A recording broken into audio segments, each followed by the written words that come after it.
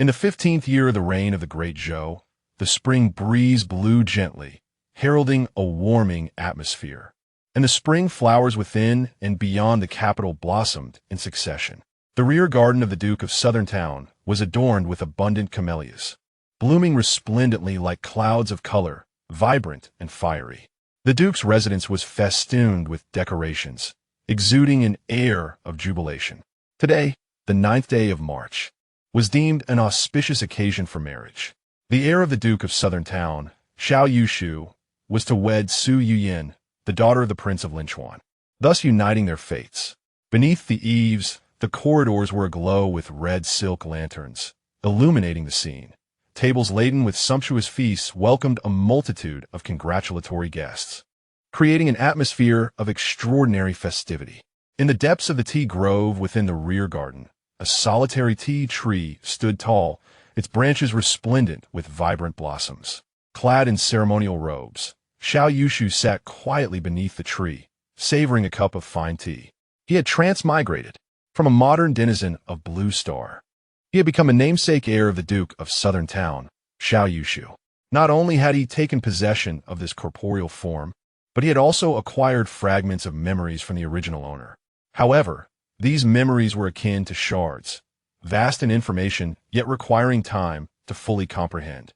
Currently, he had only managed to retrieve a small portion, sufficient for him to recognize those around him. The Duke of Southern Town was a paragon of martial nobility in the Great Zhou.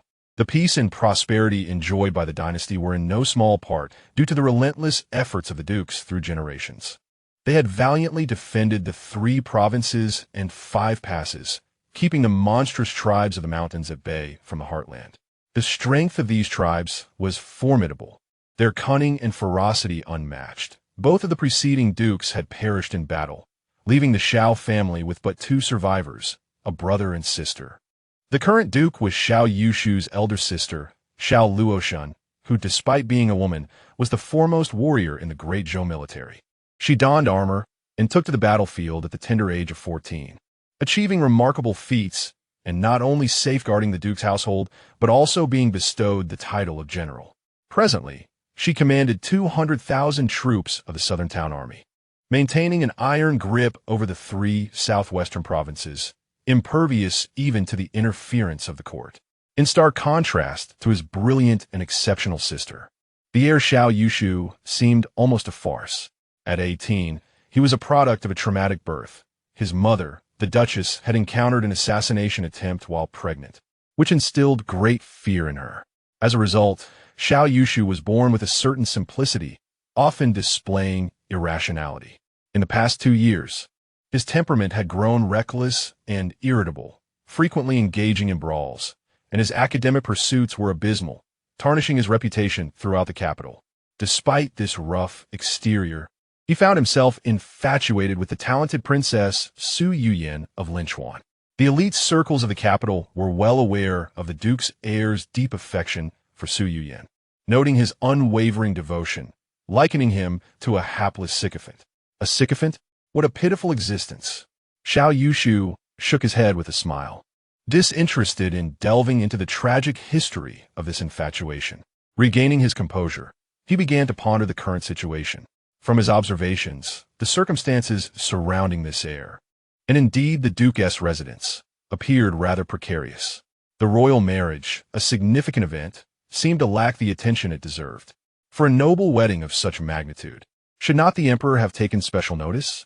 The royal family ought to have bestowed generous rewards and sent officials to oversee the proceedings, along with capable eunuchs and court ladies to assist. The entire court should have arrived to extend their congratulations. Surely there would be at least a few chancellors, ministers, or princes among the guests. Yet none appeared.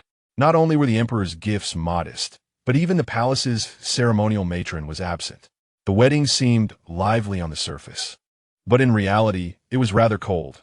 The prominent officials and powerful nobles of the court hardly attended in person, sending their stewards to deliver gifts instead. A knowing, cold smile graced Xiao Yushu's lips. This could only signify one thing. The emperor harbored suspicions towards the Duke of Zhennan's household. The reason was not difficult to comprehend. As the old saying goes, a great achievement alarms the sovereign. The first Duke of Zhennan, Xiao Ti, led the valiant heroes to drive the demon clan from the Central Plains, saving countless lives. His descendants defended the southwest against the incursions of the demon clan, enduring significant sacrifices. This garnered immense prestige for the duke's household. It is said that in the southwest and Jiangnan regions, the Duke of Zhennan's words held more weight than those of the court itself. Such resounding reputation, coupled with the admiration of the populace and command of a formidable army, incited the deeply controlling Emperor Hongjia's dissatisfaction. Stretching his arms, Xiao Yushu chuckled inwardly. How cold-hearted the emperor is. The duke's household now consists of only the fair Xiao Luotian and myself, a fool. Yet we remain subjects of his suspicion and oppression. The powerful officials in the court are all adept at navigating the winds of favor. And there are certainly those who would take advantage of misfortune. It appears that I, as the heir, cannot tread the conventional path. Being a virtuous and law-abiding individual will only render me vulnerable to their disdain and bullying, narrowing my prospects. Young master, the elderly steward of the duke's household, Xiao Zhong, limped hurriedly towards him, his clothes immaculate. He looked at Xiao Yushu beneath the tree with a hint of pity, pausing his steps with a sigh. When a young master was quiet, his sword-like brows were dark and his gaze profound, truly a refined and elegant young gentleman. Alas, if he could remain this way, unperturbed and sensible. How wonderful that would be! Taking a step closer, Xiao Zhong smiled kindly and bowed, saying, Young master, the bride is waiting for you. It is time to enter the bridal chamber. Xiao Yushu looked up and returned a gentle smile. Uncle Zhong. Xiao Zhong nodded with relief, saying, Today is your wedding day. The Grand General must be overjoyed. You are her only brother, the one she cherishes the most. He bent down to look closely at Xiao Yushu, reminiscing about the past. His voice slightly choked with emotion. On this momentous day, I am genuinely happy from the bottom of my heart. The previous two dukes left us too soon. It has not been easy for our Duke of Zhennan to reach this day. To support the household, the young lady donned armor and took to the battlefield at just 14. The battle at the mouth of the Yinchuan River was truly brutal. During the most perilous moments, the young lady charged into the fray, and when she was carried away, her body was drenched in blood. Yet she said, What of it? Being covered in red is akin to wearing a wedding gown. The old steward stood there, lost in memories, tears shimmering in his eyes. He placed a hand on Xiao Yushu's shoulder. You harbor feelings for the princess of Linchuan, to secure the emperor's blessing for your marriage. The young lady is prepared to offer the 3 provinces of Zhennan's army to the court. Therefore, young master, we all look forward to your happiness. You must live well and find joy. Faced with Uncle Zhong's heartfelt sincerity, Xiao Yushu nodded solemnly. I understand, Uncle Zhong. Xiao Zhong wiped the corners of his reddened eyes, gently pulling Xiao Yushu along and apologetically remarked, On such a joyous occasion, why would this old servant speak of such matters? Young master, let us hasten, so as not to keep the newlyweds waiting. Guided by Xiao Zhong, Xiao Yushu quickly arrived at the entrance of the bridal chamber. The entrance was festooned with decorations, with 2 exquisite red lanterns hanging high. Xiao Zhong bowed deeply to Xiao Yushu, offering a contented smile before limping away. As Xiao Yushu pushed open the door and stepped inside, he found himself in a spacious and brightly lit bridal chamber. There, seated gracefully on the edge of a Zetan bed, was the bride adorned in her phoenix crown and bridal gown. The 3rd generation of the Marquis of Zhennan, renowned for their military prowess, boasted a substantial family fortune. The chamber was lavishly decorated with intricately carved red candles, gilded ornaments, and the nuptial bed draped in sumptuous red silk bedding and pillows. Gazing at the serene and elegantly poised bride, Xiao Yushu contemplated. It is said that this Miss Su, a princess of Linchuan, is exceptionally talented and has shared a childhood bond with the 5th prince, Su Zhen. Surely, she would not wish to marry a clumsy and foolish heir like me. Given the circumstances, he resolved to let fate take its course. If Su Yuyan was willing to live contentedly with him, he would treat her with utmost kindness. If she harbored affections for another, he would graciously grant her a divorce, which would conveniently allow him to retain control of Pengzhou. After all, Pengzhou remained under the command of the Zhennan army, and the transfer would not occur for another 2 or 3 months. Swapping a province for a wife seemed utterly unwise. As for Su Yuyan, Xiao Yushu was unaware of her appearance due to his lack of affectionate memories. However, the vision before him indeed resembled the legendary beauty. She possessed a slender and graceful figure, her curves alluring, particularly those long legs. His heart raced at the sight of them, breathtakingly exquisite. Instantly, he felt an overwhelming fondness for the bride. Peng Zhou well. Perhaps a chained wouldn't be so bad after all. Straightening his attire, he approached the bride with measured steps. Upon hearing his footsteps, the bride visibly trembled, her astonishingly long legs instinctively curling inward. Xiao Yushu offered a gentle smile as he picked up a jade ruby and delicately lifted the red veil. Before him appeared a face of striking beauty, akin to a rare flower. Her eyes sparkled like apricots, her lips were ruby red, her brows were like fine ink, and her hair flowed like dark silk. Her snow-white, delicate skin shimmered softly in the candlelight, radiating a jade-like glow. Truly, she was a captivating beauty. Miss Su lifted her gaze, cautiously glancing at Xiao Yushu, seemingly taken aback. A glimmer of nervous anticipation shone in her eyes as she slowly rose, gracefully kneeling to pay her respects.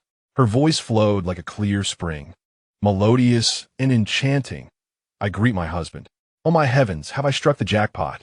This voice, combined with those magnificent long legs, was a sight beyond imagination.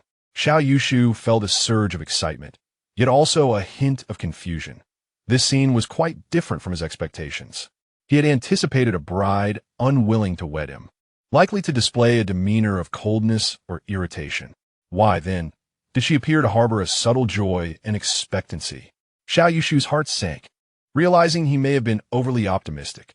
Could it truly be so? Could it be that she is secretly pregnant? This young master must take a closer look. His expression darkened as he scrutinized Miss Su's waist, and he spoke earnestly, "Do not bend. Stand straight so that I may behold." Chapter 2. Is harmony achievable? Upon hearing his words, Miss Su's face turned pale, and she trembled slightly. She hesitated, her voice quivering as she said, "Husband, I..." Looking at the darkening expression on Xiao Yushu's face, she felt a wave of anxiety wash over her, threatening to bring her to tears. Xiao Yushu furrowed his brow and remarked, "If you consider me your husband, then stand upright and let me have a proper look at you. Do you perhaps harbor some secrets from me?" He continued, "No matter how grave the issue may be, it must ultimately be revealed to one's husband. Since you are married, there is no turning back." Miss Su lowered her head for a moment, sighed softly, and with a hint of sadness, replied, "I have nothing to hide from you." She then raised her head, straightened her slender waist, and stood tall with her legs together, showcasing her graceful and statuesque figure beneath her splendid wedding attire. Xiao Yushu's eyes widened in astonishment as he gazed at her. "You, my heavens! How is this young lady so tall?" He had noted her long legs earlier, but now it dawned on him. She indeed possessed the quintessential model physique. Her height, glancing at himself, standing nearly 6 feet tall, he realized she was even taller than he. She must stand at least 5 feet 11 inches. Miss Su gently arched her back and lowered her gaze, her face betraying a touch of humiliation and sorrow. A woman of such stature was often perceived as a monster. Throughout her life, she had endured teasing, ridicule, and even malicious taunts. On this night of their union, she was cautious, striving not to provoke her husband's ire. Yet, unbeknownst to her, a sting of pain lingered in her heart, and tears of indignation welled in her eyes. Seeing her distressed demeanor, Xiao Yushu realized he had misunderstood her. This young lady was simply suffering from insecurities due to her height. She was not desperately seeking to be rid of him. A sense of relief washed over him. What was there to feel insecure about? Height was an asset. Those long legs, that supermodel figure. In his past life, only a man of great status would have been worthy of such beauty. Xiao Yushu reached out gently, taking Miss Su's hand, and spoke softly, "My lady, your beauty is remarkable, and your figure is exquisite. I feel incredibly fortunate." Miss Su's heart fluttered at his words, but she quickly lowered her head, feeling a wave of shame as she said, "If you wish to mock me for being too tall, then laugh away. Why must you belittle me on our wedding night?" Despite her petulant words, she did not dare release his grasp, Instead, she cautiously reciprocated his hold. She appeared both self-deprecating and eager to please him. Xiao Yushu, in a bold move, pulled her into his embrace. Miss Su gasped in shock, her soft cry escaping her lips as she found herself nestled in his arms. The warmth of his presence enveloped her, causing her cheeks to flush like blooming peach blossoms. In a tender whisper by her ear, he said, "I have a preference for tall women with lovely figures. My lady, your long legs stand like elegant bamboo in the wind, truly breathtaking. Simply standing there, you exude unparalleled grace. Your height delights me immensely." Miss Su's heart raced with both surprise and joy. Her face flushed crimson. She could hardly believe her ears as she stammered, "Husband, are you speaking from the heart?"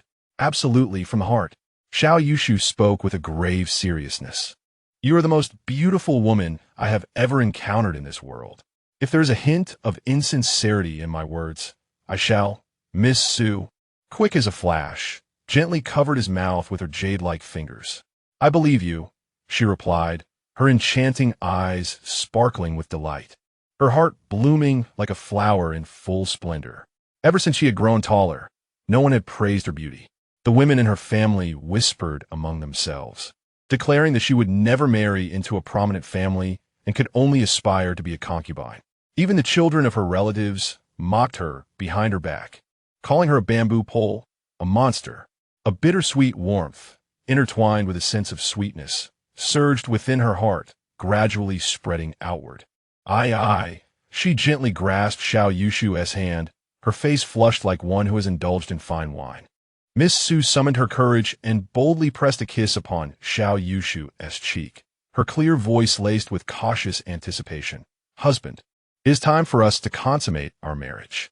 I am willing to serve you well." Such heartfelt affection from a beauty. How could her husband refuse? Xiao Yushu took her hand, and they exchanged sweet smiles. Filled with gratitude, Miss Su felt that this night would naturally be one of tender affection and marital harmony. As dawn broke the next day, illuminating the sky, Xiao Yushu and Miss Su lay in a peaceful slumber. In a hazy state, Xiao Yushu heard the anxious voice of Uncle Zhong, the steward, calling out, "Young master, rise quickly. There is urgent news." Startled awake, Xiao Yushu noticed that the lovely lady in his arms remained lost in her dreams, her cherubic face adorned with a sweet smile, likely dreaming of joyful moments.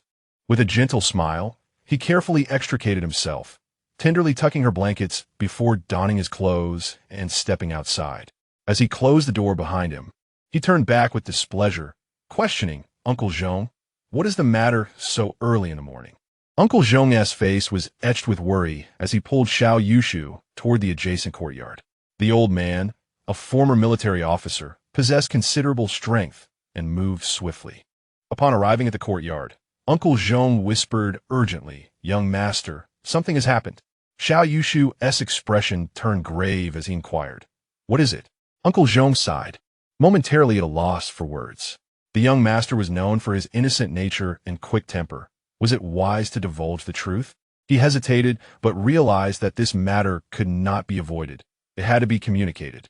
He gestured toward the direction of the new house and quietly asked, "Last night, did you and your wife share a harmonious evening?"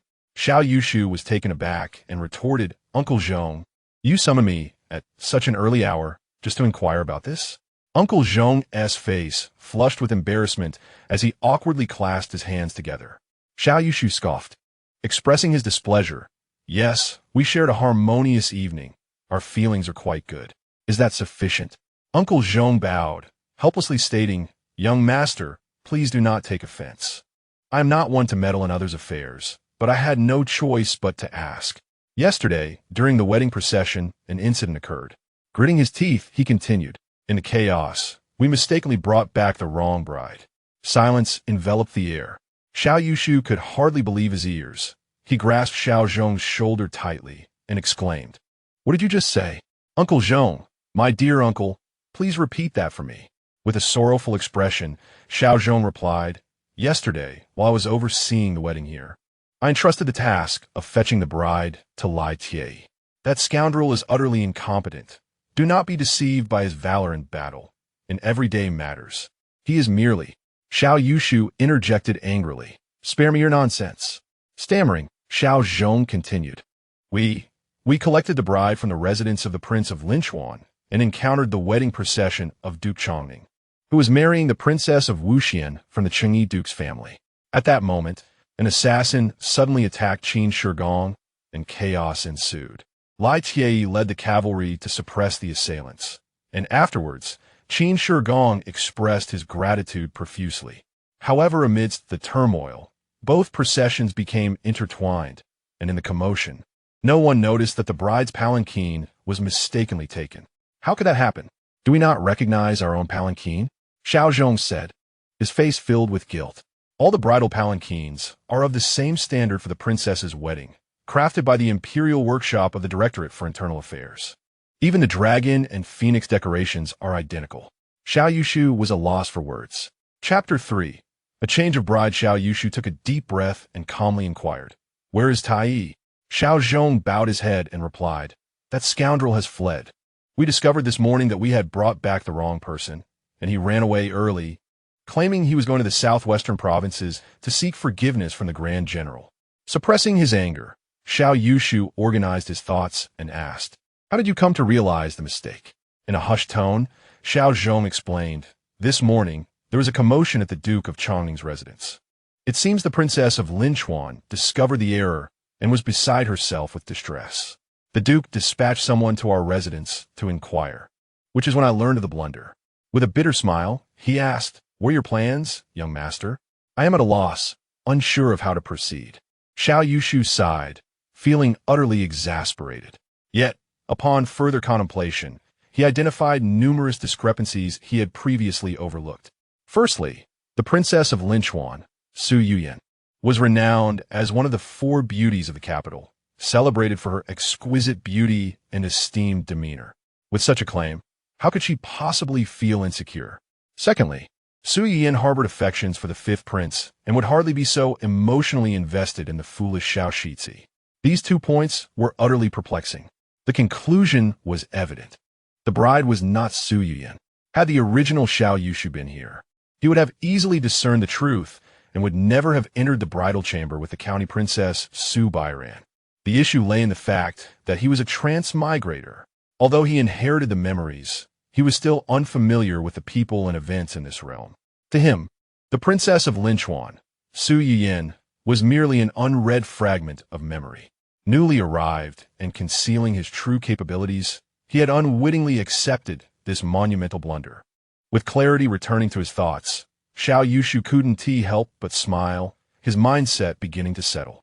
He was no longer the original Xiao Shizi, fixated on being a sycophant to Su Yuyan. He perceived this exchange as fortuitous, while Su Bairan may not possess the same noble lineage as Su Yuyan. She was still a county princess. Based on her demeanor last night, Su Bairan appeared wholly devoted to their marriage, undoubtedly treating Xiao Yushu with care.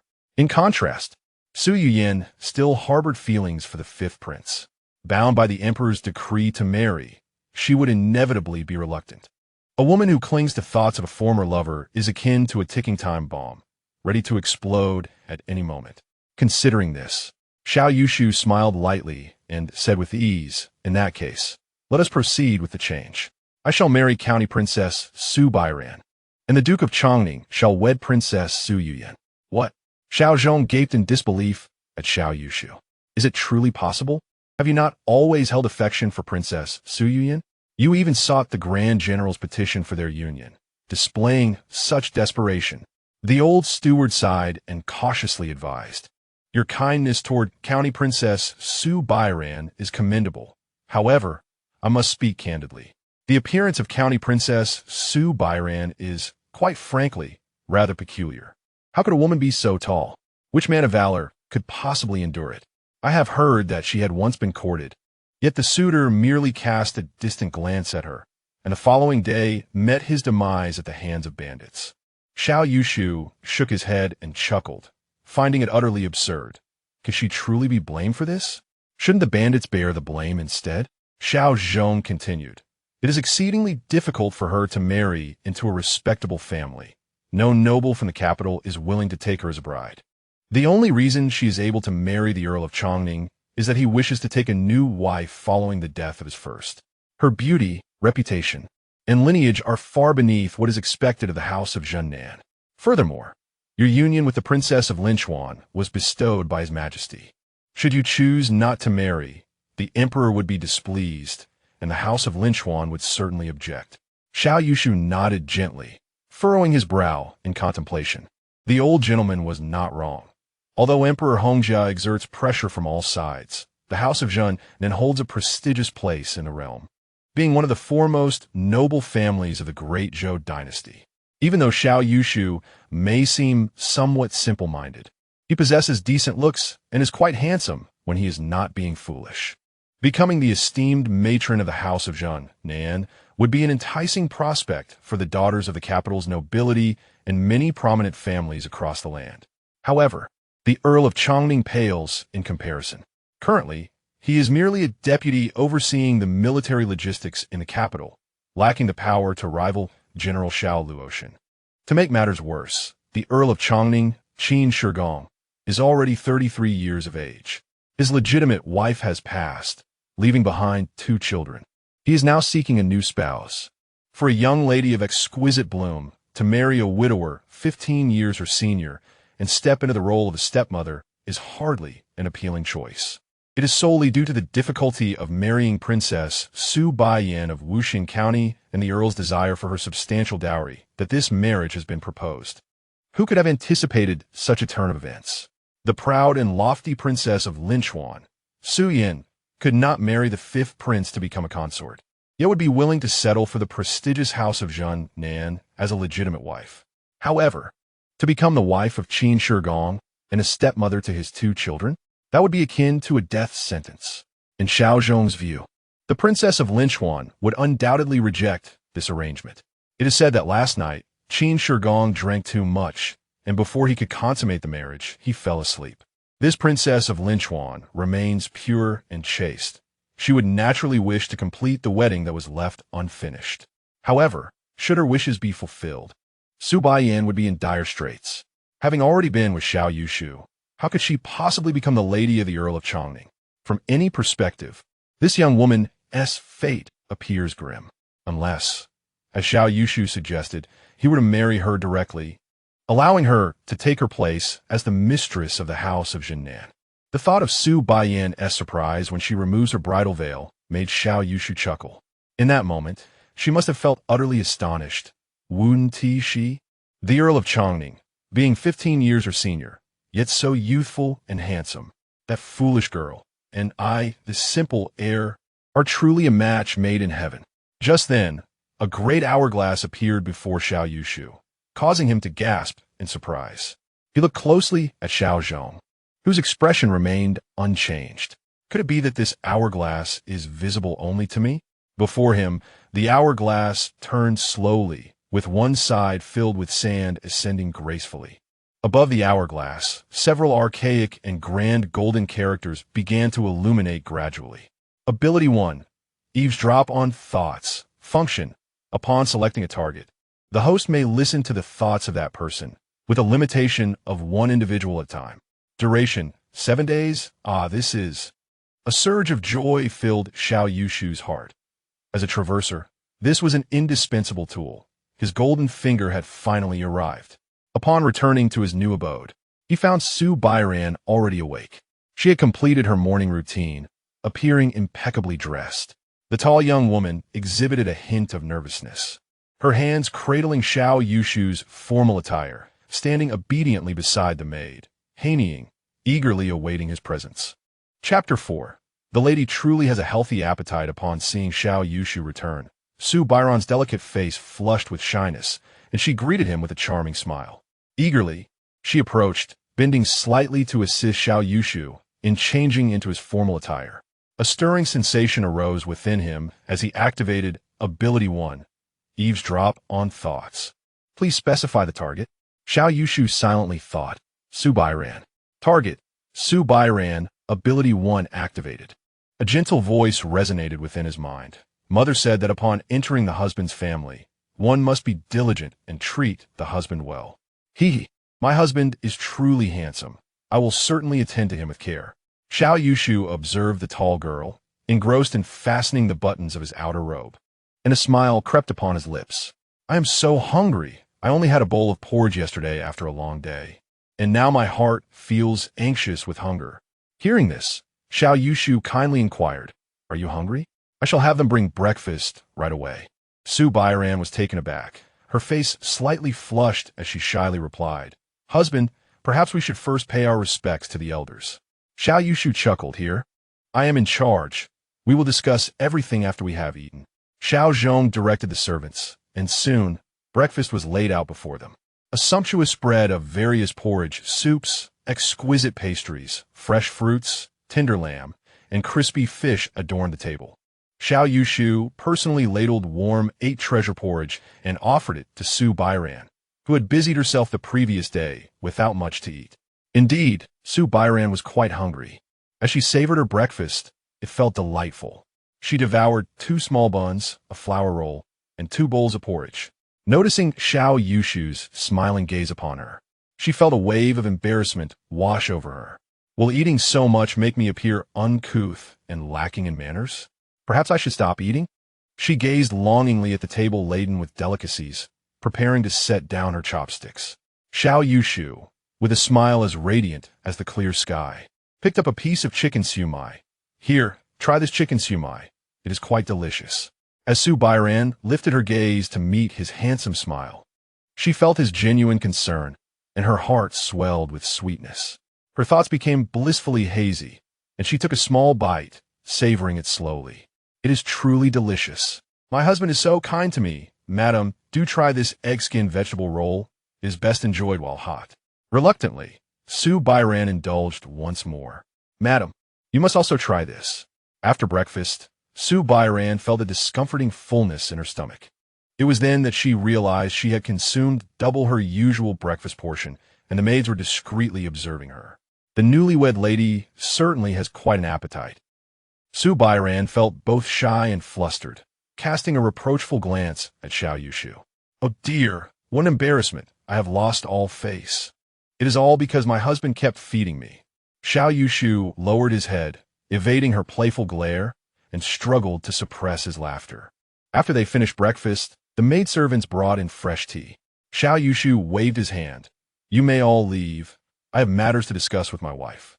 With only the 2 of them remaining in the new abode, Xiao Yushu pondered for a moment before turning his attention to Su Bairan, who felt a flutter of nervousness as she sat up straight, attentively awaiting his words. Xiao Yushu inquired, Madam, is your name Su Bairan? Su Bairan nodded and replied, Su Bairan is indeed my given name, with Bai symbolizing unwavering fidelity, and Ran representing the tender grass of spring. My husband, like my parents, affectionately calls Mirina. Xiao Yushu nodded thoughtfully and said, Ranner, I must share something with you, but please do not be alarmed. A sudden heaviness settled in Su Bairan's heart, a foreboding sense of dread creeping in. She gently clenched her hands and softly replied, Husband, please speak plainly. If I have erred in any way, I implore you to correct me. Xiao Yushu shook his head, a smile gracing his lips as he reassured her, You are perfect, without any fault. However, there was a slight mishap during the wedding procession yesterday. Our Zhennan Marquis residents mistakenly lifted the wrong bridal sedan chair. At those words, Su Bairan felt as though thunder had struck her, her body trembling violently. A horrifying reality unfurled before her mind's eye. The wrong sedan chair was lifted yesterday? A chill enveloped her as she comprehended the implications. Indeed, how could the 33-year-old Qin Shigong appear so youthful and handsome? The man before her was not the one she was to wed, but rather Xiao Yushu, the heir of the Zhennan Marquis. The brutal truth was terrifying. She had already consummated her marriage with Xiao Yushu, losing her purity. If he were to return her to the Qin residence, how could they possibly accept her? Should she be sent back to her own family? Her parents might love her still, but how could she ever face the world again? A 3-foot white silk would likely be her only refuge. Xiao Yushu gazed at the tall young woman, the sparkle in his eyes fading rapidly as he observed her growing fear and bewilderment. She trembled slightly, her almond-shaped eyes brimming with despair, glistening with unshed tears. She resembled an injured creature, curled up and shivering. Without hesitation, Xiao Yushu grasped her hands, his touch both gentle and resolute. "Ranner, do you wish to marry me?" he asked. Su Bairan's world had turned a dismal gray, darkness threatening to engulf her remaining vitality. Just then, his voice pierced through her despair. "Ranner, do you wish to marry me?" She abruptly lifted her gaze, locking eyes with Xiao Yushu. His clear, radiant eyes seemed to penetrate her very soul, exuding a reassuring strength. Feeling the warmth of his hands, Su Bairan suddenly broke down in tears. "I am willing. Xiao Yushu, I wish to marry you. Please do not cast me aside." In an instant, she was enveloped in a warm, strong embrace. Xiao Yushu gently caressed her back, soothing her trembling form. "Since you are willing to marry me, then the matter is simple," he declared decisively. "I also hold affection for you, and thus we shall wed. You shall arrive at my Zhennan Marquis residence in a grand sedan chair, and we will pay our respects to heaven and earth. From this moment forth, you shall be the esteemed wife of the Zhennan Marquis heir. Is this truly happening?" Su Bairan, tears streaming down her face, gazed at him, utterly incredulous. "You wish to take me as your legitimate wife?" Xiao Yushu nodded solemnly, then smiled and said, "Could it be that Ranner is unwilling?" "I am willing. Of course I am willing." Woo woo woo woo. Su Bairan suddenly pressed her face against his, tightly embracing his waist, and began to cry uncontrollably, as if she had survived a calamity. She had truly been terrified moments ago. If Xiao Yushu were to abandon her, her life would be utterly ruined. Xiao Yushu smiled gently, stroking her head. Despite her tall stature, she was still a naive young girl at heart. "My lord, someone from the Loaning Duke's residence has arrived," came the voice of Xiao Zhong from outside the door. Su Bairan's entire body trembled, and her face instantly drained of color. "What should I do? The people from the Loaning Duke's residence will surely take me away. I do not wish to go with them." Xiao Yushu patted her hand and calmly reassured her. "Do not worry, I will handle this. The only thing you need to focus on now is familiarizing yourself with our town's South Marquis residence and fulfilling your role as the young masteress wife. Leave the rest to me." But in the grand hall of the Zhennan Marquis, the steward of the Changning Duke's residence, Qin Changdong, cast a scornful glance at the slowly emerging Xiao Yushu. The renowned General Xiao, currently stationed in the southern frontier, had left the affairs of the Marquis to this foolish young master, whose incompetence was well known throughout the capital. The incident involving the misplacement of the bridal sedan chair had fallen squarely on the shoulders of the Zhennan Marquis. With the emperor harboring suspicions toward their house, they had to tread carefully to avoid trouble. "A few more threats from me will surely instill fear in this simpleton. Let this young master Xiao apologize to the Changning Duke's residence and compensate for all losses. It will be a delightful opportunity to extort this fool." Qin Changdong's greedy gaze flickered for a moment as he slightly bowed and said, "I have the honor of meeting young Master Xiao." Xiao Yushu settled into his seat, observing the arrogant demeanor of Qin Changdong, his eyes flashing with interest. He nodded toward Qin Changdong and inquired of Xiao Zhong, "Who is this person?" Before Xiao Zhong could respond, Qin Changdong interjected, "I am Qin Changdong, the chief steward of the Changning Duke's residence, and Qin Shigong is my clan brother." At that moment, Xiao Yushu activated his extraordinary ability to eavesdrop on thoughts. "Please specify the target." Qin Changdong. Ability 1. Eavesdropping on thoughts activated. Target: Qin Changdong. A cold smile crept across Xiao Yushu's face. The Changning Duke's residence? That old widower Qin Shigong. Just yesterday, my iron guards saved his life. Why hasn't he come to bow and express his gratitude? Qin Changdong's expression darkened, rendered momentarily speechless.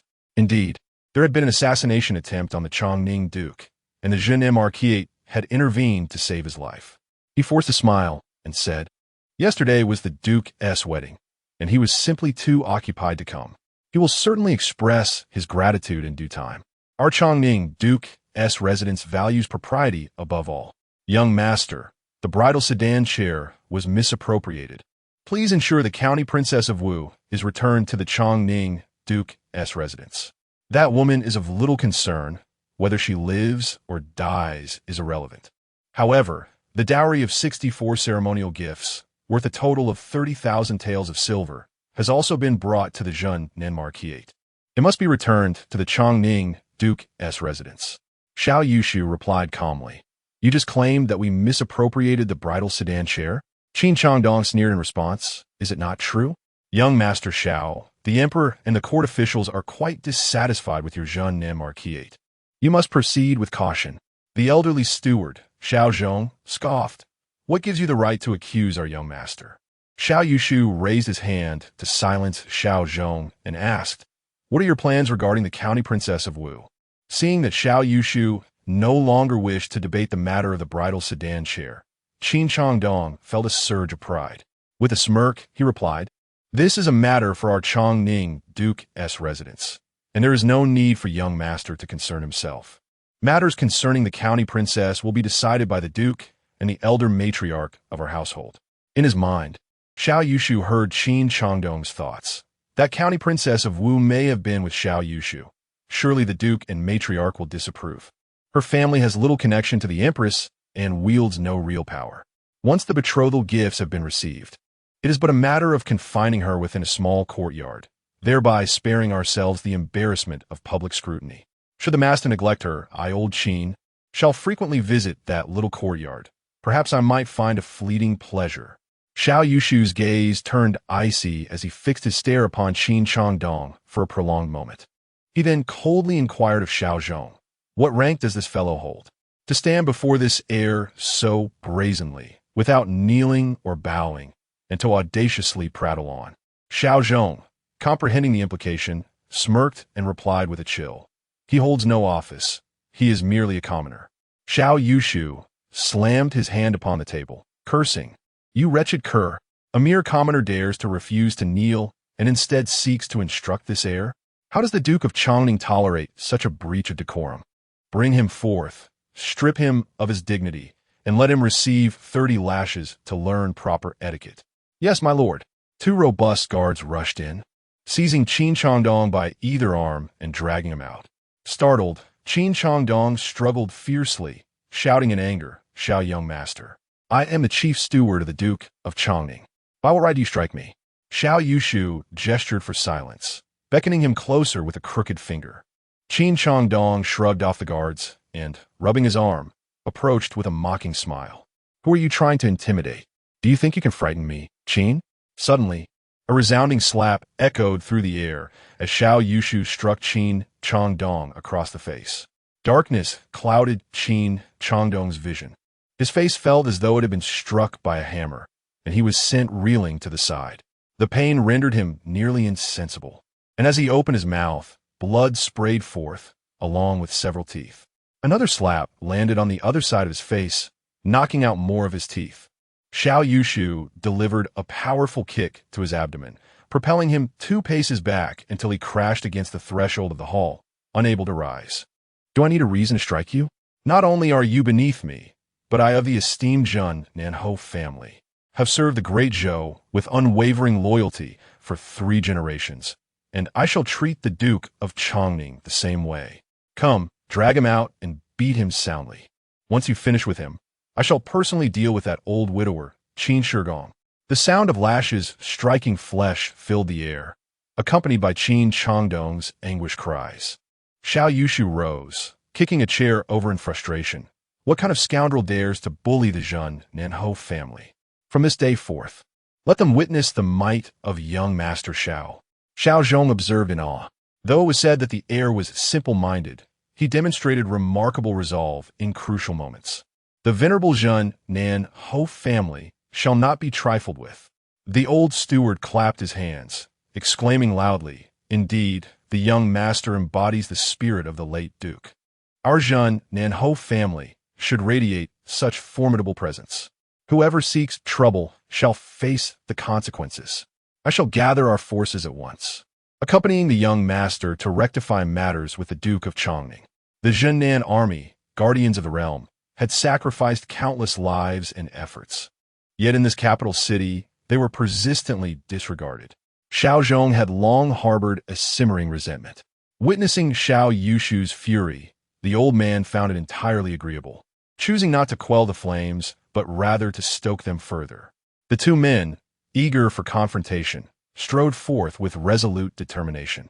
The Zhennan Marquis is a prestigious family renowned for its military prowess, housing a formidable contingent of soldiers, all elite members of the Zhennan army.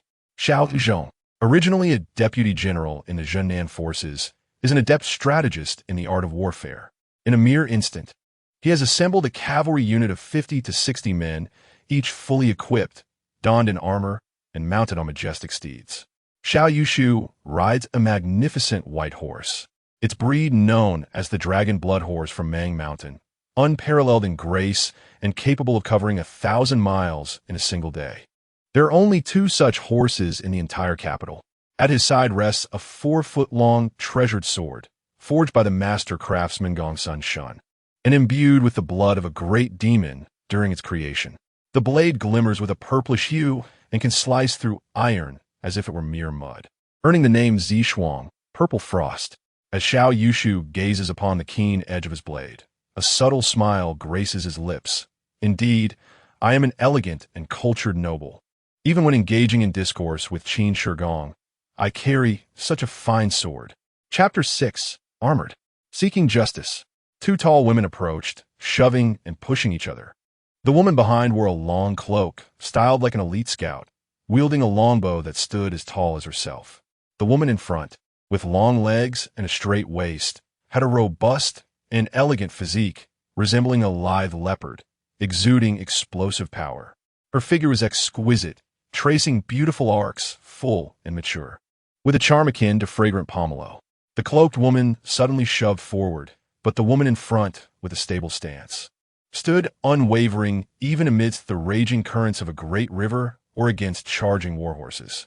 However, at that moment, she stumbled from the push, careening right into the presence of Xiao Yushu. She reached out, gently grasping the hem of his garment, lifting her alluring, mature face, adorned with a captivating beauty mark at the corner of her mouth. Embarrassment colored her features, yet her voice resonated with a magnetic allure. Young sir. Dear brother, sister did not intend for this. It was chaotic, and I inadvertently mistook the bride. How about this? If it's unacceptable, I can be your concubine. Would that be agreeable? Enough.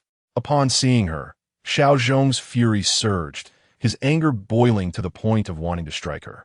He gritted his teeth and scolded. Lai Ti, you shameless wretch. How dare you return? You even managed to misidentify a bride. How do you justify this to the young master? You still have the audacity to call yourself the young master's sister? Bah! The young master's sister is General Xiao Luoshan, the Lady of Zhennan. Xiao Zhong was far more senior than her, and the incident she had caused was indeed significant. Lai Ti lowered her head, a sheepish smile on her face, hesitant to retort. This woman was Lai Ti, one of the 5 iron guards of the Zhennan army, and had grown up alongside Xiao Yushu. Xiao Yushu chuckled, affectionately ruffling her hair. Sister Mayor, you must have had a drink before the wedding yesterday, didn't you? Lai Ti, known affectionately as Mayor, was only called by that name by those close to her. Upon hearing Xiao Yushu's words, she immediately leaped up, her face flushed with indignation. You! How can you slander me? Young sir, although we have grown up together, sharing a deep bond, we cannot speak carelessly. When have I, Mayor, ever let my drinking interfere with matters? Goodness! Xiao Yushu sighed, exasperated with her lack of refinement. Can you refrain from misusing idioms? You have indeed let your drinking lead to troubles countless times. From the boundless forest sea to the fractured Leaf City, from the skeleton stronghold to the Iron Blood Pass, the incidents you've caused are too numerous to count. The masked woman raised her finger, counting each incident. You're speaking nonsense. I have not. Mayor shouted furiously, like a cat whose tail had been stepped on. The masked woman scoffed. Were it not for your repeated great contributions, you would have long been executed by the general for your drunken misdeeds. Mayor trembled with rage, pointing at the masked woman and declaring, Huisiener, are you seeking to provoke me? Come, come, today I shall teach you a lesson. Damn it, where's my weapon? Enough. Xiao Yushu interjected, cutting through their quarrel.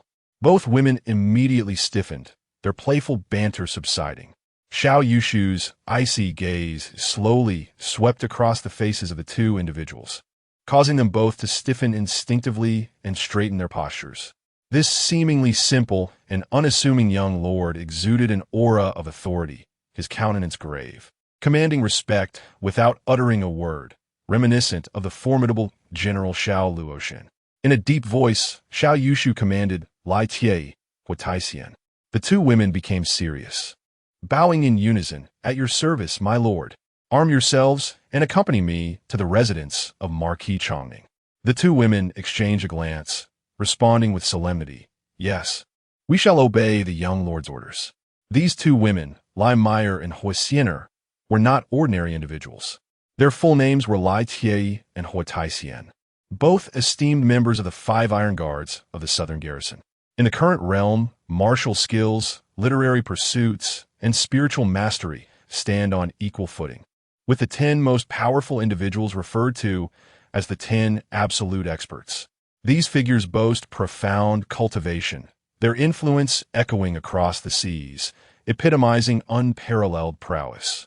Xiao Yushu's elder sister, the Southern Marquis Xiao Luoshan, would likely rank 12th or 13th among them. She is indisputably the foremost among her generation and the most formidable warrior in the Great Zhou military. Beneath Xiao Luoshan in the Southern Garrison of 200,000 soldiers are the 5 Iron Guards, among whom Xiao Taijing is the mightiest, already a master of innate realm. The remaining 4 are at the pinnacle of the Grandmaster level. The 5 Iron Guards are renowned, commanding troops as valiant generals and entering the martial world as skilled warriors. Observing the composed and authoritative Xiao Yushu, Lai Meyer clenched her fists in excitement. "Heavens! My handsome and formidable younger brother is simply my favorite. All right, I shall support him splendidly. Bring me my iron flail and armor." Lai Tie. He glanced back, noticing Lai Tie riding closely beside him, providing protection. In the face of impending battle, she was no longer Lai Meyer, but the formidable Lai Tie of the 5 Iron Guards. Clad in cold-forged iron armor that concealed her slender figure, she wielded a massive steel flail, a testament to her extraordinary strength. This iron flail, weighing a staggering 80 pounds, unleashed tremendous power when swung. With a fearsome mask obscuring her face, her eyes radiated a chilling intensity. The neighing of horses and the glint of iron armor filled the air. Long spears, broadswords, and heavy axes alongside the iron flail created an atmosphere of lethal intent before the Marquis's residence. The Southern Garrison, seasoned by the trials of battle, prepared thoroughly even for a skirmish. Various weapons, bows, arrows, and both leather and iron armor were meticulously arranged. Some even brought provisions, horse feed, and fresh water, ensuring that should the young lord confront Marquis Qin Shigong, the entire company could flee southward at a moment's notice. Over 50 knights surged with fierce determination, their spirits soaring, each pair of eyes ablaze with intensity. Xiao Yushu smiled with satisfaction. "Let us demand an explanation." 50 or 60 knights, mounted on noble steeds, clad in armor and wielding sharp weapons, thundered down the street. Their armor glinted ominously, blades gleaming with deadly sharpness, embodying a palpable aura of menace. The capital city had enjoyed years of peace and prosperity. Its inhabitants had never witnessed such a tumultuous display of iron steeds and shaking earth, mistaking the scene for a horde of hundreds or thousands of cavalry charging forth. Suddenly, the street was thrown into chaos, a cacophony of wails and cries echoing as the throngs of people fled in terror, leaving the thoroughfare utterly deserted. Individuals pressed themselves against the walls, trembling in fear as the sound of thundering hoofs descended upon them like a torrential downpour. Oh heavens! Could it be that a rebellion has erupted? The garrison officials of the capital city were taken aback, some daring to inquire what was amiss, while others hastily discarded their weapons and shed their uniforms, seeking refuge among the masses. A voice rang out from the ironclad cavalry. "This is the domain of the Duke of Zhennan. Disperse at once." The officials, stricken with fear, quickly complied, knowing that any delay could result in being trampled into oblivion by the warhorses. The onlookers turned pale, gasping in horror. "It is the cavalry of the Duke of Zhennan. Good heavens, what are they planning? Hurry, report to the authorities, for the Duke's men have gone mad." Chapter 7. Laozi's bloodbath at the Changning Duke's residence. Outside the Changning Duke's residence, the second steward, Qin Shihong, wore a haughty smile as he patted the imposing stone lion, its claws extended in a display of dominance, much like the power of the Changning Duke's household. Our master serves as the deputy transport officer of the 3 major camps of the Imperial Guard, holding a rank equivalent to that of the Minister of War. Who among the merchants and common folk of the capital would dare provoke the Changning Duke's residence? Even the aristocrats and nobles must show deference to us. With his hands clasped behind his back, he strode forward, his head held high, when suddenly the image of the tofu-selling mother and daughter from Anshui Alley flashed in his mind, causing a flicker of lecherous desire in his eyes. The mother, not yet 30, possessed an alluring charm, while her daughter, merely in her youth, would soon blossom into a delicate beauty. With such exquisite features, why sell tofu at all? After his shift ended today, he intended to return with 2 enforcers from the residence to intimidate them further. In this capital, no official or constable would dare confront the Changning Duke's household over such trivial matters as oppressing a few commoners. Should his wishes not be fulfilled, the 2 women would find their lives increasingly unbearable.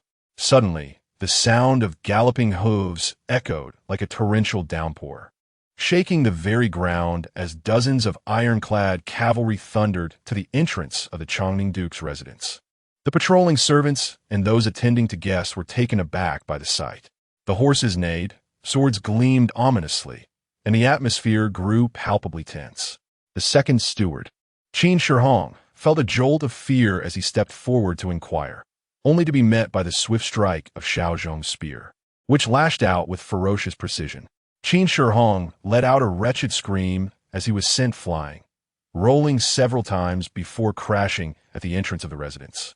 His legs shattered beyond recovery.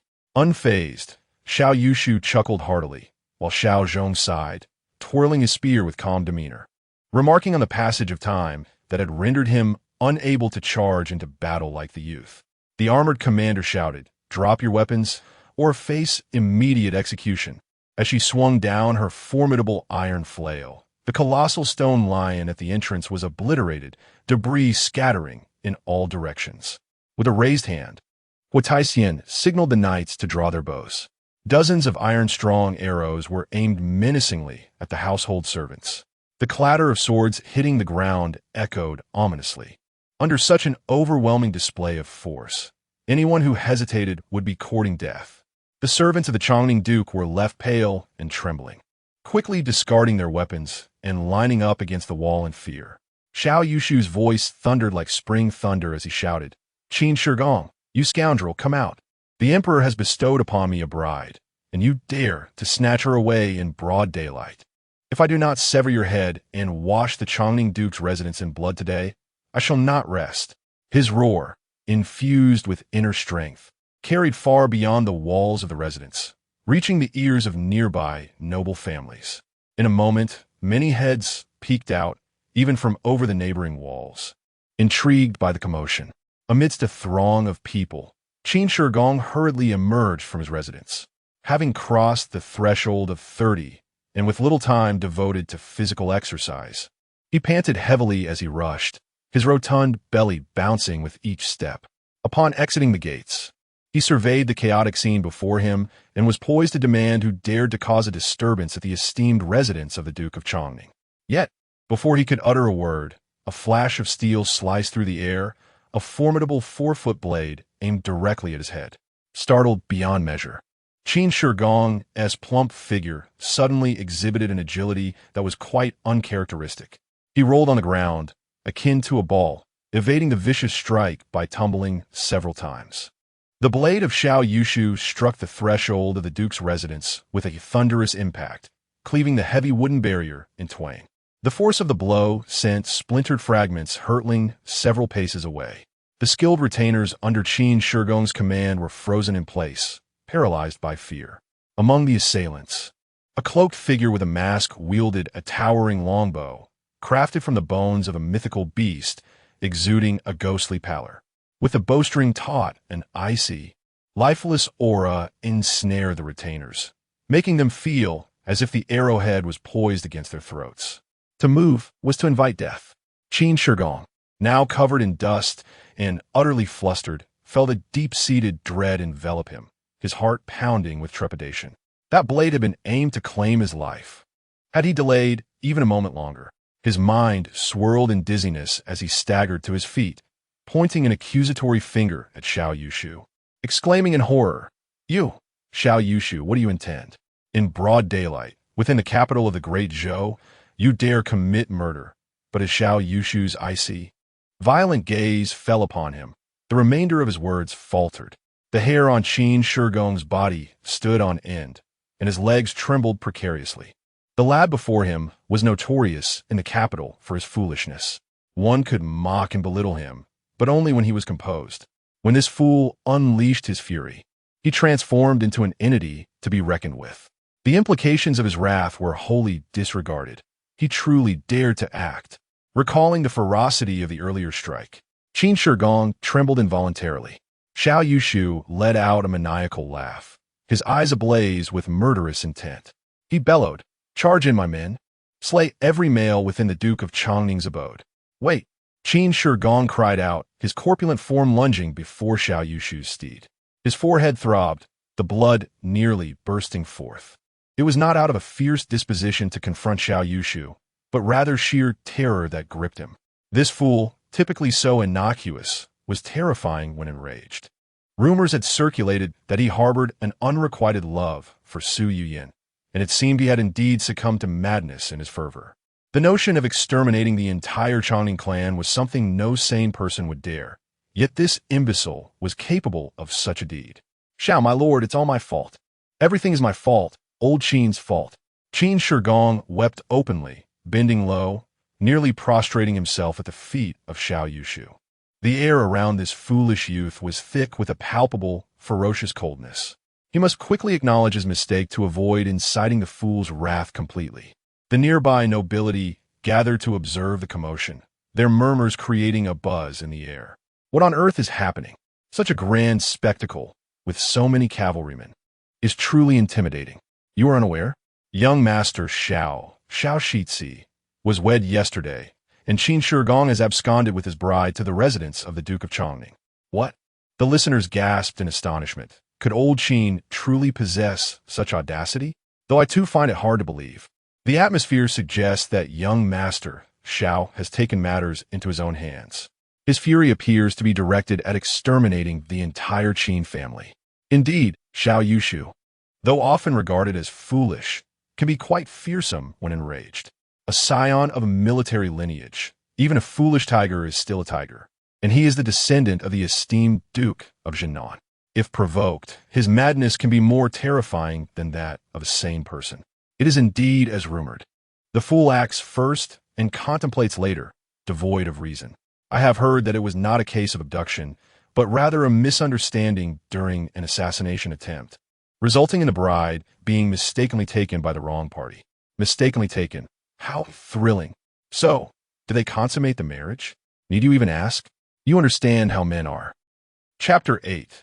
The fool's argument is surprisingly persuasive, my lord. Please allow me to explain. The situation unfolded as follows. It was a misunderstanding. Last night, I was inebriated, and I did not lay a finger on Princess Lin Chuan. This morning, I returned her gifts to the Wangfu, including her dowry. Qin Shigong lamented, tears streaming down his face as he detailed the mix-up of having approached the wrong person. He even mimicked his drunken collapse in the bridal chamber multiple times, repeatedly asserting that he had not touched Su Yuyin.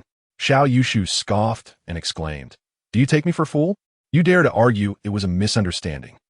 I am the heir of the Duke of Zhennan, and a noble wedding should employ the auspicious dragon and phoenix bridal sedan. You, a mere Earl of Changning, have no right to use the same standard. If not for the identical sedan chairs, how could there be a mix-up? This is overstepping your bounds. I suspect you have ulterior motives." His words struck a chord, casting an immediate pall over the gathering. Even Qin Shigong was rendered speechless. Xiao Yushu's argument was astutely logical. The laws of the Great Zhou stipulated that nobles could utilize the dragon and phoenix sedan for weddings, while earls and lesser ranks were restricted to a second-tier phoenix pattern sedan. Although these regulations had long been disregarded, they remained enshrined in the law. Should someone choose to contest this matter, they would possess irrefutable evidence. Upon hearing Xiao Yushu's inquiry, Qin Shigong was left dumbfounded, unable to formulate a retort. Goodness, could this lad truly be a fool? The onlooking aristocrats collectively inhaled sharply. If the Duke of Zhennan were to pursue this matter relentlessly, Qin Shigong would find himself in deep trouble. Was Xiao Yushu indeed a simpleton? I had not anticipated such a point. Clearly, there must be a formidable figure supporting the heir of Zhennan. As it stood, the burden of responsibility would fall squarely upon the shoulders of old Qin. To have tarnished the sacred union granted by the emperor in such a manner would surely lead to dire consequences for him. The Duke of Zhennan would not let this matter rest. Xiao Luoshan was not one to be trifled with. If old Qin were wise, he would seek a private resolution swiftly. Should this escalate, the Duke of Zhennan would merely suffer embarrassment, while Qin might even lose his title. If Qin Shigong claims he did not touch Su Yuyan, there's a certain pity to be found in his plight. Indeed, to be accused of an encounter with another's beloved while remaining innocent, only to face severe repercussions from the emperor. Do you truly believe him? Would you wish for your son to wed Su Yuyan? Certainly not. Who can ascertain what transpired that night? As Qin Shigong gazed into Xiao Yushu's steely eyes, any semblance of hope evaporated. He leaned closer, sighed deeply, and with a tone of helplessness, implored, "I beseech you, my lord, grant me a path to survival. If you refrain from pursuing this matter, ensuring the safety of my household of over 100 souls, I am willing to comply with any of your demands." Xiao Yushu patted Qin Shigong's shoulder with the back of his hand, saying, "Old Qin, now you exhibit the proper demeanor of one seeking forgiveness. As the esteemed heir of the Duke of Zhennan, with my reputation so severely tarnished, you must compensate me." Internally, Qin Shigong cursed, "You, a debauched fool, are infamous for your folly. What good reputation could you possibly possess?" He plastered a smile on his face and hastily nodded in servitude. Yes, you're absolutely right. Young master, compensation is indeed required. Very well, I shall suffer a loss. How about 100,000 taels of silver? 100,000? Qin Shigong nearly spat blood. Even if he sold everything in the Duke of Changning's estate, he doubted he could gather such an amount. After paying this sum, over 100 people in his household would surely starve. Young master, 100,000 is too much. I truly cannot. With a sharp flash, the blade of the Zishuang's sword struck the side of Qin Shigong's face, instantly causing it to swell. The nobles present were taken aback, astonished by Xiao Yushu's violent and domineering nature. The previously festive atmosphere abruptly shifted, taking on a tinge of menace. Cannot. Xiao Yushu laughed mockingly. I shall seize the Duke of Changning's estate. I will sell off your household furniture and valuables. And if that's not enough, I will sell your concubines and daughters. And if still insufficient, your elderly mother. Dazed from the blow, Qin Shigong clutched his face, choking back tears as he pleaded, "Young master, my mother is quite elderly and of little worth. Please, have mercy. How about 10,000 taels?" Despite holding the position of deputy transport officer in the Imperial Guard, his superiors, including numerous princes and dukes, kept a watchful eye on the meager military funds. The profits that fell into Qin Shigong's hands were scant, and with a large family to support, he was not well off. Otherwise, he would not have coveted Su Byron's dowry. 10,000 taels was already a significant sum for him. With no hesitation, Xiao Yushu struck again, leaving the other side of Qin Shigong's face swollen as well.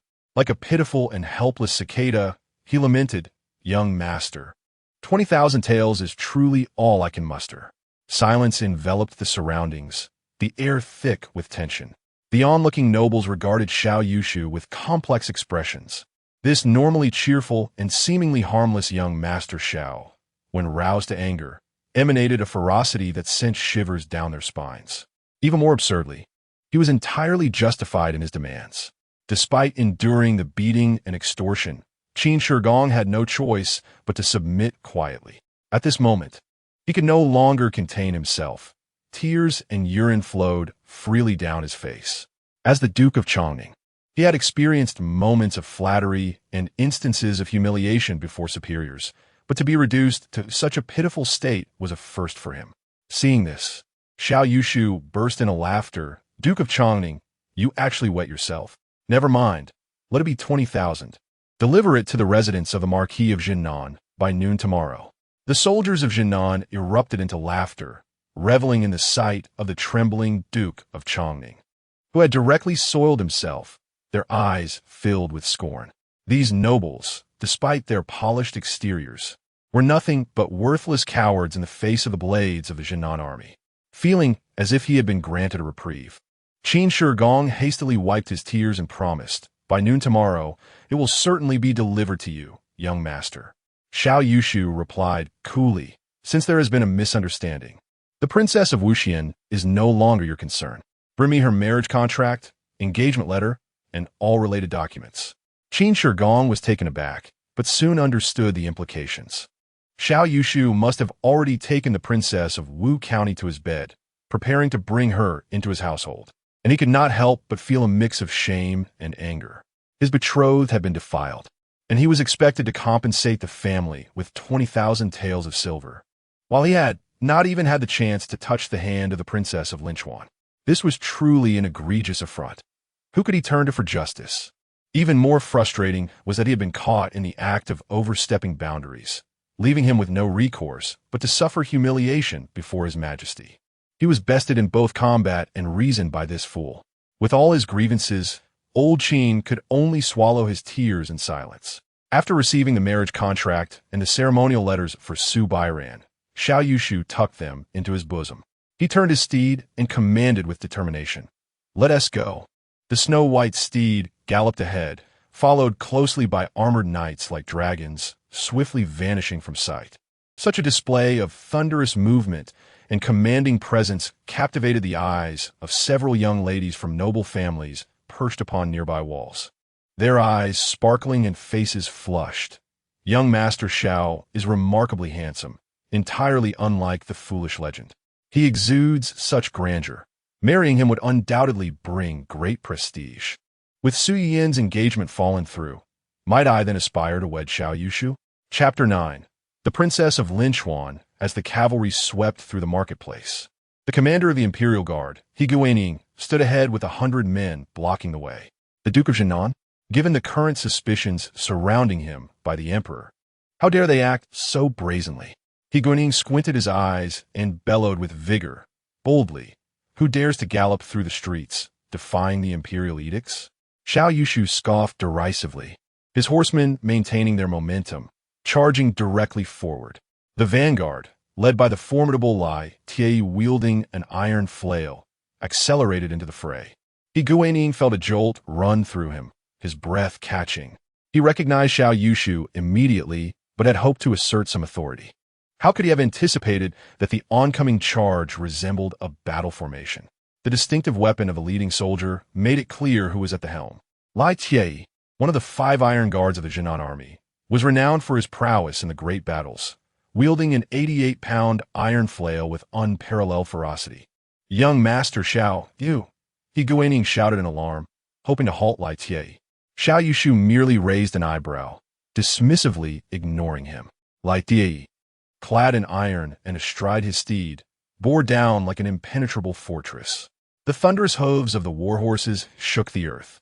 A single man could command the might of 1,000 troops, sweeping through enemy lines with astonishing ferocity. The members of the Imperial Guard were overtaken by fear, instinctively reining in their horses and retreating. "Quickly clear the way," He Guaning urged, hastily moving aside. The ominous roar of the wind rushed past as Lai Ti charged forward without a hint of slowing. The Imperial Guard scrambled to the sides of the street, watching in trepidation as the armored riders from the Duke of Zhennan galloped past with unabashed arrogance. He Guaning felt a cold sweat break out on his back. In that brief moment of hesitation, Lai Tie's iron flail had nearly struck him. With his capabilities, he realized that next year, his family might only be able to burn paper for him. His heart raced, drenched in sweat, his legs trembling. How brazen, how domineering. The esteemed Imperial Guard was utterly disregarded. He cursed under his breath, vowing to keep a safe distance whenever this madman, Xiao Yushu, stirred up trouble in the future. The soldiers of the Imperial Guard gazed at the formidable, retreating figures of the Duke of Zhennan's cavalry, their faces etched with fear and trepidation.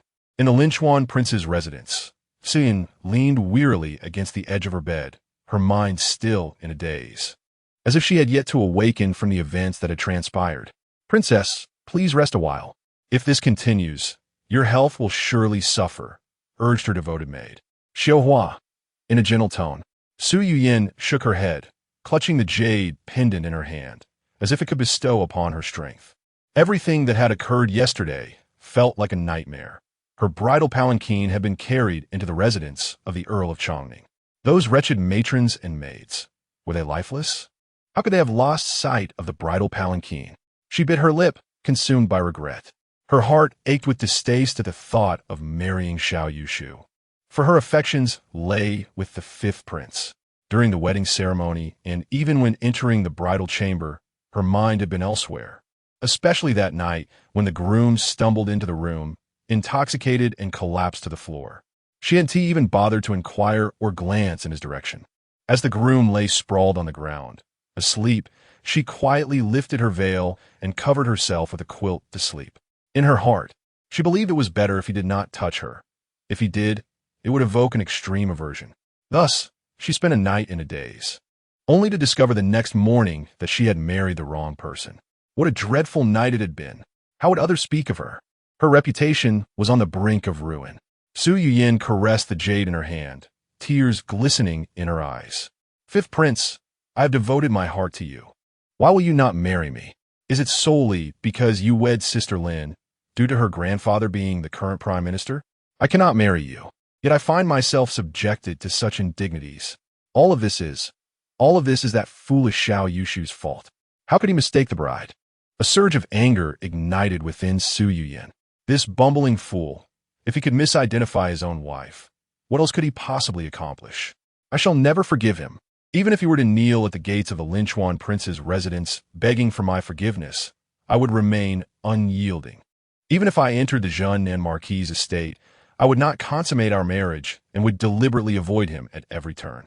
She glanced down at the jade pendant, the refined and handsome face of the fifth prince appearing before her. "Until you marry Sister Lin, I shall harbor no lingering thoughts of you." She cautiously tucked away the pendant and hoarsely inquired, "Has someone from the Zhennan Marquis' residence arrived?" The maid, Xiao Hua, gently shook her head. "Not yet, my lady."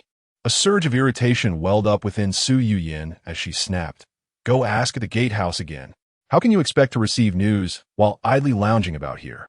Startled, Xiao Hua quickly bowed and scurried off to make inquiries at the gatehouse. In truth, she had already asked just a short while ago.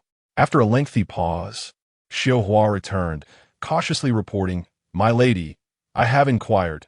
The Zhennan Marquis' residence has yet to send anyone." Su Yin's complexion turned ashen, her beautiful eyes narrowing, exuding a frosty glare. She had initially thought Xiao Yushu merely a bit simple-minded, but it seemed he was an outright fool. At such a critical time, he had yet to remember to fetch his bride.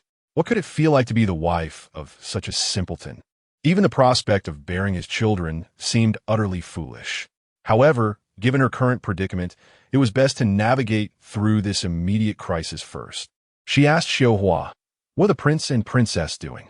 Xiao Hua cautiously replied, "The prince has gone out for a meeting and has not yet returned. The princess is currently negotiating with someone from the Changning Marquis' residence. The 64 sedan chairs worth of dowry you were to bring have already been returned. The princess mentioned that 2 of the sedan chairs originally contained silk, but were exchanged for cotton by the Changning Marquis' people. It is not about the material, but rather the dignity of the royal house." Bang! Su Yin slammed her hand on the table, her eyes misting over. "I am on the verge of despair, and she's still bickering over a mere bit of silk." She instructed Xiao Hua, "Go find the steward Wang and have him send someone to the Zhennan Marquis' residence immediately. Ask Xiao Yushu directly. Why has he not sent anyone to fetch me?" Chapter 10. Ranner hopes you are well. The grand entrance of the Zhennan Marquis' residence stood wide open, flanked by soldiers armed with long spears and shields, their vigilance imposing. Xiao Yushu arrived with a thunderous entourage of cavalry, his armor clanging with authority, emanating a formidable aura. The steward of the Linchuan, Wang Fu, drenched in sweat and anxiety, found himself halted by the guards, unable to approach the entrance. In desperation, he called out, "Young Master Xiao, please wait. I am the steward of the Linchuan Wangfu." Xiao Yushu waved his hand, and the cavalry surged forward into the estate like a mighty dragon. He turned his horse around and approached the steward, towering above him as he inquired, "What is your business?" The steward looked up to see Xiao Yushu astride a rearing warhorse, his posture erect, his expression grave, and his gaze sharp as lightning, exuding an intimidating presence. A chill ran through him. This young master, who usually treated the Linchuan Wangfu's members with affability and deference, now seemed entirely transformed. Such a commanding figure. How many noble families in the capital could boast of one like him? Taking a deep breath to mask his astonishment, he replied respectfully, "Young master, the princess has sent me to inquire when you intend to send someone to the Linchuan Wangfu for the wedding." Xiao Yushu responded with a cold smile, his gaze drifting elsewhere and remaining silent. The steward's heart sank at his demeanor, anxiety mounting. "Young master, your union with the princess is a decree from His Majesty, and it was initiated by the Zhennan Marquis' house. You must provide a response." Xiao Yushu turned to regard him, his steed growing restless, rearing up in agitation. The steward instinctively stepped back, momentarily blinded by the glint of Xiao Yushu's sword. Calming his horse, Xiao Yushu contemplated, considering the feelings of the original owner of this body. He spoke with indifference. "Please convey to your princess that I shall await her at Yulon Pavilion tomorrow at the hour of the snake." "But, young master," the steward attempted to say more, but Xiao Yushu swiftly urged his spirited steed into the depths of the Zhennan Marquis' residence, leaving him behind. With a sigh, the steward felt a sense of foreboding. If Xiao Yushu truly cared for the princess, why did he not immediately go to welcome her, instead opting for a separate meeting? Moreover, he seemed like a different person entirely, his tone and demeanor chillingly indifferent. Could it be that he had heard ill words spoken of the princess? In the back courtyard of the Zhennan Marquis' residence, Subai Ran felt a growing unease, her mind in disarray. Xiao Yushu had mentioned seeking counsel with the Earl of Changning, but the recent mobilization of troops within the estate suggested a readiness for conflict. Her heart sank into worry, fear gnawing at her as she thought deeper. She recalled her father's casual remarks, hinting that the Zhennan Marquis' house was not as prosperous as it appeared. The emperor seemed to harbor suspicions regarding the marquis, and even General Xiao acted with extreme caution, fearful of provoking the emperor's ire. What if Xiao Yushu were to engage in a brawl on her behalf? Biting her lip, tears pricked her eyes. Xiao Yushu was the first man in her life to genuinely commend her after their encounter. He does not mind her height. He tells her she is quite beautiful. He serves her food, concerned she might not eat well, and is willing to shoulder all burdens to marry her as his esteemed wife. A mist rises in her large, apricot-shaped eyes. Subai Ran once believed she would never encounter such a person in her lifetime. Yet, she has, and he surpasses her wildest dreams by 100-fold. She cautiously and greedily mused whether she could remain by his side forever, serving him diligently, accompanying him in a blissful slumber, bearing his children, and growing old hand in hand. However, she cannot be so selfish. Her husband is too good to her. How could she bear to let him suffer misfortune because of her? Men are often concerned with their dignity, and as long as she remains in the residence of the Duke of Zhennan, the Earl of Changning would not relent. This would provide the emperor with the perfect opportunity to suppress the Duke's household. Perhaps others are right. She is indeed a woman of ill fate, bringing misfortune to whoever marries her. It is better to leave. If she departs, there would be no reason for conflict between him and the Earl of Changning. Otherwise, the young Master Xiao would face the emperor's punishment in the young woman's imagination. The emperor's suppression is a terrifying and heavy misfortune, utterly unresisting. She stifles her tears, summoning immense willpower to rise and gather her belongings. After a moment's thought, she adds a pair of scissors to her bundle. She has already given both her body and heart to Xiao Yushu and will not submit to anyone else. She does not wish to go to the Earl of Changning's residence to meet her demise, nor does she want to bring trouble to her parents. With such an odd appearance, she has already indebted her parents too much throughout her life. She intends to take a little money, leave for the capital, and find a small place to live in Jiangnan. But even for just one fleeting day, she truly cherishes the residence of the Duke of Zhennan. Su Bairan steals her resolve and reaches up to wipe her tears. Yet there are too many tears. After one attempt, they immediately fall again. After much hesitation, she retrieves the garment Xiao Yushu wore yesterday and carefully folds it. She gently arranges the clothing with utmost care and places it in her bundle, keeping a memento, a memory to cherish for a lifetime. Xiao Yushu entered the estate, handing the horse and treasured sword to a servant before heading directly to the inner courtyard. Su Bairan did not expect his swift return and hurriedly approached, intending to call out to her husband, but stifled the impulse. She held back her tears, letting her sorrowful gaze lower as she stepped forward to assist Xiao Yushu in changing his outer garments. Noticing her unusual demeanor, Xiao Yushu softly inquired, "Heir, what troubles you?" Su Bairan gazed longingly at Xiao Yushu's face, desperately resisting the urge to rush into his embrace. Taking a deep breath, she forced a polite smile and said, "Young Master Xiao, since the delivery was erroneous, let us rectify it. I am a person of the Earl of Changning's household.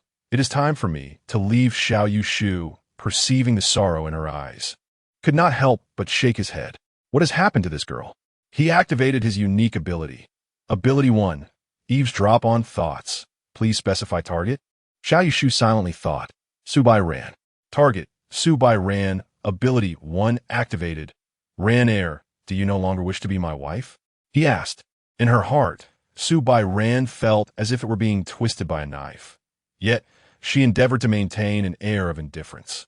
The marriage contract stated that she was to become the concubine of the Longning Duke, rendering her union with you, young Master Xiao, both improper and unseemly. I must indeed proceed to the Longning Duke's residence. Ah, how I long for it! I dream of being your wife. Brother, I shall forever be yours. Upon hearing Su Bairan's heartfelt confession, Xiao Yushu couldn't help but smile. In an instant, he grasped the situation. She clearly yearned to marry me. Yet she insists on going to the Longning Duke's estate. This foolish girl is likely concerned about causing me trouble. With a mischievous intent, he teased her. We are already as good as married. What favorable outcome could you hope for at the Longning Duke's? Do you not harbor feelings for me? Do you despise me? Su Bairan trembled at his words, biting her lip and resolutely declaring, "This is my affair. It is none of your concern. We have only spent a day together. One cannot speak of like or dislike. I do like you, brother. I cherish you. Meeting you has been the most beautiful experience of my life. Yet, I must depart. I am an ill-fated person. Remaining by your side would only bring you misfortune. If I stay at the Zhennan Duke's residence, Qin Shi Gong will not relent, and the emperor will seize the opportunity to punish you. Brother, I sincerely wish for your well-being and safety." Chapter 11. Does little Ran want to escape? Xiao Yushu felt a mix of amusement and exasperation, tinged with a touch of emotion. Su Bairan, in her determination not to burden him, had chosen to leave the town's South Marquis residence, and it was all too apparent what her fate might entail.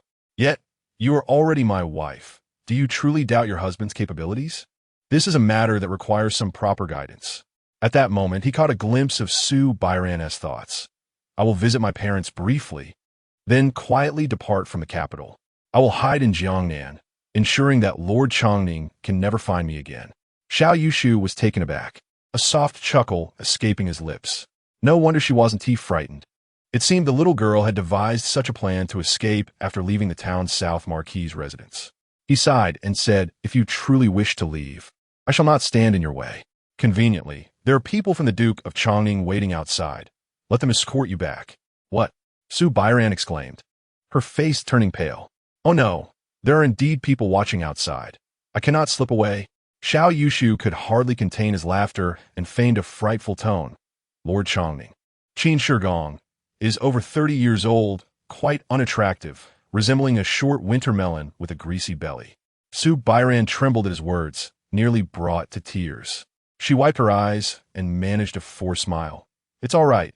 He is mature and composed, and in his age, he knows how to treat others kindly." "Ah, what should I do? I truly do not wish to go to Lord Changning's residence. Woe is me." Qin Shigong's visage was fearsome, with a face full of pockmarks. He is a high-ranking official. Appearance is of little consequence. Ah? Pockmarked? I dread pockmarked faces the most. They are so terrifying. His mother, residing in the main hall, was said to be a fierce woman. The previous daughter-in-law had endured much hardship under her reign. Su Bairan's complexion grew ever paler as she struggled to articulate. Filial piety and respect towards elders are duties of a daughter-in-law. What should I do? What can be done? Will I be subjected to constant beatings and hunger? Who will save me? Xiao Yushu fought to keep a straight face, resisting the urge to laugh. But upon seeing his little wife on the verge of tears, he quickly ceased his teasing and gently grasped her hand. Su Bairan was taken aback and instinctively tried to pull away. Young Master Xiao, what are you doing? Men and women should maintain their distance. Xiao Yushu stubbornly held onto her small hand, shaking his head. I am still a virgin. You have already shared a bed with me. How can you think of leaving without taking responsibility? Su Bairan froze, her cheeks flushing crimson. She had not anticipated Xiao Yushu would utter such shameless words. You brother Yushu. I wish to take responsibility for you, for a lifetime. However, I cannot be a burden to you. Please, let me go. Xiao Yushu felt a wave of tenderness wash over him. Yet he feigned a stern expression. Speak. How do you intend to take responsibility? Su Bairan's face turned ashen, her hands being squeezed in his, utterly at a loss for words. I shall leave my dowry with you. If you do not require it, you may sell it. Should I leave behind 1 or 2 items, you will remember that I once existed. Oh, foolish girl. Xiao Yushu sighed deeply, releasing Su Bairan's hand as he retrieved the marriage certificate and the betrothal letter from his bosom. Alas, I have already negotiated with the Duke of Changning. From now on, you shall be my wife, Xiao Yushu. You will no longer have any ties to the Duke's household, and I shall reclaim both the marriage certificate and the betrothal letter. If you are unwilling, so be it. What? Su Bairan's entire being trembled at the unexpected revelation, and she immediately lifted her head. Wiping her tears with fervor, she rushed forward and grasped Xiao Yushu's hand tightly. In disbelief, she took the marriage certificate from him, scrutinizing it closely, her heart racing with excitement. With a quivering voice, Su Bairan asked, How did you convince the Duke of Changning?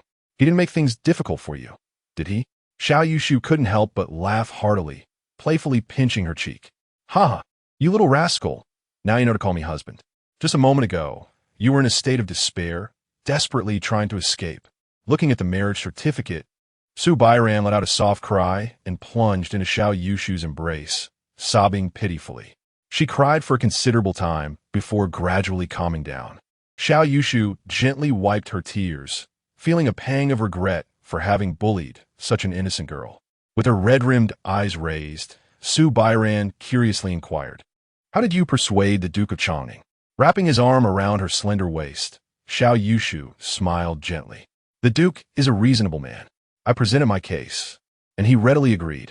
Moreover, he voluntarily compensated with 20,000 taels of silver, of which 10,000 is for you.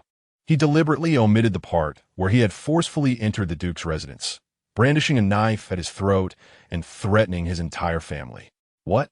Su Bairan gazed at him in astonishment, her beautiful almond-shaped eyes filled with confusion. The Duke of Changning, Qin Shigong, was a powerful noble. Compensating his fiancée and offering an additional 20,000 taels was quite an unusual course of action.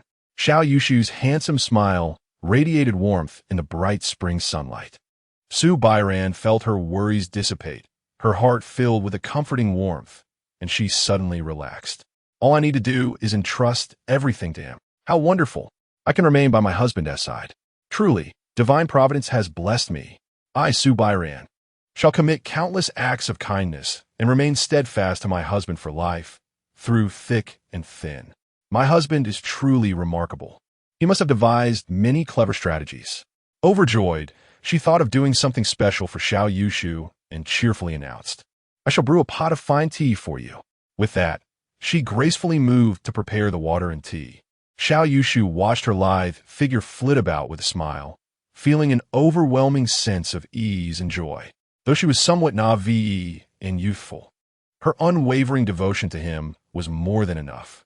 The sunlight was warm, and the room radiated a cozy brightness. Xiao Yushu's gaze fell upon Su Bairan as she bent over to brew the tea, her slender waist and alluring curves creating an enchanting silhouette, complemented by her long, shapely legs. He suddenly felt parched and found himself crossing his legs in response. Su Bairan, cradling the small teapot, eagerly approached him. She knelt respectfully before Xiao Yushu, pouring him a cup of fragrant tea, and eagerly inquired, "Husband, please have a taste." Xiao Yushu quickly grasped her hand, saying, "Arise at once. Why are you kneeling?" Su Bairan shook her head and smiled. "This mat is quite soft. I enjoy kneeling at home, and it is more convenient to serve my husband this way. Do taste the tea I have brewed." Her face was alight with anticipation, and this request must be granted. Xiao Yushu picked up the delicate porcelain cup and drank it down in one gulp, savoring the delightful flavor. "What exquisite tea! Bairan, you truly possess remarkable skill. Among the young ladies of the capital, your tea-making is undoubtedly the finest." Su Bairan's face lit up with joy, and she playfully retorted, "Husband, you flatter me. It cannot possibly be that good. Please do not speak of it outside, lest I become the subject of ridicule." A voice echoed in Xiao Yushu's heart. "Indeed, my husband has discerning taste. While I cannot claim to be the best, I have diligently practiced the art of tea since childhood, and I am quite proficient." Hearing Su Bairan's unspoken thoughts, Xiao Yushu couldn't help but smile. This little wife, though outwardly modest, secretly relished his compliments. Chapter 12. "I just don't like him." Xiao Yushu rested his hand on his knee, a smile gracing his face as he gazed at his youthful and delicate wife. "Suwairan." A flush crept across her cheeks as she pressed her cherry lips together. "What is my husband smiling about? It makes me feel quite embarrassed," she remarked. Xiao Yushu averted his gaze from her face, only to catch sight of her fair neck and collarbone. Her skin is flawless as jade, soft and smooth. It resembled a finely crafted porcelain bowl. Su Bairan's face burned under his scrutiny, feeling slightly uneasy. "What is my husband looking at? This mischievous fellow is stealing glances at my neckline. It makes me feel so shy. You rogue." Hastily, Xiao Yushu took a sip of tea to conceal his thoughts, only to hear Su Bairan's inner voice. "I still feel a bit unwell, but if my husband desires, I must serve him well. He has been so kind to me, and I will surely repay him. I want to serve him diligently and bear him several children, sons resembling him and daughters resembling me.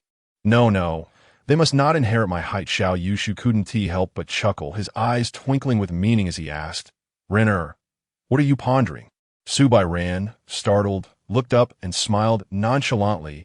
"I was thinking about what tea to brew for my husband in the future. My father and uncle both appreciate the art of tea, and they have collected many exquisite varieties, some of which are rare treasures not found in the market.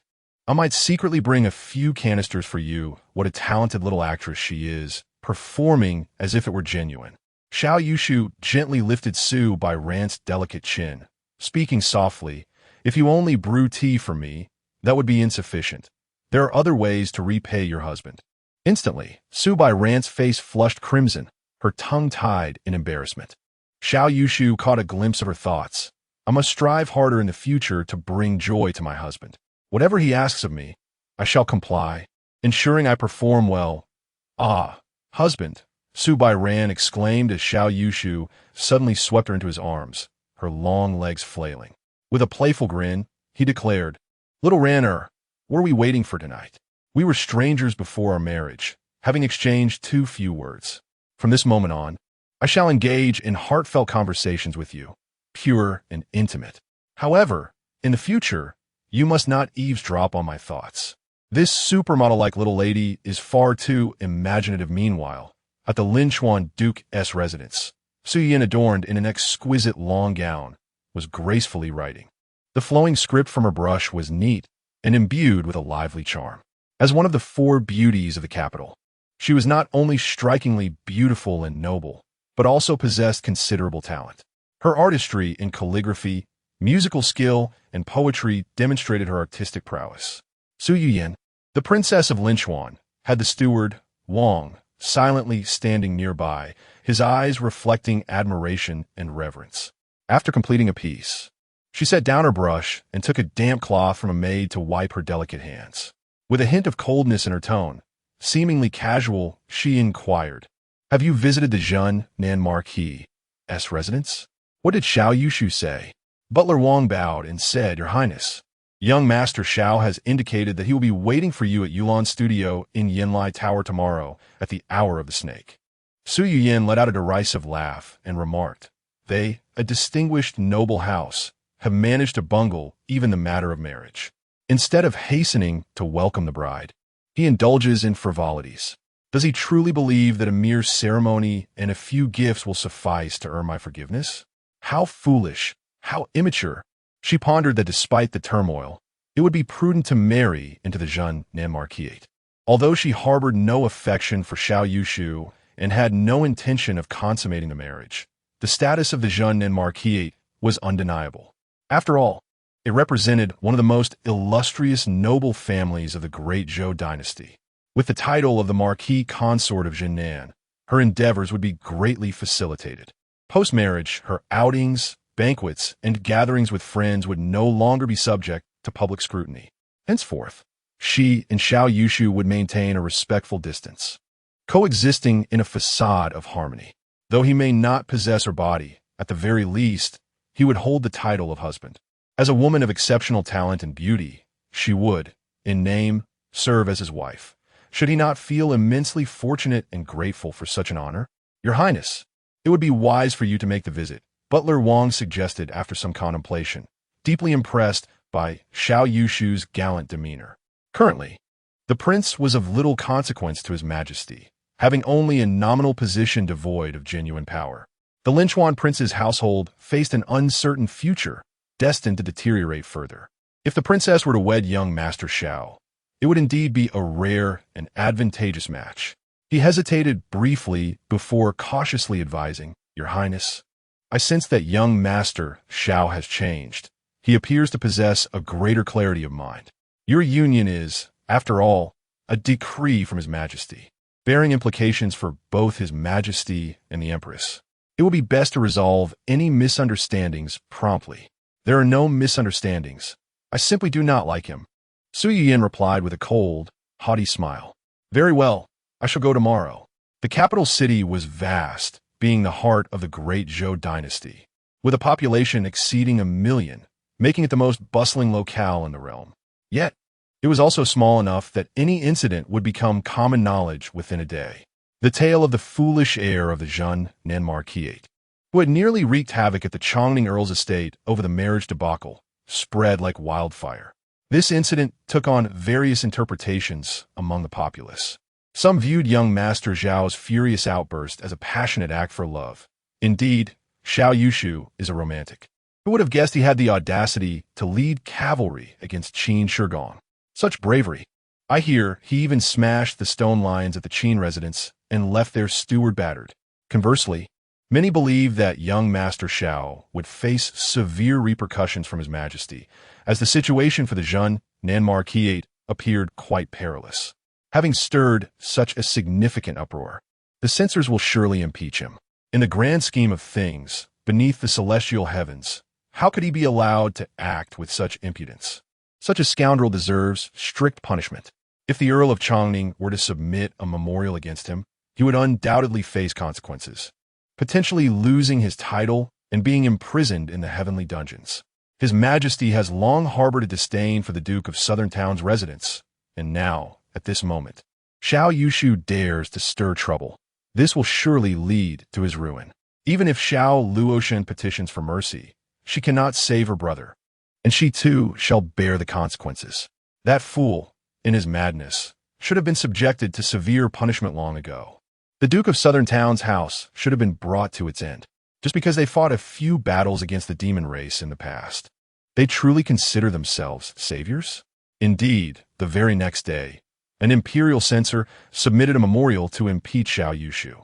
This censor Luan has always held a grudge against the Duke of Southern Town's residents, frequently targeting both Xiao Luoshan and Xiao Yushu. Seizing the opportunity this time, he launched a fierce attack on the Duke's household. Riding through the bustling market, he clashed with the Imperial Forest Army and assaulted Earl Changning. His heinous deeds are glaringly evident. With such powerful figures in court, the reputation of our emperor will surely be tarnished. I implore your majesty to mete out severe punishment to uphold the integrity of the realm. Chapter 13. The twin beauties of the Prime Minister's residence in the back garden of the Lin Prime Minister's residence. A riot of colors flourishes as flowers bloom vibrantly. Two young ladies, both of 18 or 19, possessing exquisite beauty, are seated in a pavilion. Upon the stone table lies a set of delicate white jade chess pieces. As they engage in a game, the lady on the left, with brows like distant mountains and eyes akin to spring apricots, has skin as smooth as cream, exuding an air of refined elegance intertwined with a sense of astute clarity. Her name is Lin Qingyin, one of the four beauties of the capital and the legitimate granddaughter of the current Prime Minister, Lin, the petite and charming young woman on the right. With skin as white as snow is Yang Zheng, the daughter of the Minister of Revenue. With her delicate hand, she gently places a chess piece and remarks, "I have heard that today an imperial censor has submitted a memorial to impeach the heir of the Duke of Zhennan." Lin Qingyi nods. Her voice is clear as flowing water. Censor Luan has accused him of galloping through the market, committing violence against the powerful, and behaving unlawfully, urging the emperor to punish him severely to uphold the laws and principles of the state. Yang Zheng furrows her delicate brows. Severe punishment? Is he not allowed to express his anger when his beloved is abducted? Lin Qingyin sets down her chess piece and sighs softly. How did the marriage of Sister Yuyin cause such turmoil? Yet, it is indeed commendable that Xiao Yushu would draw his sword for the one he loves. He may appear somewhat foolish at times, but in critical moments, he proves to be a reliable man. The uproar caused by Xiao Yushu at the residence of the Duke of Changning is well known throughout the capital. Many ladies of noble birth, sheltered from the world, have also heard the tales, each with her own opinion. The married women mostly scoff at him, deeming his actions to be nothing but folly. However, among the unmarried ladies, Xiao Yushu's image has undergone a complete transformation, with many expressing sympathy and even admiration for him. Just imagine if there was someone willing to risk everything for you, drawing a sword and confronting other powerful figures. How romantic that would be. In a moment, Xiao Yushu has garnered numerous sympathetic voices in the capital, and his previous reputation as a foolish dandy has diminished considerably. Lin Qingyin states, "I have heard that if the Duke of Changning submits a memorial, the emperor may strip Xiao Yushu of his title as heir." Upon hearing this, Yang Zheng, feeling disheartened, puts down her chess piece. "I shall not continue." Here in the capital, it is rare to find a passionate young man, and yet he is to be deprived of his title. It is truly frustrating. Lin Qingyin smiles gently and inquires, "What of your engagement with the Gu family?" Yang Zheng lowers her gaze, her long lashes fluttering, and softly replies, "It remains the same." The body of the Gu heir shows no signs of improvement, yet he is not on the brink of death. "I am destined to marry into the Gu family eventually." Lin Qingyin lets out a soft sigh, for Yang Zheng is betrothed to the heir of the esteemed Gu family. However, the Gu heir's health is frail, often bedridden for months before he can walk again. His mother, the formidable Lady Gu, is well known in the capital for her shrewdness. With a sickly fiancé and a domineering mother-in-law, Yang Zheng's engagement is far from ideal. Yang Zheng bitterly reflects, "Had I known this would be the case, I would have preferred to marry Xiao Yushu. At least he has the courage to confront the Duke of Changning's residence for Su Yuyan, and he would dare to slap Qin Shigong's face with a sword. How does the Duke of Zhennan's residence compare to the Duke of Ningyuan's? Regrettably, I lament that my awareness came too late, preventing me from contesting with Su Yuyan." Lin Qingyin poured herself a cup of tea, smiling softly as she took a gentle sip. Yang Zheng's words held some truth. The status of the Duke of Zhennan's household indeed surpassed that of the Duke of Ningyuan. Xiao Yushu, though simple-minded, was profoundly devoted, willing to stand up for the one he loved. This trait alone outshone countless men. Moreover, the inner quarters of the Duke of Zhennan were remarkably tranquil, free from the meddling of a mother-in-law and the chaotic affairs of other branches. The sole sister remained the Duke of Zhennan, stationed year-round at the southwestern frontier. Once one enters the Duke of Zhennan's household, The title of Crown Prince Consort grants one the unequivocal role of matriarch, holding substantial power, enjoying unparalleled prestige and freedom. These advantages are unmatched by any prominent noble families. Lin Qingyin sighed softly, remarking, Xiao Shixi's tempestuous temperament may lead to his downfall. It is quite possible that the emperor will impose severe punishment this time. Yuyan's marriage into the Duke of Zhennan's household may not necessarily be a fortuitous union. Despite her title as crown prince consort, her future may not be as favorable. Yang Zheng sighed and smiled at her, saying, You have fared far better, having directly become a prince consort. His Highness the Fifth Prince hails from a noble lineage, exuding elegance and gentleness. He is undoubtedly a gentleman of great refinement. The bond between you two is truly a match made in heaven. Lin Qingyin offered a faint smile, but refrained from further comment. To outsiders, her union with the Fifth Prince seemed well suited, yet she understood that it was merely a political arrangement orchestrated by her grandfather, Prime Minister Lin, and the Emperor. As for affection, there was a trace, yet to claim it was profound would not be entirely accurate. However, how many women from official families possess the autonomy to choose their marriage? Becoming the Fifth Prince's consort and attaining that status was already a commendable choice. Though she appeared composed, Lin Qingyin harbored a subtle envy towards Su Yuyan in her heart. Rarely does one find a priceless treasure. It is indeed difficult to encounter a true beloved. Xiao Yushu would lay down his life for Su Yuyan, disregarding imperial authority and the world's conventions. This was an act that the Fifth Prince, Su Zhen, could never replicate. At that moment, a middle-aged official with a gentle demeanor and 3 strands of beard approached. This individual was none other than Lin Qingyin's father, Lin Yinda, the sole son of Prime Minister Lin and an official in the Ministry of Revenue. Greetings, father. Greetings, uncle. Lin Qingyin and Yang Zheng smiled and stepped forward to bow to Lin Yinda. Yang Zheng's mother was Lin Yinda's cousin, thus establishing their familial bond. Lin Yinda nodded amiably, saying, Qingyin, the weather is splendid today. You should take the opportunity to stroll with Zheng. Yes, father. Lin Yinda produced a pair of exquisite jade rings, offering them to Lin Qingyin and Yang Zheng. Changning Bo has sent me some gifts. These jade rings appear quite delicate. Take them and enjoy. Changning Bo. Yang Zheng inquired curiously as she accepted the rings. Uncle, is the Miss Su who was brought into the Duke of Zhennan's household the same as the county princess from Changning Bo's family? Lin Yinda replied, Indeed. The daughter from Changning Bo's family is the one who entered the Duke of Zhennan's household. He sent me gifts to seek my assistance. It is not easy to be a parent. If I can help, I shall do so. Lin Qingyin then inquired, Father, has the emperor decided how to deal with the Duke of Zhennan's heir? I have heard rumors of stripping him of his title. Lin Yinda shook his head and remarked, That young man, Xiao Yushu, is truly fortunate to have encountered no trouble at all. Unbeknownst to him, Xiao Yushu had seized upon the incriminating evidence against Qin Shigong's transgressions, attributing the outcome solely to the young master's good fortune. Lin Qingyin and Yang Zheng exchanged astonished glances. With a smile, Lin Yinda elaborated, Today, aside from Inspector Luan, there were also members from the Ministry of Education and the Ministry of Revenue who sought to impeach the young master. However, Duke Changning, Qin Shigong, submitted a lengthy memorial, and its essence boiled down to a single sentiment. I am merely jesting with Xiao Yushu. You need not meddle in our affairs. His humorous tone elicited laughter from Lin Qingyin and Yang Zheng. After her laughter subsided, Lin Qingyin's piercing gaze flickered, reflecting a deeper understanding. Without Duke Changning's endorsement, the emperor would have merely reprimanded Xiao Yushu without imposing any substantial punishment. After all, General Xiao and the 200,000 troops of the southern garrison still hold considerable sway. Lin Yinda cast an appreciative glance at her, acknowledging that although the emperor harbored suspicions and sought to suppress the southern duke's household, the household's esteemed reputation and the military's deterrent power remained intact.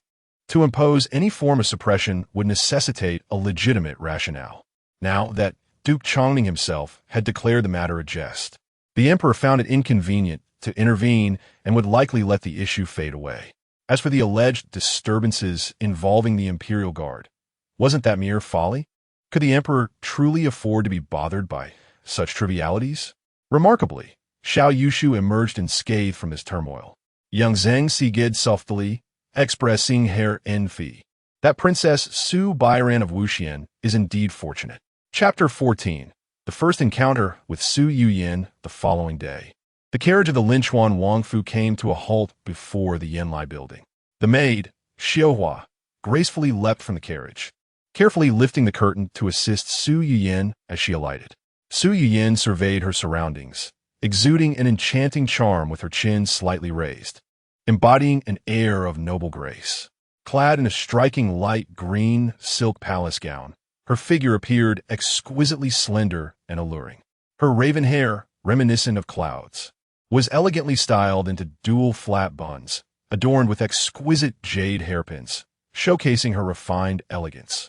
Su Yuyin was a paragon of pride, especially after the uproar caused by Xiao Yushu at the Changning Bo's residence yesterday, which had elevated her reputation to new heights. What kind of beauty could provoke the wrath of the young Master Xiao, nearly toppling the residence of the powerful? Zhao Xinyang, the female manager of Yanlai Building, personally escorted her, speaking with utmost respect and flattery, amidst a sea of astonished and envious gazes. Su Yuyin felt a twinge of pride as she gracefully made her way to the Yulan studio alongside Xiaohua. The Yanlai Building was no ordinary tavern, but rather an exquisite architectural garden, akin to a luxurious clubhouse for the affluent. Yulan Studio was one of its charming courtyards, characterized by its elegance and tranquility. Within the courtyard, there were artificial hills and clear springs, adorned with banana trees and begonia flowers. Upon entering the main hall, Su Yuyin immediately spotted Xiao Yushu, who stood with his hands clasped behind him, admiring the paintings on the wall. A cold disdain washed over her. How could Xiao Yushu, who could barely recognize characters, claim to appreciate art? He was merely posturing in her presence, feigning sophistication. When Xiao Yushu turned to see the strikingly beautiful and aloof woman, he finally connected the dots, realizing that she was the very Su Yuyin he had been obsessively pursuing, the one he was determined to marry. He bowed slightly, addressing her, Princess of Linchuan. Su Yuyin offered no reply, her haughty demeanor allowing her to stride past him directly to the table, taking her seat. Her cool gaze scrutinized Xiao Yushu, rife with criticism and discontent. "What brings you here, Xiao Yushu?" she inquired. Xiao Yushu was taken aback. Her lack of even a courteous greeting revealed her utter disregard for him. Su Yuyin withdrew her gaze, her tone icy and impatient. "Your Zhennan residence is considered a family of power, yet you could not even manage a proper betrothal ceremony yesterday. You should have your sister petition the emperor to annul our engagement." Xiao Yushu, regaining his composure, merely furrowed his brow lightly. The introduction by the favored concubine gone and the imperial decree granting their union, an important marriage concerning the ownership of Pingzhou, seemed trivial in her eyes. He silently resolved to employ his latent abilities to eavesdrop on her thoughts. As if responding to his intent, he immediately received a glimpse into Su Yuyin's mind. He cannot appreciate the intricacies of music, chess, calligraphy, or painting, nor can he engage in discussions of poetry or prose. Every encounter with this fool is utterly tedious. Yet I must endure it. It is truly vexing. Regrettably, our marriage is a decree from the emperor and his sister.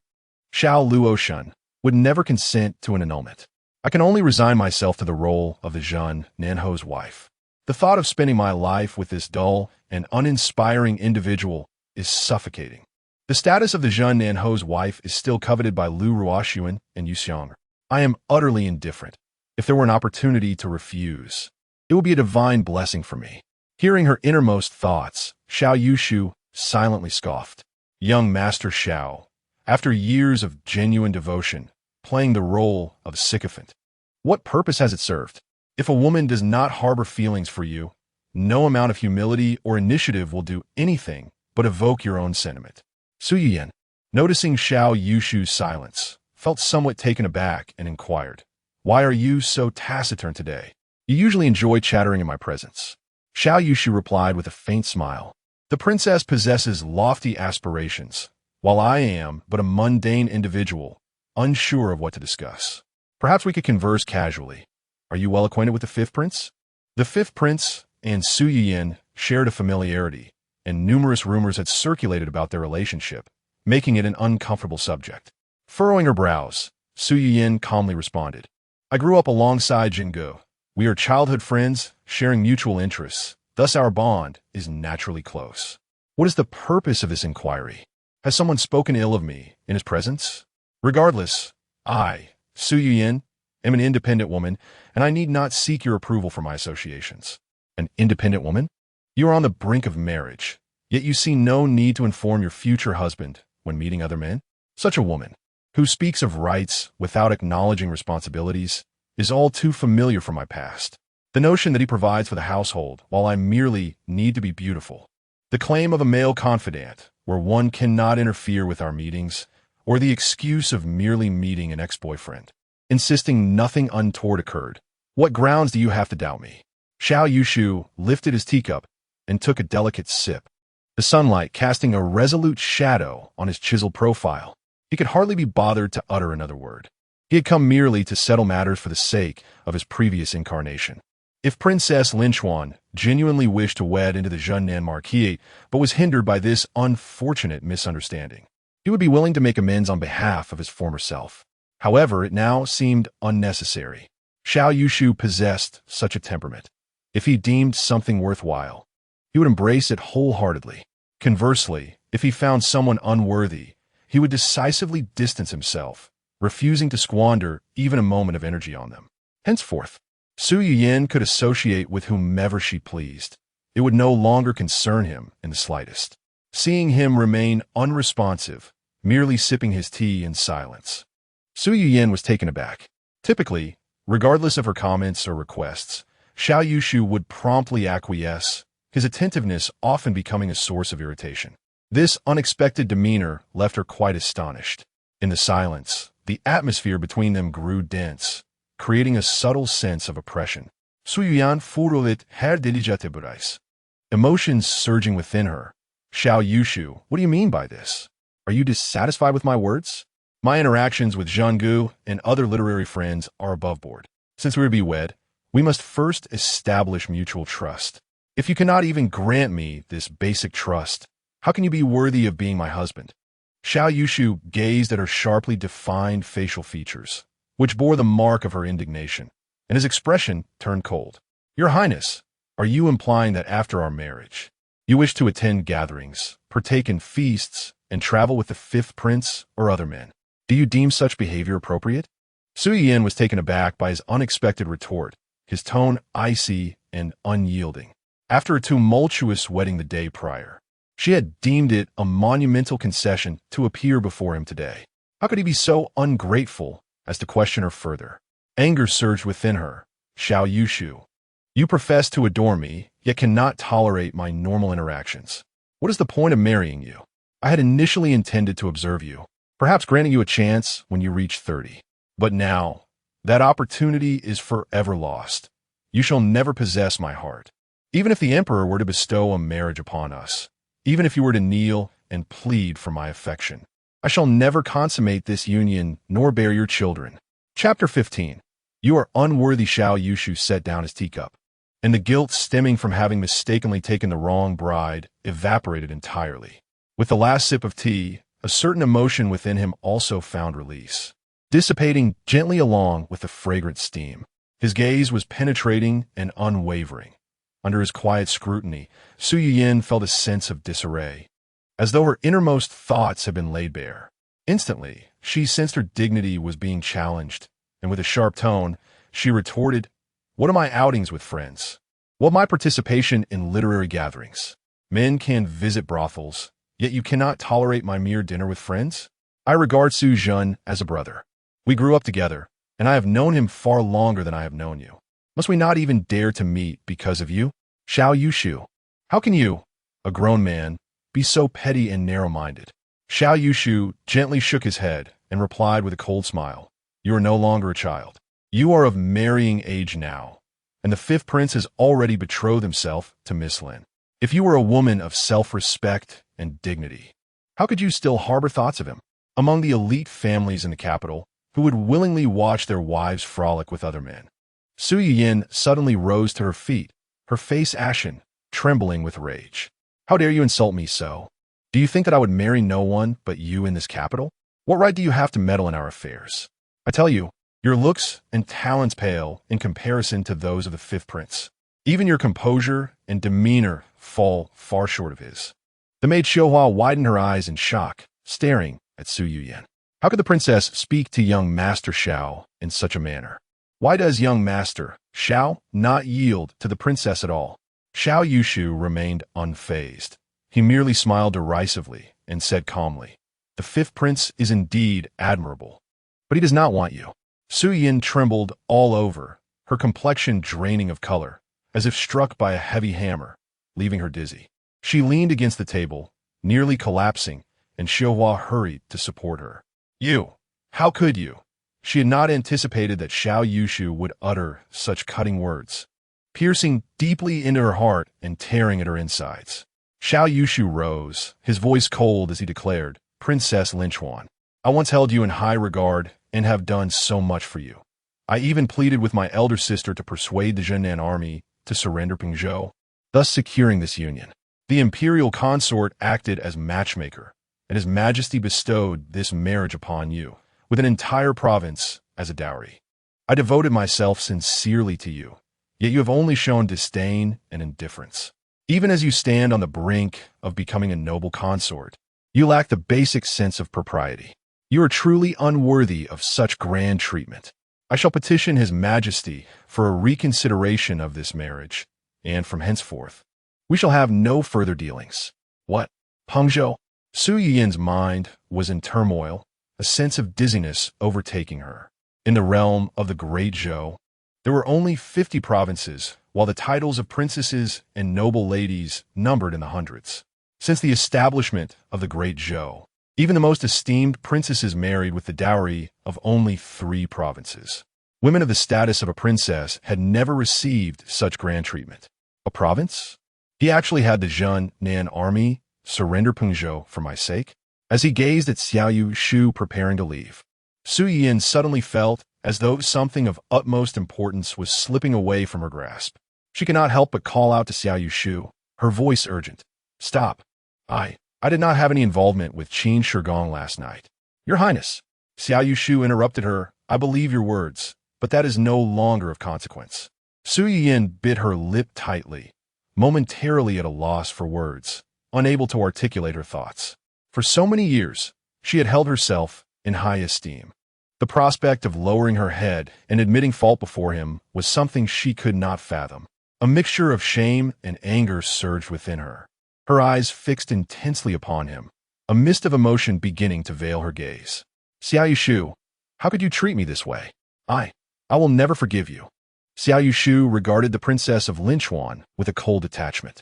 She was undeniably beautiful, delicate, and graceful, akin to the protagonist in an exquisite painting of refined women.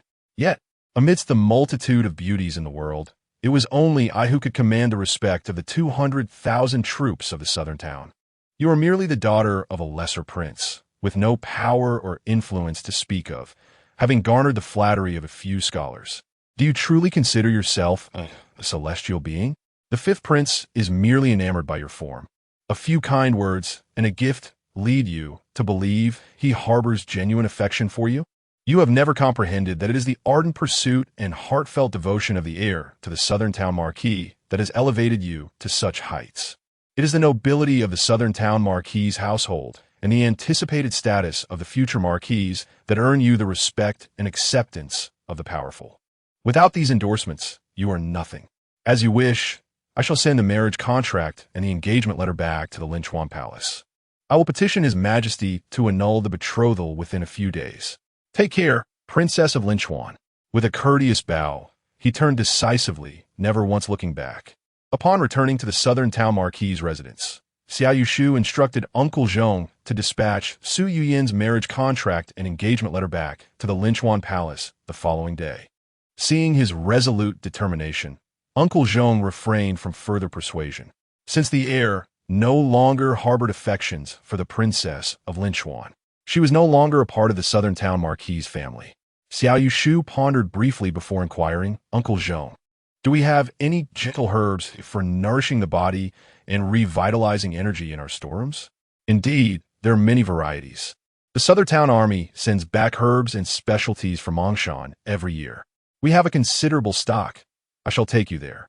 The Southern Town Marquis' estate comprised 5 storerooms: the secret storehouse, the armory, the treasury, the precious materials storehouse, and the common goods storehouse. The secret storehouse held various techniques, maps, and important documents. The armory contained weapons and armor. The treasury stored silver and silk. The precious materials storehouse contained herbs and ores, while the common goods storehouse was filled with everyday necessities, grains, and fabrics.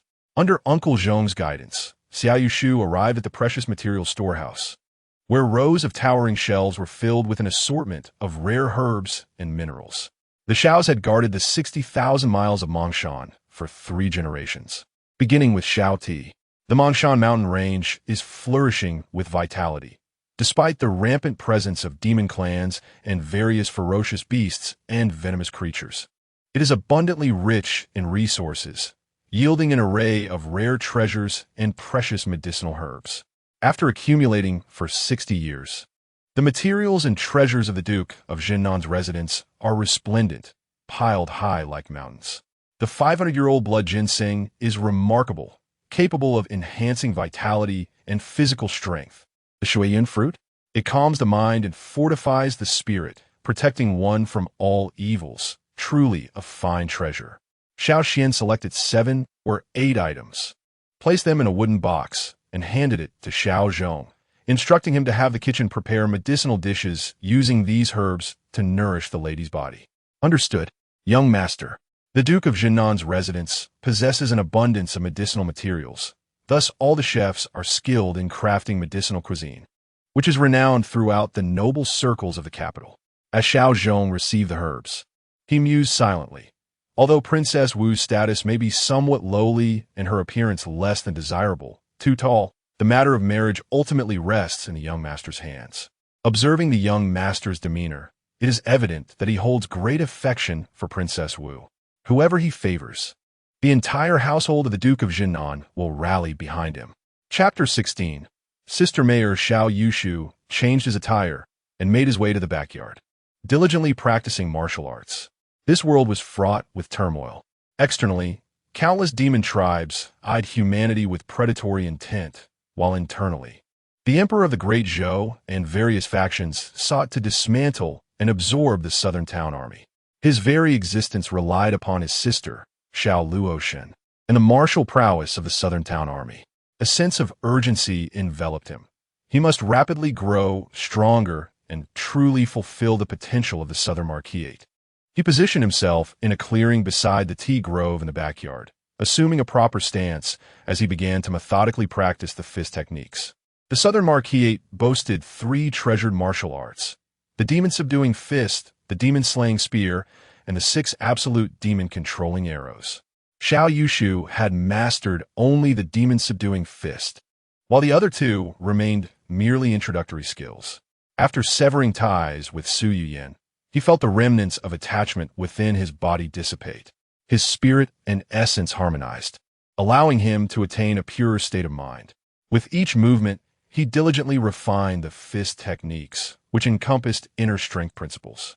As he executed the punches, his internal energy surged, powerful and relentless like a rising tide. The demon-subduing fist comprised 13 forms, a culmination of the martial expertise of the Southern Marquis, Xiao. Though limited to 13 moves, each held immense power. As Xiao Yushu became proficient in the techniques, a gentle breeze began to accompany his strikes, and his mind transcended into a state of clarity. The essence of fist techniques lies in the spirit of the strike. His vigor and spirit had vastly surpassed previous levels, leading to significant advancements in his martial skills. At this moment, only the techniques occupied his mind, as if he beheld a colossal giant, immovable as a mountain. Each punch struck with the precision of a chiseled blade, resonating through the heavens and earth. One punch ensnared dragons, another subdued tigers, one cleaved mountains, and another severed rivers. Unbeknownst to him, Xiao Yushu had merged with this giant, experiencing the boundless momentum of humanity, conquering the wild and triumphing over all things. Dragon subduing cannon, he shouted, unleashing a punch that shot forward like a bolt of lightning, creating a thunderous sound as the air violently swirled. A wave of force surged forth, imbued with an insatiable pull, rushing forward like a torrential river, explosive and fierce like a cannonball. Nearby, a grand tea tree shook violently, its blossoms scattering into the air, drawn into the fierce current of his punch. The punch transformed into a myriad of petals, enveloping a brilliant stream of energy that thundered forth into the distance. With a resounding crash, a large stone 3 zhang away shattered into fragments. Observing the remains of the stone and the now bare tea tree, Xiao Yushu smiled with satisfaction. He had reached the late stage of the Master Realm. In the martial world, ordinary practitioners were classified into 5 tiers, ranging from the 5th to the 1st. Beyond the first-tier masters lay the Master Realm, where few could contend with him. The Southern Army's 5 Iron Guards, including the formidable Tai Yi, all stood at the pinnacle of the Master Realm. Above the Master Realm was the Innate Realm, where individuals could perceive the forces of nature and harness a portion of that power, rendering their techniques extraordinarily potent. The foremost of the Iron Guards, Xiao Taijing, had attained the Innate Realm. Such masters represented the apex of the martial world, with merely 20 or so existing throughout the entire Great Zhou.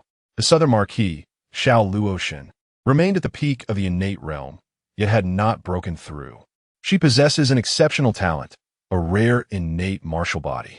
Yet, at the tender age of 14, she donned her armor and entered the fray, sustaining multiple grievous injuries during the Battle of Yinchuan River, where she valiantly sought to thwart the advance of 1,000,000 demon clans. Though her martial prowess has continued to evolve over the years, she now finds herself stagnated at the peak of her innate abilities. Contemplating this, Xiao Yushu could not help but feel a pang of sorrow. His sister has sacrificed so much for the House of Zhennan. Not only has her martial foundation been compromised, but her very vitality has also been adversely affected. Xiao Luoshen, merely 4 or 5 years his senior, now bears a head of graying hair, resembling an elderly matron from distance. Xiao Yushu sighed softly, fervently wishing for a means to restore his sister to her former self. Under the current circumstances, even finding a suitable brother-in-law would prove to be a formidable challenge. Having completed his martial practice, Xiao Yushu quickly freshened up before entering the study. He unearthed the court reports and military bulletins from previous years, immersing himself in their contents. This extensive collection of reports granted him a comprehensive understanding of the state of affairs across the realm. The Great Zhou Dynasty encompasses 50 provinces divided into 10 circuits, with the northern territories inhabited by nomadic tribes and the eastern shores bordering the sea. To the south lies a vast expanse of marshland and jungle, while the western to southern regions are characterized by a continuous range of mountains. Particularly formidable is the sprawling Changning Mountain in the southwest, extending for 60,000 miles and home to millions of demons, posing a significant threat to both the Great Zhou and humanity itself. The Changning Mountain serves as a colossal barrier, separating the demon clans from the human populace. However, a breach has emerged in the southwest, allowing the demons to infiltrate the Central Plains and the Jiangnan region. This breach is guarded by the Zhennan army at the 3 provinces and 5 passes. These 3 provinces, Qianzhou, Yizhou, and Pengzhou, belong to the Sichuan region of the Jiangnan Circuit. The area is vast, with each province being twice the size of others, featuring strategically advantageous terrain that is easy to defend, yet difficult to assault. Within these 3 provinces, there exist 5 perilous strongholds: Jianmen Pass, Dalu Pass, Wanghai Pass, Skull Village, and Iron Blood Pass. Together, the 3 provinces and 5 passes, bolstered by a force of 200,000 troops, barely managed to stave off the demon incursion into the heart of the Great Zhou. The annual military expenditure required for these 200,000 soldiers is an astronomical figure. Under the court's deliberate suppression, funding has consistently fallen short in recent years. Xiao Luoshen has been compelled to devise her own means of revenue, yet she barely manages to sustain the effort. The Zhennan army currently lacks weapons, food, and funds. In essence, everything is in short supply, except for the enemy. Xiao Yushu noted the 3 recent urgent requests for military funding this year. The court allocates 2 million taels of silver annually to the Zhennan army. Of this sum, 120,000 taels are disbursed by the central government, while the remaining 80,000 are shared equally between the Jiannan circuit and the affluent Jiangnan circuit. The 120,000 taels provided by the court are distributed in quarterly installments of 30,000 taels each at the beginning of each quarter. However, as it is already April, the first quarter's funding has yet to be delivered, leaving the Zhennan army in a dire predicament. Thus, it appears that the primary challenge lies in finding a way to generate funds. Xiao Yushu furrowed his brow in contemplation when a cup of fragrant tea was brought to him, placed beside him. He turned to see that the tea was delivered by Mayer. The matters discussed in this study pertain to the secrets of the Zhennan army and the new mistress. Su Bairan is not yet permitted to enter. Lai Mayer grew up alongside Xiao Yushu, having served as his maid since childhood, a role she had grown accustomed to. However, her subsequent service alongside Xiao Luoshan in the military left her with little opportunity to bring tea and attend to him. "Young master, do have some tea. How was your visit to the Princess of Linchuan today?" she inquired. Having spent her formative years within the estate, she was well acquainted with Xiao Yushu. Their bond was one of familiarity, to the extent that it would not be erroneous for her to refer to him as her elder brother. In casual settings, she addressed him simply as young master, eschewing the formal title of heir. Even when she mistakenly brought the wrong bride to Xiao Yushu, she displayed no trepidation, returning as if nothing had happened after a brief stroll. Observing her, Xiao Yushu could not help but notice how Lai Mayer stood tall, proudly showcasing her exquisite figure. Years of rigorous training in combat had sculpted her physique, rendering her devoid of any excess flesh, with a trim waist and strong, athletic legs that exuded a sense of graceful fluidity. Chapter 17. An unexpected encounter in the study. Xiao Yushu quickly averted his gaze, internally chastising himself for shamelessness. He already had his beloved wife, Ranner, yet he dared to steal glances at the formidable sister. After a moment of contemplation, he furrowed his brows and voiced his lingering doubts. "Sister May, you do not harbor any affection for Princess Linchuan, do you?" Mayer responded with a sly smile, scoffing, "That Su Yuyin is fickle, her heart set on another while still wishing to marry you. The look in her eyes when she gazes upon you reveals not a trace of affection. How could I possibly like her? Is that why you intentionally allowed the wrong bride to enter?" Xiao Yushu questioned sternly. "How could that be?" I am certainly not that kind of person," Mayer replied, feigning innocence, though her eyes betrayed a sense of defiance. Xiao Yushu sighed, realizing the truth. The 5 elite guards of the Southern Town Army were all exceptional individuals, leading tens of thousands of troops with utmost precision. How could they possibly make a mistake with the bride? Such coincidences are rare. Mayer must have acted with intent. Yet, it remained unclear whether she was the mastermind behind this scheme or if her esteemed sister, General Xiao, was secretly orchestrating it. He glared at Mayer, who innocently returned his gaze, deliberately striking a playful pose. "You." Xiao Yushu shot her a fierce glance, feeling utterly exasperated, and chose to ignore her. With a cunning glint in her eyes, Mayer, noticing his irritation, feigned instability and fell against him. "Oh dear, little lord, will you forgive Sister Mayer?" This vixen was up to her tricks again. Enraged, Xiao Yushu sprang to his feet, determined to restrain her and give her a good scolding. As he moved to confront her, Mayer bent slightly, and, in that moment, they found themselves drawn together. Xiao Yushu froze, their lips brushing together, imbued with sweetness and fragrance. The study fell into an eerie silence, and they hastily separated, both flushed with embarrassment. Mayer's cheeks turned crimson, her breath quickening.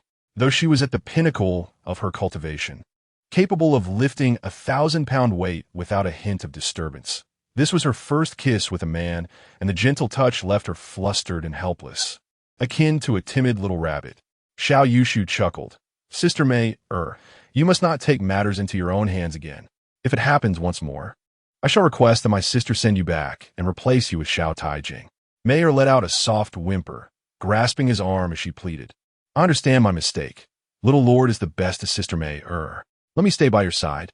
For Jing is a clumsy oaf with nothing entertaining about him, so brutish and dull, like a flatboard. Xiao Yushu shot her a resigned glare, snorting in response. May, her cheeks aflame, giggled as she fetched a small stool and sat behind him, dutifully watching him read. Sunlight streamed into the study, the breeze carrying the delicate fragrance of tea flowers. Her gaze softened gradually as she quietly took a sip from her small flask. In that tranquil moment, simply watching him grow, observing him as he read and wrote, was her greatest delight. On that frigid snowy day, she lay battered and famished at the back gate of the Southtown Marquis, nearly unconscious. A young boy approached with a bowl of hot porridge and draped his cloak over her. In his innocent foolishness, he did not hesitate to embrace her frost-bitten feet. Disregarding their filth, when others urged him to put her down, he stubbornly replied, No, my sister will be cold. From that moment forth, she vowed to dedicate her life to him, willing to don iron armor and wield a heavy flail, charging fearlessly into the fray against 100,000 foes and fierce demon tribes. She was his Meyer's sister and the ironclad warrior of the Southtown Army. The military history of the Southtown Army narrates a grand saga of humanity's resistance against the demon tribes. 60 to 70 years ago, demons rampaged through the Central Plains, invading populous regions. Cities fell to slaughter, and once thriving towns and villages were reduced to desolate wastelands, littered with bones. Xiao Yushu's grandfather, Xiao Ti, faced calamity in his youth, losing his family to the demon horde. Henceforth, he vowed to protect the people and drive the demons from the Central Plains. He enlisted, slaying demons, and established the Southtown Army, issuing the demon-slaying edict, ultimately rallying heroes from across the land to force the demons back into the vast mountains. Subsequently, he led the people of Jiannandao to restore 5 mighty passes and personally commanded the troops, securing the demons within Mang Mountain. For decades, the demon tribes have wreaked havoc upon the world. The Central Plains, once a paradise for humanity, fell prey to the demons' chaos. They slaughtered and feasted upon the people, leaving a trail of bones and bodies choking the rivers. T, a mere brute, bore the weight of national grievances and personal vendettas, enduring humiliation to survive, swearing to eradicate all demons. Now I will slay demons. Let those who join me in this endeavor unite. Let this demon-slaying edict stand. Those who harm our kin shall die. Those who kill our kin shall perish. Those who consume our kin shall face death. Let us annihilate the demon tribes and restore the world to its former glory. Even after 60 years, the words of the demon-slaying edict resonate with the power of thunder, commanding respect. Xiao Yushu remarked, I recently read in the military report that to prevent the demons from proliferating, the Southtown Army must frequently raid nearby demon beast clans. However, this year, military funds have not been allocated, and we are in dire need of armor, weapons, and bows, leaving us unable to mount any expeditions. The plight of our general, my sister, must be quite challenging as well.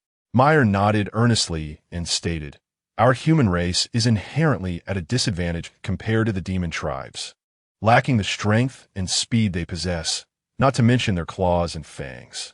In one-on-one encounters, equally matched humans struggle against demons.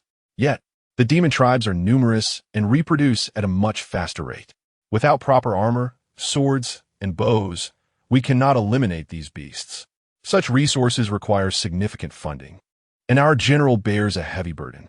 Xiao Yushu sighed, secretly reflecting, despite the challenges, in pursuit of his happiness and to marry the woman he loves, Xiao Luotian selflessly relinquished the economically prosperous Pengzhou from the 3 southwestern states. This region is the very foundation of the Southtown Army survival.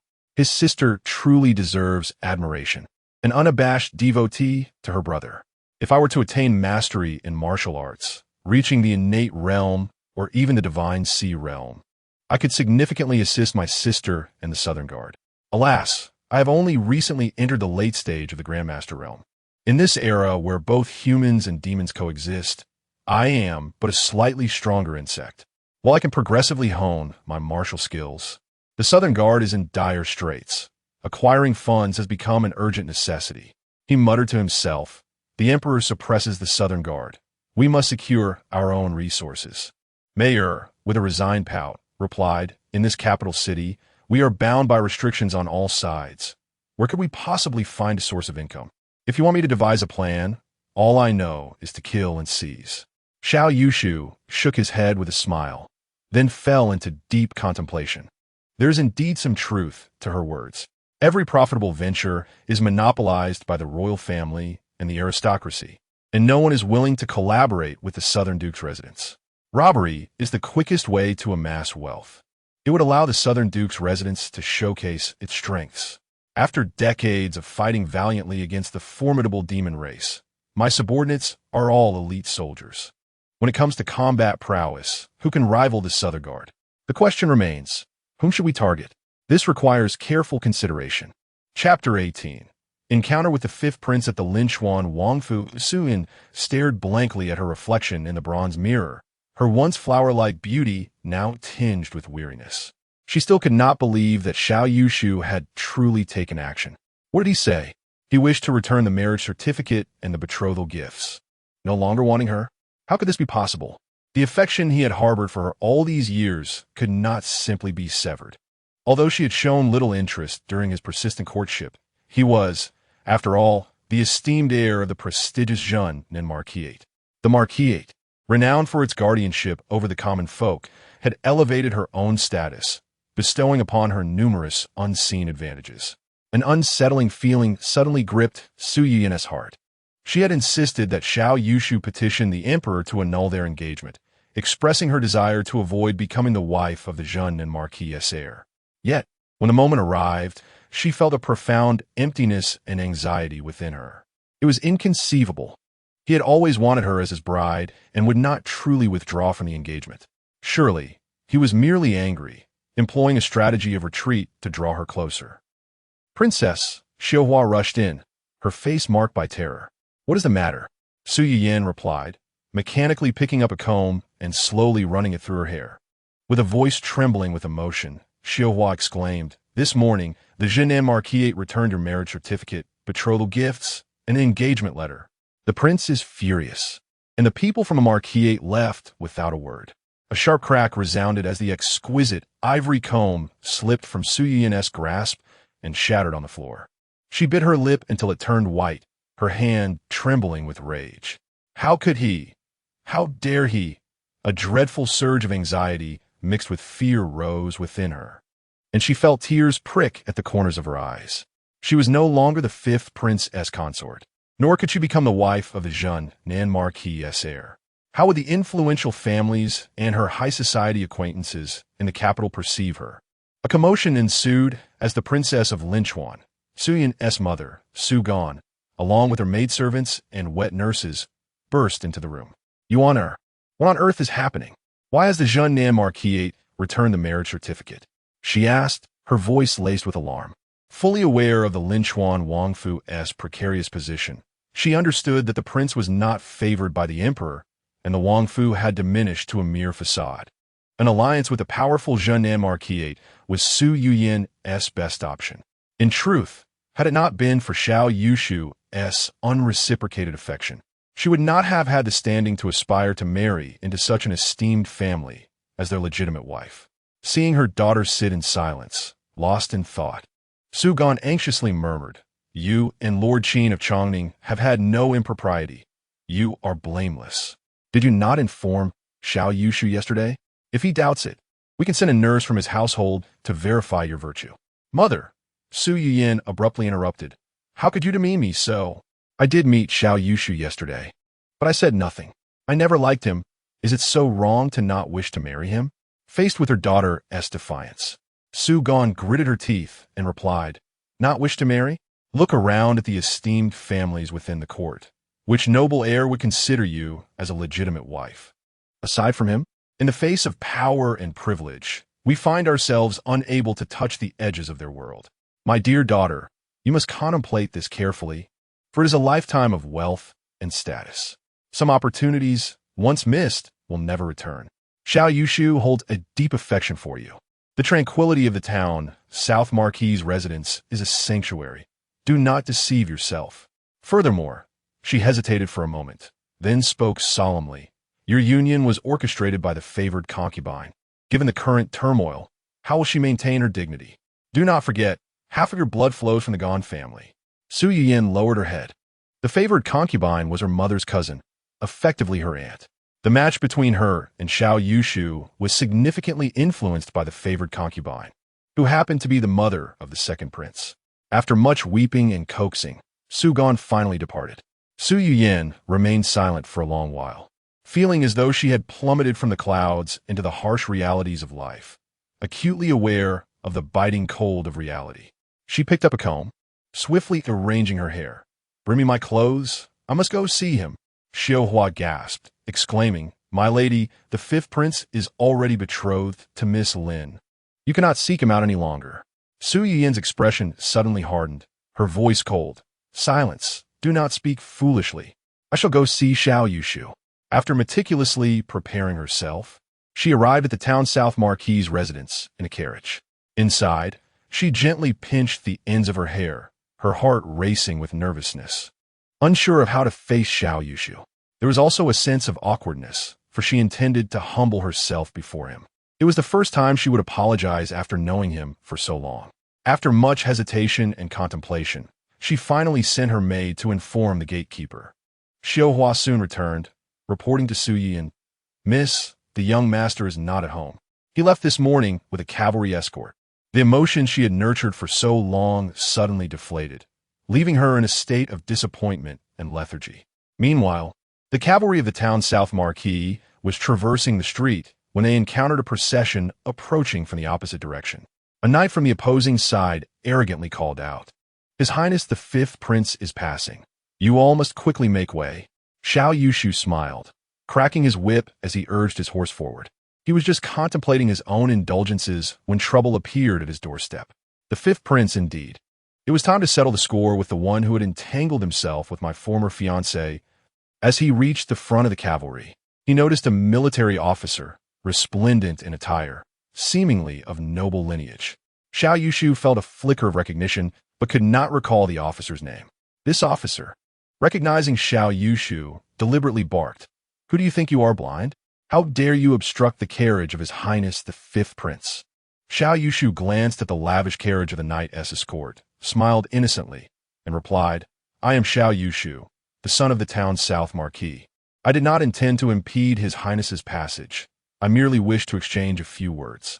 I certainly know you are the foolish heir of the town's South Marquis. The military officer sneered, a glint of mockery flashing in his eyes. It is said that the lady you wish to marry is one that our prince has rejected. Perhaps. She has already been unfaithful to you.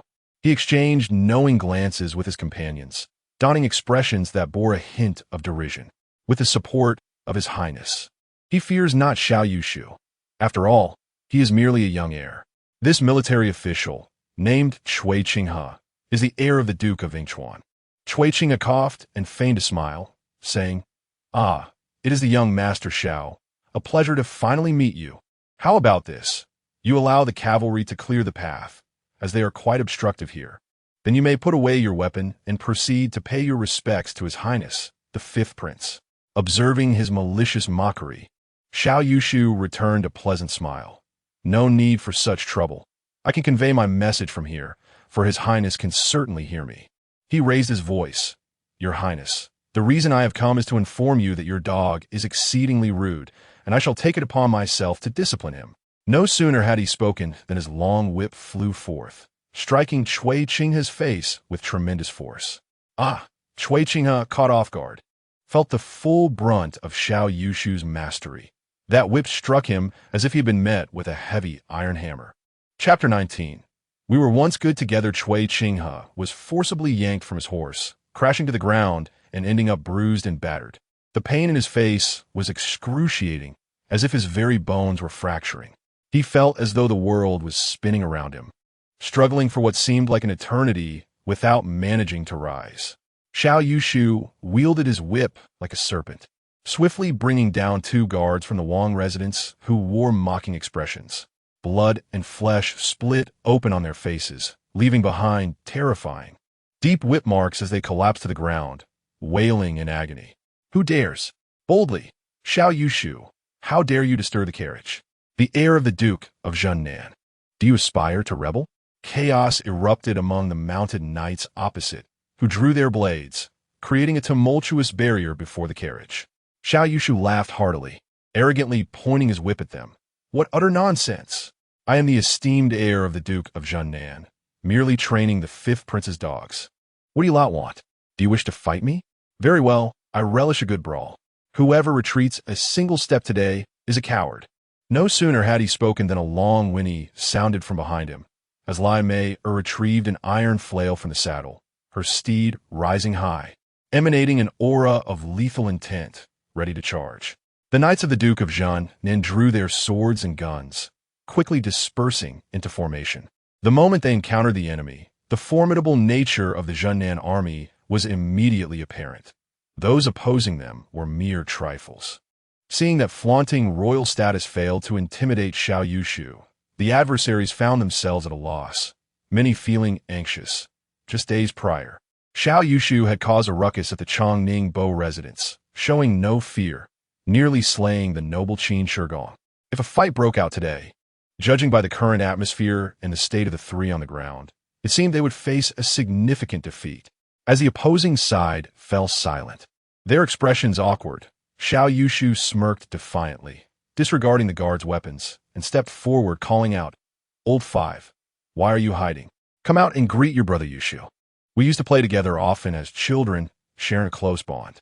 You even said you'd let me sleep with your future wife first. Why so estranged now?" The scene fell into a profound silence, as members of the fifth prince's residence exchanged glances, their eyes wide with shock. Each one glared at Xiao Yushu, filled with indignation and fear.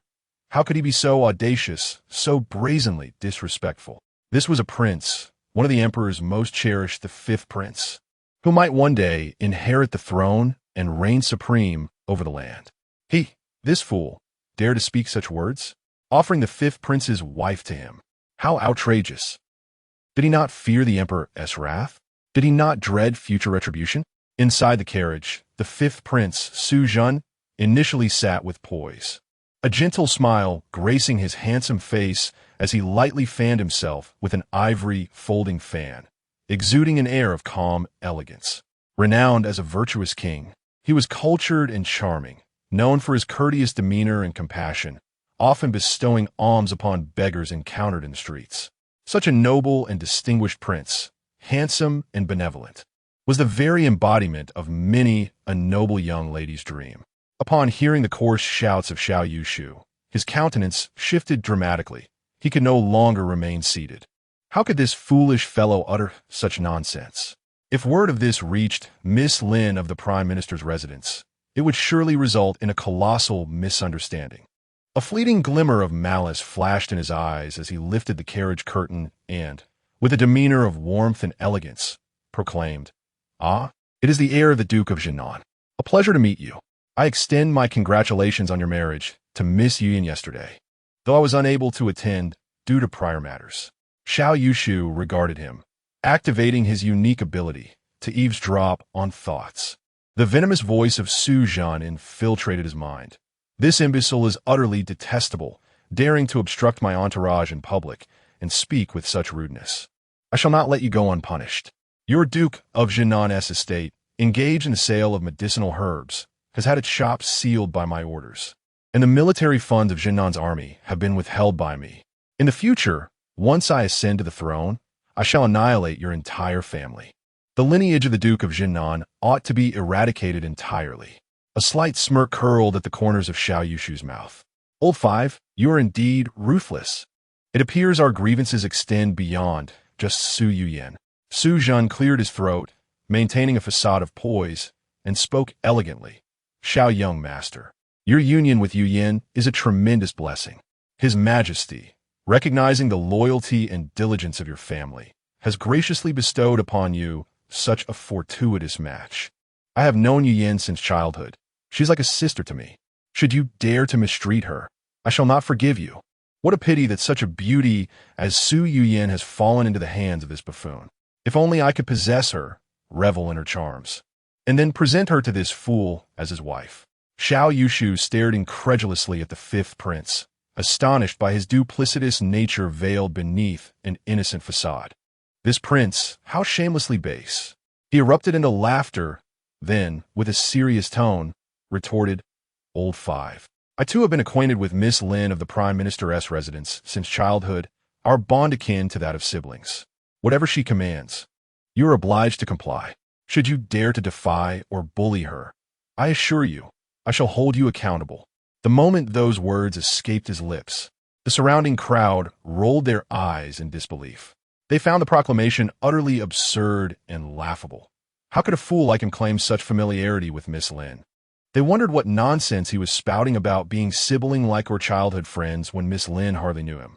Yet, who could engage in a verbal spar with a fool in the streets? Winning such a debate would only serve to reveal one's own foolishness.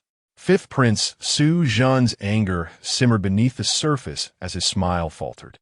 After a brief silence, a green-clad official from the Fifth Prince's entourage indignantly exclaimed, "Xiao, young master, how dare you speak to His Highness in such a manner?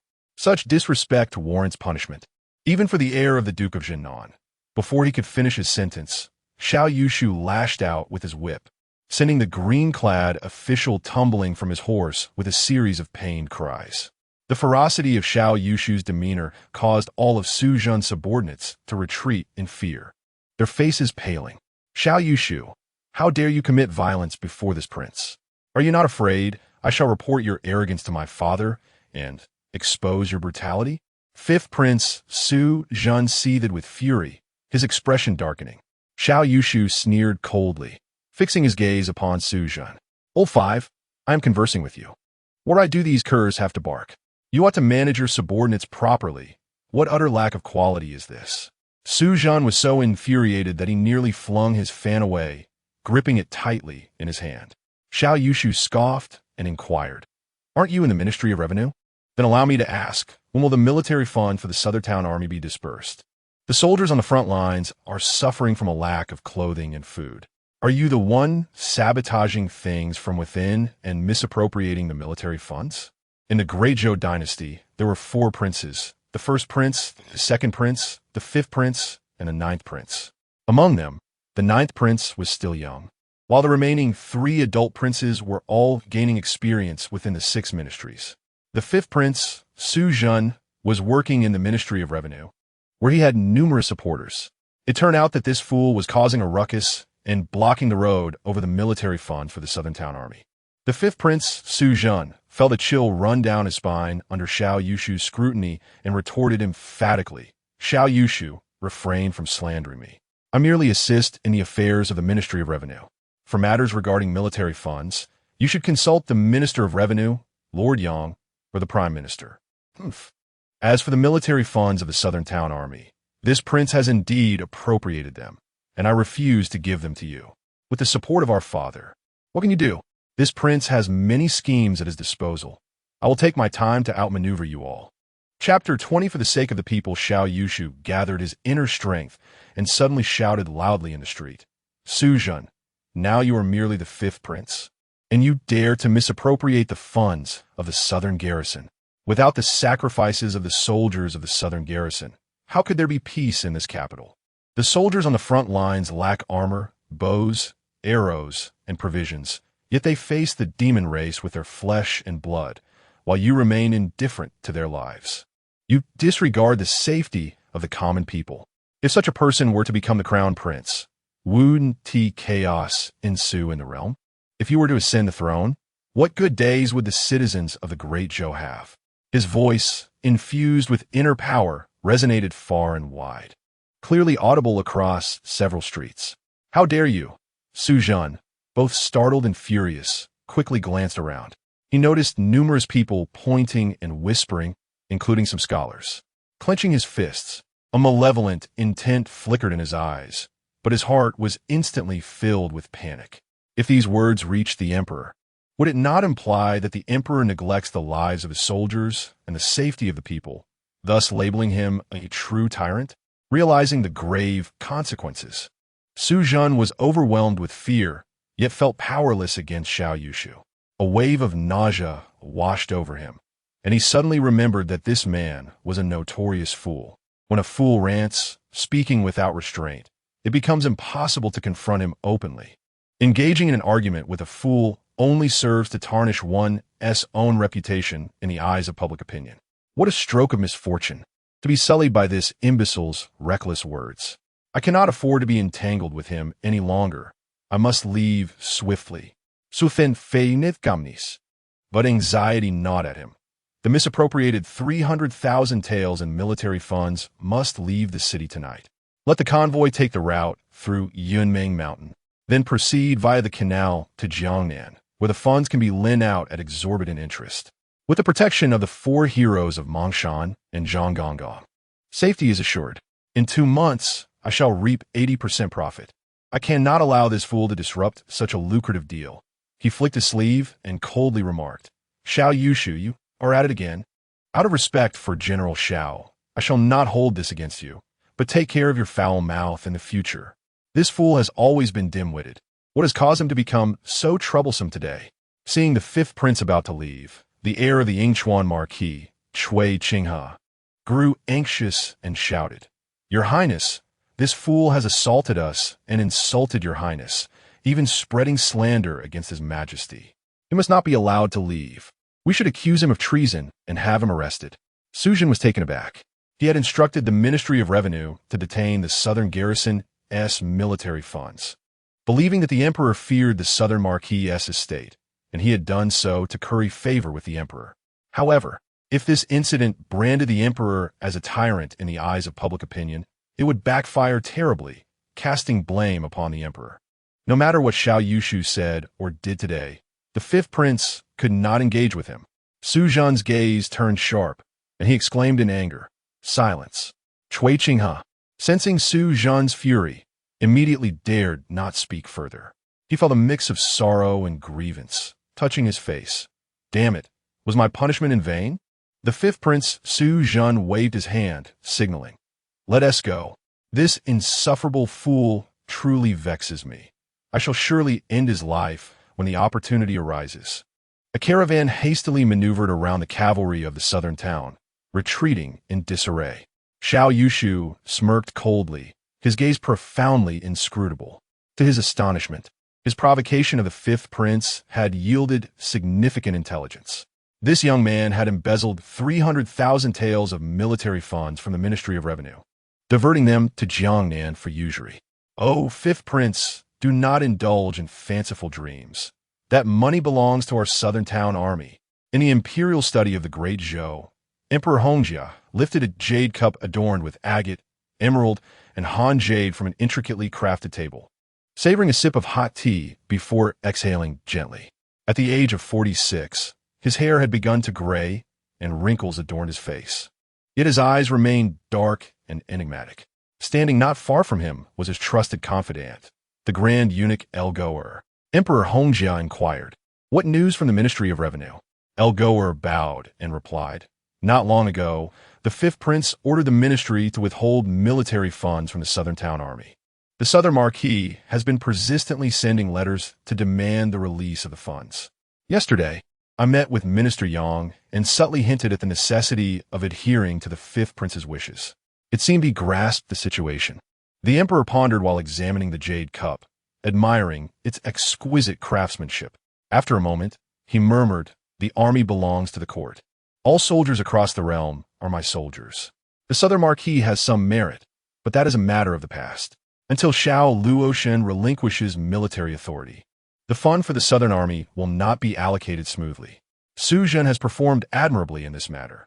Grant him 2 golden, auspicious objects. Yes, your majesty. Emperor Hongjia rose and began to pace, asking, How fares your godson, El Xing in Pengzhou as the supervising general?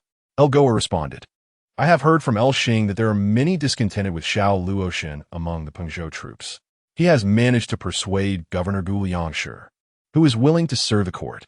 However, Commander Intieti, a close confidant of Xiao Luoshen, is formidable, making it difficult to wrest control of the Pengzhou forces from her.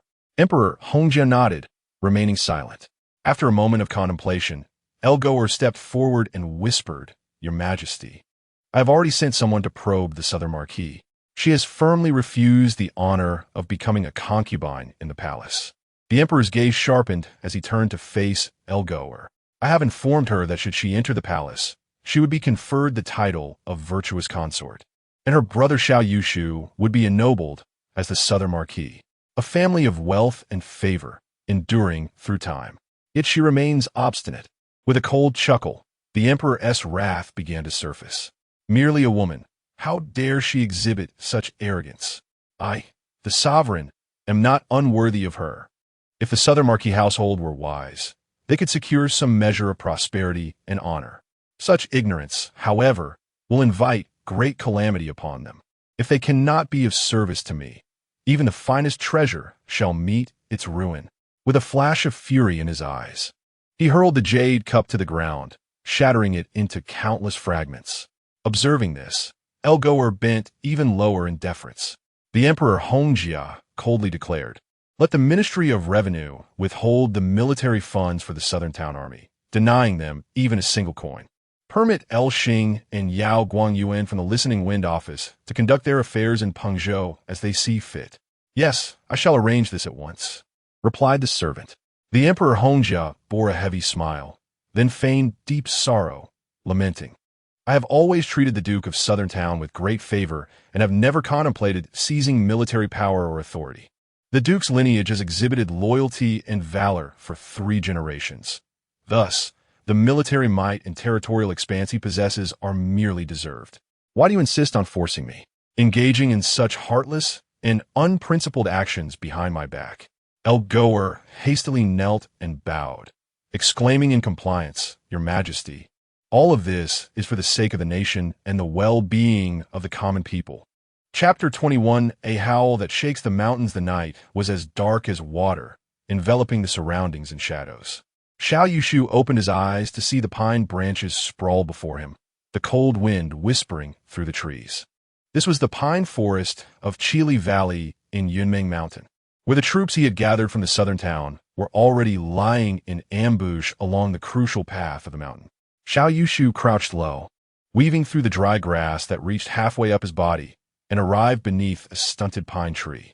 A woman sat beside it, clad in a black robe with iron armor glimmering coldly beneath. She was tall and slender, her long limbs striking, particularly her powerful legs.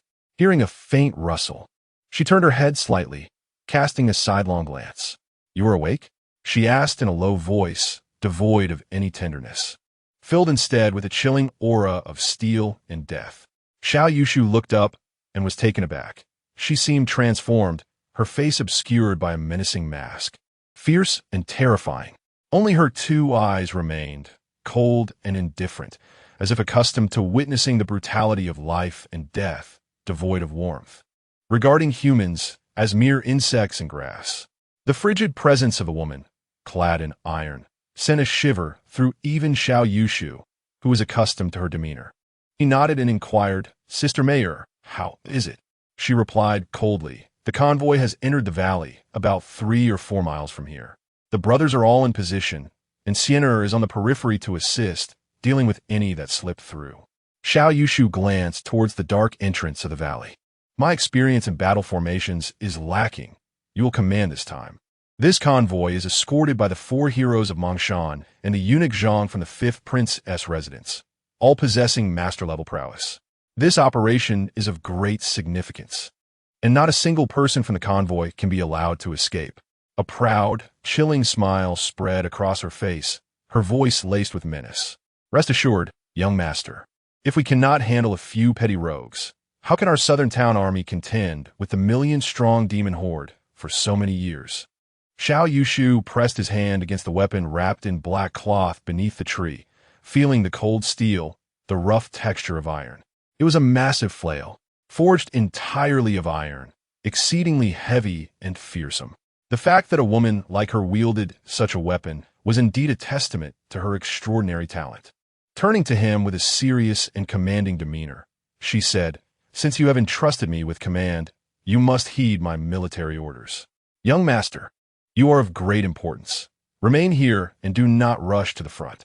Xiao Yushu nodded. Yes, I understand. She lifted the black cloth, effortlessly grasping the iron flail as though it were a mere embroidery needle. Step back. We will handle this. A convoy wound its way toward them, illuminated by numerous torches. Each heavy cart was filled to the brim, the wheels creaking as they carved deep ruts into the ground.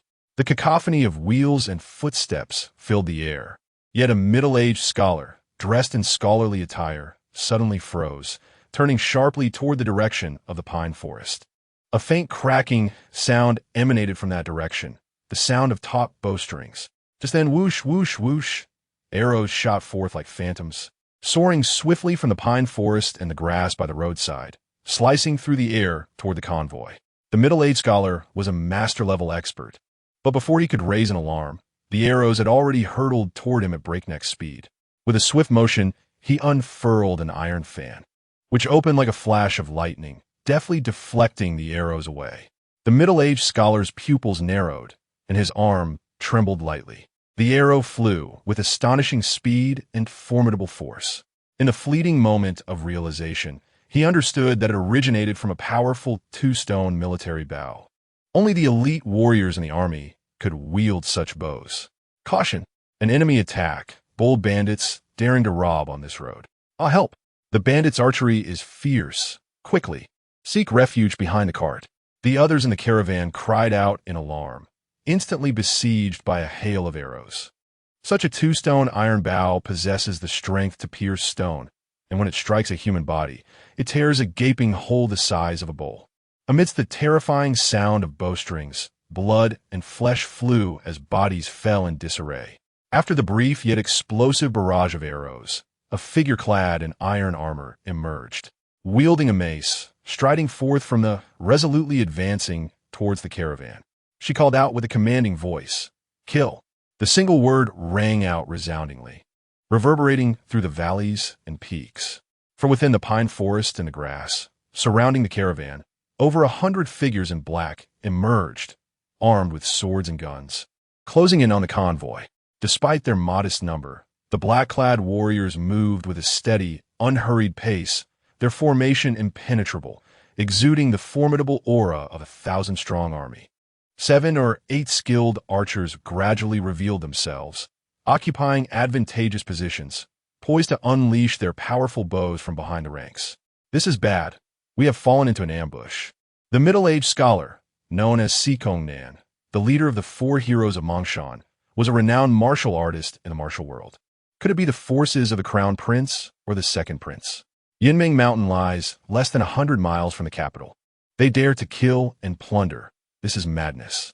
Steady yourselves. Do not panic. The military formation is upon us. As soon as the two sides clashed, the disparity became apparent, and the remaining caravan guards suffered heavy losses. The black-clad figures before them coordinated seamlessly and were well-trained. Each of them was fierce and ruthless, their bodies beneath the black garb clearly armored for battle. Nan felt a surge of anxiety. Although he was a master-level expert, he was unafraid of engaging in open combat on level ground. However, in a narrow valley, facing a fully armored army supported by powerful bows, a direct confrontation would surely lead to defeat. More critically, the opposing side had clearly plotted this for some time. How could they lack formidable experts in their ranks? In mere moments, the caravan was beset, cries of agony echoing through the air. "Brother, what shall we do?" asked Guo Xinxing, the third in line, brandishing his longsword. Sensing the dire situation, the second brother, Yuan Shi, shouted in desperation, "What is there to fear? Let us fight them, at worst. We shall still be brave men in 18 years. Nan quickly grasped the gravity of the situation. If they were to safeguard the 5th Prince's convoy, the 4 brothers faced perilous odds that night. Yet, this mission was of utmost importance. Should they fail, the consequences would be dire. He could not afford to ponder how the confidential information had leaked. He bellowed, "Silence. We cannot allow them to encircle us." Second brother, third brother, break their formation swiftly and cover the caravan's escape. Unable to confront them head-on, and with no option to retreat, they could only fight while retreating. As the military formation drew near, Yuan Shi and Guo Xianxing cursed under their breath before simultaneously leaping forward into the fray. The approaching figures clad in black seemed to organize into a triangular formation, a common tactic among infantry. Armed with long spears, swords, and shields, they coordinated their movements, demonstrating tactical variations between their small units. Charge forth! Yuan Shi bellowed, brandishing an iron rod as he surged ahead alongside Guo Xianxing, who wielded a long knife. The three black-clad assailants moved in unison, weapons raised, launching a fierce assault against Yuan Shi. In the prime of his youth, brimming with vitality, he had already attained the initial stage of the Master Realm. The iron rod in his grasp sliced through the air with formidable force, crashing directly into the leather shield of the assailant before him. The impact was akin to a thunderclap, sending the shield-bearer staggering, yet fueled by an indomitable spirit. The man held his ground. Yuan Shi's ferocious momentum faltered, as he suddenly found himself beset by the long spears and knives of the two black-clad figures behind him. Startled, he realized that to withstand his strike head-on, the opponent must be at least a top-tier master, if not a true master themselves. How could a mere foot soldier within this military formation possess such prowess? Chapter 22. A killing intent. Like a river, Yuan Shi swiftly retracted his iron staff, drawing it upward in a half-circle, producing two resonant clangs as he deflected the long spear and broadsword. At this moment, Guo Xianxing had arrived, and the shield-bearer had regained his breath, delivering a fierce slash toward Guo Xianxing. Guo Xianxing parried with his blade, poised to break through the triad formation. When the sound of bowstrings snapping pierced the air, and two arrows descended from above, swift as shadows, Guo Xianxing deflected the arrows with his sword. Yet this delay cost them their chance to escape. The small formation nearby pressed in swiftly from the side, thrusts of blades and spears closing in, forcing Yuan Shi and Guo Xianxing to retreat 2 steps. They exchanged a glance, both secretly alarmed. Their opponents were not exceptionally skilled, but their coordination was tight, and they fought with reckless abandon. The 4 heroes of Mingshan had experienced countless battles since their debut, and although Yuan and Guo's combined charge was formidable, they found themselves unable to break through this time. If the enemy closed in completely, their situation would become dire. Both resolved themselves with a fierce roar and charged once more. This time, they both unleashed their blood power, with Yuan Shi's strength surging as he crashed into the great shield like a heavily armored knight. The shield-bearer, unable to withstand the impact, staggered backward and fell. Yuan Shi tilted his body, his iron staff darting like a nimble serpent, striking at the Fengqi points of the black-clad men, forcing them to parry. Guo Xianxing leaped from behind, stepping forcefully onto Yuan Shi's shoulder, using the momentum to vault out of the triad formation, descending like a great bird upon the rear of the military formation. At that moment, a tall figure in black descended the hillside, evidently the leader of their adversaries. Blocking his path, Guo Xianxing's heart leaped with joy. To capture the leader was to seize the enemy. He immediately swung his sword like a serpent. The black-clad figure remained motionless, merely casting a scornful glance. She raised her hand, seemingly offering something forward to Guo Xianxing. In a moment of realization, dread washed over him. His sword was about to make contact with that object when he felt an overwhelming force surging toward him. With a resounding clang, his arms went numb, rendering him unable to maintain his grip on the sword. The weapon was bent by the tremendous force, soaring into the sky like a shooting star. Guo Xianxing's body was hurled back, akin to being struck by a massive wave, feeling as though his arms would break, and his blood surged violently within him. He collapsed, crashing back into the military formation, blood spurting from his mouth. This display of overwhelming might left both Xikong Nan and Yuan Shi in astonishment. Xikong Nan focused intently, recognizing that the figure descending the hillside was a woman, her face obscured by a ghostly mask, wielding a massive iron flail. You! Xikong Nan's heart quaked. Few women in the world wield such heavy weaponry. This was not a force sent by the Crown Prince or the Second Prince, but rather the ghostly masked spirit. You are the ironclad of the Southern Guardian Army. To his astonishment, the assailants were indeed from the Southern Guardian Army. The leader of the Southern Guardian Army, Xiao Yushu, also known as the current Duke of Southern Guardian, was renowned for her unparalleled martial prowess throughout the Great Zhou army. Under Xiao Yushu, the Southern Guardian army boasted 5 iron guards, each of them exceptionally formidable. The most skilled among them, Xiao Taijing, had reached the innate realm, marking him as a top-tier expert, while the remaining 4 were all at the pinnacle of the master realm. Among them, the figure clad in iron armor and wielding a handheld iron flail is none other than the second rank to the 5 great iron guards, the ghost face spirit god, Lai Tie. This individual possesses innate divine strength and a fearless disposition, navigating through the demonic army while adorned in 3 layers of heavy armor, making him an unparalleled general feared throughout the Great Zhou's forces. The 4 heroes of Mingshan felt a heavy dread in their hearts. The eldest among them, Nan, was merely at the mid-stage of the Grandmaster realm, significantly inferior to Lai Tie. With the elite troops of the Southern Army approaching, the prospects for survival appeared grim this night. The military formation advanced in a layered and orderly manner, akin to an iron wall slowly closing in. Lai Tie stopped calmly directing the troops to encircle and annihilate the convoy's guards. Despite her formidable martial prowess, she need not intervene in such a minor skirmish.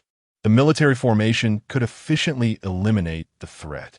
Heroes of the martial world often believe that high martial arts skills grant them the ability to roam freely. In reality, when faced with a well-coordinated and fearless armored formation, combatants below the innate realm are largely rendered powerless. The ironclad army surged forward, and even the mightiest individual martial artist would be reduced to dust. This exemplifies the formidable strength and confidence forged through decades of brutal warfare between the Southern Army and the demonic tribes. At that moment, a mocking laugh suddenly reached her ears. At this snail's pace, when will this be over? A figure flashed, swiftly penetrating the military formation. Lai Tie gasped in shock, shouting, "Your Highness, you must not." The one who had acted was none other than Xiao Yushu, whose body moved like lightning, landing directly in front of Guo Xinxing. His fingers, like steel claws, swiftly seized Guo Xinxing by the throat. "How dare you, scoundrel!" Yuan Shi bellowed, swinging a heavy iron rod with force. Xiao Yushu raised his hand, using Guo Xinxing as a shield as he advanced, delivering a sweeping kick aimed at Yuan Shi's groin. Yuan Shi's face changed dramatically, and he quickly withdrew, realizing that if he continued to exert force, his younger brother Guo Xinxing would suffer a fatal blow from the iron rod. As Yuan Shi retreated, Xiao Yushu's kick missed its target. He stepped forward suddenly, unleashing the ultimate technique of the demon-suppressing fist. Xiao Yushu raised his left fist, unleashing a thunderous strike. The surge of his vitality akin to a roaring river, crashing towards Yuan Shi's chest with unstoppable force. The dragon capturing cannon, the air reverberated with a muffled thunder, reminiscent of a dragon's roar, as the powerful energy collided like a mountain. Yuan Shi shouted in defiance, summoning all his strength to raise the iron rod in defense.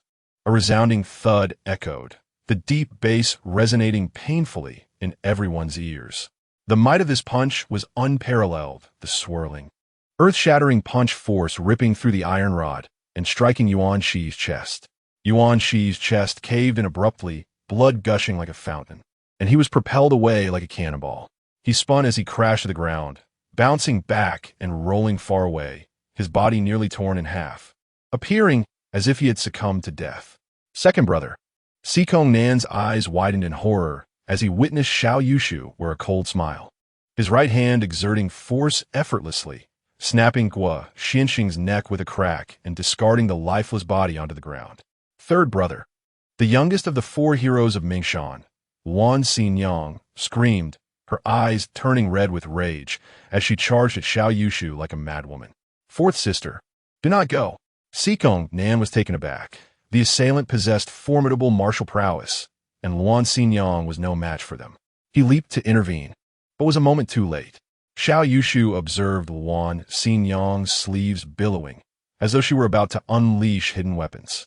In a flash, he delivered a swift kick to Yuan Shi's broken iron rod, which hurtled through the air with a terrifying whoosh, piercing Luan Xinyang's chest and pinning her to the ground.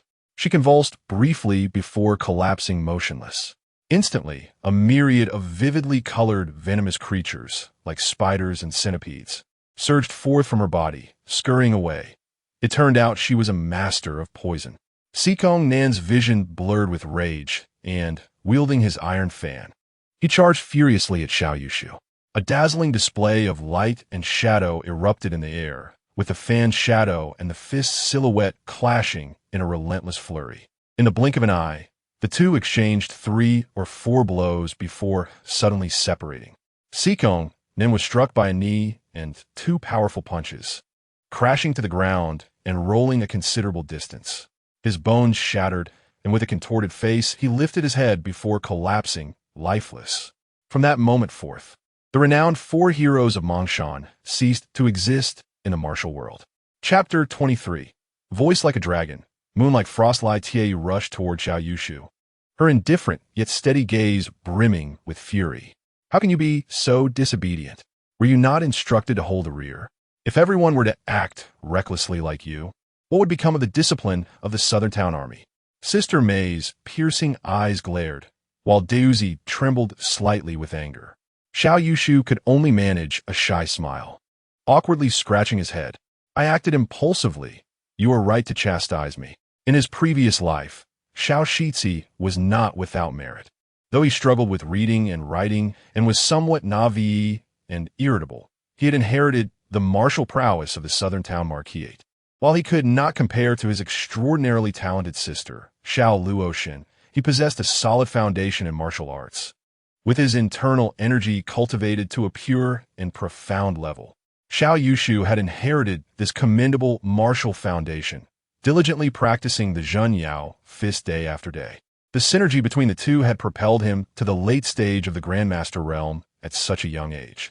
As a former recluse, experiencing martial prowess for the first time ignited a desire within him to test his abilities. In a moment of uncontrollable impulse, he had swiftly subdued the 4 heroes of Mongshan.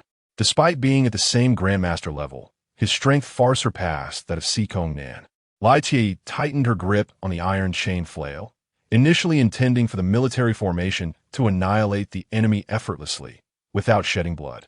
However, Xiao Yushu's reckless actions filled her with concern. What if he were to act rashly and sustain injuries? She could not allow any harm to befall her young lord. With that thought, a surge of killing intent arose within her. Like a wisp of smoke, Lai Tie dashed into the enemy ranks in a flash. The remaining guards of the convoy roared in unison, and 7 of them, armed with weapons, charged forward, some slashing with knives, others thrusting with swords, surrounding her in a frenzied assault. Lai Tie's form twisted and turned, evading the barrage of blades and spears with astonishing agility, her iron flail vibrating in her hand. The air erupted with the sound of thunder, creating a shockwave that radiated outward from her, sending the 7 guards flying in all directions as if they were leaves caught in a tempest. In midair, the ground beneath them crumbled and shattered, as if they had been struck by a heavy truck. Xiao Yushu's gaze flickered, and he could not help but take a deep breath. Was this the might of the 5 iron guards? Lai Tie's martial skills had reached such an extraordinary level. What then of the innate master, Xiao Taijing, whom he had yet to encounter, and his sister, Xiao Luoshin, ranked 12th in the realm? What heights had they attained? With Lai Tie's swift strikes, the convoy guards were dispatched in mere moments. The southern town soldiers followed suit, their blades and spears raining down with precision, mercilessly ensuring that none survived. The only figure still standing within the convoy was an elderly eunuch. 3 military officers from the southern town, armed with pistols, long swords, and sword shields, formed a trio formation to engage him in combat. To have attained the rank of officer within the Southern Town Army and been dispatched to the capital, he was undoubtedly a seasoned warrior who had emerged from the sea of corpses and blood in battles against the demon race. Yet, this elderly eunuch possessed formidable martial skills, executing a set of techniques that balanced strength and softness. Despite the officers' utmost efforts, they found themselves at a disadvantage, ultimately sustaining minor injuries in the struggle. The seemingly relaxed old eunuch was, in fact, secretly alarmed. These 3 military academy graduates, undaunted by death, had ensnared him, rendering escape an arduous task. Although he held the upper hand in the confrontation, capable of vanquishing the trio within a mere 30 to 50 moves, time was a luxury he could no longer afford. At that moment, the military formations encircled him from all directions, a myriad of strong bows and crossbows aimed squarely at the center.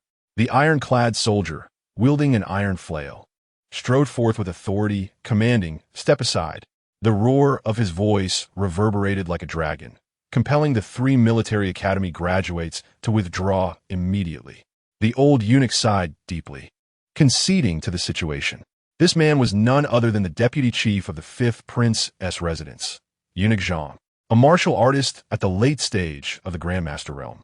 The 5th Prince, Su Zhen, regarded him with unwavering trust, marking him as a loyal ally. He adjusted his attire meticulously and bowed with utmost respect, saying, "Greetings, young Master Xiao. Congratulations on your wedding." Xiao Yushu smiled gently, nonchalantly gesturing for him to stand at ease. "Eunuch Zhang, there is no need for such formality. It is quite late, and your dedication to the 5th Prince's affairs is commendable." Eunuch Zhang looked at Xiao Yushu with a complex expression, finally sighing, "Young Master Xiao, you are truly remarkable. Having deceived everyone, not only the 5th Prince, but even in the capital, it seems no one is aware of your martial prowess. I fail to understand why, given your noble status, you would engage in such highway robbery." Xiao Yushu chuckled heartily, speaking sincerely, "Eunuch, you are mistaken. This silver was originally the military funds of the Southern Town Army. We merely seek to reclaim what is rightfully ours. As for my martial skills, alas, no one has ever inquired. Over the years, everyone has only asked me about my studies in calligraphy, branding me a fool. Yet no one has ever asked about my martial training." He gazed skyward, a look of melancholy on his face. "As a martial prodigy, I have no one to confide in, which has become quite a burden." The soldiers of the Southern Town Army could not suppress their laughter, while the ironclad soldier shot him an exasperated glance. This lad never knew when to hold his tongue. Eunuch Zhang's face twitched as he remarked, "Are you not afraid of the revelation of this matter leading to the Emperor's wrath?" Xiao Yushu shook his head, laughter fading, his tone growing colder. "This silver was misappropriated by the 5th Prince. Should I take it, he would not dare to speak out. How could a virtuous prince engage in such disgraceful acts?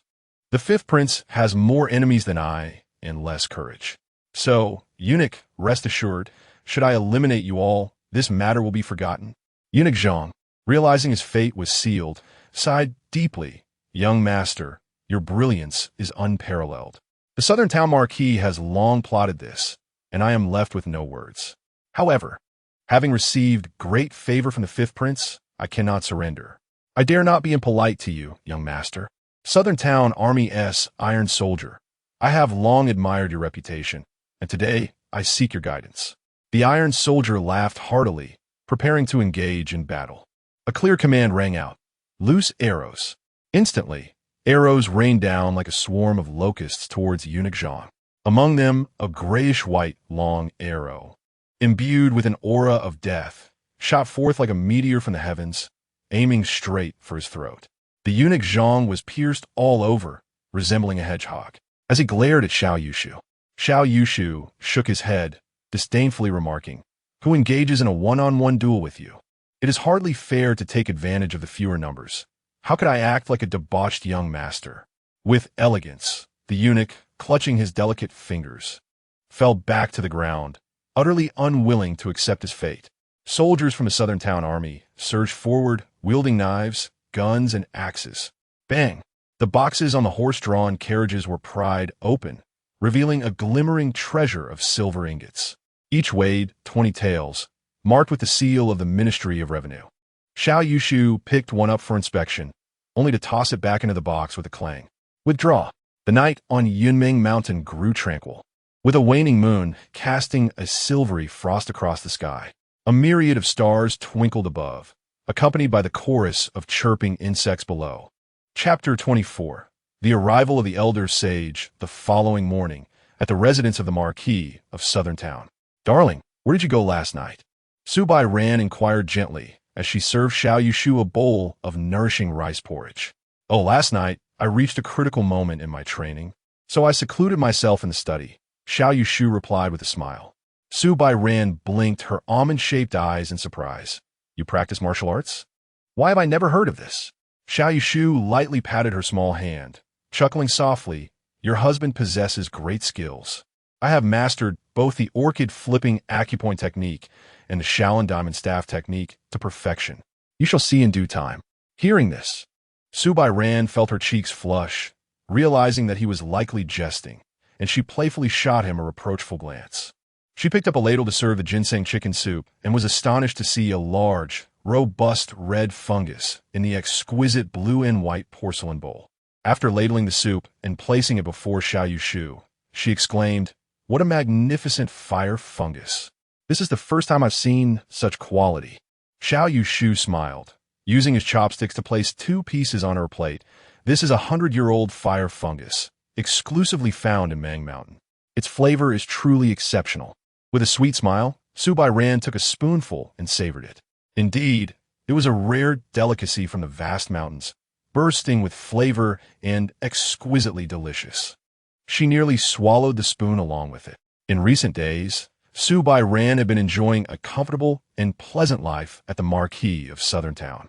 Under Xiao Yushu's guidance, the entire household had come to regard her as the lady of the house, treating her with utmost respect.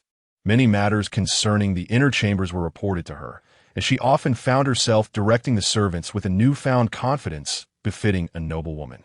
The Marquis of Southern Town was a top-tier aristocracy, and with Xiao Luo Shun being a devoted brother, the living conditions were undoubtedly splendid.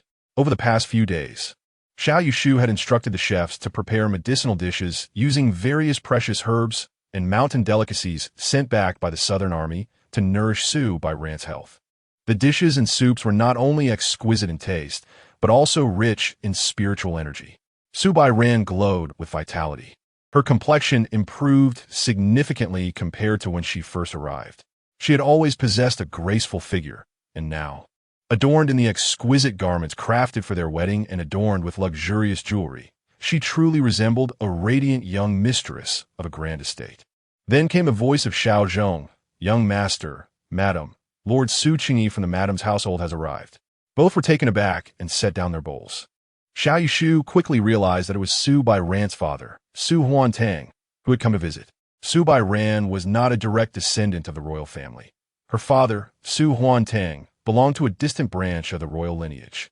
This branch of the Su family was influential in Jiangnan, regarded as a prominent family in that region. However, their influence in the capital was considerably weaker. Su Bairan, as a county princess, had only received her title because Su Huantang had spent a significant sum to honor the empress during her birthday celebration. Her title as a princess paled in comparison to that of the direct royal descendant, Su Yuyan.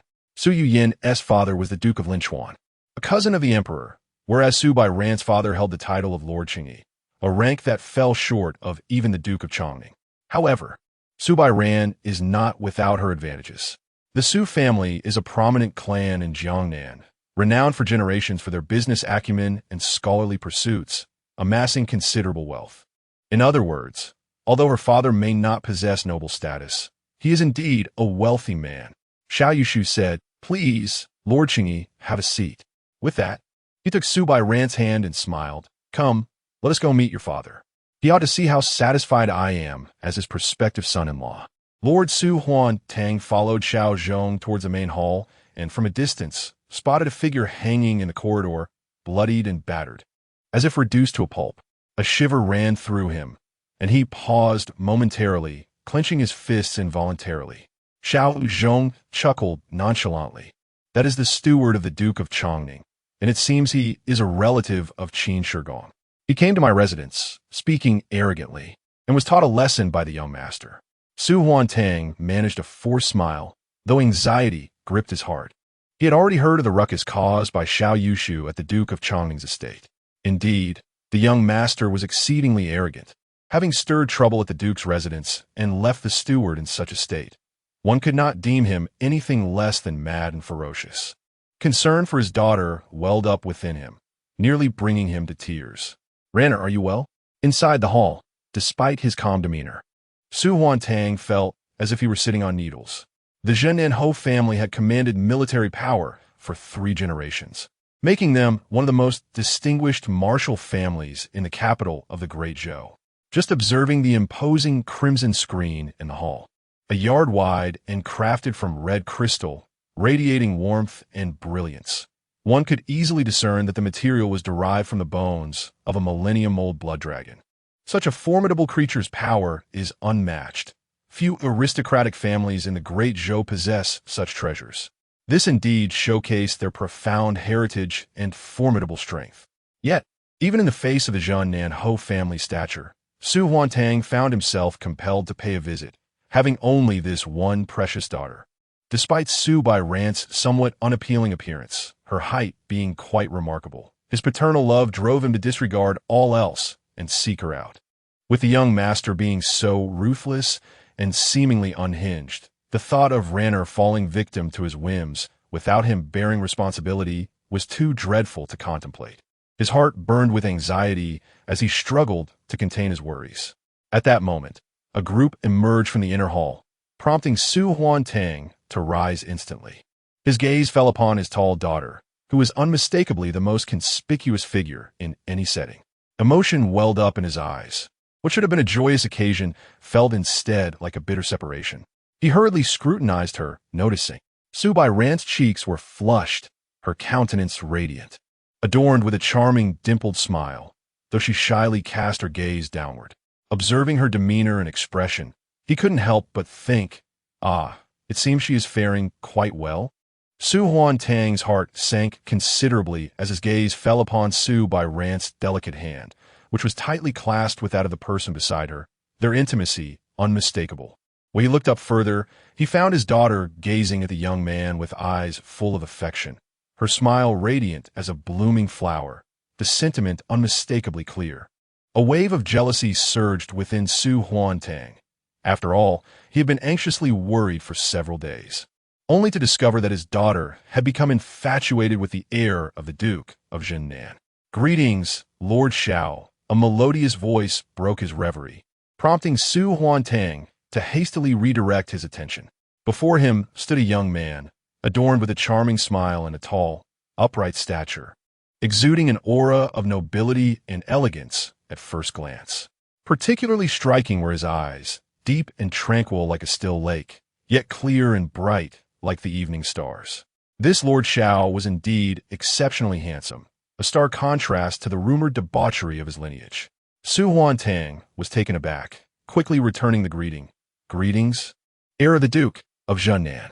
After exchanging pleasantries, they took their seats, and once a set of exquisite tea was presented, Su Bairan gracefully waved her hand, prompting all the servants and maidens in the hall to exit promptly and efficiently. Su Huantang was astonished. His daughter's demeanor was reminiscent of a matriarch from a prominent family. In an instant, Su Bairan rose, personally taking the teapot to pour tea for Su Huantang, her bashful yet joyous smile illuminating her face. "Father, what brings you here?" she inquired. Su Huantang nearly laughed in exasperation. "What brings me here? Am I not here to prevent you from suffering a great loss?" Chapter 25. Braving flames and water. Su Huantang felt a pang of sorrow in his heart. A bittersweet sensation. His daughter seemed to be thriving, yet how quickly she had begun to treat him as a stranger. Su Bairan exclaimed joyfully, "Do not worry, father. My husband treats me splendidly, and he doesn't mind my height at all." Relief washed over Su Huantang, and his expression softened considerably. It seemed that young Master Xiao had not only treated Ranner well, but had also shown her considerable kindness. The spirit and demeanor of his daughter appeared even more vibrant than when she was at home. This was a good sign, even if they had consummated their marriage. At the very least, Ranner could assume the role of a secondary wife. Though it may seem a slight to a princess like Su Bairan, it was the best outcome under the current circumstances. After all, the Su family was not of royal lineage, and they could not contend with the esteemed Hua family of Zhennan. As he scrutinized Xiao Yushu, he suddenly understood. One could not deny the young man as handsomeness. No wonder Ranner was quite taken with him. His once awkward daughter, who had always struggled to find companionship, had finally encountered a charming gentleman who accepted her height, and not just any gentleman, but a noble heir. It was no surprise that her heart was entirely devoted to him. Young Master Xiao truly possessed a kind heart. Despite Ranner's less-than-ideal appearance, he was able to accept her without reservation. After pouring tea for Su Huantang, Su Bairan swiftly flitted back to Xiao Yushu's side, replenishing his cup. "Husband, enjoy your tea." Su Huantang could not help but frown slightly, remarking, "Ranner, a lady should not be so frivolous. Once married, one ought to exhibit composure and dignity." Xiao Yushu smiled. "There is no need for concern, Duke Cheng-yi. We are family here. There is no need for such formality. It is better for Ranner to be lively." Su Bairan secretly winked at her father, prompting him to smile in return as he stroked his beard. Xiao Yushu was exceedingly indulgent towards her, which allowed him to breathe a sigh of relief. This was indeed a favorable situation, even as a secondary wife. It might not be worse than being a stepmother to several children in the household of the Duke of Changning. He had always worried about his daughter's vivacity when the match with Duke Changning was arranged. The Duke's household was known for its strict regulations, and he had heard that the mother of Qin Shi Gong was rather stern and rigid. If Ranner were to marry into such a family, with a mother-in-law to govern, rival concubines, and the presence of stepchildren, how could it ever offer the tranquility and freedom of the Zhennan Marquis' estate? The only concern lingering in his mind was whether the legitimate wife of young Master Xiao would accept Ranner.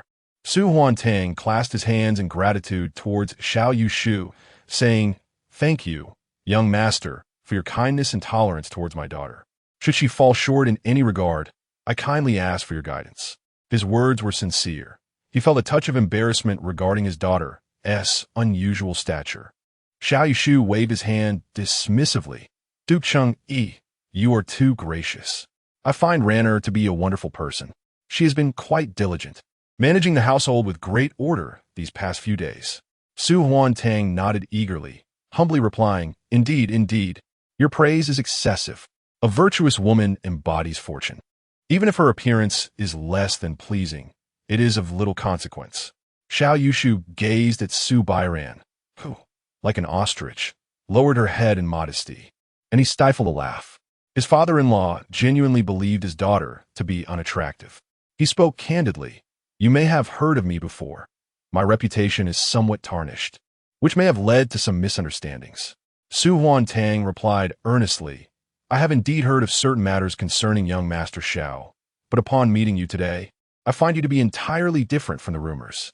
Young Master Xiao possesses a benevolent heart and striking demeanor. Truly, one should not place credence in mere gossip."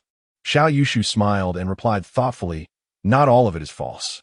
Su Huantang was taken aback as Xiao Yushu rose and continued softly, "My family, the Duke of Southern Command, has commanded the military for 3 generations, and the prowess of the Southern Army is known far and wide. My sister, Xiao Luoshin, is already a general of the Southern Command and a formidable martial artist among the younger generation. If her brother were equally brilliant and talented, it would surely cause some individuals sleepless nights." A jolt of realization struck Su Huantang. This seemingly foolish young Master Xiao was far from simple. He was concealing his true capabilities. "I knew it. The Dukes of Southern Command have always been exceptional. How could their heir be a simpleton?" Xiao Yushu regarded Su Huantang and inquired gently, given the current circumstances, "Do you still wish to marry your daughter to me and allow her to navigate this murky water alongside the Duke of Southern Command's household?" Su Huantang paused in silence, observing his daughter's anxious yet hopeful expression. He took a deep breath and decisively stated, "I have but this one daughter in my lifetime. If the young master can genuinely treat her well and ensure her happiness, I shall not refuse any request from you, as long as it is within my means." "Excellent." Xiao Yushu nodded, feeling a surge of emotion. His father-in-law was a straightforward man, unencumbered by hesitation, which cemented their union. He straightened his attire and bowed deeply to Su Huantang, saying, "Esteemed father-in-law, please accept this humble salute from your son-in-law." Su Huantang, touched, quickly waved his hand and rose, saying, "Young master, you are too courteous. My daughter, as a secondary wife, does not merit such grand treatment." Xiao Yushu responded with curiosity. Who claims that Bairan is a secondary wife? I intend to marry her as my primary spouse, the lady of the Duke of Southern Command's household. What?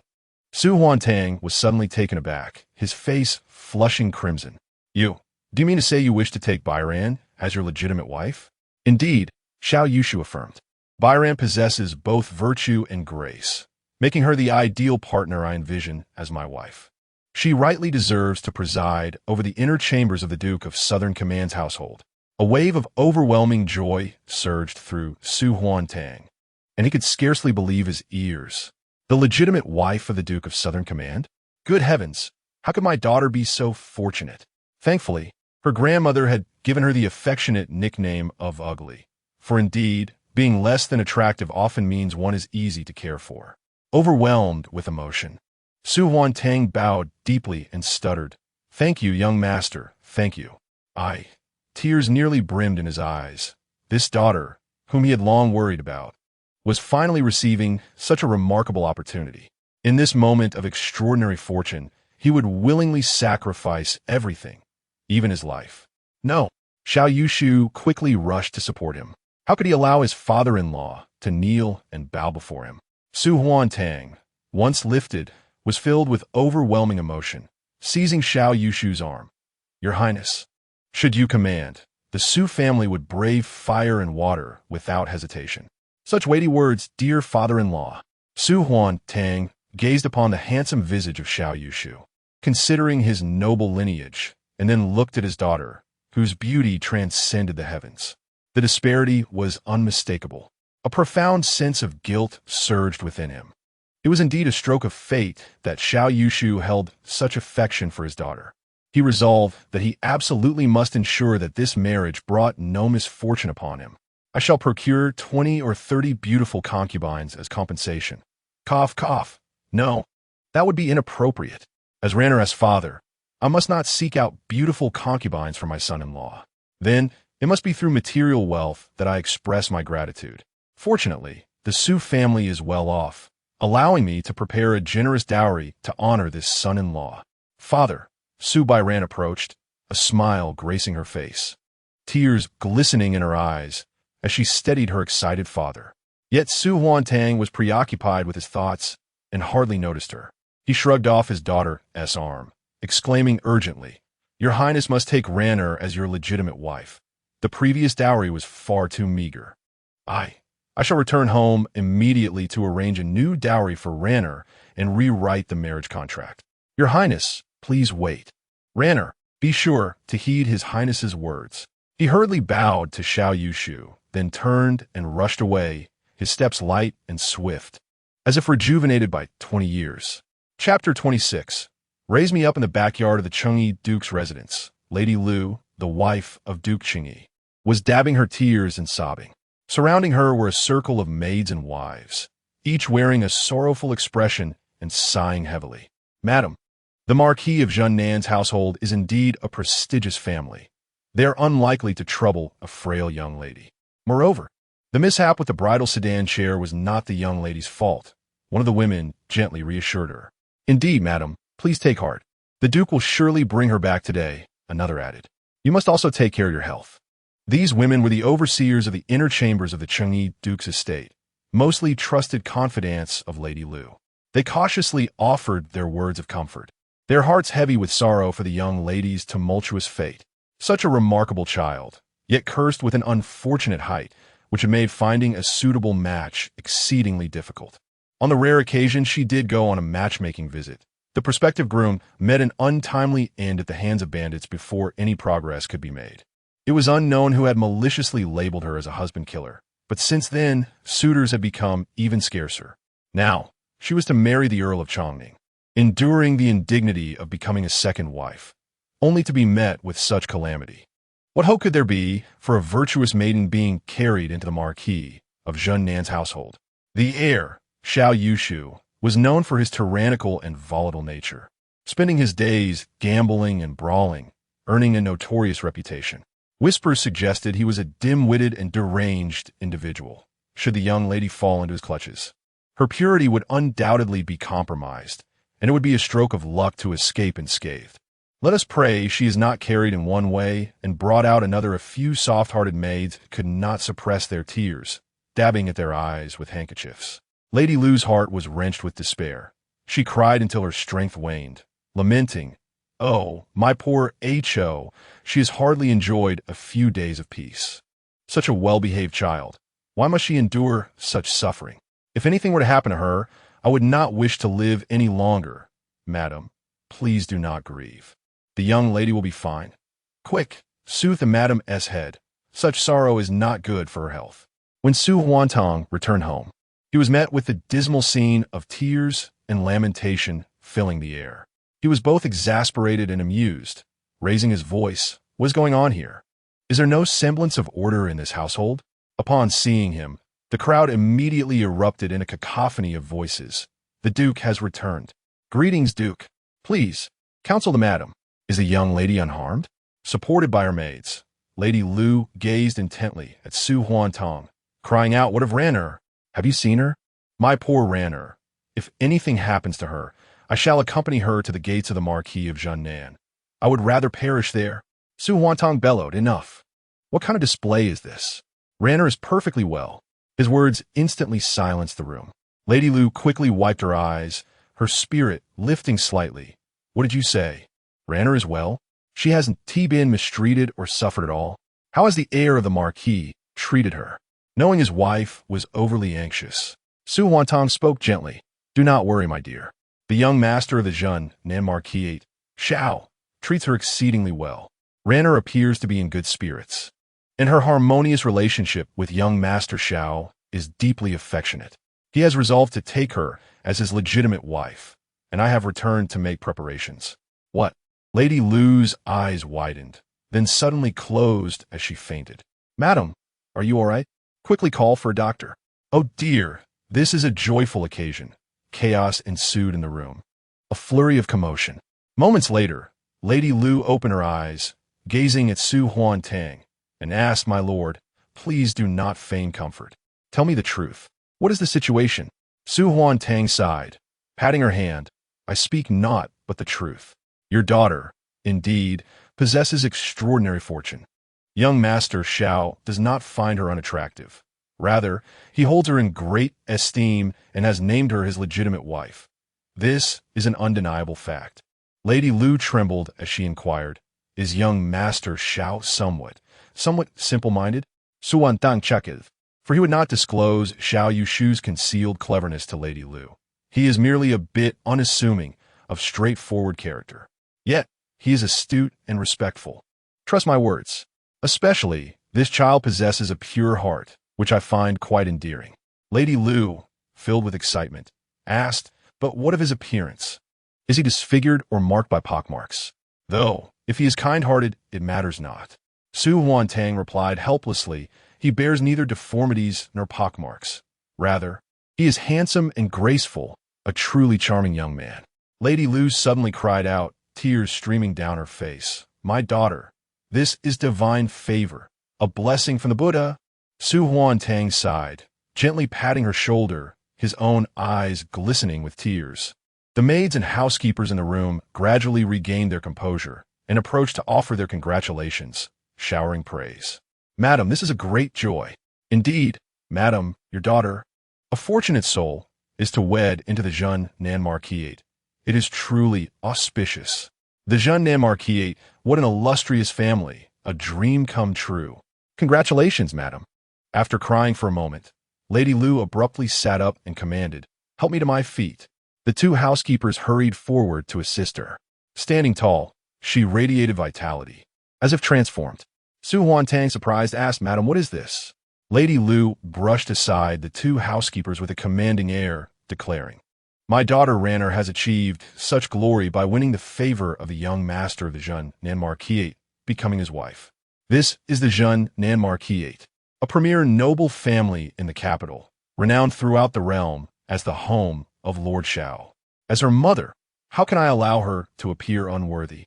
Immediately prepare the dowry. I want Ran'er to marry with dignity." Su Huantong, observing his spirited wife, couldn't help but smile. They both considered the matter of the dowry in unison. "Come, listen well. Immediately tally the treasury and get to work. Lady Lu, invigorated, seemed as if she had consumed a tonic, her complexion radiant, devoid of any trace of weakness. This unexpected joy invigorated the entire Changning Bo mansion, lifting their spirits immensely. All the diligent matrons and their wives were full of vigor, standing attentively, awaiting their lady's commands. Within the Laozi Marquis, there also exists a matron. The garments and adornments I prepared for Ranner are of a modest and serene nature. The heir of the Zhennan Marquis is a youthful gentleman. Surely he would not be fond of such simplicity? Summon the finest seamstress from Hualien workshop at once. All 64 sets of garments must be redone, and the dowry fabrics replaced with new ones. Furthermore, the jewelry from Changning Pavilion must also be entirely remade, exquisite and opulent in design. It is unacceptable. The attire from the capital cannot compare to the elegance of Jiangnan. Dispatch a swift messenger back to Jiangnan, instructing the household to prepare a grand vessel and send the finest artisans from Yichang Pavilion, ensuring they bring ample feathered silks, gauzes, cloud brocade, and the most exquisite materials to create garments for the heir and Ranner. Chapter 27. Dowry and compensation. The furniture must be newly crafted. What stature does the Duke of Zhennan hold? The furnishings previously provided were far too modest. Everything shall be replaced with new items. We shall utilize the finest woods, rosewood, golden sandalwood, and wangwali, crafted with exquisite artistry. The study of the heir will be inlaid with jade, while the new residence will feature gold inlays. The Duke of Zhennan hails from a family of martial prowess. Thus, procure precious weaponry as gifts for the heir. Alas, what a calamity! Madame Lu exclaimed suddenly. What troubles you, my lady? Su Huantang inquired. With urgency, Madame Lu responded. Earlier, when Ranner was to marry into the house of the Longning Marquis, I refrained from arranging for a personal maidservant, fearing that the presence of a maid would stir trouble, given that the Marquis already has 2 concubines. But now that Ranner is to become the heir's wife, she lacks even a close companion. Will the heir not mock our Su family for being miserly? Su Huantang sighed. Such matters were beyond his purview, and he left it to Madame Lu to manage. Turning to her subordinates, Madame Lu commanded, "Gather all the senior maidservants in the household. I must select a personal attendant for the young lady. She must possess the finest looks, temperament, and stature. Furthermore, arrange for another boat from Jiangnan to transport the most outstanding maidservants. It is essential to have suitable attendants to help secure the young lady's favor. For the sake of propriety, we must present at least 8 pairs of maidservants. Wouldn't you agree, my lord?" So many? Very well, you are correct, my lady. Working late into the night, Madame Lu joyfully presented the list of gifts to Su Huantang. "My lord, I have prepared a dowry of 128 items. What do you think? 64 items have already been sent to the Duke of Zhennan, and with this new set, we finally achieve a grand display of bridal gifts. As we are not of royal lineage, the dowry cannot exceed 200 items according to the regulations." Su Huantang glanced at the list, astonished. Good heavens! This dowry exceeds that given to the Longning Marquis by several multiples. What is this? A pang struck his heart. It was his prized frosted green jade cup. Madame Lu chided, "You have but one daughter. What significance does the set of cups hold?" With a resigned sigh, Su Huantang acquiesced, conceding, "Very well. If it must be given, then let it be." Madame Lu smiled. In the capital, the typical dowry ranges from 6,000 to 10,000 taels.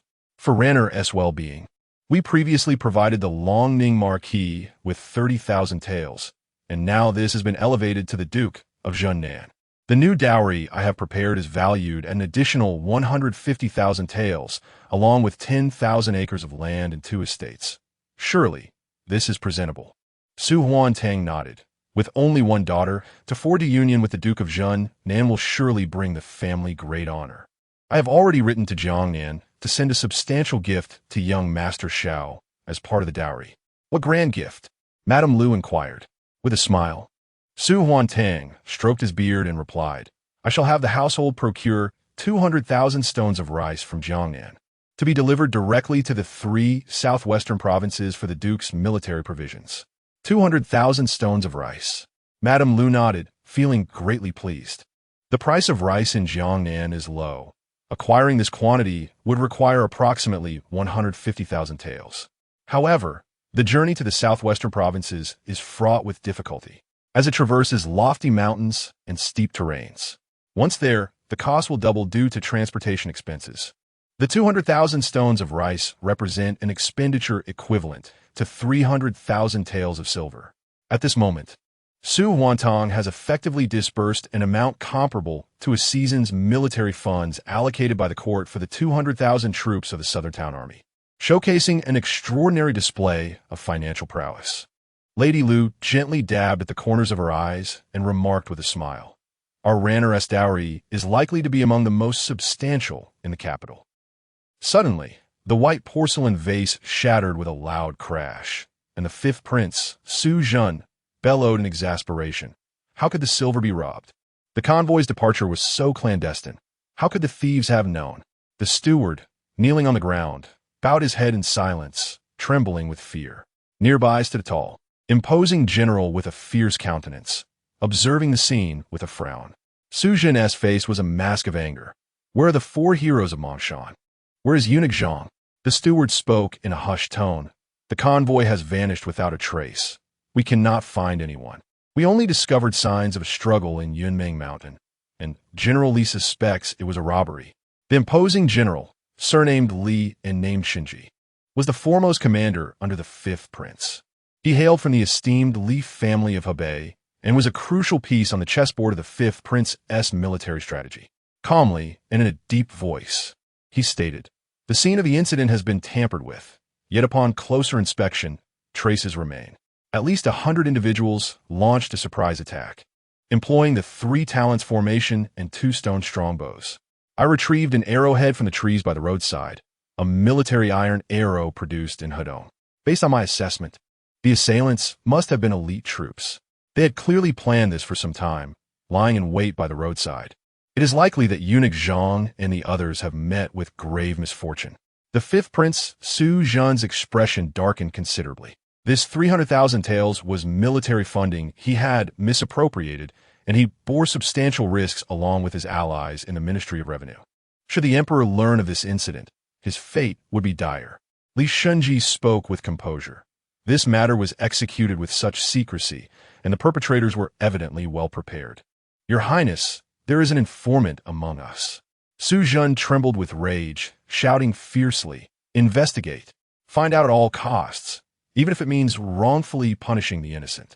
Once we uncover this informant, I shall make their entire family wish they were never born." He took a deep breath to steady himself and slammed his hands on the table, demanding, "Who do you suspect could be behind this? My eldest brother or my second brother?" Li Shunji shook his head. "It is difficult to ascertain. The eldest prince has close ties with Hedong. The Hedong army is formidable, and Yunming Mountain is not too far from Hedong, making it feasible for them to undertake this operation. The second prince has many allies within the Imperial Forest Army in the capital, and some skilled fighters as well.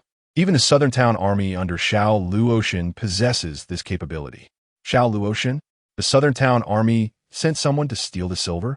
I sense that this is a plausible scenario. The 2 elite guards, Lai Qiei and Hua Taixian, are currently in the capital. The house steward, Xiao Zhong, is also quite powerful. They are currently in need of military funds and thus fall under suspicion. However, the bodies have been taken away, leaving us with scant clues, making it difficult to draw any conclusions. Su Zhen shook his head. "It cannot be them." Li Shinji's eyes flickered, and he frowned in agreement. Time is not on our side. Su Zhen's decision to send the silver convoy out of the city was made hastily. Even if the Southern Town Marquis' residents had received word, there would not have been enough time to consult with Xiao Luoshan, who was thousands of miles away. The heir to the Southern Marquis, Xiao Yushu, is nothing but a worthless fool. He lacks both the cunning and the audacity to engage in highway robbery. Su Zhen remarked with a cold smile, "If I uncover the identities of the first or second, they shall certainly pay the price." He then turned to the steward and instructed, "Summon Wang Xing from the Wanli gambling house to see me." Wang Xing of the Wanli gambling house is a local tyrant in the capital, his enterprises encompassing gambling, brothels, and money lending. Su Zhan intended to borrow 300,000 taels from him to plug the hole in the Ministry of Revenue, lest the first or second make a sudden move against him and report this matter to the emperor. The first has the support of Hedong, while the second is backed by the influential Gan family. He alone must toil to amass funds. Ultimately, he earned not a single coin, but rather incurred a loss of 300,000 taels. Su Zhan slammed his palm on the table, his heart seething with extreme anger and frustration. Chapter 28 Goodness. The Duke of Zhennan's residence? Jiangnan Road, Linen Prefecture. The Su family is a prominent clan in Jiangnan, having cultivated their wealth and influence in the region for a century, standing at the pinnacle of local power. Their grand estate is undoubtedly a premier garden, adorned with exquisite carvings and paintings, exuding opulence and elegance. What? The elder of the Su family, clutching a handwritten letter from Su Huantong, could scarcely believe his eyes. The Duke of Zhennan's residence? The residence of General Xiao? Surely I am not mistaken. Su Huantong's brothers all shook their heads, expressing their astonishment, equally taken aback. Father, you are not mistaken. It is indeed the Duke of Zhennan's residence in the capital. Yes, the very same Xiao family that issued the demon-slaying order. The elder of the Su family took a deep breath, pressing his hand against his chest, feeling a buzzing in his head. Is it not true that Ranner has married the adopted son of the Duke of Zhennan? No, it is indeed the legitimate heir of the Duke of Zhennan, as stated in my elder brother's letter.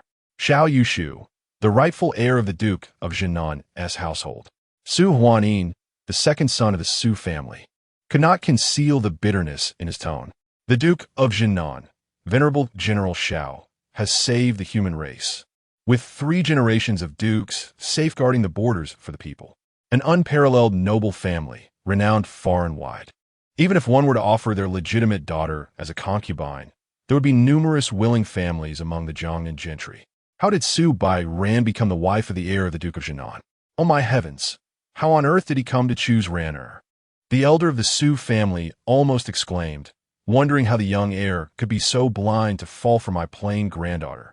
If one were to be enamored, it should be the beauty of the second branch, the lovely Su Bai Ting. He simply cannot fathom it, took a deep breath, and exclaimed, though my tall granddaughter may be unattractive, she is indeed blessed beyond measure. The uncles of Su Bai Ran also found this matter utterly perplexing. The reality of the situation was simply too unreasonable. With her unusual height, how could any man endure having a wife taller than himself? Even though she has been granted the title of princess, what does that mean in the capital? There are only a couple dozen princesses of note, yet hundreds of princesses. How could this heir of Xiao possibly take a liking to her? The expressions of the crowd were complex, a mixture of envy, joy, and, of course, jealousy. Some with deeper motives were already scheming to leverage Su Bai Ran's connection to secure a place for their own daughters as concubines in the Duke of Zhennan's residence, hoping to partake in some of that esteemed status. The elder of the Su family set down the letter, his expression turning serious after a moment of contemplation. He fixed his piercing gaze upon his sons. You have all read the letter from the eldest. I need not elaborate on what the Duke of Zhennan represents. For our Su family, having a daughter marry into such a prestigious household as a legitimate wife would be a matter of great honor. From this moment forth, whatever my eldest and his wife have mentioned must be enacted immediately. Not a single detail can be overlooked, nor can we afford to delay. Everything must be arranged meticulously. The elder's voice bore the weight of ironclad authority. This is the foremost matter for our Su family at present, and should anyone falter in their duty, let it be known that I, as the clan leader, will show no mercy. Everyone present expressed their solemn agreement. Su Huanqing from the third branch was astute and capable, usually overseeing affairs within the household. He earnestly bowed and said, "Please do not worry. Father, we understand the gravity of this matter. We will ensure everything is handled properly and without delay." Old Master Su nodded, his face beaming with joy as he declared, "Third son, open the storeroom. As a grandfather, I must prepare a dowry for Ranner." The Su family estate was vast, featuring an expansive garden and picturesque lakes in the rear. At this moment, in an elegant pavilion by the lakeside, Miss Su Baiting, the legitimate daughter of the second branch, was conversing with her two maidservants, Xiao and Xiao Yu. Miss, I heard that the eldest master has received a letter. Miss Ran from the first branch is marrying the heir of the southern town marquis in the capital. Is that true? Xiao inquired curiously as she poured tea for Su Baiting.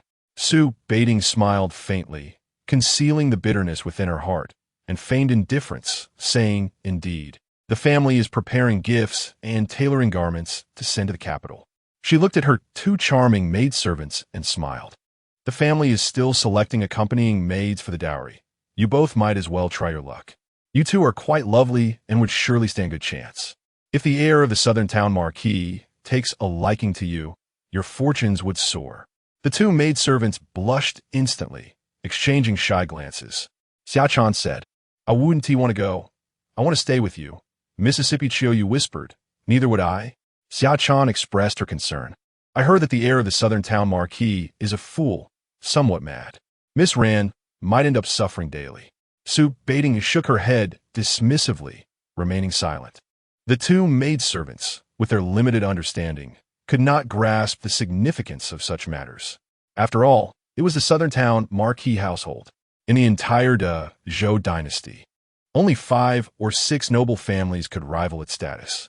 Even if one included the primary wives of the 3 princes, the number of such elite women would barely reach 10. Yet, how many eligible daughters from noble families existed across the land? The Su family, while prestigious in Jiangnan, was relatively insignificant in the grand scheme of the Zhou, especially within the capital where the elite gathered. The number of daughters of equivalent status across the realm would likely amount to hundreds. The current southern town marquis was a woman, making her heir the sole male successor of the marquisate. Becoming the wife of the heir of the southern town marquis conferred the rank of a first-class noblewoman, exempting her from bowing even before royal princesses. Such a coveted position, one that women across the realm aspired to attain, would elevate any successful candidate above countless wives and noble women. She remembered last year when a young nobleman from the capital, the heir of the Yingchuan marquis named Cui Qinghe, visited Jiangnan. Despite being merely a young noble serving as a military officer under the 5th prince, local officials and family heads treated him as a paragon of youth. He was surrounded by admirers, each vying to introduce their daughters to him. She recalled encountering Cui Qinghe, whose face bore an air of arrogance, as if he looked down upon the people of Jiangnan. Upon seeing her beauty, his eyes shimmered with undeniable fervor and covetousness. Yet when her father broached the subject of the marriage contract, he hesitated and evaded, failing to offer any definitive response. This scion of the Yingchuan marquis, so proud and haughty, held a status and power that paled in comparison to that of the heir of the southern town marquis by a vast margin. This stark contrast exemplified the disparity between the regions of Jiangnan and the grandeur of the capital city. There lay the true epicenter of power and wealth. Su Baiting felt a bitter pang in her heart, as intense jealousy gnawed at her soul. She was the unrivaled beauty of Jiangnan, surpassing Su Bairan in every aspect, be it appearance, figure, or literary talent. Yet, why had her remarkably tall, oddly unattractive elder sister become the legitimate wife of the heir to the southern town marquis? If only I could first encounter the heir, he would undoubtedly fall at my feet. The second young lady was indeed exquisite, even when lost in thought. Her furrowed brow rendered her a picturesque sight. Observing the second young lady's somewhat melancholic demeanor, the two maidservants fell into a contemplative silence. Chapter 29. The reward. The prospect of an alliance with the Duke of Zhennan's household filled the Su family of Jiangnan with immense joy. They readily acquiesced to the demands put forth by Su Huantang and Madame Liu. Whether it involved purchasing rice for the Zhennan army or dispatching ships laden with silk and maidservants, and they executed these tasks with remarkable efficiency. The venerable patriarch of the Su family intended to personally accompany the ships northward to emphasize the significance of this union. However, he was resolutely dissuaded by his family, concerned for his advanced age and the potential hazards of travel. Ultimately, it was decided that his second uncle, Su Diyuan, who held the next seniority after the patriarch, along with Su Huanqing, the eldest son of the 3rd branch, would represent the Su family in the capital to extend their congratulations on the wedding. In addition to the stipulations laid out by Su Huantang and Madame Liu, the Su family also sent numerous exquisite gifts. Among these was a magnificent set of natural red coral bonsai ornaments, comprising 64 pieces of varying sizes, each exquisitely crafted and worth a fortune. There was also a collection of gold-inlaid jade lions, totaling 16, meticulously carved from exquisite jade varieties, such as white jade, blue-green jade, and Nanyang jade, each lion holding a pure gold orb in its mouth. An ornate screen featuring gilded figures set against a backdrop of fine bacon green jade was included. A timeless masterpiece by the renowned jade painter Guzigong from a previous dynasty. Additionally, the family presented the more ostentatious gifts, 12 intricately engraved golden orbs, alongside 12 silver orbs, each weighing 1,000 taels. To select the most exceptional maidservants, the Su family conducted a rigorous screening of all eligible female servants. Su Baiting's maid, Xiao Yu, astonishingly made the cut, bidding a tearful farewell to the second young lady and Xia Chan merely 2 days later. 2 grand ships adorned with glazed tiles set sail, laden with the Su family's gifts and silks, alongside tailors, craftsmen, and the chosen maidservants, braving the winds and waves as they journeyed northward along the Grand Canal. Simultaneously, other vessels hoisted their sails westward, laden with rice, heading towards the southwestern 3 prefectures of Jiannan Dao. In the study of the Duke of Zhennan, a voice chimed, "Young master, the dishes are already in the pot and will be ready soon. The horse we raised has injured its hoof, but the physician has attended to it, and now it is in high spirits." Heir, with sparkling eyes, gracefully presented a cup of tea, softly reporting the news. The pale yellow skirt she wore accentuated her curves, embodying the allure of a mature woman. There was no trace of the fierce warrior from the previous night, who had wielded an iron flail, his voice echoing through the valleys with commanding authority. Xiao Yushu nodded, recalling that the previous night's provisions were indeed the confiscated official silver. The term stir-fried implied that it had been mixed with other silver and remelted, ready for recasting today. This ensured that all traces would vanish completely, and the silver would circulate in the market without arousing suspicion. The injured horse represented the wounded soldiers. In the surprise attack last night, the Zhennan army had suffered no fatalities, only a handful of injuries. Now their wounds had been treated, and none were left with debilitating injuries. From any perspective, this was a remarkably clean and deft operation.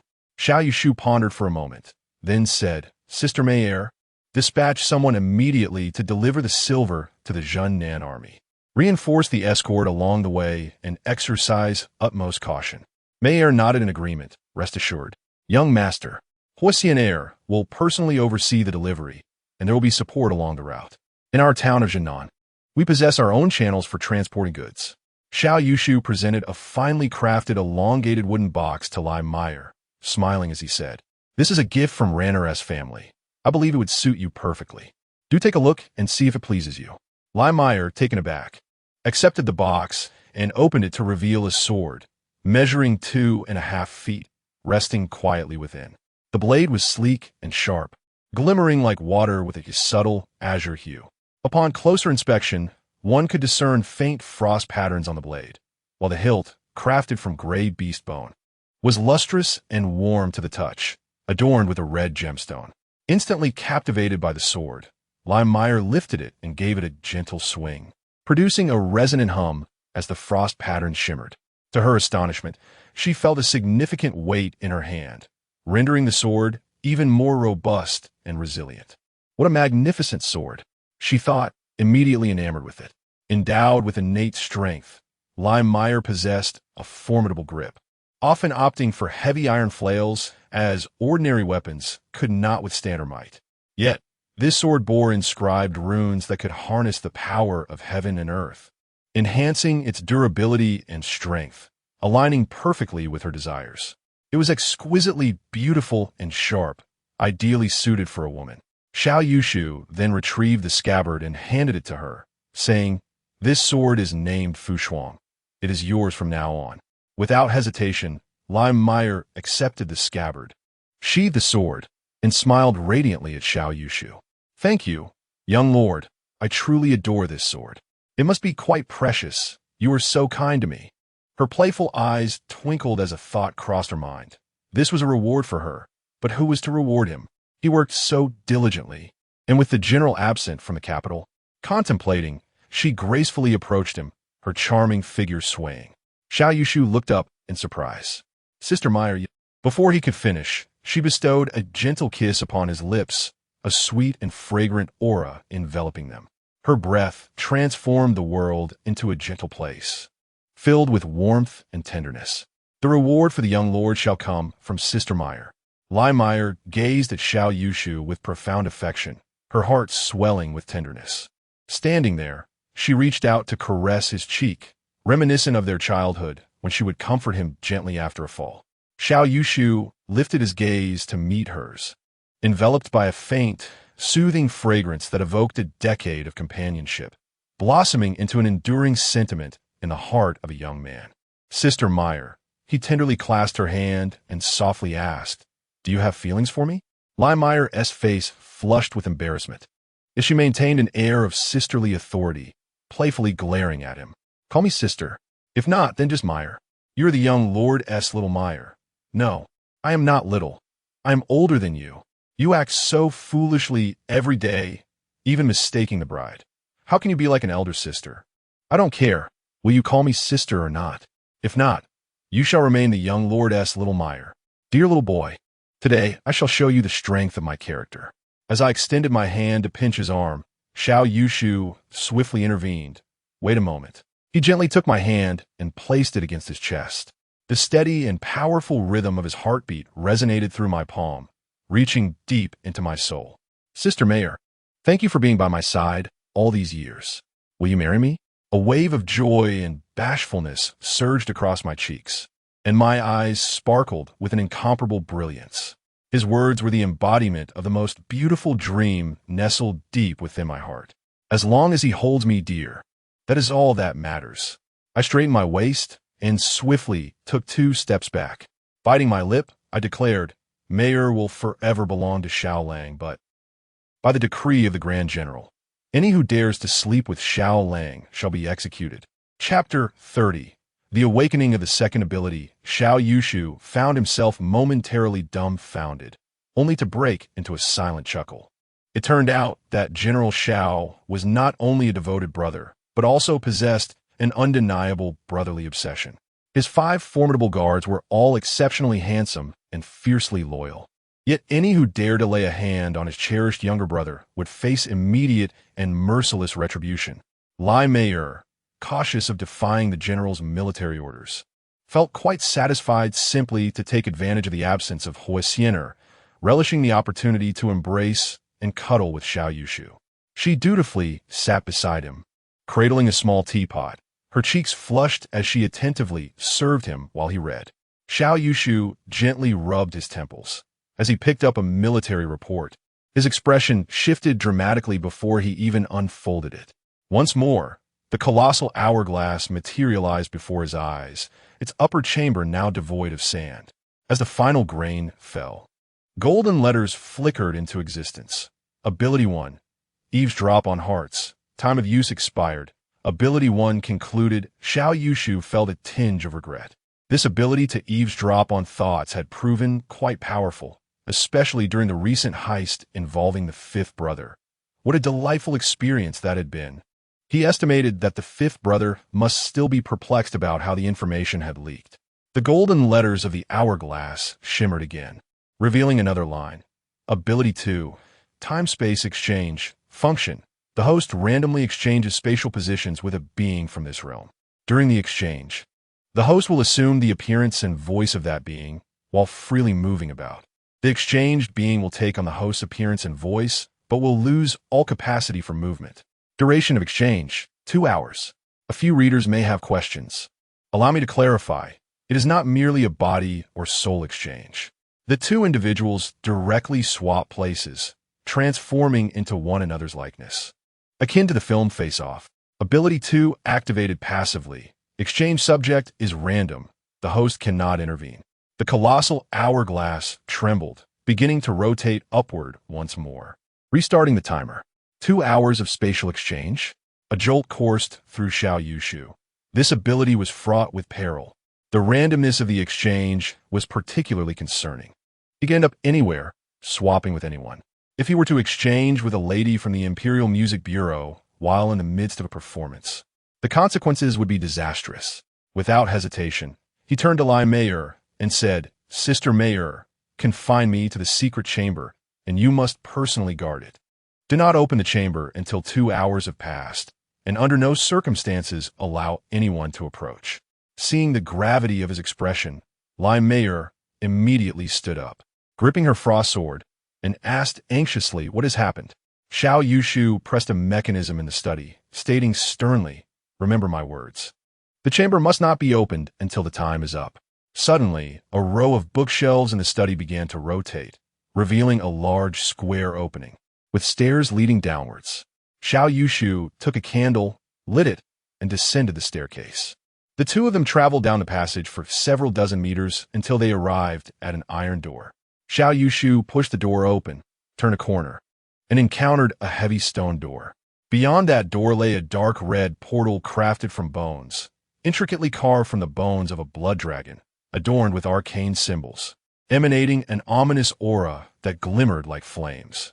Xiao Yushu stepped through the bone door and settled into a stone chamber measuring 2 zhang square.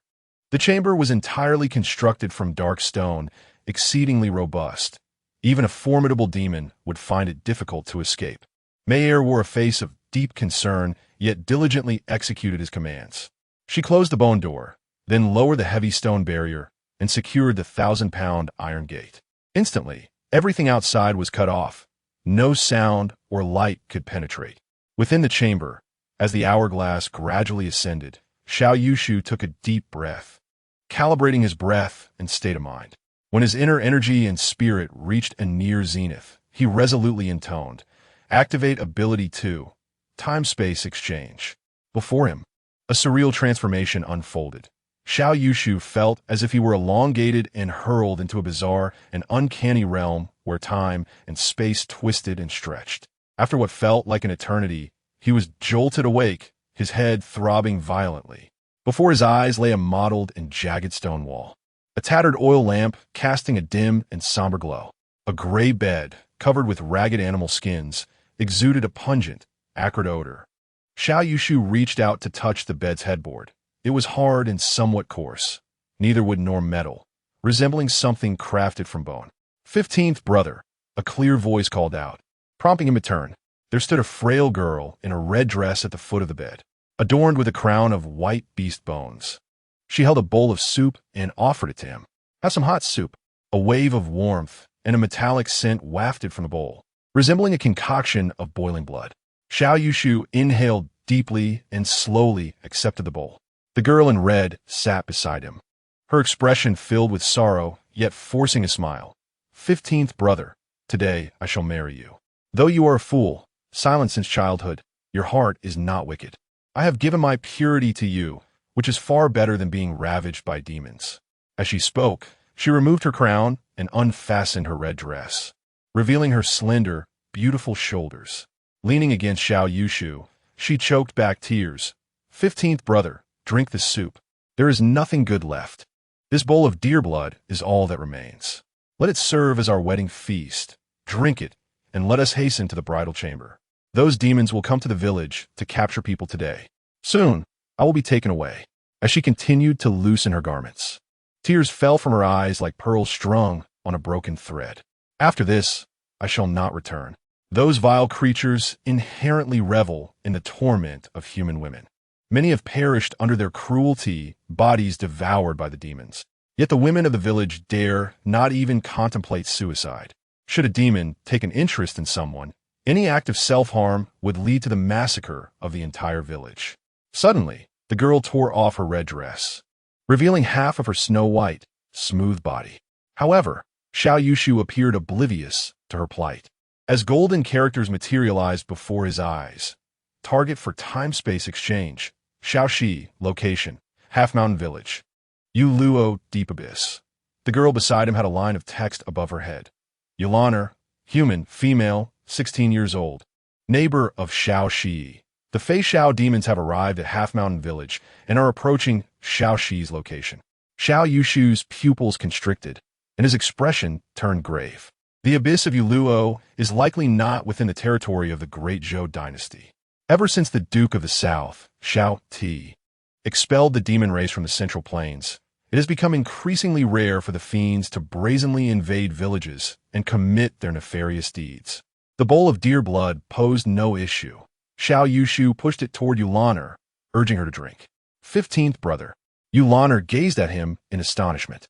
Xiao 15 had always been lost in a daze, and she never anticipated he would respond to her. A rosy hue of happiness graced her frail, pale visage as she cherished and sipped 2 small mouthfuls. After setting down the broken bowl, she suddenly embraced Xiao 15 tightly, her voice breaking into soft sobs. "Oh, how I regret. I should have married you sooner. I should have shared a bed with you, borne you several children, so that even in death, someone would remember me. Yet now it is too late, far too late." At that moment, heavy footsteps resonated ominously, drawing nearer to the small courtyard. Yulaner's pupils constricted in fear, her grip on Xiao Yushu's hand icy and unyielding. Her slight frame trembled incessantly, clearly gripped by abject terror. Summoning a surge of determination, she fervently pushed Xiao Yushu towards the recess behind the bed. Trembling, she urged, 15th brother, you must hide. You must survive. When you have a moment, think of me, just for a little while. Do not forget Laner. In the next life, I shall serve you well. Chapter 31. The Howard Divine Sword slays demons. The village was filled with piercing screams and cries as the fiends wreaked havoc upon humanity. Xiao Yushu slowly raised his head and beheld a rusted iron bar hanging on the wall of the tattered stone house. This was no mere iron bar, it was a sword. He grasped Yulaner's hand tightly and drank the bowl of deer blood in one swift motion. Instantly, a surge of warmth coursed through his chest. He stood up and removed the heavy, rust-covered great sword from the wall. Xiao Yushu of the Southern Guard is here, even with only a rusted iron bar in hand. He was determined to ensure that no demon could rampage unchecked. 15th brother, what do you intend to do? Yulaner gasped in alarm, hastily wrapping herself in her garments. Xiao Yushu pushed the door open and stepped outside, where the atmosphere was thick and the acrid stench intensified. Suddenly, with a resounding crash, the courtyard gate burst open. A massive, shadowy figure resembling a small mountain barged in, its deep voice infused with a hint of brutish lust. Its sinister gaze fell upon the two in the courtyard, revealing a mouth full of sharp, white teeth. "Ha, a woman to amuse me, and another to fill my belly." This fiend bore a human-like form, towering and muscular, with a dark body that rippled with sinewy strength. Its back was adorned with a pair of folded leathery wings, reminiscent of a bat, while its head resembled that of an ape, revealing vicious teeth. It stood a head taller than Xiao Yushu, casting a large, ominous shadow upon the ground, with its chilling fangs dripping thick, viscous saliva. Yulaner trembled uncontrollably, yet summoned an inexplicable courage as she dashed forward. Her frail body collapsed onto the ground, positioning itself in front of Xiao Yushu. She looked up at the demon, pleading, "I beseech you, Great One, spare my man. I am willing to serve you faithfully." The demon leered at her exposed fair skin, licking its sharp claws with a depraved hunger. Its dark yellow eyes were filled with malice and mockery as it beckoned Yulaner closer with a clawed hand. "Come here." Yulaner struggled to rise, casting a lingering gaze back at Xiao Yushu. 15th brother, I must go." She took a few steps forward, but the demon, growing impatient, seized her by the throat. "Please, Great One, spare my man." Yulaner gasped for breath, her voice strained in desperation. The demon erupted into raucous laughter, a cruel smirk twisting its lips. "What if I do not spare him? I could toy with your kind as I please. Today, I shall break his limbs before your eyes, watch you perish, and then feast upon him." Yulaner's heart twisted painfully, tears flooding her eyes. Was this the fate of humanity? Yet perhaps it was better this way. At least they could die together. 15th brother, she managed to turn back, wanting one last glimpse of Xiao Yushu. Just then, beneath the dim, somber light, a sudden radiance surged within the humble, dilapidated courtyard. The sword light flickered cold and blinding.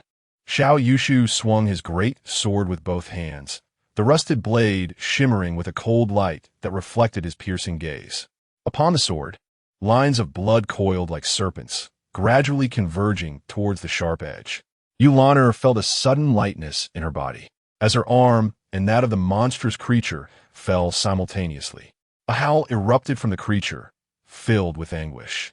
It could scarcely fathom that the frail and timid human dared to wield a sword in defiance and had severed one of its arms. Kill! Xiao Yushu moved like lightning, charging fiercely at the beast. He wielded the great sword as though it were a spear, unleashing the full strength of his arms. The sword, as invincible as a dragon, struck the creature's chest with the force of a thunderbolt.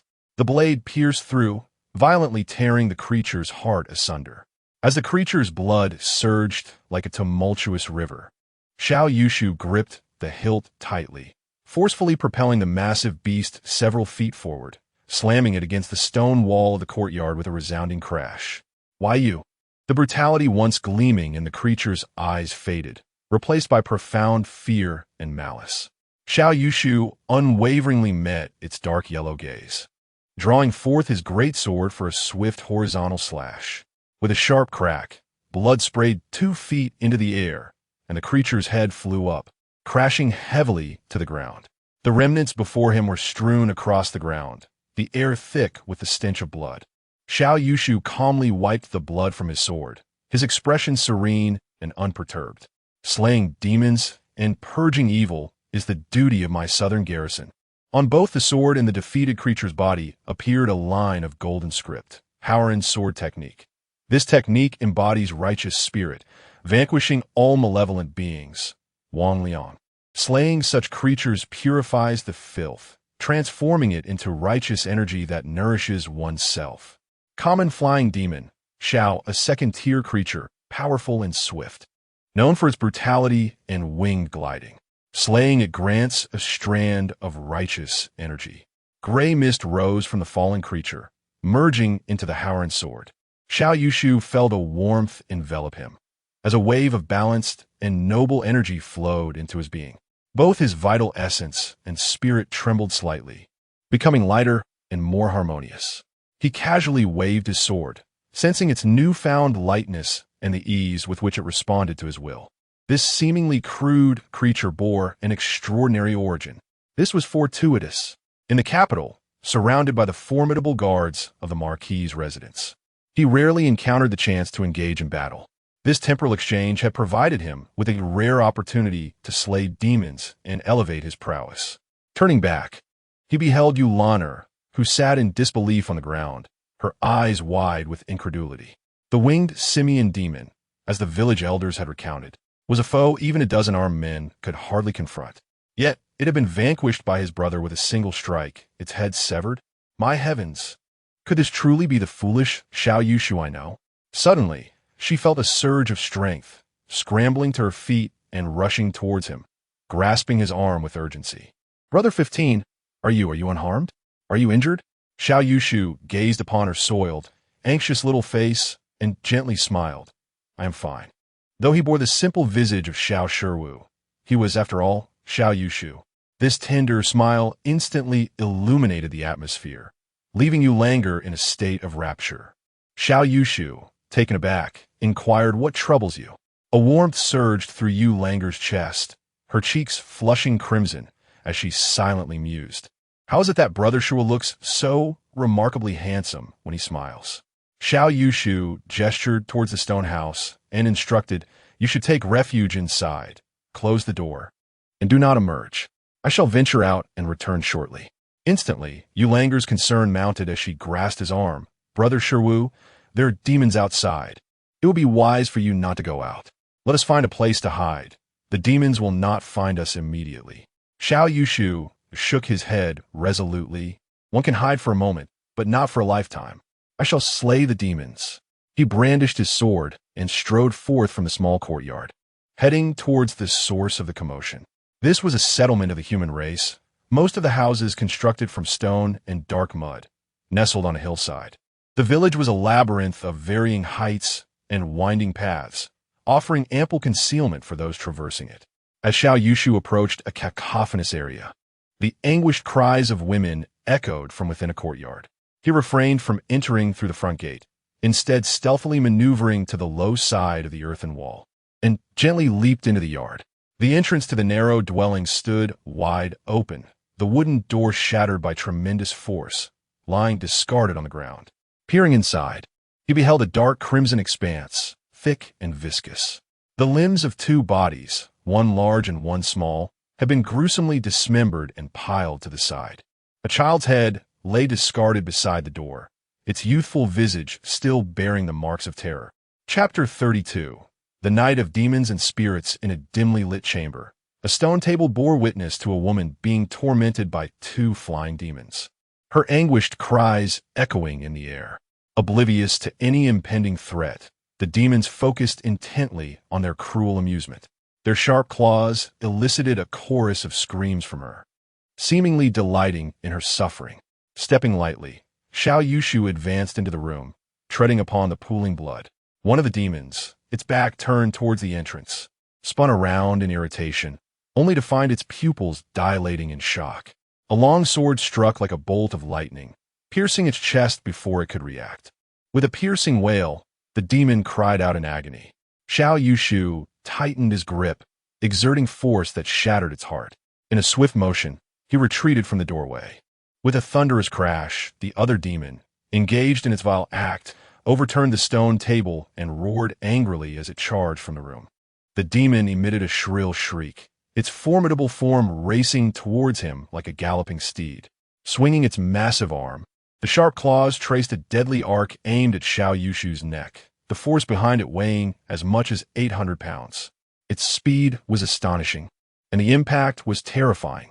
Yet, Xiao Yushu stood his ground, releasing the sword with one hand while his other formed a fist, his energy surging like a raging inferno. He advanced boldly, shouting, "Dragon capturing cannon." A thunderous roar reverberated through the air, akin to a dragon's roar. Xiao Yushu's fist collided with the demon's claws with a force that shattered them instantly, fracturing its arm and sending blood and flesh flying. The powerful body of the demon was repelled as if struck by a tidal wave, crashing back into the room and demolishing half of the wall. With the swiftness of lightning, Xiao Yushu darted inside, raising his great sword, its blade glinting ominously as he aimed a decisive strike at the demon. However, the demon reacted with remarkable speed, kicking off the ground and flapping its wings, evading the blow while propelling itself sideways. Xiao Yushu pursued relentlessly, his sword slicing through the air.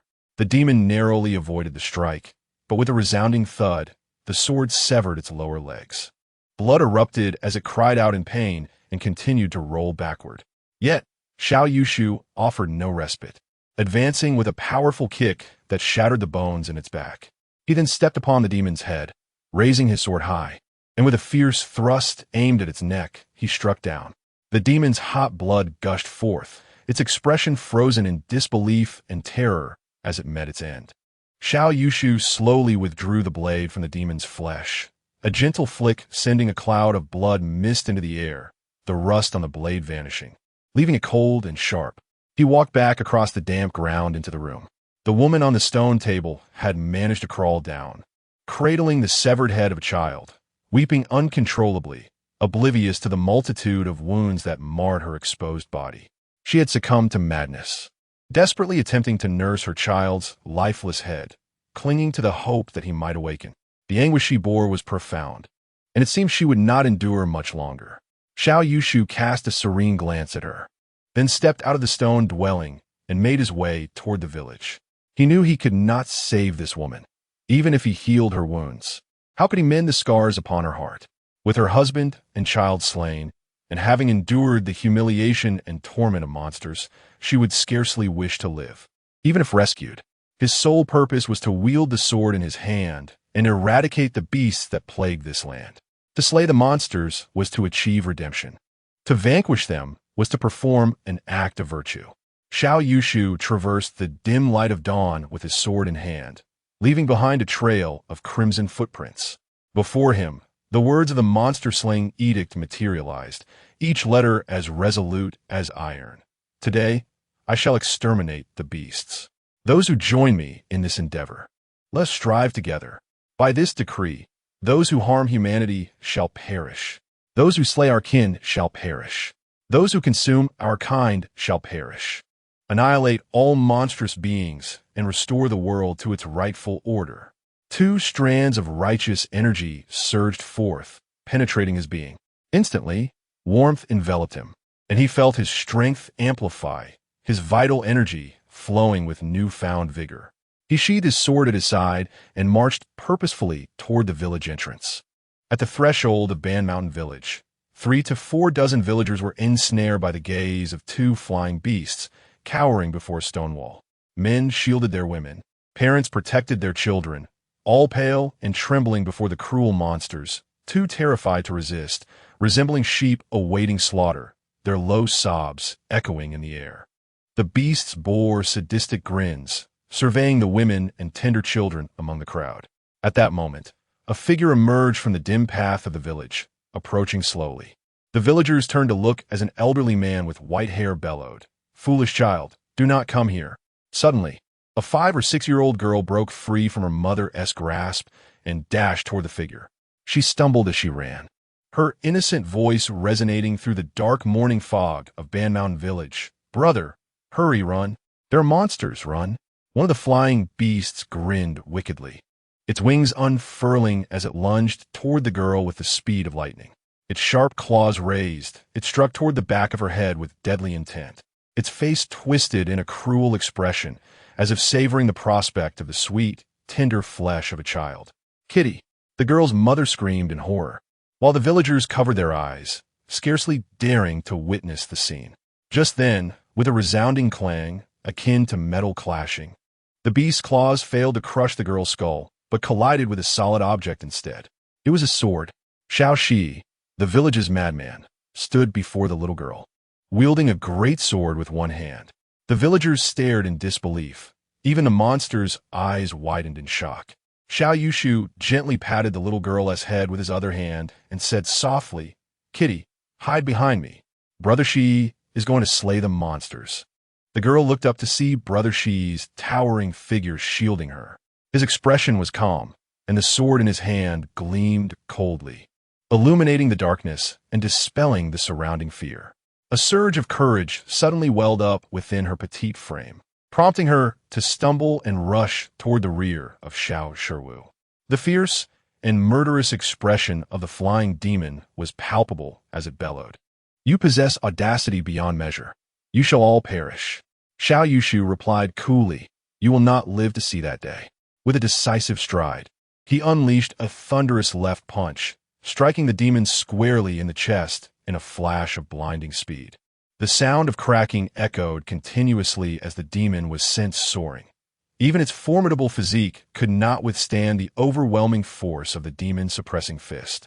With a roar akin to a cataclysm, Xiao Yushu pursued, wielding his colossal sword with the might of a tempest, bringing it down with ferocious intensity. In an instant, the demon was cleaved in 2 mid-air, its severed halves flying apart as blood gushed forth like a torrential downpour, drenching the ground for 10 paces. The villagers trembled, their bodies shaking in shock as they beheld this scene.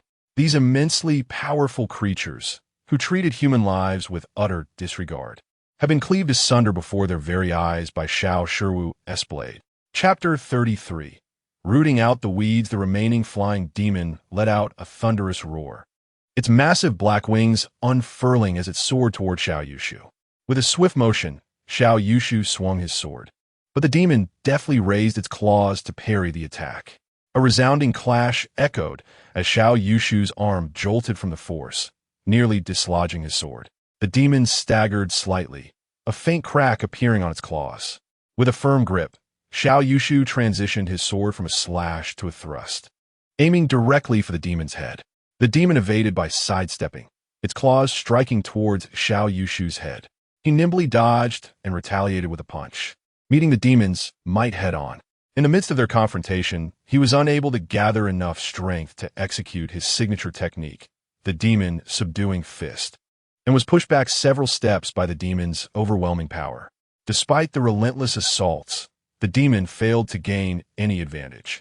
It hovered in the air, its eyes glinting with malice, and sneered, "You may possess strength, but can you match my speed?" With a powerful flap of its wings, it darted towards the location of the cat-child. At that moment, an extraordinary sensation emanated from the sword in his hand. Before Xiao Yushu's eyes, golden characters materialized, bold and imposing, radiating a sense of grandeur. The majestic sutra illuminates the ice. "With a sword among mortals, all demons shall be subdued."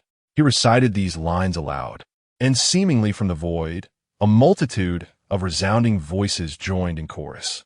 The heavy sword in his grasp suddenly burst forth with dazzling brilliance, instantly resonating with his spirit, resembling a living entity.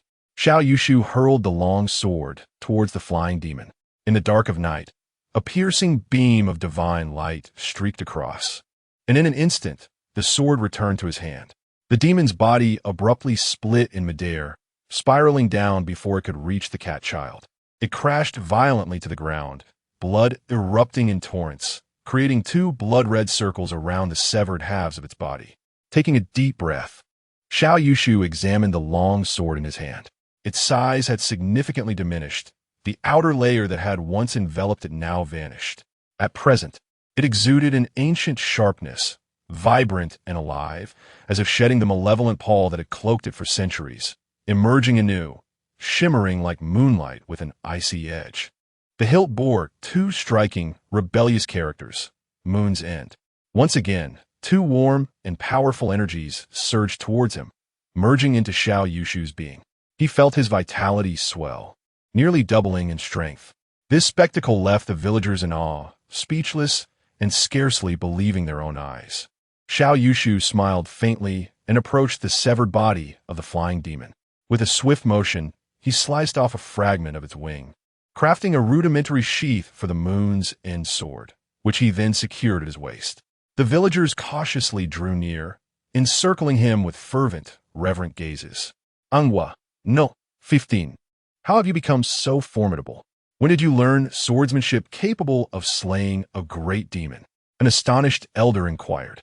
"Indeed, 15. Have you descended from the heavens?" Xiao Yushu shook his head with a gentle smile. "What heavenly descent? I merely possess some martial skills." "Where is the lair of this demon?" Approximately 10 miles north of Banshan village lies a rugged expanse of stone forest, where a cave deep within resembles a fearsome, gaping maw. As Xiao Yushu approached, the atmosphere grew dark and oppressive, imbued with a heavy stench.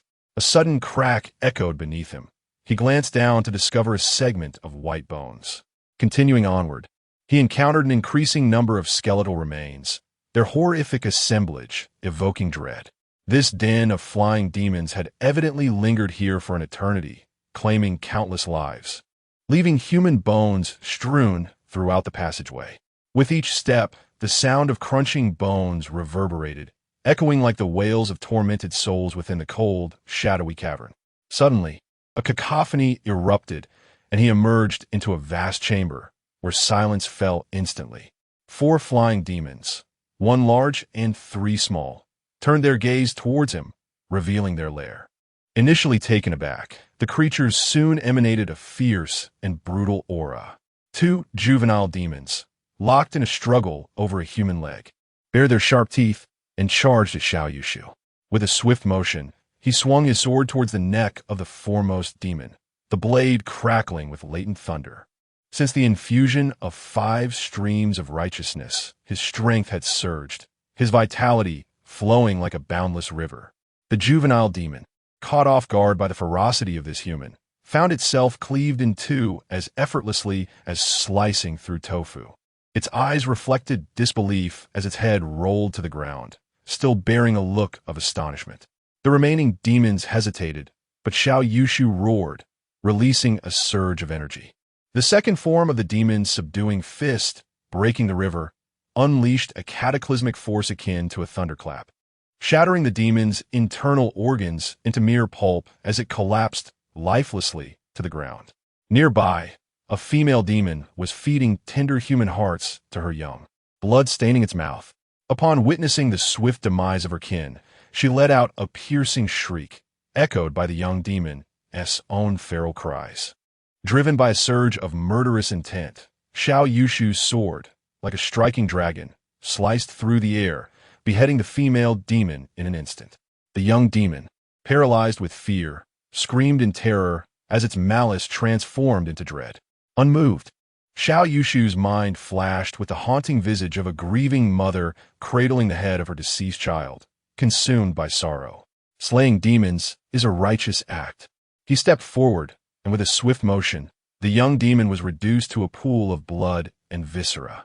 For streams of righteousness surged towards him, coalescing into a grand aura that washed over him, invigorating his essence. His blood surged with newfound vigor. His spirit became crystalline and robust, and he sensed the boundless power saturating the cosmos around him. He had reached the pinnacle of mastery. Xiao Yushu felt a deep sense of reflection, astonished that slaying 9 monstrous creatures had propelled him to the pinnacle of mastery. He wandered through the cave of the flying Yao, and aside from the scattered bones, he found nothing of value. However, behind a large stone, he noticed a painting hanging in the corner, which was already in a state of disrepair. As he approached for a closer look, he beheld a woman depicted in the artwork, her almond-shaped eyes sparkling, her elegant brows and cherry lips exuding an air of refined grace. It was evident that she was a rare beauty, standing apart from the ordinary. What could such a portrait be doing in this desolate place? When he touched it with his sword, the painting crumbled significantly, disintegrating into fragments that fell away. He paid it no mind, severing the heads of the flying Yao and wrapping them with a piece of their wings before making his way back to the village nestled halfway up the mountain. This nest of flying Yao had only 9 heads in total, and Xiao Yushu had eradicated them all. Chapter 34. The wisp of incense and the sound of sorrow. Yulaner approached the village entrance with trepidation, her legs trembling incessantly. She dreaded the sight of corpses strewn across the ground, and the image of Xiao Shiwu lying in a pool of blood. Fortunately, such a horrific scene did not unfold. Xiao Shiwu stood quietly before a gathering of villagers, facing a freshly erected grave, under the guidance of an elderly man with white hair. The villagers collected the remains of the deceased woman's family, digging deep to bury them properly and erecting a tombstone. They were no longer the scattered bones of restless spirits in the Fei Yao cave. Before the newly constructed grave, the heads of the Fei Yao were neatly stacked, resembling offerings, arranged like a miniature pagoda. Wisps of incense rose gently, as if to comfort the family, assuring them that their blood feud had been avenged, and they could finally rest in peace. With the fragrant smoke wafting and the sounds of weeping echoing, the villagers paid their respects to the departed, casting reverent glances at Xiao Shiwu. The children, including Catboy, surrounded him, cautiously holding the long sword sheathed in black leather. Shangshan village was enveloped in a bittersweet joy of having escaped death, and amidst this joy, the once numb hearts began to sprout resilient seeds.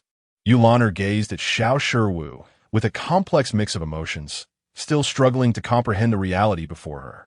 Having known him for a long time, she had never imagined that the seemingly madman was, in fact, a formidable figure. Yet, her astonishment was soon overshadowed when another village girl, Huamei, approached Xiao Shiwu, her smile alluring. 15, brother, do you want a wife?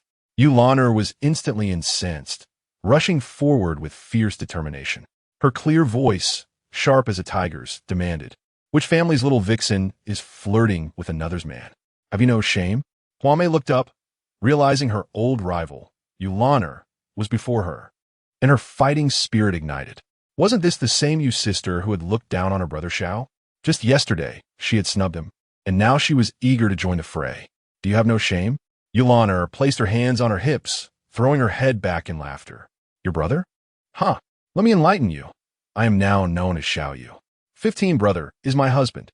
Huamei was taken aback, fury surging within her. You lie, shameless hussy. 15, brother, has nothing to do with you. Xiao Yushu shook his head helplessly and extended his hand. Several children promptly, reverently placed the sword into his grasp. 15, brother. Take care. Xiao Yushu turned to leave, and Yulaner shot a provocative glare at Hua Mei before hastily following. Hey, 15, brother, Wait for me. Hua Mei stood frozen, feeling a deep sense of grievance and regret. Back then, when I was bathing, you spied on me, and now, you do not even cast a glance my way. Xiao Yushu made his way back to Yu Lan'er's small courtyard. He paused at the entrance, turning to her and saying, I encountered a hitch while practicing, my mind oscillating between clarity and confusion. Most of the time, I am in a state of madness, unable to recognize even people. It is a disservice to you to marry me. Perhaps you should. Yu Lan'er abruptly stepped forward, covering his mouth with her hand. She tenderly expressed, Brother 15, you have saved my life, as well as the lives of everyone in the village. From this moment forth, I am yours for eternity. Unless I perish, I shall never leave your side. I am willing to serve you. Even if you become mad, foolish, or crippled, I shall remain your woman. Xiao Yushu gazed at her quietly for a moment, then nodded. I am weary. Please tidy up while I rest for a while. Before long, villagers began to visit, bringing forth an array of the finest food and items they could muster. Upon learning that Yu Lan'er had become the wife of Xiao 15, congratulations poured in from all sides. Yu Lan'er blushed deeply, yet her smile radiated like a blooming flower. The surrounding mountains remained shrouded in darkness, as if the earth and sky trembled ever so slightly. Within the stone house, Xiao Yushu sat in contemplation, the moon absolute sword resting across his lap as he continued to meditate in silence. Amidst the dappled light, Xiao Yushu opened his eyes. He found himself seated in the secret chamber of the Duke of Zhennan's estate, surrounded by sturdy stone walls and a softly glowing blood dragonbone door. I have returned. Calculating the time, he realized the exchange had lasted 2 hours. He was back at the Duke's estate, while Xiao 15 had returned to Banshan village. This temporal exchange had indeed allowed him to make amends with Xiao 15. Yu Lan'er, the village beauty, willingly devoted to marrying Xiao 15, must have been a tremendous surprise for him. A faint smile graced Xiao Yushu's lips as he sat cross-legged, gradually circulating his inner strength and vital energy. His gains were substantial. Both his internal power and vitality had nearly doubled, and he could now sense the forces of nature around him. Evidently, his martial prowess had ascended to the pinnacle of mastery, nearing the innate realm. Delving into his spiritual sea, he couldn't help but be taken aback. With a mere thought, a uniquely crafted, sharp, and spirited long sword materialized in his hand. The Moon Absolute Sword? This blade had followed him back. Xiao Yushu immediately recalled a fantasy novel from his past life, where a spiritual sword could be absorbed into one's soul. Could it be that this sword could also be stored within my spiritual sea? If so, the Moon Absolute Sword and the Howren Sword technique would be extraordinary indeed, likely treasures of the celestial realm. After scrutinizing it closely, he focused intently on the Howren Sword technique. This technique was founded on the essence of Howren Chi. Without it, it was merely an ordinary swordplay. However, when driven by Howren Chi, its power magnified tremendously, revealing a myriad of wondrous techniques. Xiao Yushu resolved to continue wielding the Zishuang long knife in everyday situations, while keeping the Moon Absolute Sword concealed for critical moments. Should he find himself in a place where weapons were prohibited, such as the palace, and if anyone dared to threaten him, he could summon the Moon Absolute Sword to vanquish his foes. What a delightful spectacle that would be. The enemies would be so astonished that their heads might just roll. Xiao Yushu's thoughts drifted to the abyss of Yuluo, and he furrowed his brow. That place was exceedingly strange, perpetually devoid of sunlight, seemingly hidden underground, yet inhabited by both humans and demons. The air was thick with a sour, fiery essence, and a distant, chilling fear lingered in the atmosphere. What manner of place could it be? While the Duke of Zhennan's estate possessed extensive geographical records, there was no mention whatsoever of the abyss of Yuluo. The Blood Dragon Bone Gate was abruptly flung open as Lime Meyer, wielding the frost sword and clad in iron armor, stormed in. 2 hours had elapsed, and her countenance could not conceal her anxious concern, her entire being shrouded in a malevolent aura, her vital energy blazing like a flame. Upon catching sight of Xiao Yushu all at once, her astonishment transformed into sheer disbelief. Young master, have you, ascended to the pinnacle of the Master Realm? Chapter 35. The unfathomable Sacred Heart in the grand imperial city of the Great Zhou. Within the confines of the imperial study, the Emperor Hongjia diligently perused memorials. The chamber was shrouded in a dim light, prompting the chief eunuch, El-Goer, to instruct a maid to light several candles, casting a flickering glow about the room. The emperor glanced at the prime minister, Lin Tinji, who stood solemnly below, and sighed as he set down the memorials. Remarking on the overwhelming number of reports concerning tax revenues from various regions, noting that this was merely half of what was submitted.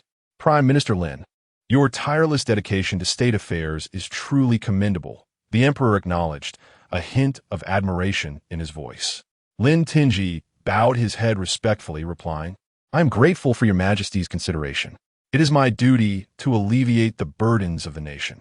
The emperor smiled with satisfaction, his expression cast in shadows by the candlelight. Your loyalty is praiseworthy, a true exemplar of a minister. I believe your granddaughter, Changning, will soon turn 18. Yes?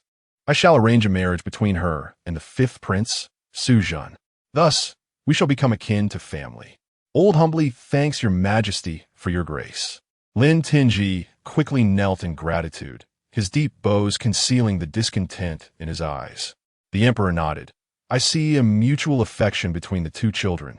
They are indeed well matched and destined to create a beautiful tale. He chuckled heartily. Your majesty speaks truly. I too eagerly anticipate the day when our descendants establish their own families. Lin Tinji smiled in feigned delight, though his heart felt like ice. Why the fifth prince? Suzhan, having navigated the treacherous waters of the court for many years, Lin Tinji had long discerned the emperor's machinations. The power struggle among the three adult princes had escalated sharply. The eldest prince's maternal family hailed from the prestigious Hedong gentry, with deep connections to both the officials and military of the region. The second prince's maternal lineage was the esteemed Gan family of Hunan, a clan of significant repute with a wide network of supporters across the realm. In stark contrast, the fifth prince, Suzhan, had a mother of modest origins, unable to offer him any substantial backing. This left the fifth prince at a disadvantage in the contest for the throne.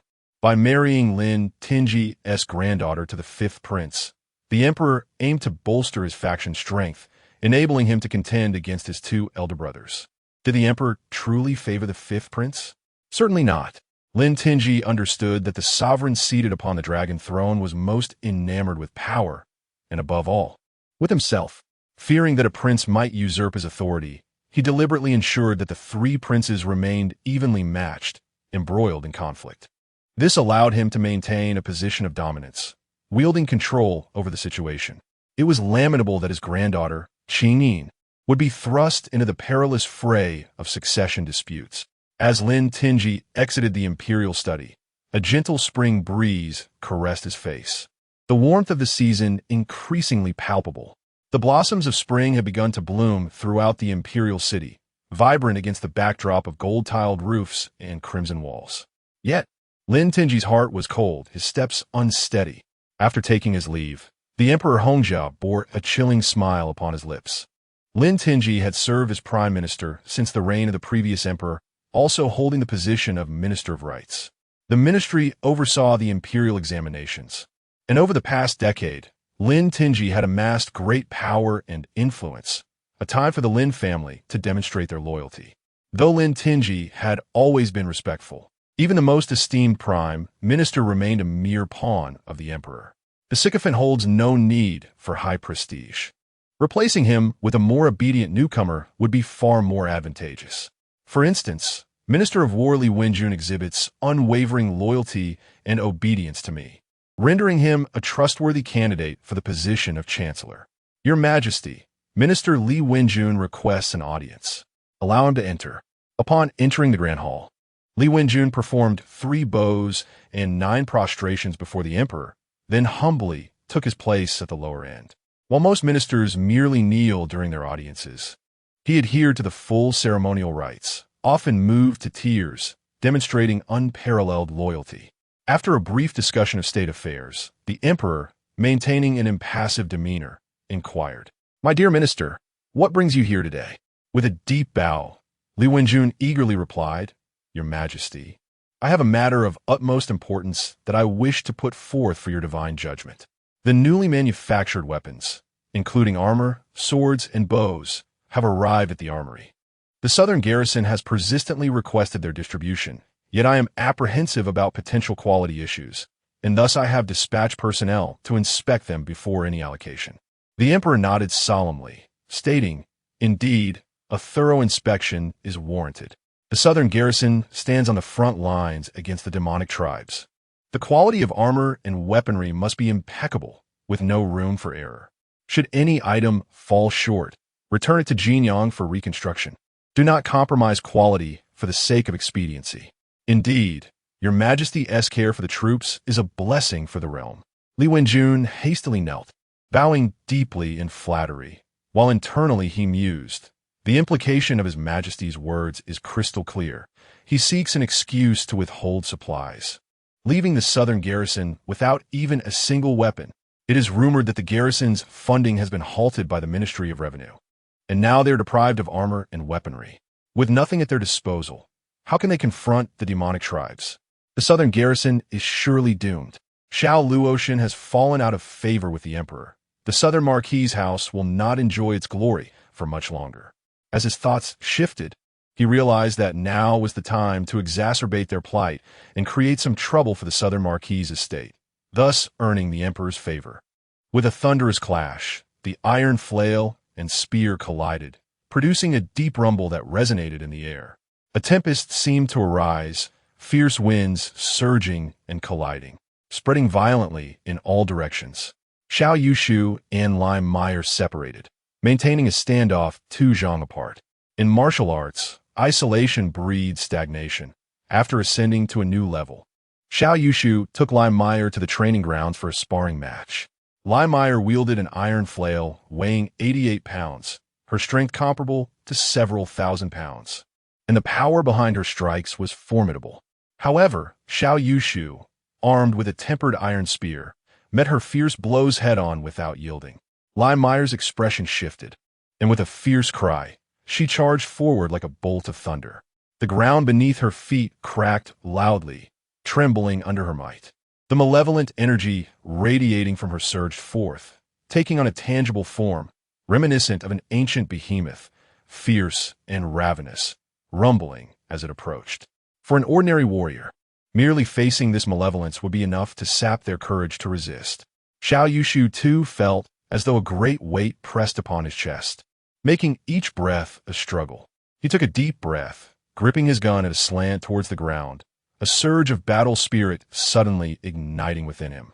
The overwhelming aura coursed through him, instantly dispersing the malevolent energy around. With a thunderous shout, he lifted the 70-pound iron spear high, the sheer force creating a swift, arc-shaped white vortex in the air. He swung the spear down with tremendous might towards the iron flail wielded by his opponent, the formidable weapon bending under the force, striking directly against the iron flail. With a resounding crash, a powerful wave of energy erupted forth, akin to a mighty dragon, sweeping through the training ground and sending all stationary weapons flying, even the heavy stone locks rolling away for more than 10 paces. In an instant, silence fell.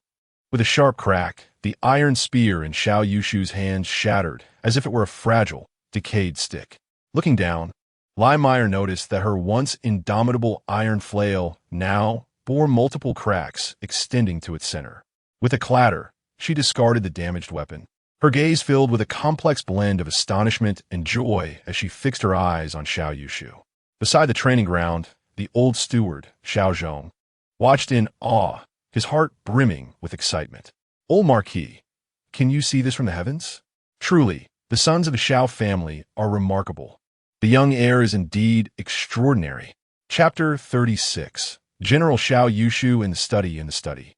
Xiao Yushu had just finished bathing and was heartily consuming the meal brought to him by Xiao Zhong, alongside delectable dishes of beef, venison, and vegetables. There were also exquisite mountain delicacies, such as fire phoenix and poria, as well as a specially prepared platter of glistening white centipede meat. This centipede, known as the king centipede, is a unique product of Mongshan. It thrives in areas abundant with spiritual energy, and its flesh is imbued with the essence of heaven and earth. Not only is it delicious, but it also provides exceptional nourishment, making it a rare tonic for martial artists. However, its yield is scarce, as it moves swiftly and cunningly underground, making it exceedingly difficult to capture. Only the Zhennan army, stationed in Mongshan for an extended period, occasionally manages to catch a few, while others find it nearly impossible to obtain such a marvel. After finishing his meal, Xiao Yushu had Mayor pour fragrant tea for him and Xiao Zhong. At this moment, Xiao Zhong was immensely delighted and excited. The young master had finally shed his foolishness. It was as if the spirit of the late Marquis had blessed him, awakening him to clarity. Not only had he regained his senses, but he had also become astute and formidable, reaching the pinnacle of martial mastery and rivaling his sister, General Xiao. Many matters now required thorough discussion with the young master. The three sat facing one another, and upon observing their eager gazes, Xiao Yushu understood their intentions. After a moment of contemplation, he spoke. "Uncle Zhong, Sister Mayor, since we have some time today, why not enlighten me about the current situation of the Zhennan army?" Mayor and Xiao Zhong were overjoyed to see him showing concern for the Zhennan army. Previously, Xiao Yushu had been preoccupied either with his infatuation for Su Yuyan, obediently catering to her whims, or engaging in gambling and brawling with a few unruly companions. He had never inquired about military affairs, causing great worry among the 5 elite guards and the mid-level officers. The entire fate of the Zhennan army rested solely on Xiao Luoshan. Although she was exceptionally skilled, she had once suffered grave injuries. Should any mishap occur, the uncertainty of having no heir left everyone apprehensive. Now that the young master had awakened, it was a momentous boon for the Zhennan army. Xiao Zhong promptly began to explain the current situation to Xiao Yushu. "Your Highness, allow me to first elucidate the present circumstances.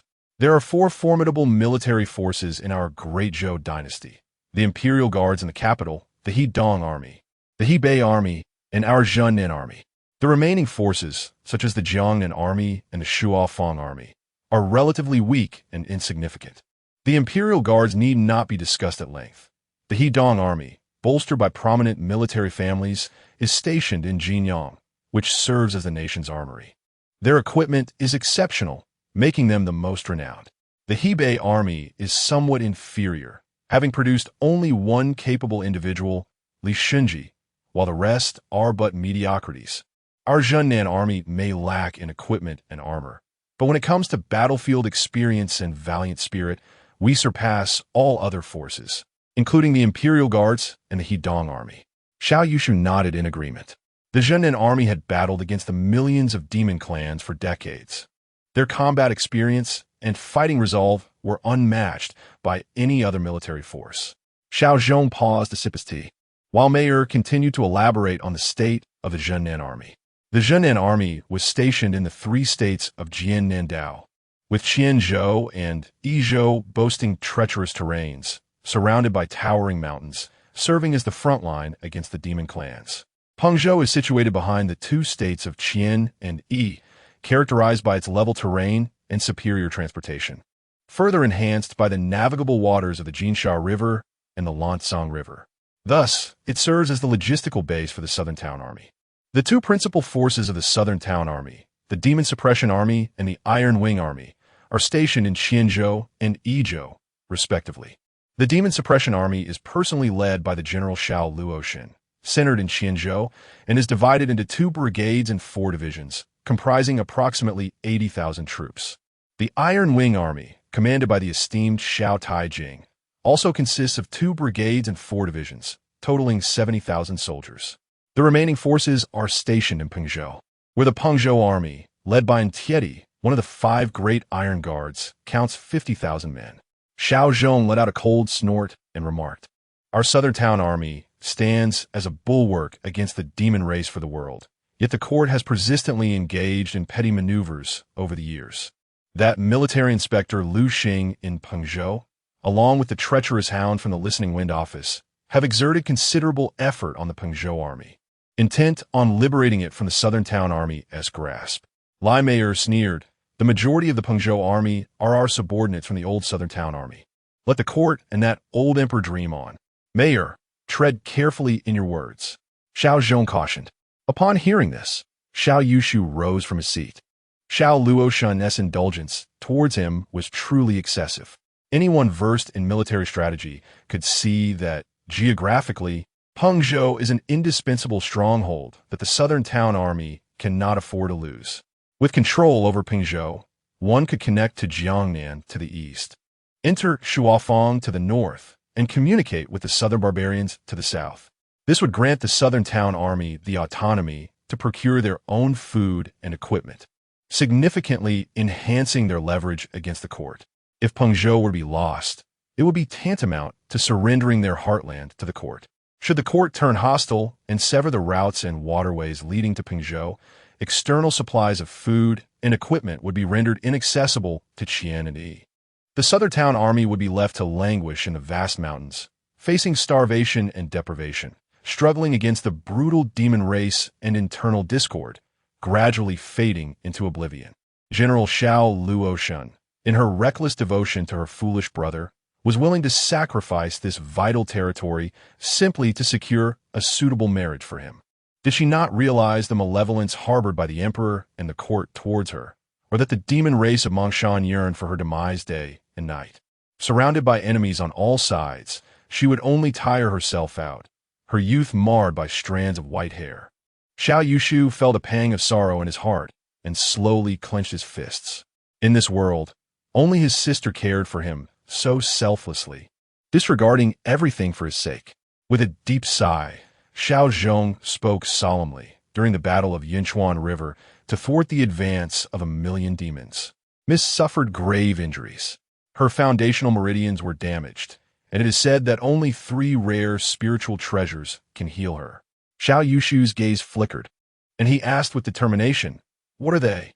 "The jade lotus seed, the wood spirit pearl, or dragon's blood," replied Xiao Zhong through gritted teeth. Setting aside the first 2, the dragon's blood is indeed within the palace. It is said that the sword saint once slayed a dragon in the Great Marsh and subsequently presented 3 jars of dragon blood to the late emperor. Yet, it is infuriating that despite the immense contributions of Miss, the current emperor is reluctant to part with even a jar of dragon blood to save a meritorious general, merely bestowing her the hollow title of General of the Southern Town. Lai Mayer muttered indignantly, "That wretched emperor! Could the blood of the true dragon heal Xiao Luoshun's wounds?" A cold smile crept across Xiao Yushu's heart. It seemed he must make a journey to the palace to procure the blood of the true dragon.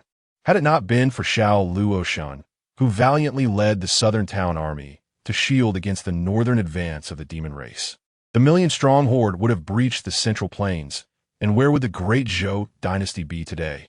Mayer spoke true. That wretched emperor is indeed ungrateful and cold-hearted. If he refuses to provide it, then I shall take it myself. Yet, the palace is teeming with formidable experts and is heavily fortified. Thorough preparation is essential. Particularly, the Astrological Bureau resides within the palace, housing the foremost master of the Great Zhou, the national master. Such a figure belongs to the ranks of the 10 unparalleled in the world. Their prowess transcends Xiao Yushu's understanding, necessitating utmost caution. With a solemn expression, Xiao Yushu rose and began to pace slowly. Xiao Luoshun had donned armor and entered battle at the tender age of 14, staining her garments with blood for the sake of the southern town Marquis and for him, Xiao Yushu. Now, she bore the heavy responsibility of the entire southern town army. Even if the palace is a den of dragons and tigers, he must seek an opportunity to venture forth. Chapter 37.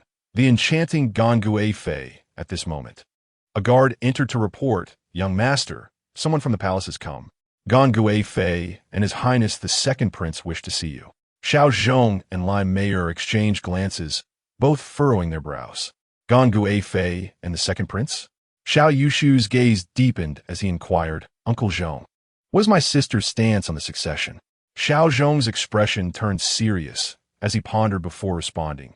The Grand General has always avoided personal dealings with the princes, handling matters strictly by protocol, without favoring any side. Lai Mayer scoffed. Previously, The first prince pursued the Grand General, hoping to make her his consort. The Grand General outright rejected him in front of a large crowd, leaving the first prince utterly humiliated. Xiao Yushu chuckled helplessly.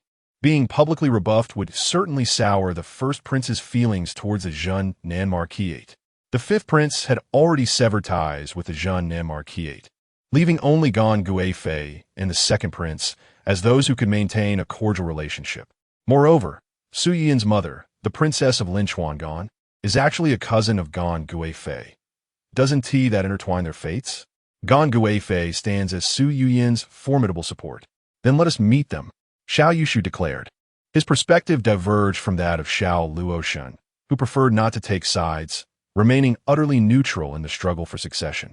In contrast, Xiao Yushu believed that while neutrality was possible, one should still leverage any available power. It was crucial to cultivate numerous alliances. When the time came, one could even turn on friends to gain some advantage. The majestic imperial city, located at the heart of the capital, is perched upon a flat highland, overseeing the surroundings from its lofty height. Upon entering the palace through the Yongqing Gate, one finds the grounds divided into 12 palaces, east and west. Gan Guifei resides in the esteemed Yuqing Palace, the foremost of the western 6 palaces. Following the eunuch, Xiao Yushu entered through the Yongqing Gate, meticulously observing everything around him. Indeed, the palace was heavily guarded, with not only visible sentinels, but also numerous hidden watchmen. The closer one approached the Changning Palace and the emperor's study, the more stringent and organized the defenses became. However, the most imposing pressure did not emanate from the palace, but rather from the northeast direction, the site of the Qintian supervisor. There resided the national master of the Great Zhou, one of the 10 unmatched in the realm. The 10 unmatched comprised the 3 saints and the 5 divine masters, each possessing extraordinary talents that could shake the world. Though his exterior remained composed, Xiao Yushu's mind was racing with thoughts regarding the true dragon's blood.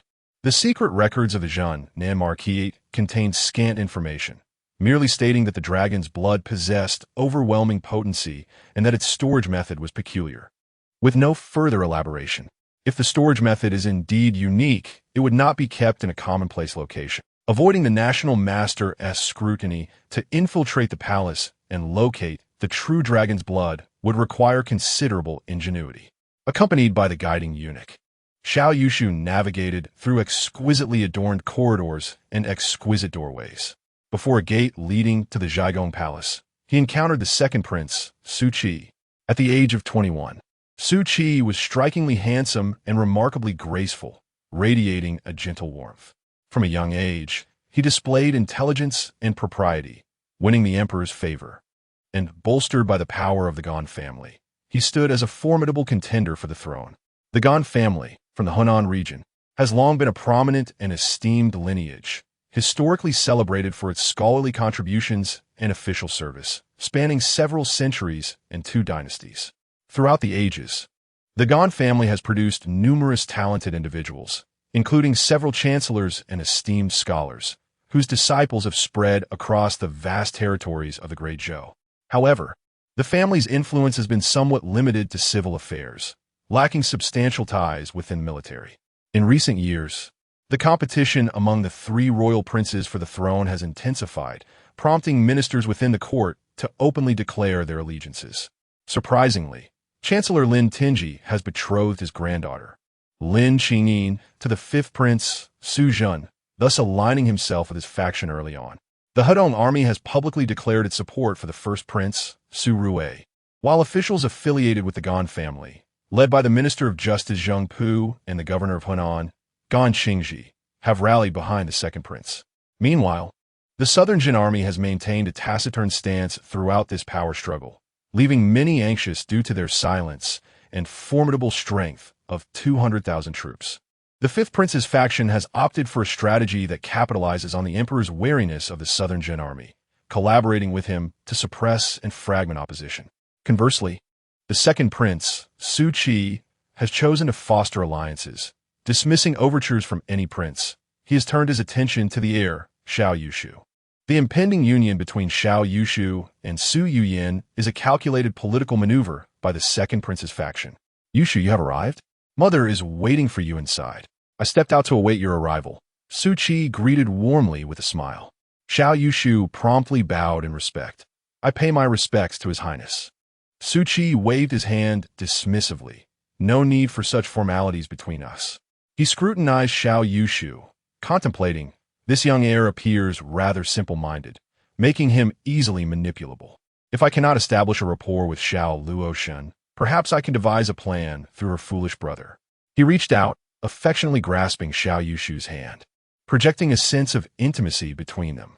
Yet he felt a slight dampness in his palm, causing Xiao Yushu to furrow his brow in concern. The second prince's hand felt oddly clammy, raising suspicions about his health. Could it be a sign of weakness? If he struggles in his pursuits, his ascension to the throne would indeed be amusing. Imagine the harem of 3,000 beauties left unclaimed. Merely the thought sent a chill down my spine.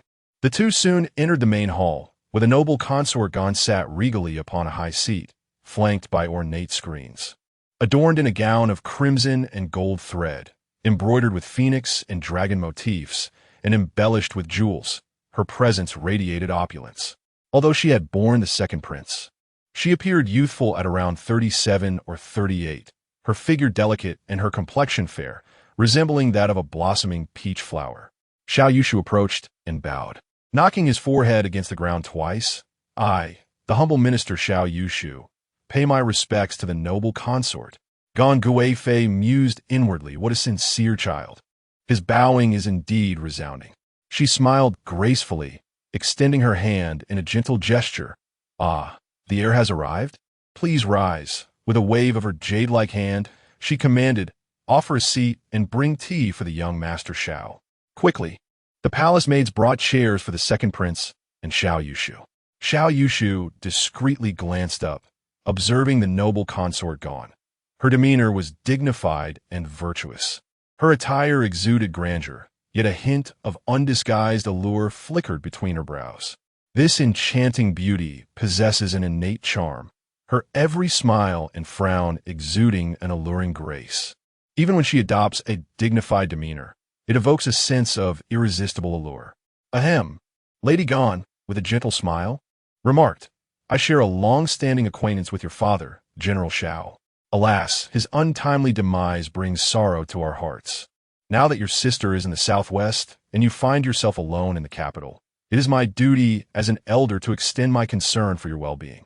Should you encounter any troubles, do not hesitate to visit me in the palace or seek out Su Qi. It is imperative that you refrain from engaging in conflicts. The second prince, the dashing Su Qi, also smiled and said, Yushu, there is no need for such formality. If you face difficulties or lack anything at home, feel free to reach out to me. Xiao Yushu, with a sincere demeanor, responded, I am truly grateful for the concern shown by the esteemed lady and the second prince. There are indeed some ruffians who deserve a good thrashing. My heart feels unrest if I do not confront them. Rest assured, should there come a day when I find myself unable to prevail, I will certainly seek the support of the esteemed lady and the second prince to lodge my grievances. Chapter 38. Delicious pastry. Xiao Yushu's excessive sincerity caused the beautiful eyes of consort Gon to widen momentarily, but she quickly regained her composure. She shook her head with a wry smile, while the palace maids stifled their giggles. Although the young Master Xiao was handsome, his reputation for being foolish and reckless was well known throughout the capital, even among the palace maids and eunuchs. A maid presented a delicacy, and consort Gon gestured. This is the palace's specially made Ganlu cake. Yushu, do give it a taste. Xiao Yushu promptly bowed and replied, I humbly obey your esteemed command. Consort Gon was taken aback by his earnestness, momentarily stunned, before bursting into a melodious laugh that resonated with a hint of flirtation, adding an alluring charm to her graceful demeanor. Xiao Yushu quickly glanced at the remarkable curvature beneath the consort's garment, thinking to himself what audacity she possessed. He picked up a cake and took a bite, discovering it was exceedingly sweet. Quite delicious, he remarked. My sister has a guard named Lai Qie who once shared a type of insect cake with me, and it was also quite tasty. Insect cake? What is it made from? The dandy Su Qi inquired, intrigued. It is made from bamboo worms pressed into a cake. Those tender, white worms, rich in oil, are pressed into cakes while still alive. When you bite into it, the juices burst forth, truly delightful. Cough, cough, cough. Consort Gon spat out her tea, her lovely face paling. The thought of a cake made from insects nearly made her retch as she covered her mouth with a handkerchief. Su Qi's complexion turned even paler. Although he did not vomit, he clearly felt unwell. Xiao Yushu smiled nonchalantly. Is that too much for you? When my troops from the southern town enter Mang Mountain to slay demons, we often run low on provisions and go hungry, eating grass roots and wild insects. To be able to enjoy such insect cakes is indeed a rare delicacy. Without hesitation, he finished an entire plate of Ganlu cakes. Consort Gon finally composed herself, and seeing Xiao Yushu's straightforwardness, she smiled. If you enjoy them, take some with you. I shall have the eunuchs frequently send you palace snacks to sample. There are some varieties here that you cannot find outside. The palace indeed boasts a myriad of delicacies. Thank you, consort. You are too kind to me. Xiao Yushu expressed sincerely. I still have some dried insect cakes at my residence. I shall bring some for you and the second prince to taste. These cakes are a rare treat among our southern town soldiers, and everyone enjoys them. Cough, no need, no need. Consort Gon's dignified demeanor nearly faltered, her face growing pale. Yushu, your kindness is appreciated, but I have recently taken to vegetarianism, and I must abstain. Casting a glance at her beloved son, Su Qi, she resolutely added, You should send some to Su Qi. I'm certain he would relish them as well. There is no escaping it, my son. If you aspire to be emperor, you must be willing to endure hardships. The soldiers on the front lines consume them. How can you expect their affection if you dare not even try? Su Qi's face remained ashen, yet he forced a smile. If the soldiers enjoy them, then they must be exceptionally good. Upon receiving the letter from you, I shall surely savor it with great appreciation. Excellent. The second prince's concern for the soldiers on the front line is commendable, and everyone is undoubtedly pleased to know this. Xiao Yushu chuckled heartily. Su Qi's expression immediately brightened as he spoke fervently. The soldiers on the front line are fighting valiantly. I yearn to join them in Mongshan and personally slay a few demons. Consort Gon smiled with satisfaction, covering her mouth, and deftly shifted the topic to Su Yuyan, which was her true intention for meeting Xiao Yushu today. She gently inquired, Yushu, His Majesty has betrothed you and Yuyan, and Su Qi and I are genuinely delighted for you both. Yet, I heard there was a minor misunderstanding on the day of the wedding, and Yuyan was mistakenly brought to the residence of the Marquis of Changning. Her voice was soft and elegant, yet her bright eyes sparkled with intensity. Upon hearing this, Xiao Yushu hastily knelt down, panic-stricken, and replied, The residences of the Marquis of Zhennan and the Earl of Changning had weddings on the same day, and in the ensuing chaos, the bridal sedan was mistakenly switched. I implore the consort to punish me. Consort Gon, seeing the fear on his face, quickly urged him to rise, feigning a frown as she said, This child is simply honest. You cannot be blamed for this. It is Qin Shi Gong, the foolish one, who deserves severe punishment. I shall find an opportunity to bring this matter to His Majesty's attention. Su Qi, equally indignant, declared, Qin Shi Gong is truly a blundering fool. I shall submit a memorial against him. Xiao Yushu, in a difficult position, shook his head and sighed. Consort, please do not be too harsh on the Earl of Changning. For the sake of Princess Linchuan, let us show some leniency. Su Qi, puzzled, asked, What do you mean, Yushu? Sister Yuyan has suffered due to this incident and harbors nothing but resentment towards Qin Shi Gong. How could she possibly extend him any mercy? Consort Gon pouted slightly, her demeanor charming and concerned. The naive Xiao, appearing earnest and considerate, whispered, Princess Linchuan spent the night with Qin Shi Gong, a lone man and a woman. If we corner the man, he might spread rumors claiming to have shared intimate moments with Princess Linchuan. Would that not be disastrous? This, Consort Gon trembled slightly, her lips parting in shock, momentarily rendered speechless by such inappropriate remarks. How could he speak so crassly and obstructively? Could we not engage in a proper conversation? The maidservants behind the consort blushed deeply, each one lowering their heads in embarrassment. The second prince, Su Qi, quickly retorted, Does he dare? If Qin Shi Gong dares to speak such nonsense and drag Sister Yuyan into it, I shall ensure he regrets it for the rest of his life. Yushu. Sister Yin mentioned that Qin Shi Gong was drunk the entire night. There was absolutely nothing. Consort Gong's charming face flushed, her eyes narrowing as she scrutinized Xiao Yushu. Was this man truly so naive and unworldly, or was he feigning ignorance? She interrupted Su Qi, saying, Yushu, do not heed the crude gossip of the masses. I know Yu Yin well. She has always been reserved and dignified. Once she realizes the mistake, she would never act inappropriately. I shall send a matron from the palace to verify this and provide you with a clear explanation. Do you not trust me? Faced with Consort Gong's piercing gaze, Xiao Yushu silently acknowledged the shrewdness of mature women. If he were to unilaterally annul this marriage, Consort Gong would surely not acquiesce. He must find a compelling reason to refuse and identify a scapegoat to bear the brunt of the consort's and the second prince's wrath. As Xiao Yushu's thoughts whirled like a bolt of lightning, he expressed, I hold the utmost respect and gratitude for the noble concubine, and thus I trust her implicitly. However, following recent events, I have come to a sudden realization. I believe I am utterly unworthy of the esteemed princess of Linchuan. Since the wedding cannot proceed, it must surely be the will of heaven. The noble concubine pressed on relentlessly. How can this be? The bond between you two is profound. It is a match made in heaven. How can such a trivial matter jeopardize a promising union? I shall personally oversee the arrangements for your marriage, enlisting the assistance of Su Qi and the Ministry of Internal Affairs. This time, I will ensure that everything is harmonious and seamless. The noble concubine was acutely aware of the significance of the southern town marquis to her son's ambitions. She was determined to see this marriage through. Xiao Yushu sighed deeply, momentarily embodying the spirit of a lightning bolt, gazing wistfully at the sky, torn between words unspoken. With a delicate flutter of her eyes and a slight furrow of her brow, the noble concubine inquired, Yushu, do not hesitate to share your thoughts. Do not keep them bottled up within.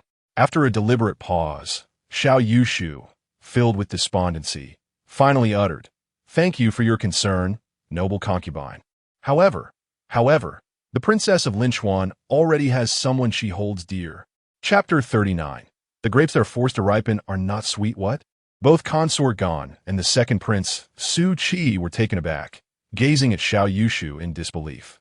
Xiao Yushu sighed, reflecting on their childhood bond, where they shared dreams and aspirations, growing together from innocent youth to profound affection. She was the breeze, and he was the sand, entwined in a journey through life. She toiled in the fields, nurturing his steadfast devotion. He fished, capturing her unwavering loyalty. Where on earth did this fool learn such sentimental phrases? Consort Gong and Su Qi felt goosebumps rise on their skin. Xiao Yushu expressed his remorse, saying, I feel as though I am an unwelcome third party, filled with guilt. I previously blamed my muddled thoughts for my relentless pursuit of the princess. Now, I have come to realize that forcing a connection is unwise. Matters of the heart cannot be compelled. Consort Gong had initially believed that Xiao Yushu held deep feelings for Su Yuyin, thinking it was merely a quarrel that could be easily resolved with her intervention. However, she did not anticipate the gravity of the situation. Could it be true that Su Yuyin had a beloved? With a solemn expression, Consort Gong inquired, If you say Yuyin has a suitor, who might that be? Xiao Yushu replied sorrowfully, It is the fifth prince, Su Zhen. 3 days after the wedding, the princess of Linchuan confided in me, stating that I could never compare to even the slightest possibility of Su Zhen. If that is the case, I am willing to support their pure love. The mention of the fifth prince, Su Zhen, caused both Consort Gong and her son to change color simultaneously. Absurd, exclaimed Su Qi, slamming the table. His expression darkened. Su Zhen was in contention for the throne, opposing him at every turn and even sabotaging his kin's marriage. Truly, the fifth prince is an unscrupulous character. Consort Gong's countenance was equally grim, for Su Yuyin was connected to her maternal family. Though she was deeply angered, her exterior remained warm and composed. There must be some misunderstanding. I have heard that the fifth prince is already betrothed to the daughter of Prime Minister Lin, named Lin Qingyin. Yuyin was familiar with the fifth prince in her youth, and now that she is older, she will surely adhere to the virtues of a proper woman. Xiao Yushu shook his head, a mix of grievance and determination in his voice. I have written to my elder sister, who replied that the House of Zhennan has served the people loyally for 3 generations, remaining steadfast to his majesty. As the heir to the House of Zhennan, I ought to deserve a woman who is wholly devoted to me. The princess of Linchuan is noble and proud, with her heart already belonging to another, making her unsuitable for our house. Though I may be simple-minded, I find great sense in this reasoning. Therefore, I kindly ask for your forgiveness. But I shall not aspire to the princess of Linchuan. The House of Zhennan has stated this. Consort Gan and the second prince exchanged glances, both feeling quite disheartened. She regretted that on the day of their marriage, she had not heeded the emperor's wishes. She should have dispatched capable hands to assist the House of Zhennan in managing the wedding, ensuring its smooth execution. Now, it seemed all efforts had been in vain, and the meticulous plans had dissolved into nothingness. The House of Zhennan, represented by Xiao Yushu, had made it clear that Su Yuyin would never cross the threshold of their estate. This was a promising union intended to strengthen ties with the Zhennan residents. Yet it ultimately resulted in offense, transforming a fortuitous affair into a regrettable one. The lady in question was deemed by the Zhennan to be noble and aloof, with her heart belonging elsewhere. This was a profound humiliation for the Gan family, a lineage of long-standing prestige. How could Su Yuyin be so ungrateful? With someone to shield them from the storm, she had forgotten her place. A fleeting glint of sternness flashed in the depths of Gan Guifei's gaze, quickly masked by her graceful demeanor. She had initially planned to merely meet with Xiao Yushu to provide him with a graceful exit from his engagement with Su Yuyin. However, circumstances had changed, and the engagement was clearly on the verge of collapse. Thus, she could not let Xiao Yushu depart so easily. It was imperative to adopt the affectionate guise of an elder, to cultivate the relationship between both parties. Gan Guifei insisted that Xiao Yushu dine with them in the palace, despite his anxious refusals, as the mother and son warmly urged him to stay. Gan Guifei held a high status within the palace, second only to the empress, and the kitchen staff attended to them with utmost diligence. In no time, a variety of exquisite dishes, fresh fruits and vegetables, and delicate pastries were presented. The culinary skills of the palace chefs were superb, and Xiao Yushu relished the meal. The second prince, Su Qi, frequently toasted him and shared amusing anecdotes. Xiao Yushu, not one to feign modesty, drank heartily, and the atmosphere was delightful. Gan Guifei personally served him a slice of fish, smiling radiantly. This fish is prepared in the style of my hometown. Pray, Yushu, do give a taste. A subtle fragrance wafted through the air as Gan Guifei leaned slightly forward, her alluring figure exuding an irresistible charm. Xiao Yushu felt a stirring in his heart. Gan Guifei was indeed a rare beauty, mature and enticing, which explained her enduring favor from the emperor. He quickly savored the fish and expressed his heartfelt gratitude. Your kindness, Guifei, and that of the second prince is overwhelming. I must write to my sister and let her know that I am well cared for in the capital. Gan Guifei and the second prince exchanged a knowing glance, secretly pleased, and their warmth increased. Gan Guifei's smile was radiant, as she encouraged him to eat while lamenting inwardly. How wonderful it would be if Xiao Yushu were to marry Su Yuyin. As Xiao Yushu departed from Yuqing Palace, Su Qi personally escorted him out, exhibiting a friendly demeanor. Eunuchs and palace maids carried 3 large boxes filled with gifts from Gan Guifei. Among them were 2 rare medicinal herbs, aged 500 years, sourced from Huangshan in Henan province, an extravagant gesture by Gan Guifei to win the favor of the Zhennan residents. Su Qi accompanied him all the way to the palace gates, where Xiao Yushu turned and humbly said, "Thank you, Guifei and the second prince, for your hospitality. Please, second prince, do not trouble yourself further." Su Qi retrieved an item from his sleeve, smiling. You are a scion of a noble house, and, as the saying goes, a treasured sword is fittingly given to a hero. This is a gift that rightly belongs to you. Xiao Yushu mused inwardly. You are the true hero. May you live a long life. As he accepted the gift, he discovered it to be an elegantly crafted dagger. With a gentle tug, Just an inch of the blade emerged from its sharkskin sheath, exuding an intimidating chill. What fine weapon! Xiao Yushu could not help but exclaim, instantly captivated by it. Observing his delight, Su Qi felt a sense of relief, albeit with a twinge of regret. The dagger, known as the fish surge sword, is an exceptionally formidable weapon, one that he exerted great effort to acquire. Reluctantly parting with this sword was intended to win over Xiao Yushu, thereby mitigating the adverse effects of an unsuccessful marriage alliance. Indeed, Xiao Yushu expressed immense delight, repeatedly thanking him, his demeanor warming considerably. Brother Yushu, should you find yourself in need in the future, do not hesitate to seek me out. I shall certainly assist you. Su Qi laughed heartily, making a generous promise.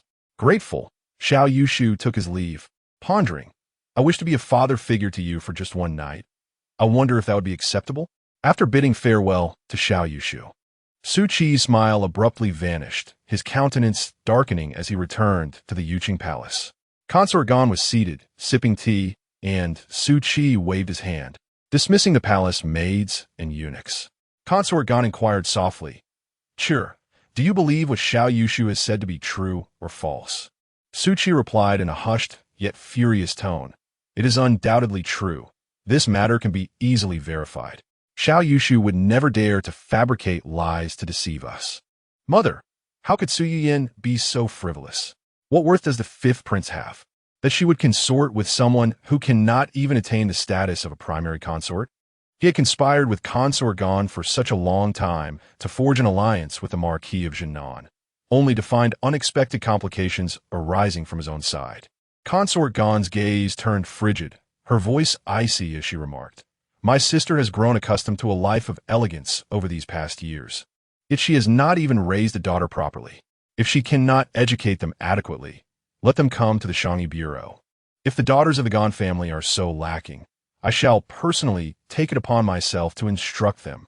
Chapter 40. The luxurious carriage and the charming maid Xiao Yushu sat within the opulent carriage, contemplating the day's achievements. The second prince, Su Qi, a quintessential offspring of privilege, sought to forge a deep camaraderie with him. Should he elevate Su Qi to the throne, the weight of future responsibilities would undoubtedly be substantial. Setting aside other concerns, the young man's pallid complexion and clammy palms raised questions. What if he suffered from impotence? How would he manage a harem of 3,000 beauties? Would Xiao Yushu be compelled to conduct daily lessons on governance for the ladies of the court? The progression from a mere palace maid to a favored concubine, then to a noble consort, and eventually to an empress. How exhilarating! He chuckled softly, propping his leg comfortably, and casually remarked, "Prepare some tea." Following his command, his maid, Haining, gracefully poured fragrant tea into a cup and presented it to him. Xiao Yushu took a sip and nodded in approval. Quite delightful. The fresh Junshan Bilyuakun tea was fragrant and rich, leaving a lingering taste. This was the life of the affluent, riding in a luxurious carriage, complete with a well-furnished table and an ample supply of food and drink. In a previous life, this would have been comparable to a Rolls-Royce. And beside him was a beautiful young secretary. He cast a gentle glance at Haining and expressed concern. "Haining, now that you've grown, you ought to dress more appropriately. Look, your buttons are not even fastened properly." Haining froze, astonished. How could it be that she, a distinguished maid from the Duke of Southern Town's household, could possibly mismanage her attire? Just then, Xiao Yushu tenderly extended his hand. "Allow me to assist you." Haining's cheeks flushed crimson, and she bit her lip, stammering, "Yes, sir." Her voice trembled. The young master was so amiable, even though she could fasten her buttons. His gentle assistance was overwhelming. Xiao Yushu chuckled softly, noticing her delicate figure, slender waist, and alluring curves. Today, having been slightly stirred by the charming concubine Gan, he thought it fitting to impart some wisdom to the young maid. "Haining, you have been performing admirably in your duties lately. I am considering promoting you to an esteemed position among the maids. A D-cup maid cough, an advanced maid. The responsibilities will be significant, so prepare yourself mentally." Haining's face burned with embarrassment. Her mind went blank, yet joy bubbled within her. To be favored by the young master was indeed a stroke of fortune. At that moment, a loud thud echoed through the carriage as something struck it. "Who dares to assault my luxurious carriage?" Xiao Yushu exclaimed, angered. "If it's damaged, can you afford the repairs? A lifetime of farming wooden tea earn you enough to replace a single wheel." Just as he was about to unleash a tirade, the carriage door swung open, revealing a frosty-faced mayor. "Sister Mayor," Xiao Yushu gasped, feeling a flicker of panic, as though caught in a compromising position. Mayor glared at him coldly, stating, "Someone has been following us, and their skills are formidable. They have tailed you since you left the estate." Xiao Yushu inquired, "If they possess such skills, how did you detect them?" A glimmer of pride flashed across Mayor's face as she replied, "Our southern town army has many methods. When you set out, a golden-winged sparrow was released from the estate, ensuring that all movements are under its watchful gaze." "Ah, how surprising," Xiao Yushu privately lamented, astonished to discover the presence of a drone surveilling from above. After a moment's contemplation, he murmured, "Let us not dwell on that for now. We shall return to the manor directly. Have someone monitor him and ascertain whose man he is." The opulent carriage of Xiao Yushu made its way back to the town's South Marquis mansion without delay. By evening, Lai Mayor came to report that the observer had met with the head guard of the fifth prince's residence, Su Xian. "So, it is one of the fifth's men?" Xiao Yushu mused, a cold smirk gracing his lips. Truly, the audacity of a thief is insatiable. He still intends to sow discord at the town's South Marquis mansion. The sensation of being maliciously watched was akin to a serpent lurking in the shadows, poised to strike at any moment. It was imperative to find an opportunity to deal with the fifth prince once more. The following morning, after breakfast, Su Bairan took out a soft measuring tape. Her face slightly flushed as she said, "I have found a fine piece of fabric and wish to personally craft a new garment for my husband. I hope my dear husband will not find it lacking." Xiao Yushu responded with a bright smile, "My beloved Ranner is skilled and resourceful. Your creation will undoubtedly be exquisite." Filled with joy, Su Bairan eagerly began to take his measurements. At that moment, Xiao Zhong arrived and observed the warm interaction between the two. A look of concern etched upon his face. Clearing his throat, he said, "Ahem, young master, an old acquaintance has come to visit and request your presence." "An acquaintance?" Xiao Yushu raised an eyebrow, sensing hesitation in Xiao Zhong's demeanor. Could it be a companion from his previous life? His expression turned distant as he replied, "Have him wait. I shall attend to him shortly."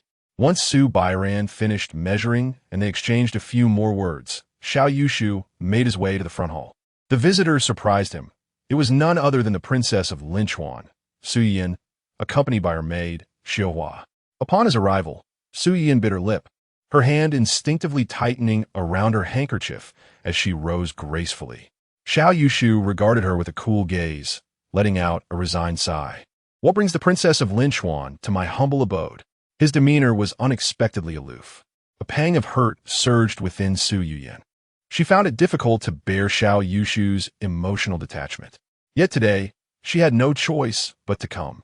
The day prior, Imperial concubine Gan had sent someone to the Linchuan prince's residence, sternly reprimanding her cousin, the Linchuan princess, and demanding that Su Yuyin and her sister both enter the palace to join the Bureau of Ceremonial Affairs. The Bureau of Ceremonial Affairs was where the female officials of the harem resided, and entry required a physical examination, permitting only maidens to enter. This served as an official certification of Su Yuyin's purity. While this would significantly benefit her prospects for marriage, it also came with considerable drawbacks. The Bureau, being within the palace, was governed by strict protocols, and the process of leaving the palace was cumbersome and complex. Once ensnared within the Bureau, it would be akin to a bird trapped in a cage. If the union with the town's South Marquis mansion were to falter, Imperial concubine Gan would undoubtedly impose severe restrictions, thereby ending the Su sisters' freedom altogether. Outings, banquets, and literary gatherings would be but a distant dream, and even visits to friends would become a rarity. In comparison, being the esteemed wife of the town's South Marquis' heir seemed infinitely more desirable. Reflecting upon it now, Su Yin realized that Xiao Yushu was not as objectionable as she had initially thought. Born into a noble family and devoted to her, with a tranquil inner chamber. It must be said that she is indeed a suitable match. Although the fifth prince, Su Zhen, is admirable, he is already engaged to the granddaughter of Minister Lin.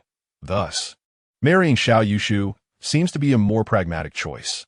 Therefore, today Su Yuyin summoned her courage and personally visited him. She bit her lip and said, "I have something to discuss with you. There are matters I wish to clarify." Xiao Yushu frowned slightly. "Clarify what?" I assure you that nothing occurred between Qin Shigong and me. I am innocent. Furthermore, there is no romantic entanglement between me and the fifth prince. Our meetings are merely those of friends, entirely in accordance with propriety. I do not wish for you to misunderstand." Su Yiyan spoke hastily. Xiao Yushu remained silent. "Truly, I am not deceiving you," Su Yiyan, sensing his disbelief, hurriedly added. "Our participation in the literary gatherings has always been in public. We have never met privately." Xiao Yushu regarded Su Yiyan with calmness, shaking his head with a faint smile. Was she simply distressed because she had fallen short of her first choice for the imperial examination and could only attend a less esteemed institution? Chapter 41, My Lady. You are not. My lady, you once declared that in your heart, I, Xiao Yushu, am worth less than a fraction of the fifth prince. Your visit today stems solely from his unwillingness to marry you, leaving you with no better alternative. It is not as you say. Su Yiyan frantically shook her head. She yearned to provide an explanation, but found herself unable to retract her previous words, no matter how she tried. Deep down, she wished to convey to Xiao Yushu that her affections for the fifth prince were merely a fleeting confusion, and that her true feelings should be directed toward him. Yet, as she opened her mouth, the words eluded her. I confess that throughout my life, I have harbored a sisterly admiration and fondness for the fifth prince.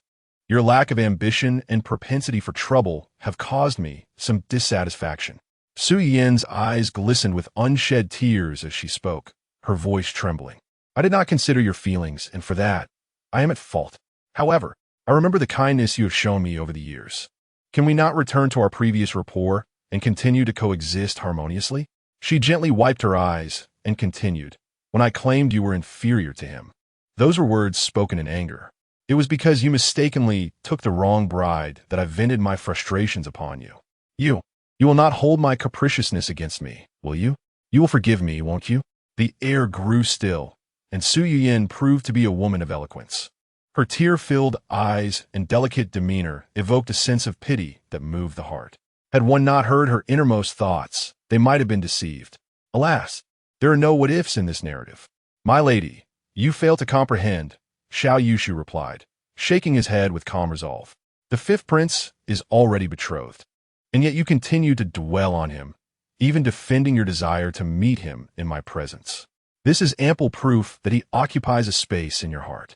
At these words, Su Yiyan's complexion drained of color. She took a step closer, her lips quivering as she gazed at Xiao Yushu with a pitiful expression. Unmoved, he maintained a cold demeanor, stating, Since your heart belongs to him, I assume you do not care whether you become a primary or secondary consort. Should you choose to be a secondary consort, the fifth prince would surely oblige. If he ascends to the throne, you would become a revered imperial noble consort. So why concern yourself with my humble status as a mere heir? Each of his words struck like a sharp blade, inflicting profound anguish upon Su Yiyan's heart. Xiao Yushu, I beg you, cease your words. His indifferent stance left her feeling a chilling emptiness, for he had not been so distant before the wedding procession. Why? Despite my submission, do you still refuse to forgive me? Xiao Yushu met her gaze, his expression serene and candid. My lady, your thoughts have never lingered upon me. Even if we were to wed, you would only relish the opulence and prestige of being the daughter-in-law of the Duke of Zhennan, without shouldering the responsibilities it entails.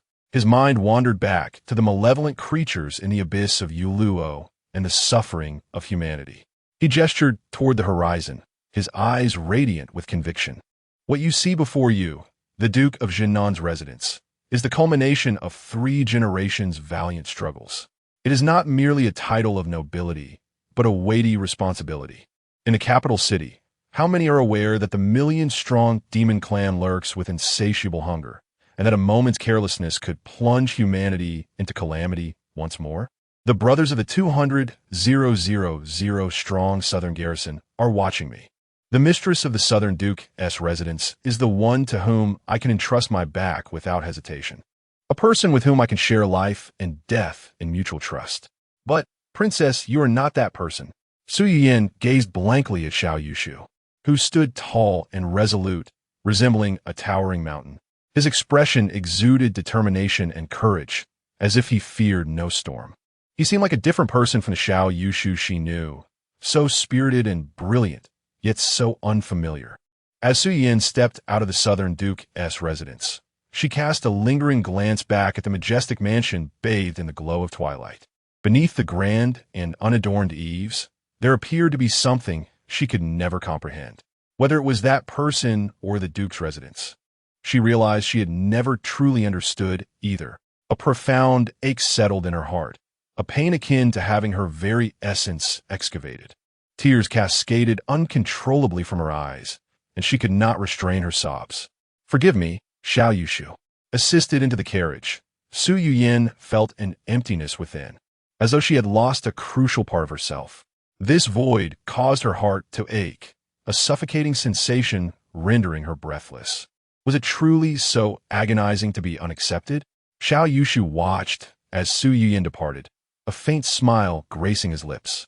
No matter how remorseful she felt now, no matter how many tears she shed, she had once resolved in her heart.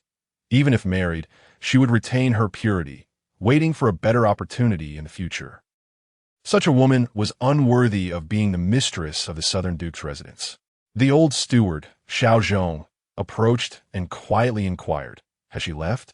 Xiao Yushu nodded, "Yes, she is gone. I doubt she will return." Xiao Zhong sighed, "Young master, your decisiveness and wisdom are truly admirable. I too believe that the princess of Linchuan is ill-suited for the southern duke's residence. Decisive and wise." Xiao Yushu paused, pointing to himself in surprise. "Are you referring to me?" The old steward and the young master exchanged incredulous glances, falling into a momentary silence. Xiao Zhong cleared his throat and said, "I misspoke. Young master, your whimsical and foolish tendencies have yet to be remedied. Haha, I apologize for my error." Xiao Yushu's expression turned serious. His recent behavior had been too normal. This was not right. The emperor's watchful gaze was ever present. He could not afford to lose the guise of foolishness. He turned to Xiao Zhong and instructed, "Find someone to disseminate news, stating that I am foolish and dull-witted, dismissed by the princess of Linchuan. Make the details convincing. Do you understand?" Xiao Zhong was taken aback for a moment, then nodded with a smile. "Understood, I comprehend." Xiao Yushu acknowledged with a nod. He found the old man quite perceptive and felt assured in his capabilities. The following day, a deluge of rumors swept through the brothels and taverns of the capital, eventually reaching the households of the powerful. Listening to the gossip on the streets, Xiao Yushu was utterly astonished. Insider information from the National Academy proclaimed, "The Southern Duke's heir, Xiao Yushu, is exceptionally talented, having penned a remarkable poem titled My Sister, the Southern Duke," causing the gifted princess of Linchuan to feel a sense of inferiority and come to withdraw her engagement. He twitched the corner of his mouth. "My sister. The Marquis of Zhennan. Is this nonsense?" Astonished. The hidden truths of the Marquis of Zhennan's residence. Xiao Yushu playing the Xiao late at night, a tune titled 18 Touches, which frightened the princess of Linchuan into voluntarily calling off the engagement. Playing the Xiao late at night, a tune called 18 Touches? Who on earth penned this absurd narrative? Xiao Yushu is impotent, and Su Yuyin withdraws from the engagement. What the hell? Who is spreading such slander? Xiao Yushu, in a fit of rage, declared, "My weapon can practice the demon-slaying spear. How dare they gossip about my abilities?" Within the Linchuan royal residence, Su Yuyin listened expressionlessly as the maid Xiuhua relayed the rumors she had heard. Suddenly, her eyes grew warm with emotion. "Xiao Yushu, even after the engagement is called off, you would rather tarnish your own reputation so fiercely, facing the scorn of the world, than jeopardize mine? You have always been such a gentle soul." She turned away, unable to resist taking out a handkerchief to cover her eyes. Chapter 42. The sound of the bagpipe echoing through the emerald feathers as dusk approached. A gentle rain began to fall. The drizzling curtain of rain enveloped the rushing waters of the Jinsha River, while the towering peaks on either bank appeared as ethereal silhouettes. Hua Taixian, clad in a form-fitting outfit with her hair tied up in a high ponytail, leaned against the bow of the boat. In her arms, she cradled an iron plate and copper pipa with her longbow, arrows, and blade within easy reach. This vessel bore the weight of 300,000 taels of silver, seized under the leadership of Xiao Yushu. Given the gravity of the situation, she remained vigilant throughout the journey, her weapons never far from hand, sleeping little and treading carefully. At last, they arrived in the Jiannan region, where the Jinsha River carved through the Kueixia Gorge, now within the sphere of influence of the Southern Town Army. With her spirits slightly lifted, she gazed at the undulating landscape framed by the mountains flanking the river. Seizing the moment, she took out her iron pipa and tuned its strings, beginning to play. In the dim, rain-shrouded atmosphere, the resonant notes of the pipa rang out, strident and vigorous, a martial tune echoing through the air. At that moment, a melody from a transverse flute suddenly pierced through the rain. The flute's sound was clear and melodious, weaving through the mist with an enchanting grace, as if played directly beside her. The clash of the pipa and flute ensued, neither yielding to the other. The pipa's bold and powerful tones clashed with the flute's evocative melody, resulting in a musical duel that seemed evenly matched. Then, as if by a silent agreement, both musicians ceased their performance, and the river fell momentarily silent, leaving only the sound of its relentless flow. In the stillness, a bright voice emerged from the haze. The sound of the bagpipe soars like emerald feathers. This voice rang out with crystalline clarity, overpowering even the river's roar. Hua Taixian smiled broadly, setting down her pipa as she called out, "I do not shy away from the bowstring marked by the blush of youth." The response came with a cheerful laugh. "Sister Xian, you have worked hard on the road." As the dense mist shifted, two grand dragon-toothed ships glided silently from the riverbank like lurking leviathans. The speaker then leaped into the river, effortlessly treading the waves. With each step she took, frothy white waves surged, resembling blooming white lotuses upon the water. She gracefully traversed the surface, landing aboard Hua Taixian's vessel. This woman, tall and striking, donned a military uniform, her attire grand, her face resembling fine jade, and her eyes radiating an air of authority. Hua Taixian respectfully bowed and saluted, saying, "Hua Taixian, commander of the Vanguard Battalion of the Southern Town Army, pays her respects to the commander of the Pengzhou Army." The newcomer was none other than Tieti, the third-ranking Iron Guard of the Pengzhou Army. She smiled and waved her hand dismissively. "It has been a few days since we last met. Why such formality, Xian?" "How is the young lord?" Hua Taixian replied with a smile. "Military decorum must not be neglected. Sister Didi, the young lord is well." And Tieti sighed lightly. "It has been 3 years since I last saw him. I miss him dearly. How about I trade places with you? You can take my position as the commander of the Pengzhou Army while I go to the capital to keep the young lord company." Hua Taixian was taken aback and quickly shook her head. "Sister Didi, do not jest. I, along with Sister Mei, lack the capabilities you and Sister Jing possess. We could never command an army." As Tieti heard the name of Lai Meyer, her expression instantly turned cold. That rough-hewn fellow was indeed fortunate, spending his days inebriated and neglecting his duties. Yet the Grand General still chose to keep her in the capital. Humph! Hua Taixian, aware of the discord between the two, merely smiled in silence. And Tieti soon broke into a smile. "Xiener, your skills have improved remarkably. Just now, my flute could not gain the upper hand. Truly impressive." Hua Taixian humbly replied, "I'm still far from being on par with Sister D. You were merely being accommodating." At this moment, 2 large dragon-toothed ships had positioned themselves, guarding Hua Taixian's vessel in the middle, as the fleet cleaved through the waves, making its way towards Pengzhou. Occasionally, boats traversed the river, but upon seeing the banner of the Southern Army, they all willingly steered clear. The two stood at the bow, the river breeze tousling their hair, gazing out at the expansive Chu sky. And Tieti inquired with concern, "I have heard that Xiaolang's marriage is not going smoothly. Is he feeling down? I have missed him greatly during our time apart." Hua Taixian, knowing that Tieti had served as Xiao Yushu's maid for many years and shared a deep bond. Smiled and said, "Sister D, you need not worry. Xiao Lang is not at all foolish. We were mistaken before. It was merely his deliberate effet ade of ignorance. In truth, he is exceptionally clever." And Tieti frowned, a peculiar expression gracing her face. "Siener, are you jesting with me?" "No, I'm speaking the truth." Hua Taisien insisted.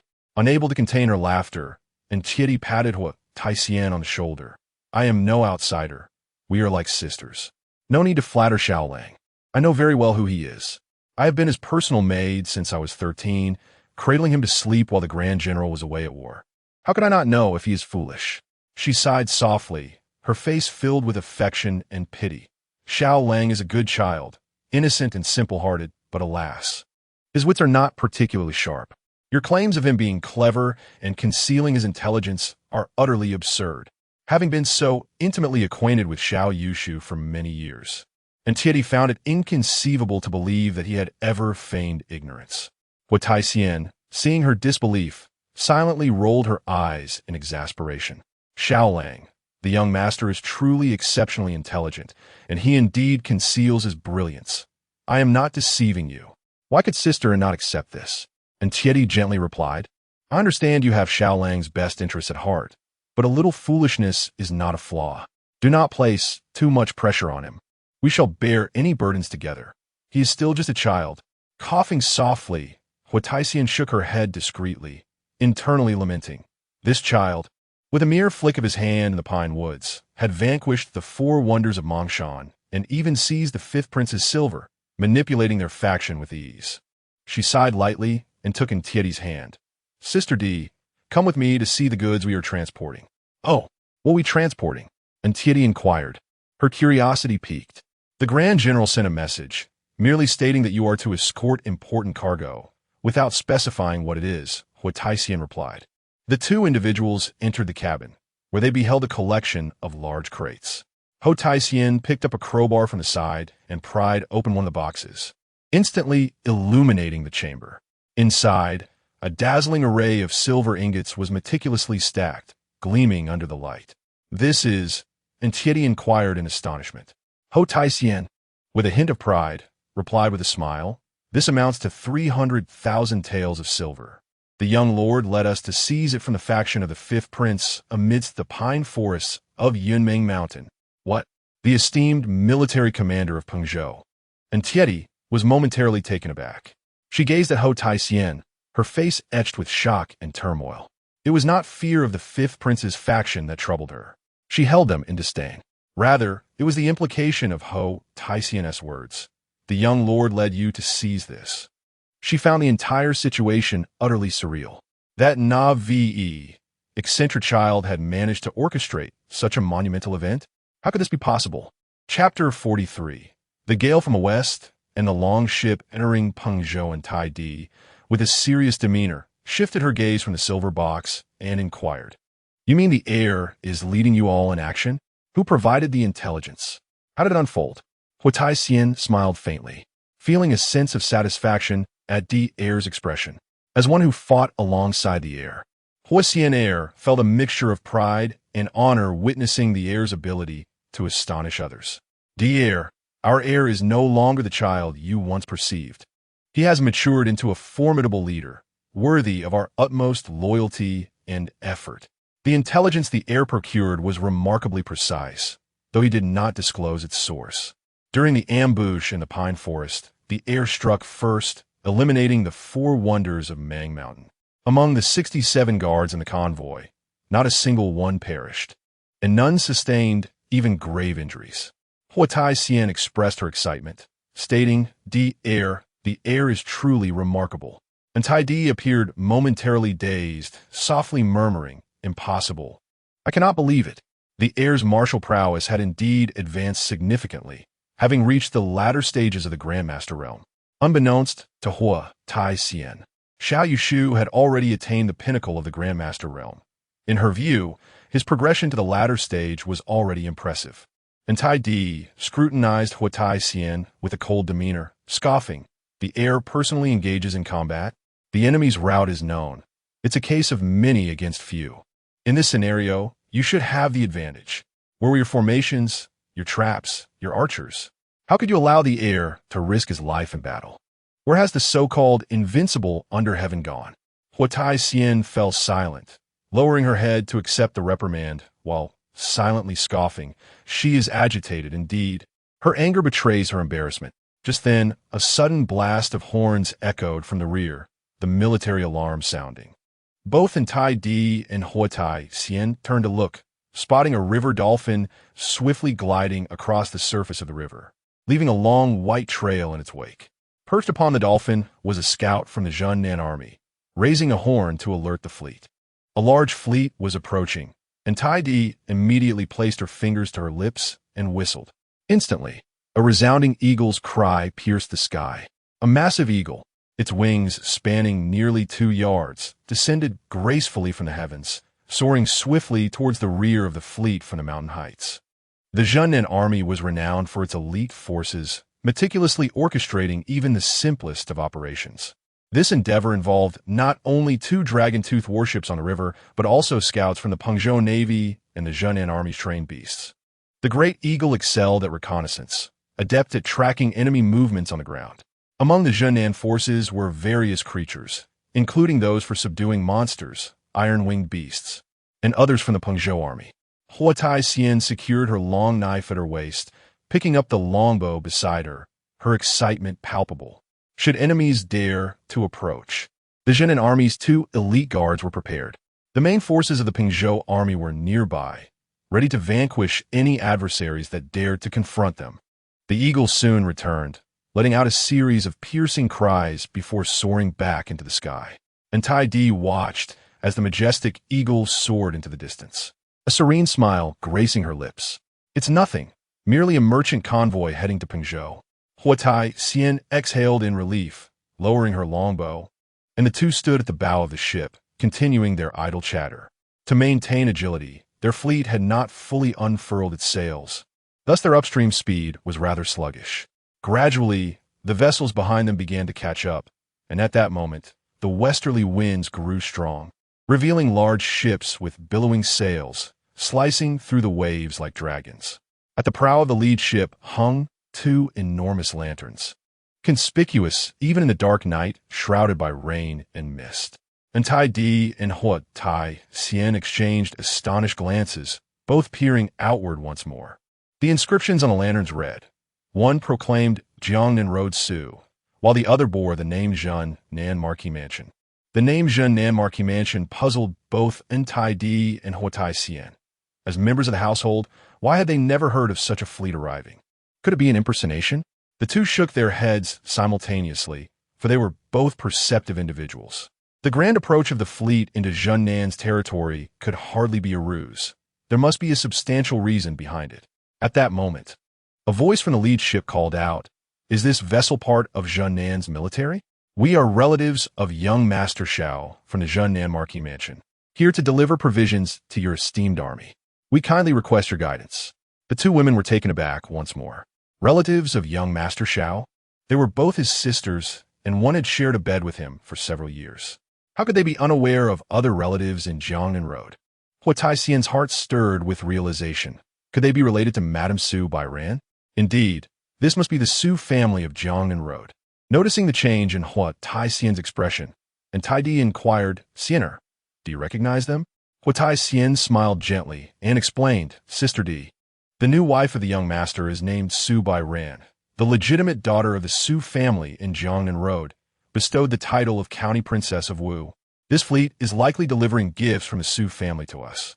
And Tai Di's face exhibited rare astonishment. She had heard that the young master had chosen not to marry Su Yuyan, but instead wed the County Princess of Wu. The Su family of Jiangnan, known as a wealthy clan in the southeastern region, had significant business in Pengzhou. Observing the grand scale of the fleet, it was evident that the Su family's generosity was considerable. And Tai Di declared with a resonant voice, "I am Entai Di, the military commander of Pengzhou. Who approaches?" Upon hearing her name, the crew on the opposite vessel rejoiced, bowing respectfully from afar. "I am Su Huan Bao from the Su family of Jiangnan Road. Pay my respects to General N. Our fleet carries the dowry for the young lady, comprising 200,000 stones of rice and various daily necessities, all of which will be of great use to the valiant soldiers of Zhennan. And Tai Di was deeply moved.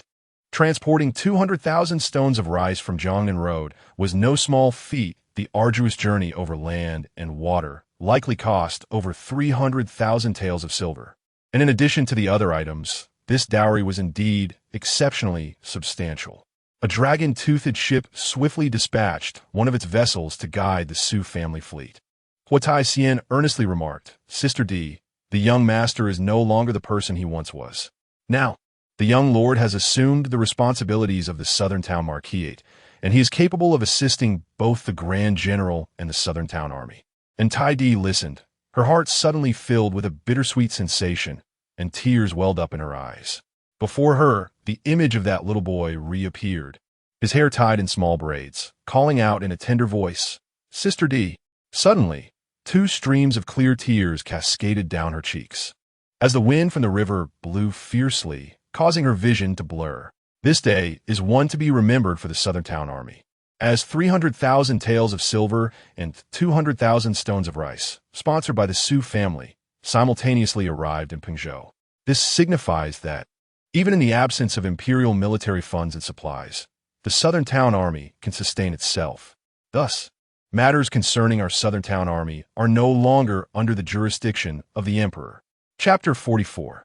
The concubine Xiao Yushu, clad in pristine white garments, stood before the window, where a peach tree outside was in full bloom, its vibrant blossoms a sight to behold. The beauty of the flowers mirrored the elegance of a painting, captivating and unparalleled. Han Ying, the chief maid, glanced back at him while pouring water, only to turn her gaze once more, oblivious to the overflowing basin. Within the lavish bedroom, Su Bairan lay in a languid repose, her silken hair cascading messily across her delicate, snow-like visage. From beneath the crimson silk quilt, a shoulder, pale with a hint of azure, peeked out, and her long, supple legs extended from the covers, forming an enticing angle. The lady was utterly exhausted, still lost in a deep slumber, yet to awaken.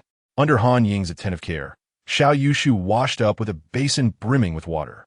As they gathered for breakfast, Han Ying gently ladled generous portions of white medicine into his bowl, softly advising, "As the heir, you possess a robust physique. Yet you must also show some tenderness towards the lady." Xiao Yushu paused, nodding with a smile, only to hear Han Ying, shyly, suggest, "If you find it insufficient, I am willing to share the burden with the lady, having been accustomed to enduring hardships since childhood." Xiao Yushu glanced at the bowl of medicine and then at Han Ying's youthful, enchanting face, and couldn't help but marvel. At 18, even without makeup, she radiated beauty, pure as a lotus, naturally graceful. Yet he playfully chided, "Oh, my dear girl, at your age, how is it that you cannot even fasten a button properly?" "Young master," she replied, "these children today are indeed spoiled. Even the maidservants have become so careless, unable to fasten a simple button." Sighing, he mused as a leader, "It is my duty to show concern." He then reflected on the nuances of different keyboards favored by online authors, noting the distinct tactile feedback each provides. For instance, the blue switch keyboard offers a pronounced keystroke sound, while the black switch requires greater force for a more direct feel, ideal for gaming. The brown switch, with its deeper actuation, has its own unique characteristics. Just then, the door to the dining room swung open with a bang, and Xiao Yushu instinctively withdrew his hand, shoving a meatball into his mouth. "Ouch! Who fried meatballs this early?" Lai Meier burst in, glaring at him with an intense expression. Meier," Xiao Yushu exclaimed as the meatball fell from his mouth, feeling a twinge of guilt as he prepared to apologize. "I was wrong." Lai Meier smiled sweetly. Her cheeks flushed with an unusual hue, and stumbled forward, her body going limp. Observing the inebriated and slumbering figure of Lai Meier, Xiao Yushu scoffed, covering his face. This reckless individual has indulged again. After the chaotic morning had settled, Xiao Yushu finally found a moment for himself. He picked up the intelligence report, scrutinizing it carefully, determined to devise a meticulous and formidable strategy. His aim was to strike decisively at the fifth prince, inflicting significant damage to his dignity and reputation, while simultaneously thwarting the emperor's scheme to besiege the Duke of Zhennan's residence. Yet, the plan eluded him. Why was it that he could not seem to conceive it? Xiao Yushu pondered for an entire hour, yet no brilliant ideas emerged. Perhaps it was time to venture outside and refresh his mind. Cloistered in solitude had proven unfruitful. He needed to seek a stimulating environment. Thus, he resolved to visit a reputable national institution imbued with educational significance, the Ministry of Rites, nestled on Sholi Street. The ministry truly exemplified the essence of a state enterprise. While not monopolistic, its grandeur was unmistakable. At the entrance, the alluring matron, a mature beauty in her late 20s, adorned in elegant attire and possessing a graceful figure, greeted visitors with charm.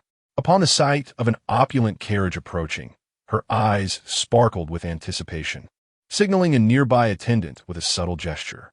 The attendant, lethargic in demeanor, sauntered forward to assist the carriage. The matron frowned slightly, disconcerted by such a lackadaisical display of service. Just 3 days prior, she had attended a workshop at the Baiwa Tower, learning the importance of a diligent work ethic and the necessity of a proper attitude toward service. Yet here, the staff had fallen back into their indolent ways. These individuals, secure in their positions, seemed to bask in their state-sponsored complacency. Ironically, while others might achieve success while being idle, the attendant's laziness bore no merit. As Xiao Yushu alighted from his carriage, the matron approached him with enthusiasm, bowing gracefully and declaring, "Welcome, young master. Your esteemed presence is truly a blessing. Please, do come in." A smirk tugged at the corners of Xiao Yushu's mouth. Her eloquence was commendable, quoting the book of songs as she extolled his virtues. How delightful it was to be regarded with such reverence. This level of service, coupled with her charming voice, seemed a waste for someone in her position. With a courteous smile, he inquired, "Might I ask the name of the lovely lady before me? I feel as though we have crossed paths before." The matron hesitated, her expression shifting to one of surprise and delight. Could it be that the heir of the Duke of Zhennan had taken an interest in her? She swiftly replied, "I am but a humble servant, yet I am honored to be remembered by you. My name is Naomi. I had the pleasure of toasting you when you visited with friends." Naomi? Xiao Yushu glanced at the lanterns, and indeed, her reputation was well-deserved. Naomi graciously guided him to an elegant private chamber on the second floor of the ministry. The room was adorned with rosewood tables, calligraphy, and paintings, complemented by floral arrangements, exuding an air of sophistication. The window, wide open, offered a splendid view of the bustling hall below, where performances and festivities unfolded. Once seated, 2 graceful maidens entered, serving tea and delicacies before taking their leave. At that moment, an unsettling tremor coursed through him, and his heart sank. Before his eyes, the enormous hourglass reappeared, its upper chamber devoid of sand. As golden letters materialized, Ability 2, Time-Space Exchange, Function. The host will randomly exchange places with a being from this realm, acquiring their appearance and voice for the duration. The exchange being will lose their ability to act. Exchange time, 2 hours. The hourglass trembled, and the sand began to cascade downwards. Why had this occurred so abruptly? There was no time to return to the secure confines of the Duke's estate. Though the exchange object remains immobile, it is imperative that he remains utterly oblivious to the situation. After a moment of contemplation, Xiao Yushu decisively addressed Naomi. "I am afflicted by a madness that seems poised to erupt. Bind me tightly and blindfold me." Naomi was taken aback, her cheeks flushing alongside the 2 handmaidens. They evidently misconstrued his intentions, surprised that the young master had such peculiar predilections. As the 3 women procured a length of red silk, Xiao Yushu slammed his hand on the table in discontent. "What is this? Ensure the blindfold is secure. Not a glimmer of light must penetrate, for my madness manifests violently at the sight of illumination." Naomi felt a shiver run through her. The young master was indeed an experienced player, with rather lofty demands. Fearing to offend him, she hastily dispatched someone to procure the necessary items. For Xiao Yushu's notorious reputation for madness preceded him, and incurring his wrath would be troublesome. Upon receiving a substantial roll of thick black cloth, Xiao Yushu nodded in satisfaction and remarked, "Do not allow me to speak. A madman may inflict harm upon himself. I shall not utter a word nor unveil the black cloth. The rest is for you to manage." Naomi took a deep breath, patting her ample bosom, assuring him, "Rest assured, my lord, I shall attend to you with utmost diligence." Suddenly, a whirlwind of bizarre transformations enveloped him, and Xiao Yushu felt himself being elongated and thrust into a realm of the strange and surreal. After what seemed an eternity, he awoke with a throbbing headache. As he surveyed his surroundings, he noticed a bronze mirror in the room. Glancing at his reflection, he gasped in shock. The figure in the mirror donned a robe adorned with python patterns, his complexion pale and delicate, exuding a jade-like quality. It was none other than the second prince. Suchi, Chapter 45. The Grand Princess's birthday soft footsteps approached as a beautifully poised palace maid entered the room. She appeared to be around 20 years old, adorned in a delicate pink palace dress, her demeanor warm and inviting. This maid, named Xylan, was a personal attendant bestowed upon the young prince by the favored concubine Gon, having served Prince Suchi for many years. With a respectful bow, she addressed him, "Your Highness, it is time to change your attire and prepare to leave. Today marks the birthday of the Grand Princess, and the concubine has instructed that you arrive early." Xiao Yushu turned to her, and Xylan found herself momentarily taken aback. The second prince, Suchi, bore a striking resemblance to concubine Gon, his captivating phoenix eyes exuding a tender charm that, when he smiled, conveyed a gentle allure. His refined demeanor painted him as an elegant and graceful gentleman. In contemporary terms, one might argue that he possessed a softer, more androgynous beauty, lacking traditional masculinity. However, on this day, as he stood before the bronze mirror, his piercing eyes swept over Xylan, causing her heart to tighten. The gentle allure vanished, replaced by an aura of commanding authority that enveloped him. In that moment, he seemed less like the second prince and more akin to a formidable and stoic general. Suppressing her astonishment, Xylan lowered her gaze in deference. Xiao Yushu spoke with a calm authority. "Let us proceed. There remains some time before we depart." Xiao Yushu found himself utterly exasperated. How could a man like Suchi be burdened with so many intricacies before stepping out? Hairstyles, hairpins, jade pendants, belts, boots, hairnets. Each item presented an array of choices. Wasn't it exhausting? He impatiently remarked to Xylan, "Keep it straightforward. The simpler, the better." Xylan was taken aback by the second prince's decisiveness today, even more so by his choice of accessories. Instead of his usual fan and seal, he had opted for a dagger, a sharply curved, intricately designed weapon rather than the ornate, gemstone-studded knives he typically favored. Such armaments were not his usual preference. What had prompted this change? As they traveled in the carriage, Xylan accompanied Xiao Yushu to the Grand Princess's residence. It was his first visit to this place. The Grand Princess was the second child of Emperor Hongjia, following the eldest prince, and had always enjoyed the emperor's favor. Because the Grand Princess's mother, Empress Yongning, had passed away early, she had been raised by concubine Gon and shared a close bond with her and Suchi.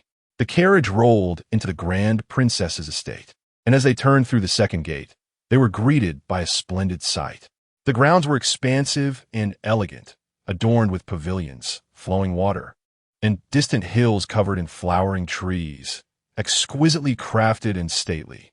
The carriage came to a halt before the opulent reception hall, and Xiao Yushu disembarked with Xylan by his side. At that moment, the hall was a vibrant display of floral arrangements, already bustling with guests. As Xiao Yushu arrived, the Grand Princess, Su Mu, emerged with two attendants. She appeared to be in her late 20s, draped in a light silver and red gold butterfly cloak, complemented by a striking pleated skirt of deep crimson adorned with golden embroidery. The emerald and gold hairpin atop her head gleamed brilliantly, accentuating her noble and proud demeanor. "Chidi, you have arrived. It has been quite some time. You seem to have grown stronger," the Grand Princess remarked, her gaze scanning the tall and poised Suchi with surprise and joy. "Congratulations on your birthday, dear sister." Xiao Yushu smiled faintly as he presented the carefully prepared gift to her.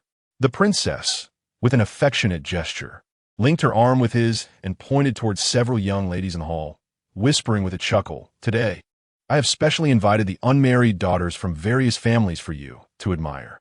If you take a liking to anyone, I shall intercede with father for a marriage proposal." Xiao Yushu chuckled, realizing that the princess was indeed quite close to Su Qi, thus aligning herself with the second prince's faction.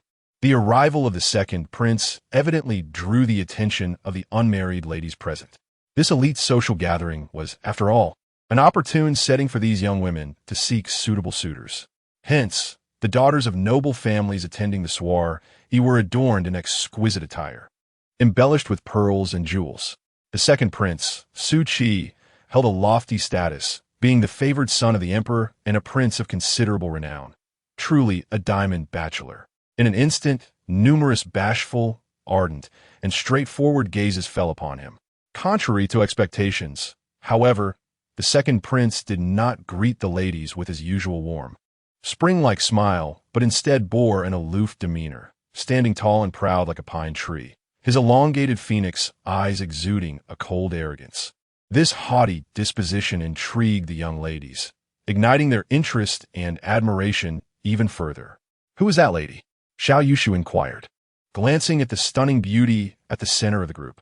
The princess furrowed her brow and reprimanded. "You do not recognize her? She is the granddaughter of Prime Minister Lin, and our fifth brother's fiancé, Lin Qingyi." Xiao Yushu mused as he observed the graceful figure, exuding elegance, and charming smiles amidst the crowd. A vague recollection stirred within him. This Miss Lin seemed to be a figure from his memories, perhaps a childhood acquaintance who had deemed him foolish. He averted his gaze after a couple of glances, preferring the simplicity and sincerity of girls like Su Bairan and Lai Meyer. Miss Lin, by contrast, appeared astute and cunning, fully aware of her desires. Such women were plentiful in his past life, and Xiao Yushu had never held much regard for them. The princess, watching Lin Qingyin, softly cautioned, "She is 18 this year, and fifth brother is already betrothed to her. They may wed by the end of this year." Xiao Yushu replied with a carefree smile. "Is Prime Minister Lin in such a hurry? Does he not fear that fifth brother might fail in his quest for the throne and be entangled in the fallout?" The princess gasped in shock and quickly struck him lightly. "What nonsense are you speaking? If father hears you, you might as well be courting death." Surrounded by several noble ladies, Lin Qingyin was like a moon embraced by stars, smiling and jesting gracefully, clearly a master of social interaction. Suddenly sensing a gaze upon her, she turned to see the aloof second prince. Her vanity was instantly gratified, and she gently nodded in acknowledgement of his attention. Xiao Yushu smiled slightly and remarked to the princess, "Miss Lin just nodded at me." The princess shot him a glare and said, "The wife of the Duke of Wei has arrived. I must go greet her. Behave yourself and play quietly here." The second prince has always been gentle and courteous, which reassured her. Thus, she hastily instructed a few words before rushing to greet the guests. Xiao Yushu ordered a cup of fruit wine, savoring it slowly when he inadvertently caught a glimpse of Lin Qingyin's graceful silhouette. How exquisite! A sudden thought surged within him, one that he could scarcely suppress.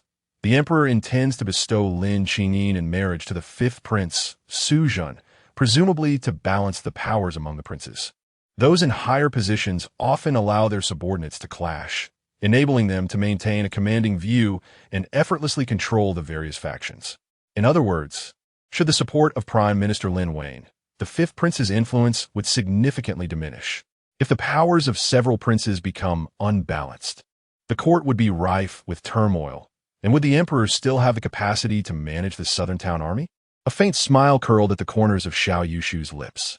"Su Qi, oh Su Qi, I shall present you with a grand gift." Chapter 46. My dearest joy is to assist others. The second prince, Su Qi, sensed that something was amiss. As he opened his eyes, he was met with an impenetrable darkness. The air was devoid of the refreshing and elegant scent of dragon saliva that he typically cherished. Instead, it was permeated by an insipid fragrance, tinged with a cloying sweetness. To his dismay, he discovered that his vision was obscured by a black cloth. Panic surged within him as he attempted to call out, only to realize that his mouth was also gagged. What seemed to be several socks were tightly stuffed into his mouth, inciting a wave of nausea that threatened to overwhelm him. At that moment, he heard a woman's sultry laughter, dripping with allure. "My lord, allow me to serve you well. Here in our abode, your desires shall surely be fulfilled." Laughter erupted around him, revealing that there was not just one woman present. A chill ran down Su Qi's spine. How could he, a dignified second prince, have fallen into the clutches of these individuals? Or were these female captors plotting? Did they intend to bear his child as a means of coercion? Such a vicious scheme. Yet, Su Qi inwardly scoffed, knowing that their machinations were destined to fail. He struggled fiercely, only to be horrified to find that his body was utterly immobilized, as if an invisible force were holding him captive. In a state of terror, he attempted to cry out, "MMM. MMM. MMM." The women responded with laughter akin to that of sirens, the leader chuckling. "Indeed, my lord, you are quite the interesting figure. Please do not be anxious. I shall attend to your needs with utmost care."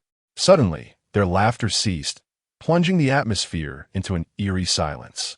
This sudden and strange stillness halted Su Qi's struggles. What were these individuals planning? The woman leading the group sighed deeply, her tone imbued with profound pity and astonishment. "My lord, you are indeed a pitiable soul. There is no need for you to feel inferior. We have encountered many like you. The palace eunuchs are much the same." "Yes, my lord," another chimed in, her voice laden with sympathy. "You are not alone. Do not concern yourself with the judgments of society. As long as your spirit remains resolute, you are a true man." As this woman comforted Su Qi, she leaned closer to Naomi and whispered, "Sister me, what shall we do? He is utterly incapable of being served, not even with tweezers." Naomi furrowed her brow. However, being a seasoned member of the brothel, she maintained her composure amidst the turmoil. Calmly, she replied, "A man with such internal anguish, unable to express it, will only unleash it further in his suffering. We shall simply intensify his torment." "Yes, sister me." Su Qi's heart raced with trepidation, yearning to scream. Who were these people? Where was he? What dark sorcery had rendered him immobile? Could someone please enlighten this prince as to what was transpiring? The woman at the forefront spoke with a touch of compassion, resolutely declaring, "Let us serve the young master with utmost diligence. Hunger, bring forth the items." Yes. Two female attendants now stood beside Naomi, one holding a candlestick to illuminate the surroundings, while the other ready to whip. Naomi rubbed her palms together and smiled. "Young master, the servant has arrived. What would you have us do?" The narrative continues, detailing the side chamber of the princess's residence. Numerous maidens flitted in and out, meticulously arranging the drinks and delicacies on the tables in the hall. The female officials from the Department of Ceremonial Affairs were present to inspect the beverages and fruits, ensuring that nothing was amiss. This department not only managed palace affairs, but was also summoned to assist during significant royal ceremonies. Su Yuyan, clad in the simple palace attire of a female official, meticulously examined the drinks. Her expression was somber, and she appeared somewhat haggard and emaciated. Once she entered the Department of Ceremonial Affairs, she could no longer deny her harsh reality. Her connection with the Duke of Zhennan had reached its conclusion. Having lost Xiao Yushu, it was likely she would never again experience that echelon of life. At this very moment, as a mere princess, she could only stand here, serving drinks to the nobility. A maid approached, glancing around to ensure no one was watching, and whispered, "Princess Linchuan, the fifth prince knows of your presence and has asked me to deliver a letter to you." Su Yuyan frowned slightly as she accepted it. The maid promptly departed, and as Su Yuyan unfolded the letter, her expression shifted dramatically. It was a missive from Su Zhen, filled with tender sentiments, inviting her to meet in secret. Had it been in the past, she would have been overjoyed, genuinely happy from the depths of her heart. However, at this moment, all she could hear was Xiao Yushu's cold and tranquil voice. "The fifth prince is a fine man, but he does not desire you." A sharp pain pierced her heart, and she immediately perceived the words within the letter as profoundly hypocritical, evoking a sense of revulsion. A cold smile crept across Su Yuyan's lips, imbued with a chilling aura. "Su Zhen, you refuse to marry me, while simultaneously robbing me of my chance to enter the Duke of Zhennan's household. I have lost my happiness, lost everything, and yet you dare to provoke me. Is one betrayal not sufficient? Do you wish to cast me into despair? Very well, let us see what unfolds. Lin Qingyin set down her wine cup, gently fanning herself. It was still late April, yet she could already feel the oppressive heat. A faint blush rose to her porcelain neck, prompting Yang Zheng, who sat nearby, to tease her. How's your tolerance for wine diminished so? After just 2 cups of fruit liquor, your face is already so flushed. Lin Qingyin smiled, glancing at the mint liquor she had been drinking, its emerald hue refreshing and crisp. She relished the flavor of this beverage, which offered a cooling sensation. Yet she had not anticipated the potent after-effects of the mint liquor from the princess's residence. Rising to her feet, she smiled and said, "It feels a bit stifling. I shall take a stroll outside." Yang Zheng also prepared to rise, but noticed the matriarch of the Gu family smiling and beckoning to her. A chill ran down her spine. She was to become her future mother-in-law. In such circumstances, whether out of courtesy or the necessity of fostering future relations, it was indeed her duty to pay a visit. Lin Qingyin gently nudged her and whispered, "You should go over now." As Yang Zheng approached, Lin Qingyin exited the hall alone and strolled slowly in the adjacent garden. Yet, the heat enveloping her did not dissipate. Rather, it intensified. It felt as though a seed had been sown within her, itching and soft, its sprout gradually emerging. This sprout grew throughout her body, a tingling sensation that was both maddening and alluring. Suddenly, Lin Qingyin found herself in a stupor, instinctively clenching her legs together. She sensed something amiss, yet her awareness began to wane. Before her stood a figure, seemingly taken aback, who softly inquired, "Miss Lin, are you unwell?" Lin Qingyin shook her head vigorously and finally recognized him as the second prince, Su Qi. She bit her tongue to regain her composure and hurriedly stammered, "Your Highness." I. Su Qi's expression shifted dramatically as he stepped forward to grasp her arm. Such intimacy between the sexes was considered improper. In the midst of Lin Qingyin's astonished gaze, Su Qi earnestly declared, "Rest assured, Miss Lin, I, Su Qi, take great pleasure in aiding others." Chapter 47. Miss Lin. This is not allowed. Xiao Yushu embraced Lin Qingyin's slender waist, and before she could voice her objections, he employed his lightness skill. Swiftly leaping into the depths of the garden and entering a secluded cabin shrouded by flourishing flora, Lin Qingyin was taken aback.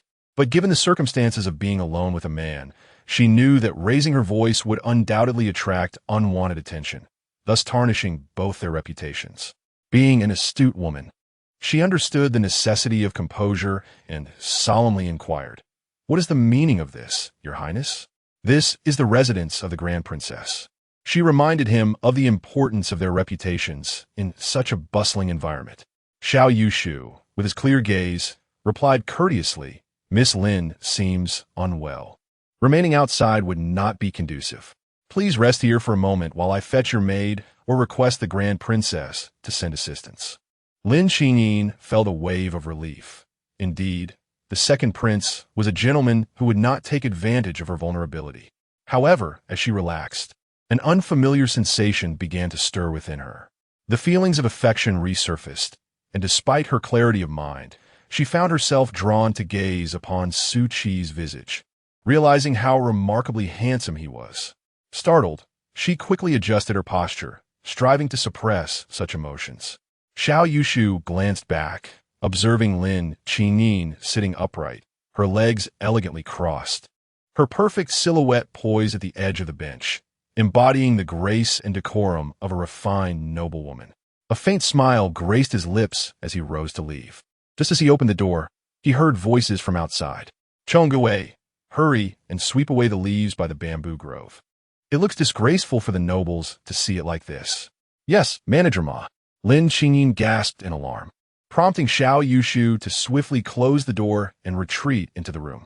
The chamber, though tidy and elegant, was quite small, likely intended merely as a resting place for noble strolls. It contained only a bed and a small table. Xiao Yushu approached the bed and whispered, "There are people outside. I will wait until they leave before I venture out."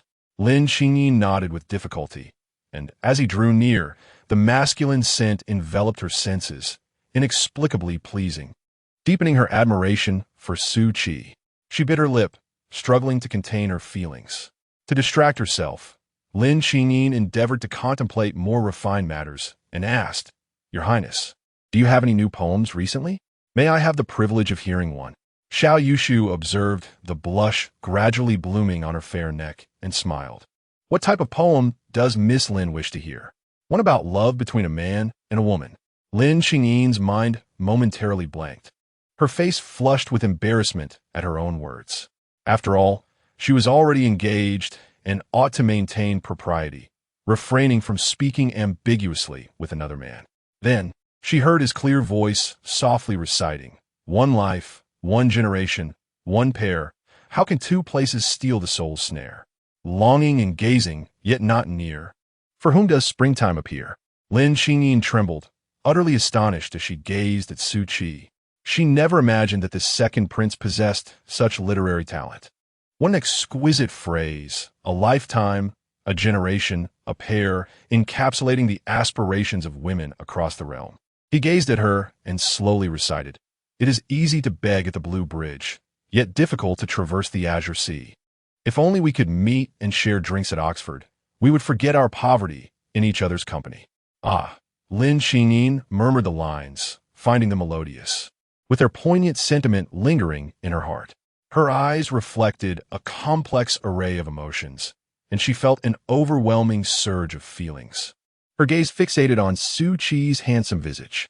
How splendid it would be if the one destined to marry me possessed such talent. Under ordinary circumstances, the forces of reason and propriety would have compelled her to maintain distance from Su Qi. Though she harbored a slight admiration, it lay deeply buried within her heart. Yet, in this moment, she found herself unable to restrain her emotions. The poem acted as a catalyst, igniting the fervor of her literary soul. Lin Qingyin felt a tremor coursing through her, filled with immense admiration, and could not help but feel a burgeoning infatuation. She subtly inched closer to Xiao Yushu, drawn in by the beauty of the second prince's verse. "Your Highness's poetry is truly remarkable," she said, her voice quivering with emotion, her heart a tumultuous whirl. Xiao Yushu, maintaining his composure, frowned and inquired, "Miss Lin, are you unwell? You appear somewhat distressed." I am not unwell, merely deeply moved. Your Highness's verses evoke such tender feelings, making it hard to find peace." Lin Qingyin's excitement was palpable, her face blooming like April peach blossoms, her breath fresh as a fragrant orchid. Her chest rose and fell, her starry eyes gazing up at Xiao Yushu with adoration. She bit her lip, striving to rein in her emotions. Retreating a little, Lin Qingyin grabbed a book from the bed, hoping to distract herself. To her surprise, upon opening it, she discovered a series of illustrations that contradicted the teachings of propriety. Surely, these had been carelessly left behind by the extravagant and audacious princess, like sparks igniting a pile of kindling. Her admiration for the gifted Su Qi flared up instantly.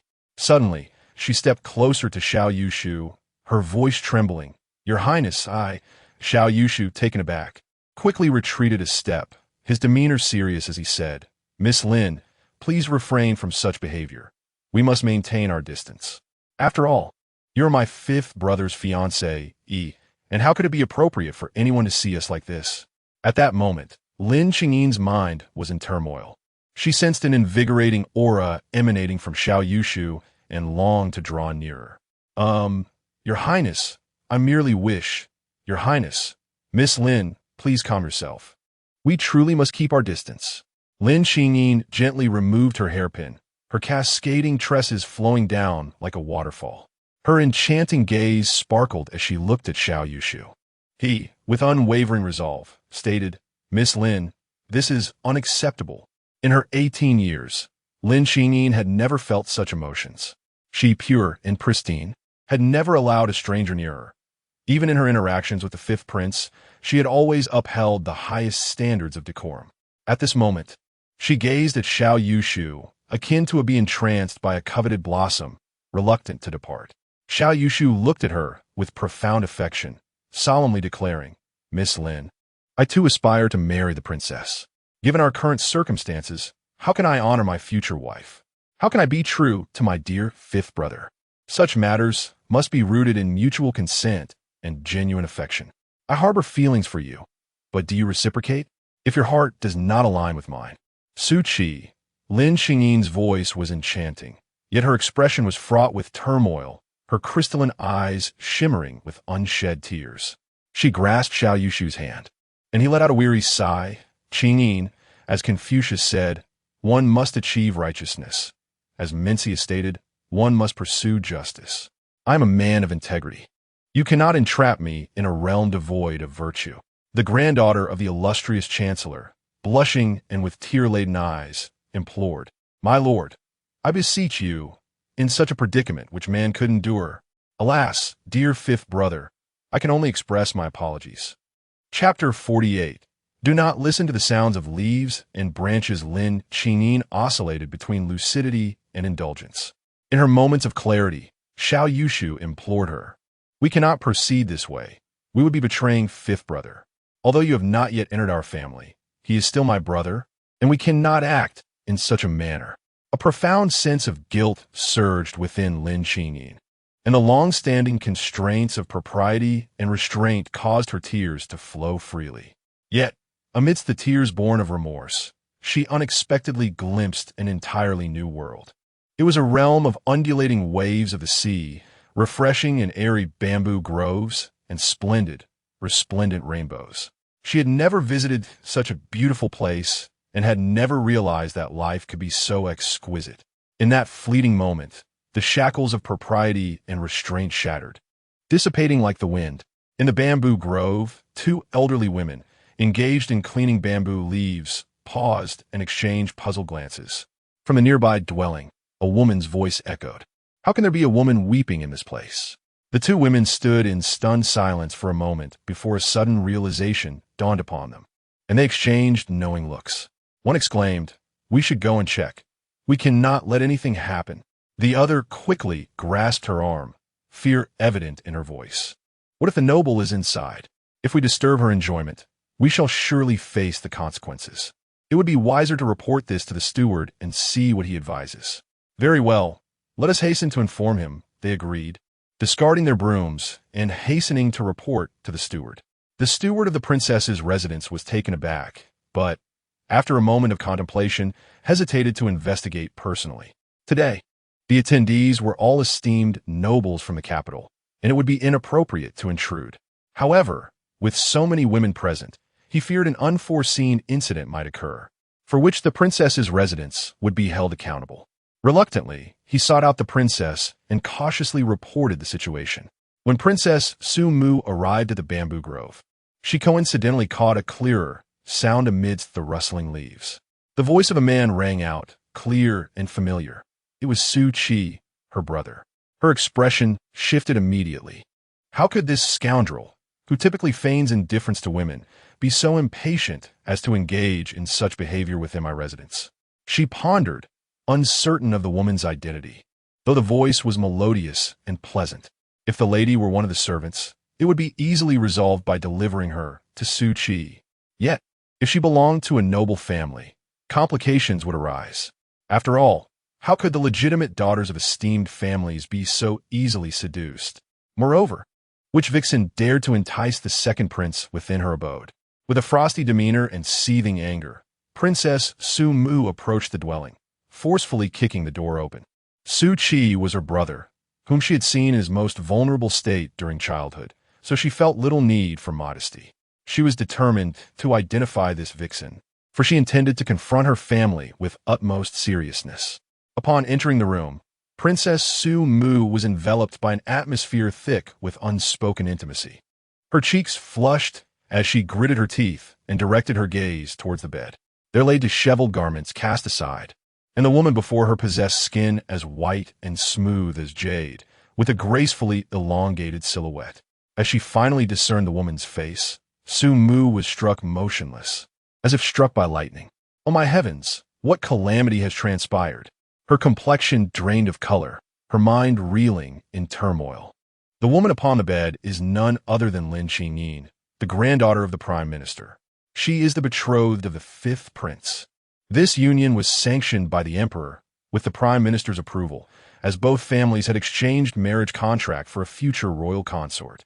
The eldest princess gazed at Su Qi in horror, her heart tempestuous. "Brother, I had no idea you possessed such audacity. You could pierce the heavens." The eldest princess's head throbbed, rendering her speechless in her astonishment. Xiao Yushu, draping a garment over his form, smiled and said, "I kindly ask my elder sister to excuse us for a moment. By the way, please have a servant fetch a woman's dress. Qingyin's attire is damaged." "You, how could you commit such an act? How will you explain this to father and the prime minister?" The eldest princess turned her back, exclaiming in exasperation. The tide of reality receded like the ebbing sea, swiftly returning to Lin Qingyin. She stared blankly at the ceiling, overwhelmed with regret and shame, utterly at a loss for what to do. Perhaps her fate was sealed? A woman who had lost her virtue, engaging in premarital indiscretions, would surely face ruin, even under her grandfather's affection, for the sake of the Lin family's reputation. At that moment, Su Qi spoke calmly. "Elder sister, Qingyin and I share mutual affection. Having grown up together, I shall enter the palace to seek father and the empress's blessing for our union. I wish to marry her as my imperial consort for life." Unwavering, Lin Qingyin's heart trembled violently as she turned her head sharply to look at Xiao Yushu. His handsome visage radiated sincerity and responsibility, devoid of any semblance of evasion or shirking of duty. He gently patted her hand, reassuringly stating, "Qingyin, there is no need for concern. I shall take care of everything. If father denies us, I will elope with you. The world is vast, and there will be a place for us." His words were resolute, imbued with conviction. He was willing to forsake the throne for her. Lin Qingyin felt her long-sealed heart flutter with newfound hope as all her worries dissipated in an instant. Suddenly, a sense of ease enveloped her. Those troubles seemed trivial. To wander the world with him, to behold the ocean and the vast expanse of the earth. That would be delightful.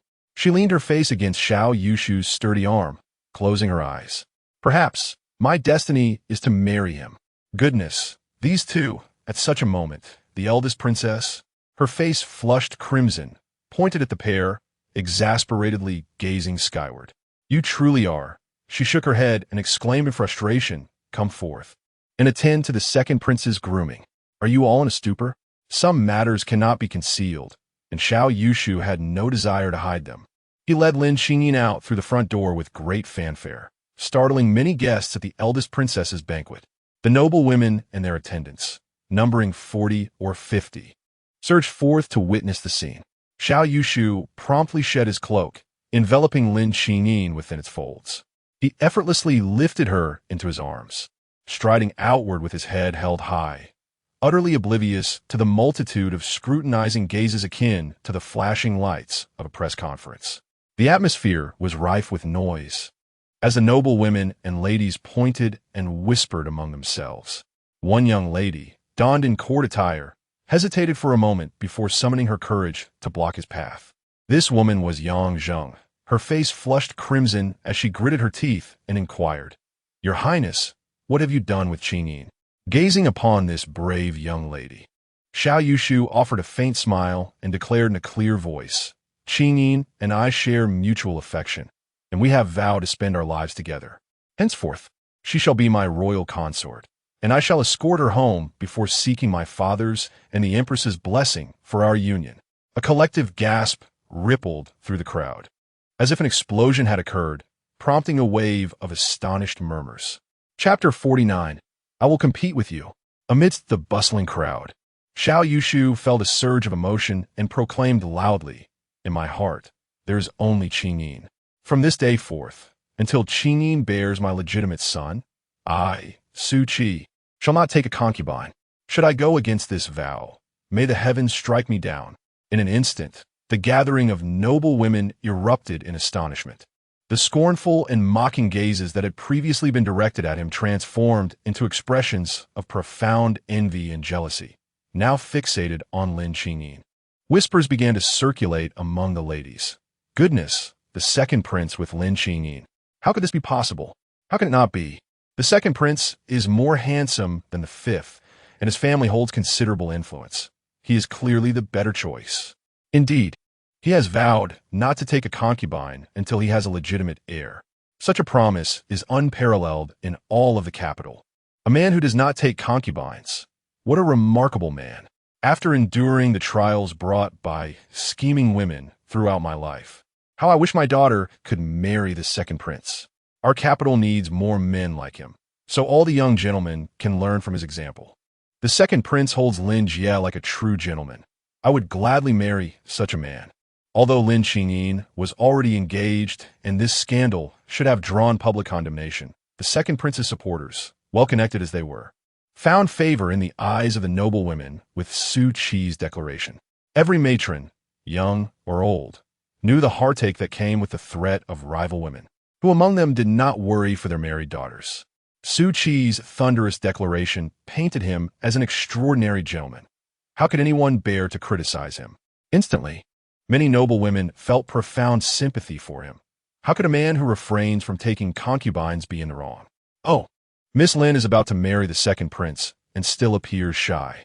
It seems the Lin family is indeed blessed with a daughter capable of bearing children. This pair, so well matched in talent and beauty, seemed like a perfect fit. Though the second prince appears frail, he holds Miss Lin with such ease. A man should be like this. Just look at those who are weak and lack strength. What sort of men are they? To Lin Qingyin's surprise, the crowd's sentiments were predominantly filled with blessings and light-hearted teasing. Contemplating this, she felt too embarrassed to face anyone and thus shyly sought refuge in Xiao Yushu's embrace, where an unexpected sense of happiness blossomed within her. Xiao Yushu bowed deeply, addressing the gathered ladies. I extend my heartfelt gratitude to all of you. On the day of my marriage, I shall certainly invite each of you to grace us with your presence. The emotions of today shall never be forgotten by me. Su Qi. After all, it was Su Qi who would bear the cost.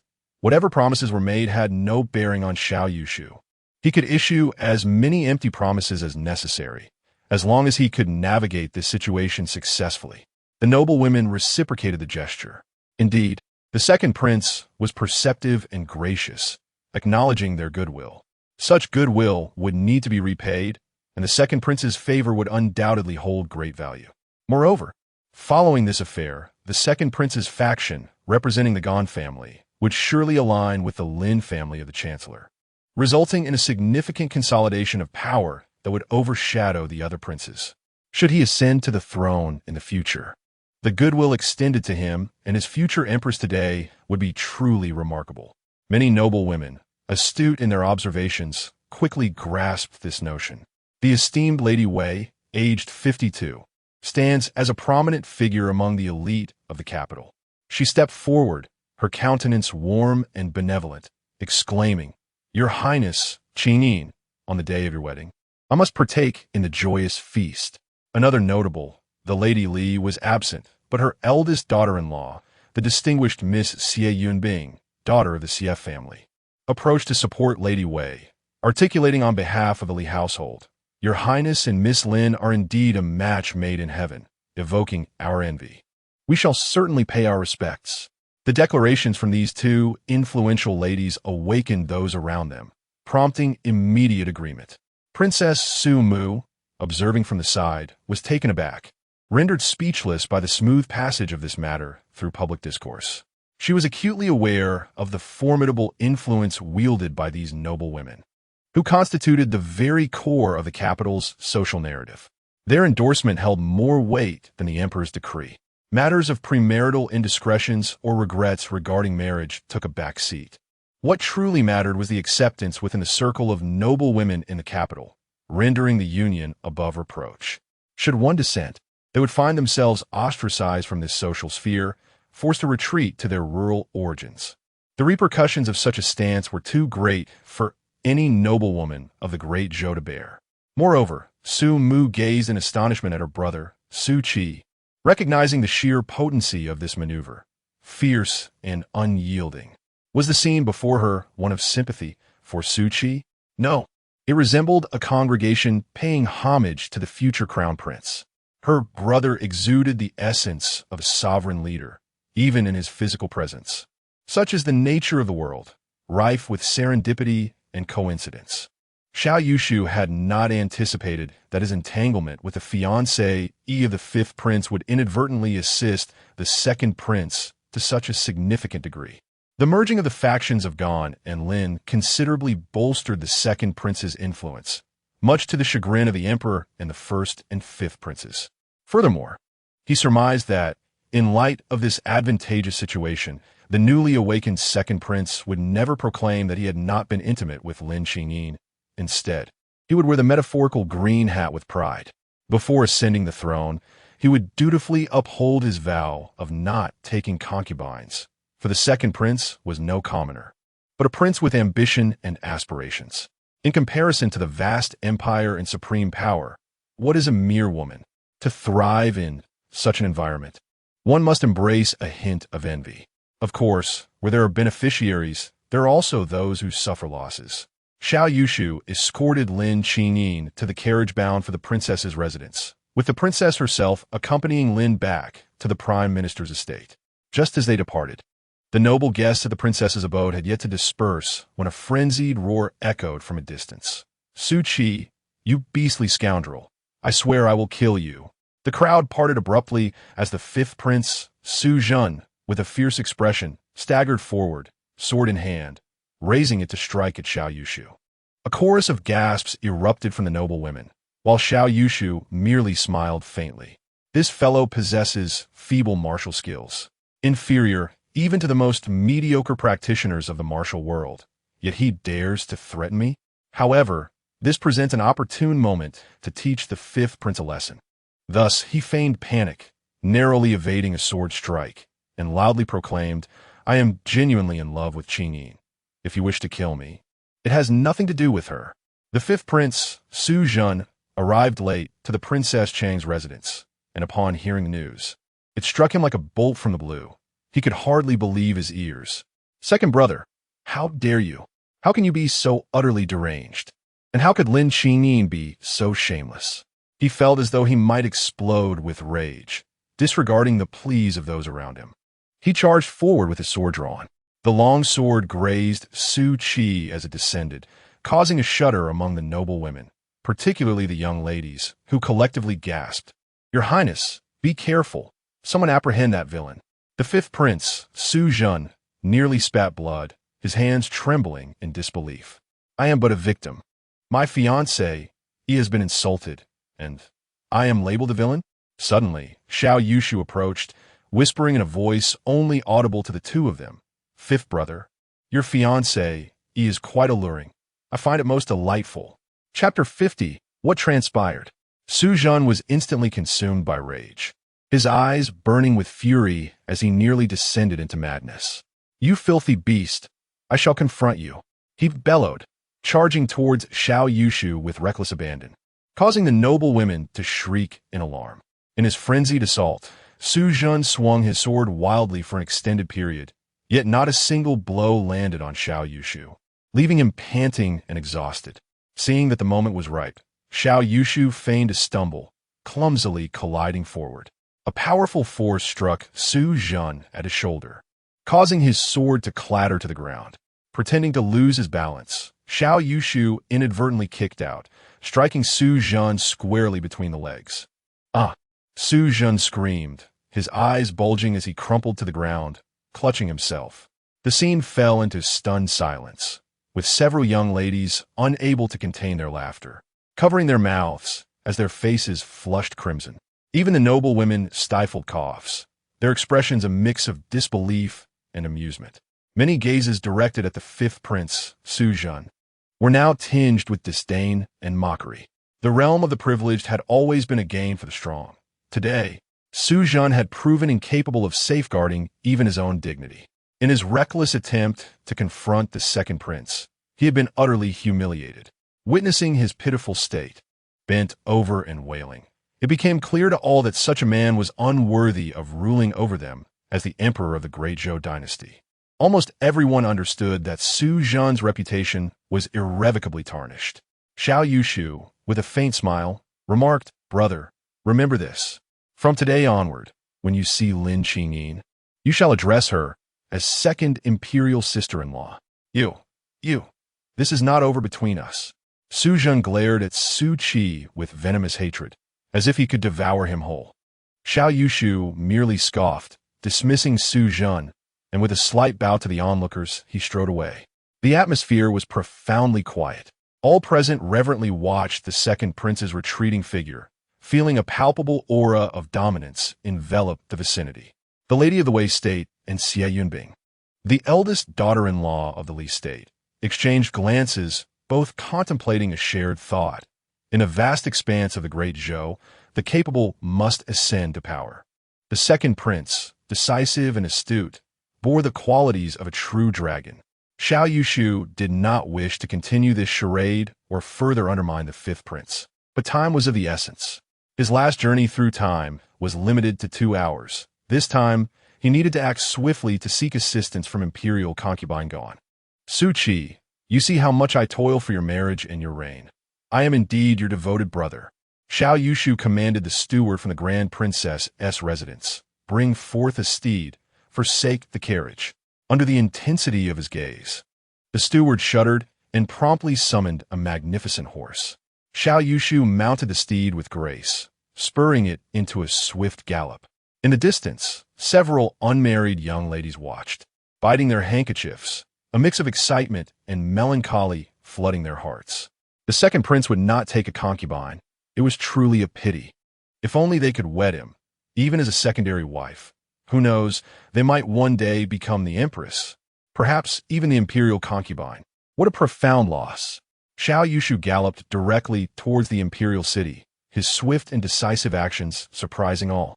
By the time the fifth prince, Su Zhen, was laboriously helped up and sought a physician for his injuries, Xiao Yushu had already reached the imperial city, gaining entry into the palace with ease.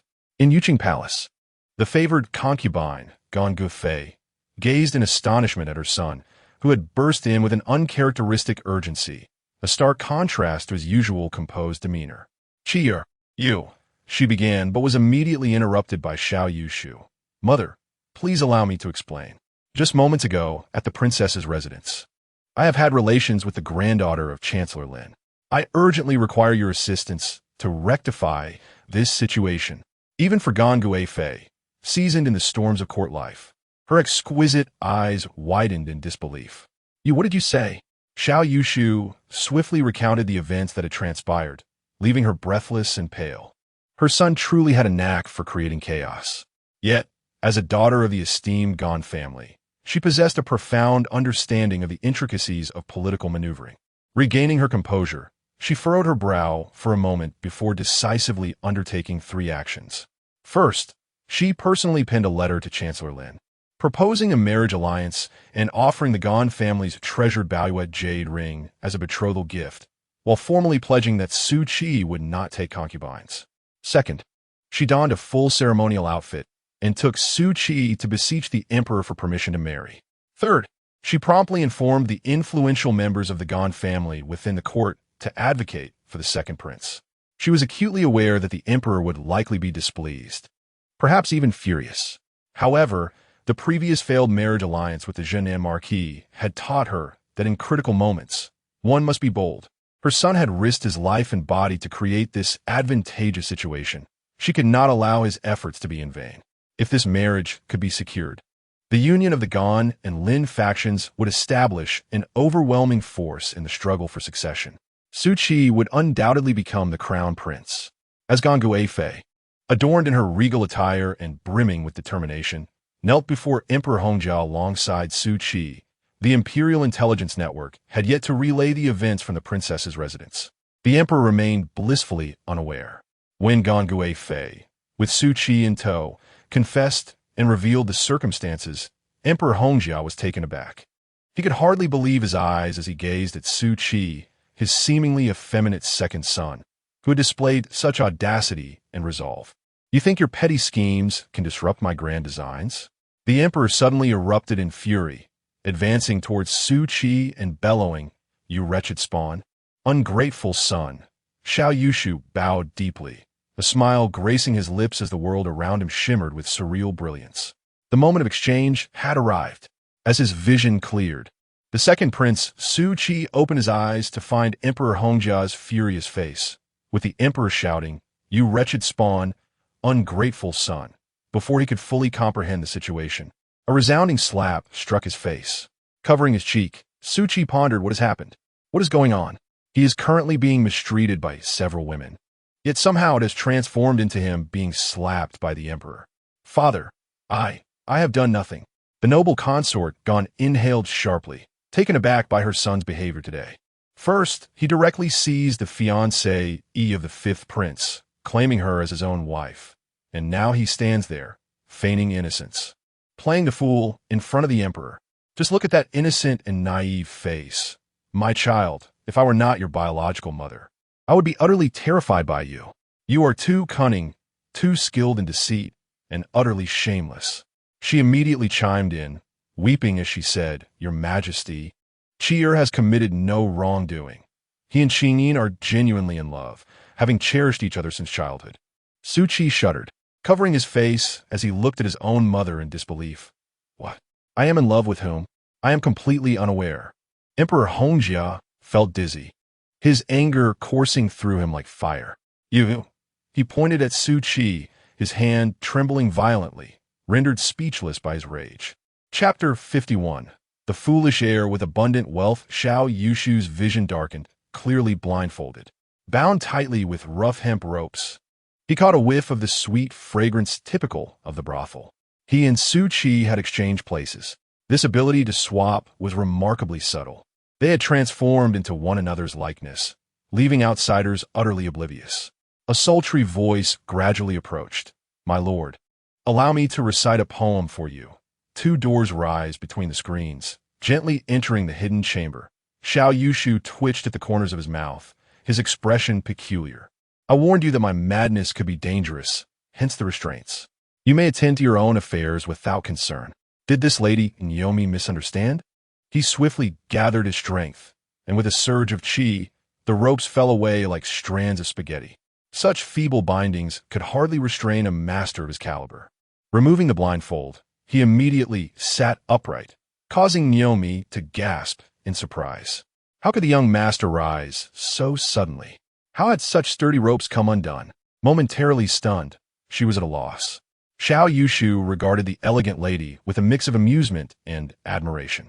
She was indeed dedicated, industriously perspiring, and fully committed to her task. The room was cluttered with various items, and upon closer inspection, even Xiao Yushu's expression sharpened.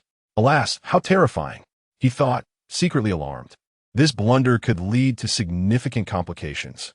This diligent lady, embodying a spirit of craftsmanship and innovation, might inadvertently leave the second prince with psychological scars. Straightening his attire, Xiao Yushu announced, "That will suffice for today. Your efforts have been commendable, and I am quite pleased with your service." Naomi breathed a sigh of relief. Although the young master appeared somewhat frail, he seemed otherwise unscathed. Truly, a loyal patron of the brothel. She approached with a coy smile. "As long as you are pleased, my lord. I know no other way than to serve distinguished gentlemen like yourself."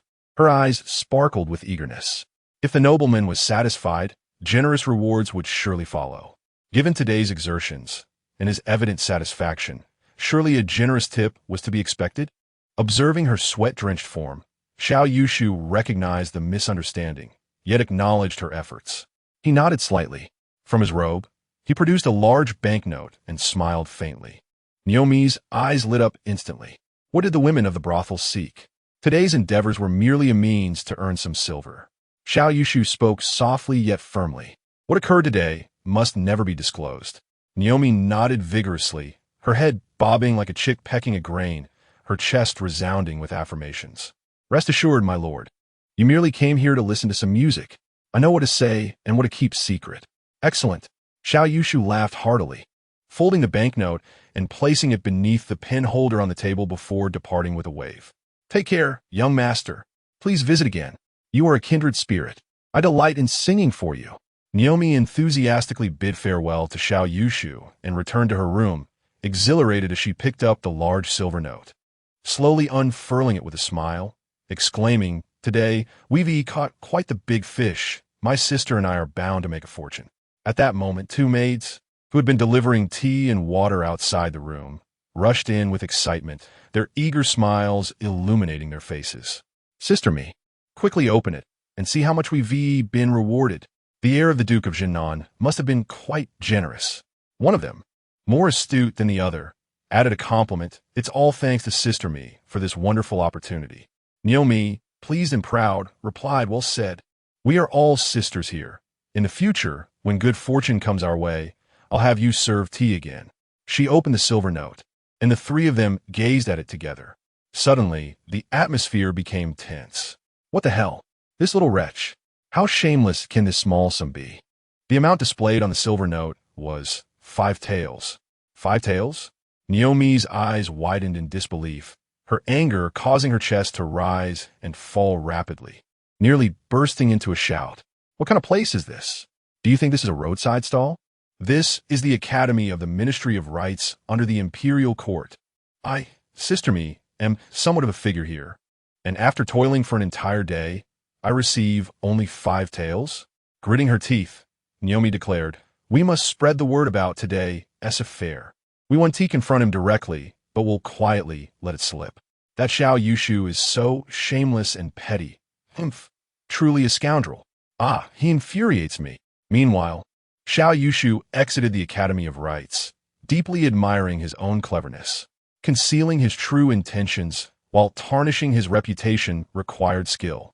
The Academy of Rights, as a most frequented place in the Great Zhou Dynasty, never lacked attention. By orchestrating this incident, the tales of the Duke of Zhennan's heir would surely circulate, easily ruining his reputation. Emperor Hongjia would undoubtedly feel great satisfaction upon hearing this. As for the forthcoming exchange, Xiao Yushu's gaze deepened, and he instinctively rubbed his waist. For the greater good of the southern army and to stir the political landscape, I, the heir of the Xiao family, have labored diligently. After 2 hours, I felt utterly aged. If all goes according to plan, the faction of Concubine Gon will ally with Prime Minister Lin, merging their powers.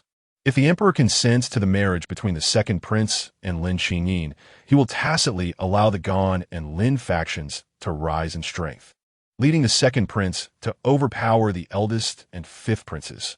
Conversely, if the emperor denies the marriage, it would equate to a breach with the Gon and Lin families, akin to severing ties with the civil officials. Regardless of his choice, Emperor Hongjia stands to lose. This is the essence of overt strategy. This is akin to Zhao Zilong. Amidst a million troops, seizing the head of a general with a silver spear and a white horse. Contemplating this, Xiao Yushu couldn't help but admire himself, thinking how remarkably astute he was. From this point on, the Duke of Zhennan's residents could remain in the shadows, content as mere spectators, watching the love and rivalry unfold between the emperor and his sons, as well as among the princes.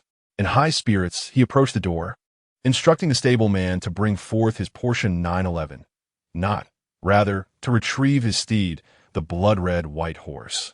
Just as he awaited the horse's arrival, a short, stout man emerged from the Academy of Rights, swaggering and nearly colliding with him. Xiao Yushu turned to look at him, unable to conceal his astonishment. The man, with a stocky build and a lopsided face, bore an uncanny resemblance to the rogue Han Rongfa from the Grand Mansion. Noticing Xiao Yushu's gaze, he twisted his mouth and arrogantly exclaimed, "What are you staring at?" Xiao Yushu chuckled. "What of it?" Just as the man was about to explode with anger, he saw the stableman leading over the crimson steed. "Young master, your horse has arrived." In disbelief, he thought, to ride such a magnificent horse, I cannot provoke him. Han Rongfa's expression shifted in an instant. His mouth curved upward, his crooked grin straightened, and he bent slightly at the waist. "Sir, have you come to inspect the Ministry of Music?" Xiao Yushu nodded, playfully patting his shoulder, and said, "Indeed. Yet, I must admit, I prefer your earlier defiant demeanor." Chapter 52. The Greatest Gain. Han Rongfa, with a sycophantic smile, nodded at Xiao Yushu and swiftly departed. To his surprise, moments later, the two encountered each other at a street stall selling fruit. As Xiao Yushu observed Han Rongfa purchasing a heap of small sour limes and squeezing their juice on himself, curiosity got the better of him. "What are you doing, my good sir?" he inquired. Han Rongfa quickly returned a smile and replied in a hushed tone, "To be honest, I just left the pleasure quarters, and I carry quite the scent of seafood. I'm using these sour limes to mask the odor. Otherwise, my mother at home will certainly create a fuss." Xiao Yushu suddenly understood and felt a surge of respect. Indeed, it was true that among 3 people, there must be a teacher for oneself. He immediately called out to the fruit vendor, "Good sir, I would also like 2 pounds of sour limes, preferably the unripe ones." My dear Ranner is innocent and obedient. She certainly wouldn't notice the details. However, the 2 troublesome ones, Mayor and Uncle Zhong, are another matter altogether. I must not reveal the truth. With sour limes in hand, Xiao Yushu and Han Rongfa exchange a glance, sharing a conspiratorial smile. Both were individuals who frequented the pleasure quarters, and thus a sense of camaraderie blossomed between them. Han Rongfa clasped his hands and inquired, "May I ask your esteemed name?" Xiao Yushu chuckled and responded, "I am Xiao Yushu, the heir of the Duke of Zhennan. And you, good sir?" Han Rongfa was momentarily taken aback, but his surprise quickly turned to delight, his grin stretching wide. "I am Han Fa, a cavalry officer in the left guard of the Imperial Army, at your service." "Young master, the left guard of the Imperial Army?" While the left guard served as the mainstay of the Imperial troops, the cavalry officers were somewhat auxiliary, primarily tasked with logistical duties, lacking in combat prowess, and comprising a complex mix of personnel. However, Xiao Yushu sensed that Han Fa was rather extraordinary. At that moment, the moon absolute sword within his spiritual consciousness stirred suddenly, a flash of radiant sword energy passing through, causing Xiao Yushu to feel a sense of unease. Even the sword was alarmed. This Han fellow possessed a significant background. Maintaining his composure, Xiao Yushu engaged Han Fa in a discussion about the pleasure quarters. Though his experience was limited, he had been fortunate to learn from numerous esteemed mentors in his past life, each imparting wisdom and embodying both virtue and artistry. Han Fa listened, astonished, realizing that even an old hand like himself was unaware of the hidden wonders of the world. He couldn't help but sigh in admiration, recognizing the truth of lifelong learning. After exchanging pleasantries for quite some time, the 2 reluctantly bid farewell, waving amicably to one another. Long after they had parted ways, Han Fa, with a slight smirk on his rather unappealing face, reflected, "The heir of the Duke of Zhennan? What an intriguing young man. The capital is becoming increasingly fascinating." With that thought, he decided to disregard it all and return home for a much-needed nap, followed by a visit to the widow next door for some tofu. Suddenly, a jolt of realization struck him. "Oh no, I forgot to buy the tiger skin candy for the little girl next door." He patted his pocket, only to discover it was devoid of funds. The previous night, he had been moved by the tears of a courtesan in the pleasure quarters, whose hometown tea leaves had failed to sell, and out of sympathy, he had spent all his money treating her to milk tea. Now, he was left with only a few coins, having just purchased oranges. Xiao Shitzi, an urgent rescue, Han Fa swiftly moved his short legs, turning to chase after Xiao Yushu. Within the Yuqing Palace, Su Qi lay draped across a soft couch, clad only in a pair of shorts. A female physician was attentively applying ointment to his wounds. How did it come to this? Consumed by concern, Consort Gon covered her mouth upon seeing her son's numerous injuries. His body bore extensive bruises and marks resembling burns, the severity of which was almost unbearable to witness. "Cheer, did Lin Qingyin do this? How could she be so ruthless?" Consort Gon clenched her teeth in anger, feeling an urge to personally reprimand her future daughter-in-law. As Su Qi lay on the couch, he gradually began to comprehend the situation. Initially gripped by terror, he soon settled down and his mind cleared, transforming his fear into overwhelming joy. Despite his battered body, his eyes sparkled with a lively, joyous flame. Was the greatest benefit he gained this time the support of Chancellor Lin? No, certainly not. Unbeknownst to anyone, Su Qi's deepest worry was not about the struggle for the throne, but rather that he was a eunuch. Although physiologically a man, he lacked the ability to consummate a marriage. No matter how many doctors he secretly consulted, how many medicines he ingested, or how many secret remedies he attempted, he had never been able to fulfill the role of a true man. This was a secret even Consort Gon was unaware of, hanging over him like a sword of Damocles day and night. The second prince, Su Qi, appeared poised and elegant on the surface. Yet he was tormented by anxiety and restlessness day and night. He had yet to marry a princess consort, fearing that this secret would be exposed. How could a prince incapable of producing heirs ascend to the throne? But now, that problem had been resolved. Uncertain of what had transpired, whether someone had impersonated him or some other occurrence had taken place, it mattered not. One thing was clear: during those 2 hours, a valiant man had conquered Miss Lin in his stead. This meant that in the eyes of all the nobility in the capital, he, second prince Su Qi, was undoubtedly capable in that regard. Perhaps Lin Qingyin would soon conceive, thus resolving the issue of heirs. Truly, divine providence was on his side. The heavens were assisting him in his ascent to power. As for Lin Qingyin being with another man, what did that matter in the face of vast territories and supreme authority? Having lost the ability to experience the pleasures of manhood, if I am not granted supreme power and wealth, it would be akin to sentencing me to death. Mother, has the betrothal gift for the Lin family been sent? What did Chancellor Lin say? Su Qi inquired eagerly, his concern evident. You're injured like this, and you still think about that little? Lin Qingyin? Consorgan remarqued, wiping her eyes with a handkerchief, her tone tinged with jealousy. Though slightly envious, her primary sentiment was one of joy. Her son had always been indifferent to women, and she had begun to doubt his sexual orientation. She hoped he was not inclined towards men, veering from the conventional path. Now it seemed that Qi'er had no issues whatsoever. His union with Lin Qingyin appeared to be a splendid match. With a teasing smile, she said, "No need to worry about your bride any longer. Your second uncle personally visited to propose, offering our family's treasured heirloom as a betrothal gift. Chancellor Lin has already nodded in agreement. This matter is settled." Su Qi was overjoyed, abruptly sitting up, only to be struck by a sudden wave of pain from his back. Good heavens! Those 3 female bandits have truly tormented His Highness. Ignoring the pain, Su Qi clenched his fist with determination. It is done. Chancellor Lin has consented. Thus the union of Gon and Lin is assured. The vast literary network that permeates the capital and various regions of the Great Zhou Dynasty will become his supporters.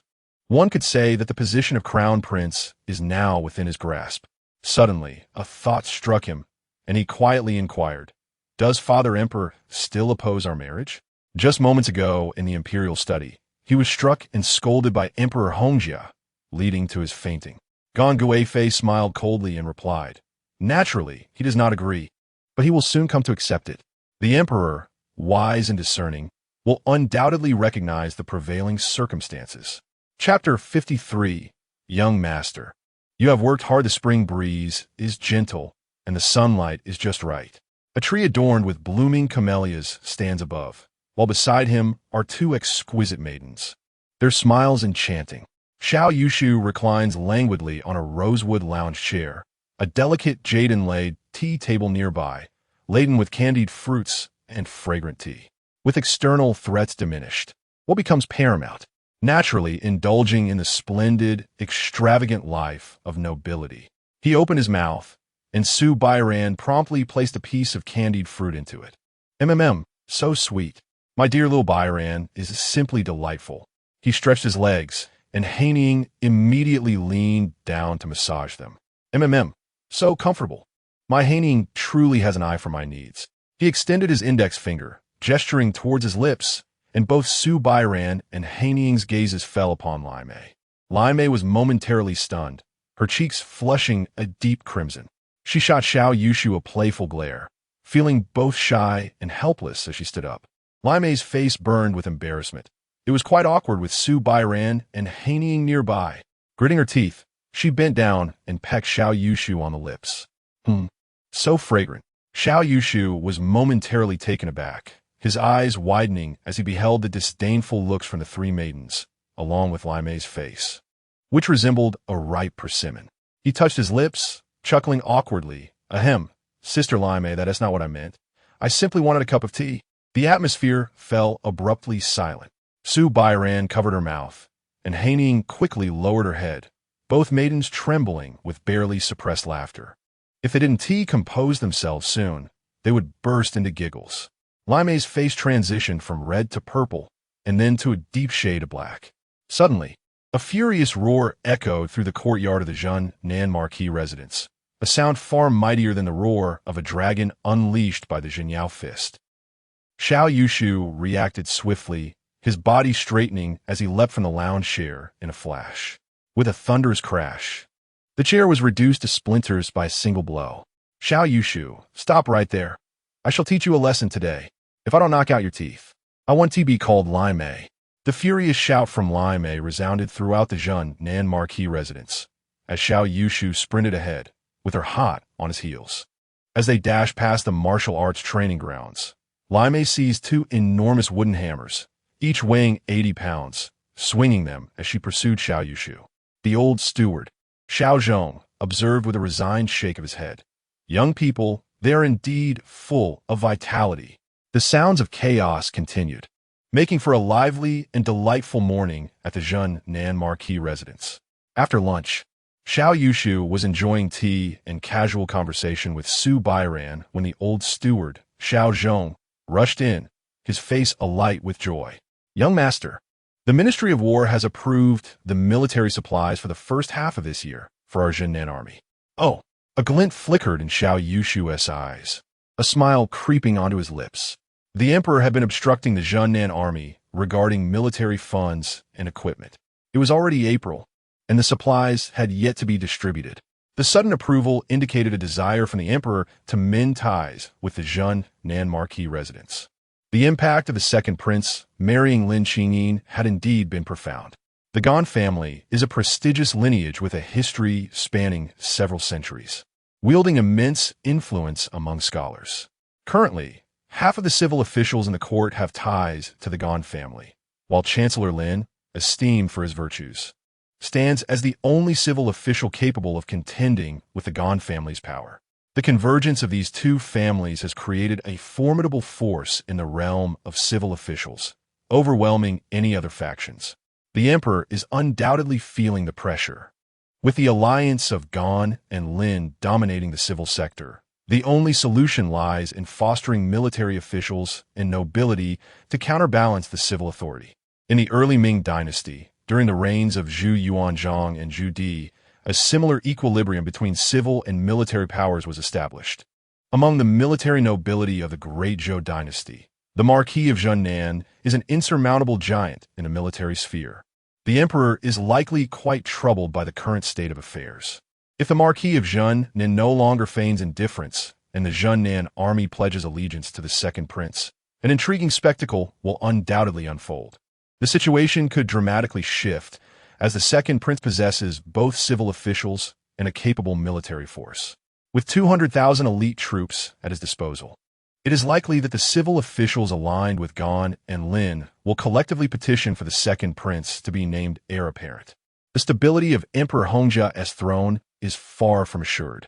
Uncle Zhong, just wait, there are more good tidings to come, whether it be weaponry or military funds.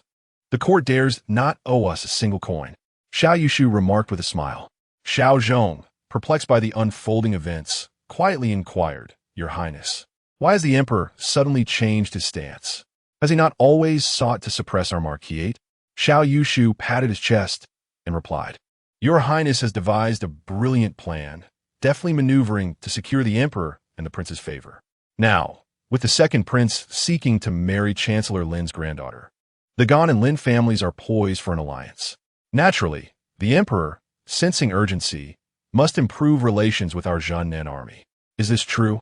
Xiao Zhong gasped in astonishment, realizing that the intelligence from the Zhennan Marquis had not yet caught wind of such developments. If this were indeed the case, it would herald a monumental shift in the court, greatly benefiting the Zhennan Marquis. But Miss Lin is already engaged to the fifth prince. How can she now wed the second prince? Such a disruptive act. How could the emperor acquiesce? Xiao Zhong exclaimed, incredulously. He then cautiously asked, Your Highness, what role did you play in the second prince's marriage alliance? Me? Xiao Yushu pondered briefly, sighed, and confessed, I undertook the most crucial tasks. All the arduous and unseemly work fell to me. Xiao Zhong fell silent for a moment, the the room enveloped in a heavy stillness. After a while, he gently sighed. "Your Highness, you have truly labored hard." The absence of reports from the spies indicated that the young lord had acted alone. One individual accomplished such a monumental feat. The amount of wisdom, effort, and risk he must have shouldered is immeasurable. "Your Highness, with you at the helm of the Zhennan Marquis, we are truly reassured," Xiao Zhong exclaimed, touched, as he patted Xiao Yushu's shoulder, nearly moved to tears. Xiao Yushu nodded earnestly, acknowledging the great sacrifices he had made. Sacrifices that felt akin to the value of billions. "Due to my excessive efforts while in the company of the future second prince's consort, I found myself in a less than optimal state last night. I was nearly bested by my dear Xiaoran. Had it not been for the myriad techniques I gleaned from various instructors in my past life, I would have struggled to maintain my composure. How could I, the heir of the Zhennan Marquis, allow my dignity to falter?" Xiao Yushu addressed Xiao Zhong, instructing him to enlist individuals to draft several memorials, affixing the great seal of the Zhennan Marquis upon them. He suggested amplifying the precariousness of the situation in the southwest, seeking funds, weaponry, provisions, artisans, and steeds from the court. Essentially, anything we could procure, we should request. The timing is fortuitous. Should the emperor hesitate to grant our demands, we could always turn to the second prince for assistance. Leaning back comfortably, he chuckled. "It is now my turn to sit back and watch as they come to curry favor." Chapter 54. The Mysteries of Pengzhou. Pengzhou, situated in the western part of Jiannandao, is characterized by its mountainous terrain interspersed with small plains. The confluence of the Jinsha River, the Kanglan River, and the Sun River enhances its flourishing water transport. The stunning landscapes of Pengzhou, marked by majestic and rugged mountains, captivated the renowned poet Gao Shi, who once served as the governor of this region during a previous dynasty. Enchanted by the breathtaking scenery, he composed the celebrated Peace Journey to Pengzhou Mountain, which includes the lines, "Cliffs connect with the peaks of Kongdong, layers of green rise in gentle folds. The sounds of birds invite a pause for rest. The hues of the woods make one forget their worries. Strange rocks encroach upon the path. Light vines brush against the garments. The road feels long, stirring the sorrow of a traveler. Yet age intensifies the yearning for home. Amidst the beauty of the peaks, while lament the discord of emotions. The mountain journey is surely not yet complete. Who will share in the enjoyment of the blossoms?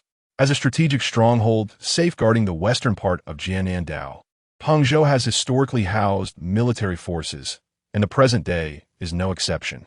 To thwart the incursions of the demon race, a garrison of 50,000 troops from the Southern Town Army is stationed here. At this moment, a fleet of large vessels is sailing upon the Sun River. Although the river is not particularly wide, its depth and absence of obstacles facilitate navigation. These cargo ships, belonging to the Su family from Jiangnan, are each an impressive length of 10 zhang and a breadth of about 3 zhang, with a flat top and a hull that curves downward like a spoon. Each vessel is laden with goods as they bravely cut through the waves. Manager Liao, do savor a cup of hot tea. Thank you, thank you.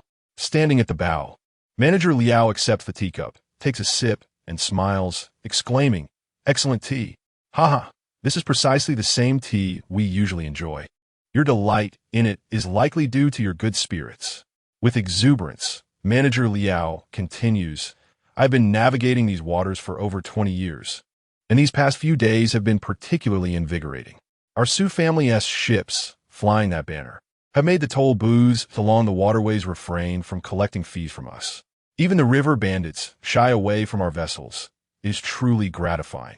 Another man nods in agreement, adding with heartfelt laughter, "Indeed, it is thanks to the banner of the Southern Town Army. Upon hearing that we are transporting supplies for them, the bandits from Taihu even offered us nighttime escort. Such respect is something I have never witnessed in my lifetime on the water. This has truly opened my eyes.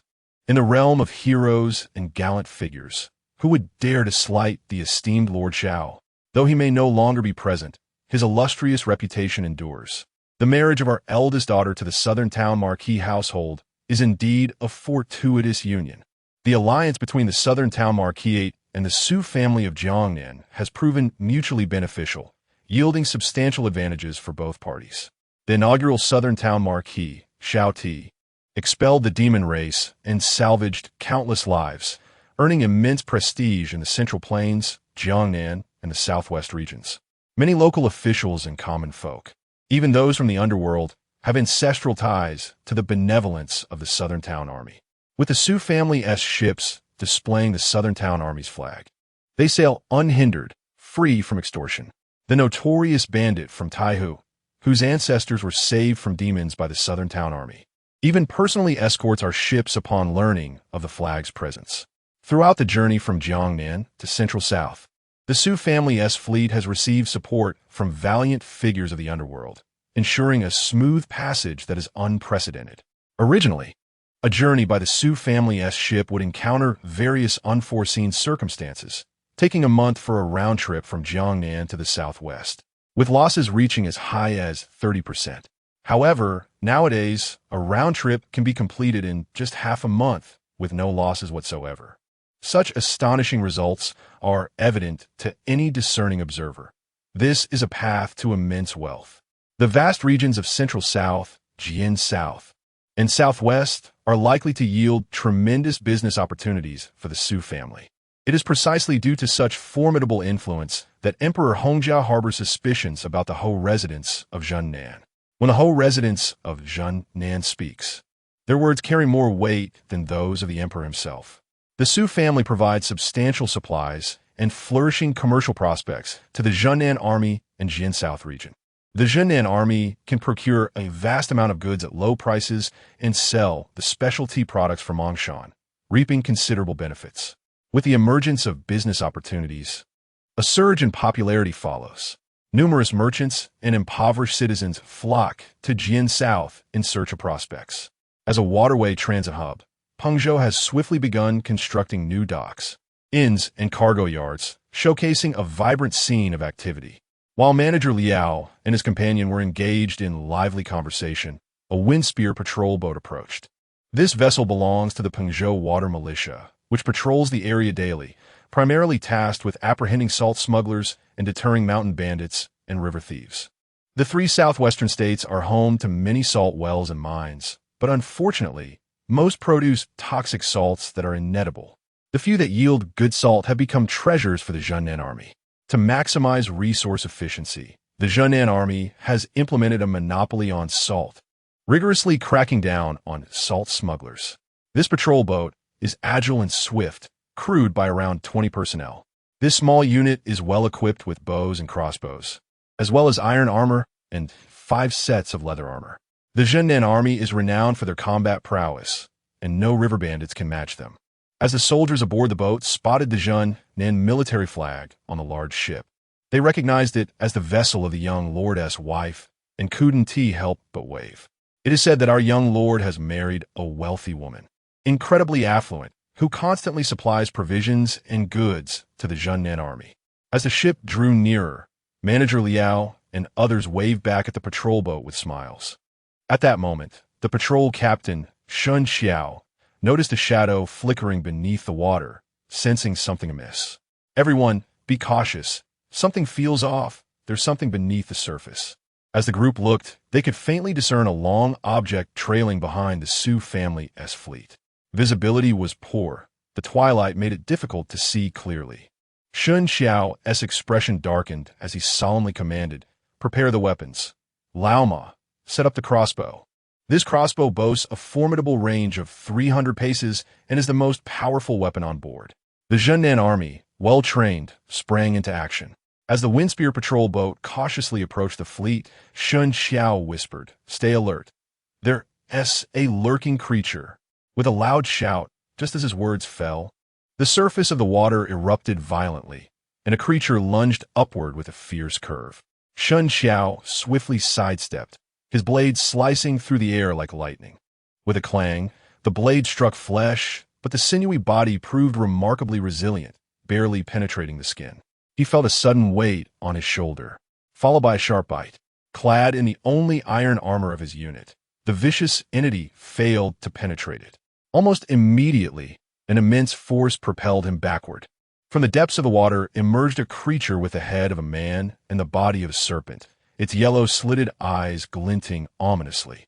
The soldiers of the Zhennan army, paralyzed by fear, did not flee, but instead shouted as they brandished their weapons, ready to confront the beast. The creature possessed extraordinary strength, forcing several men aside as it crashed into the mast of the watchboat, sending them tumbling onto the deck. Witnessing this monstrous, snake-like being with a human face assault the Zhennan army's vessel, the crew of the Su family fleet stood in stunned silence. The creature coiled its elongated body and unleashed a terrifying, piercing shriek, revealing rows of teeth as sharp as blades. Suddenly, a large arrow whistled through the air and struck the monster squarely in the neck, pinning it to the ground. The serpent demon thrashed violently for a moment before gradually becoming still. Turning his gaze, Shun Xiao saw Yang Shichong leading several soldiers, who had utilized a large crossbow to eliminate the creature. He finally exhaled in relief, rubbing his painfully throbbing shoulder, thankful that no bones were broken. A glance at his armor revealed numerous dents and clear bite marks.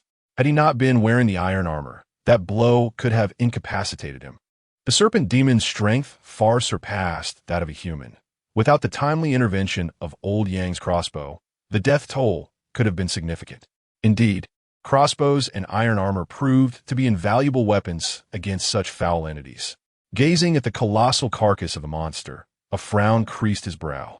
To the south and west of Pengzhou lay Qianzhou and Yizhou, where the main forces of the Zhennan army were stationed, fortified by several strongholds forming a deep defensive line.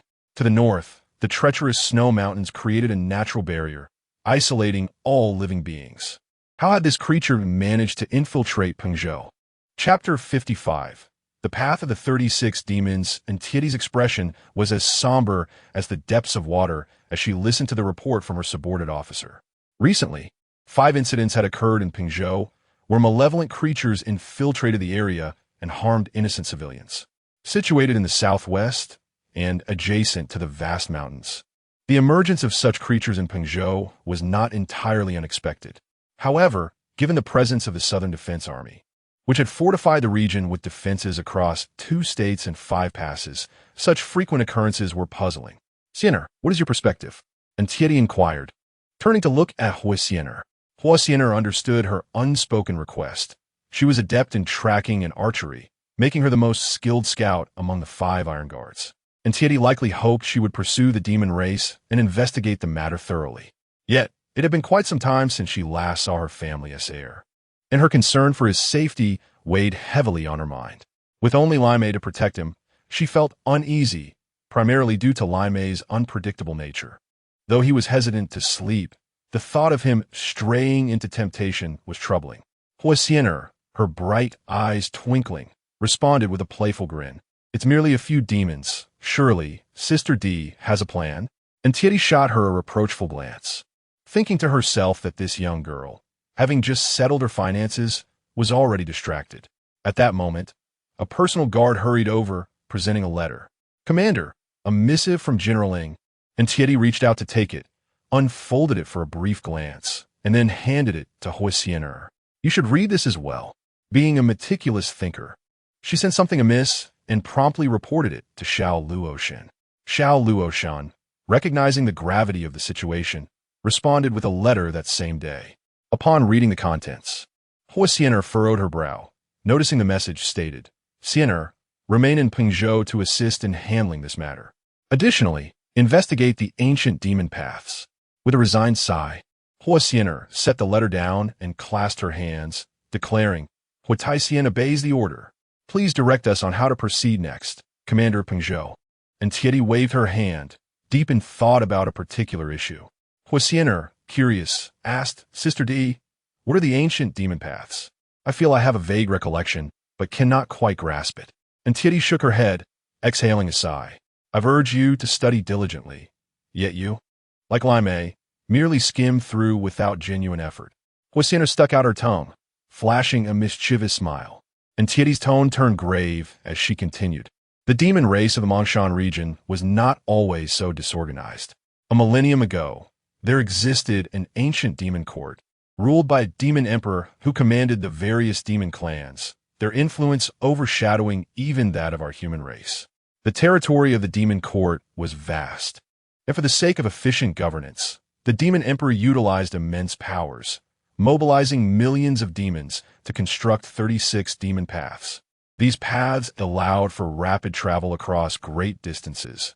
No matter the separation of thousands of miles, one could traverse the distance within 7 days. Huosiener shook her head, skeptical. Traveling 1,000 miles in 7 days, isn't particularly swift, is it? We could achieve that on giant eagles. And Thierry let out a cold laugh, shaking her head. When I say 7 days, I mean for an army of 1,000,000 demons. Huosiener felt a jolt of disbelief coursing through her. Having once commanded troops herself, she understood the cumbersome nature of large-scale movements. Even for a mere 10,000 soldiers, with supplies and equipment in tow, covering 30 miles in a single day would mark them as exceptionally elite. A journey of 10,000 miles, would it not take at least a year or two? The Demon Emperor's construction of the Demon Road, which astonishingly allows 1,000,000 troops to arrive in just 7 days, is truly remarkable. What an awe-inspiring and monumental endeavor these 36 demon roads represent.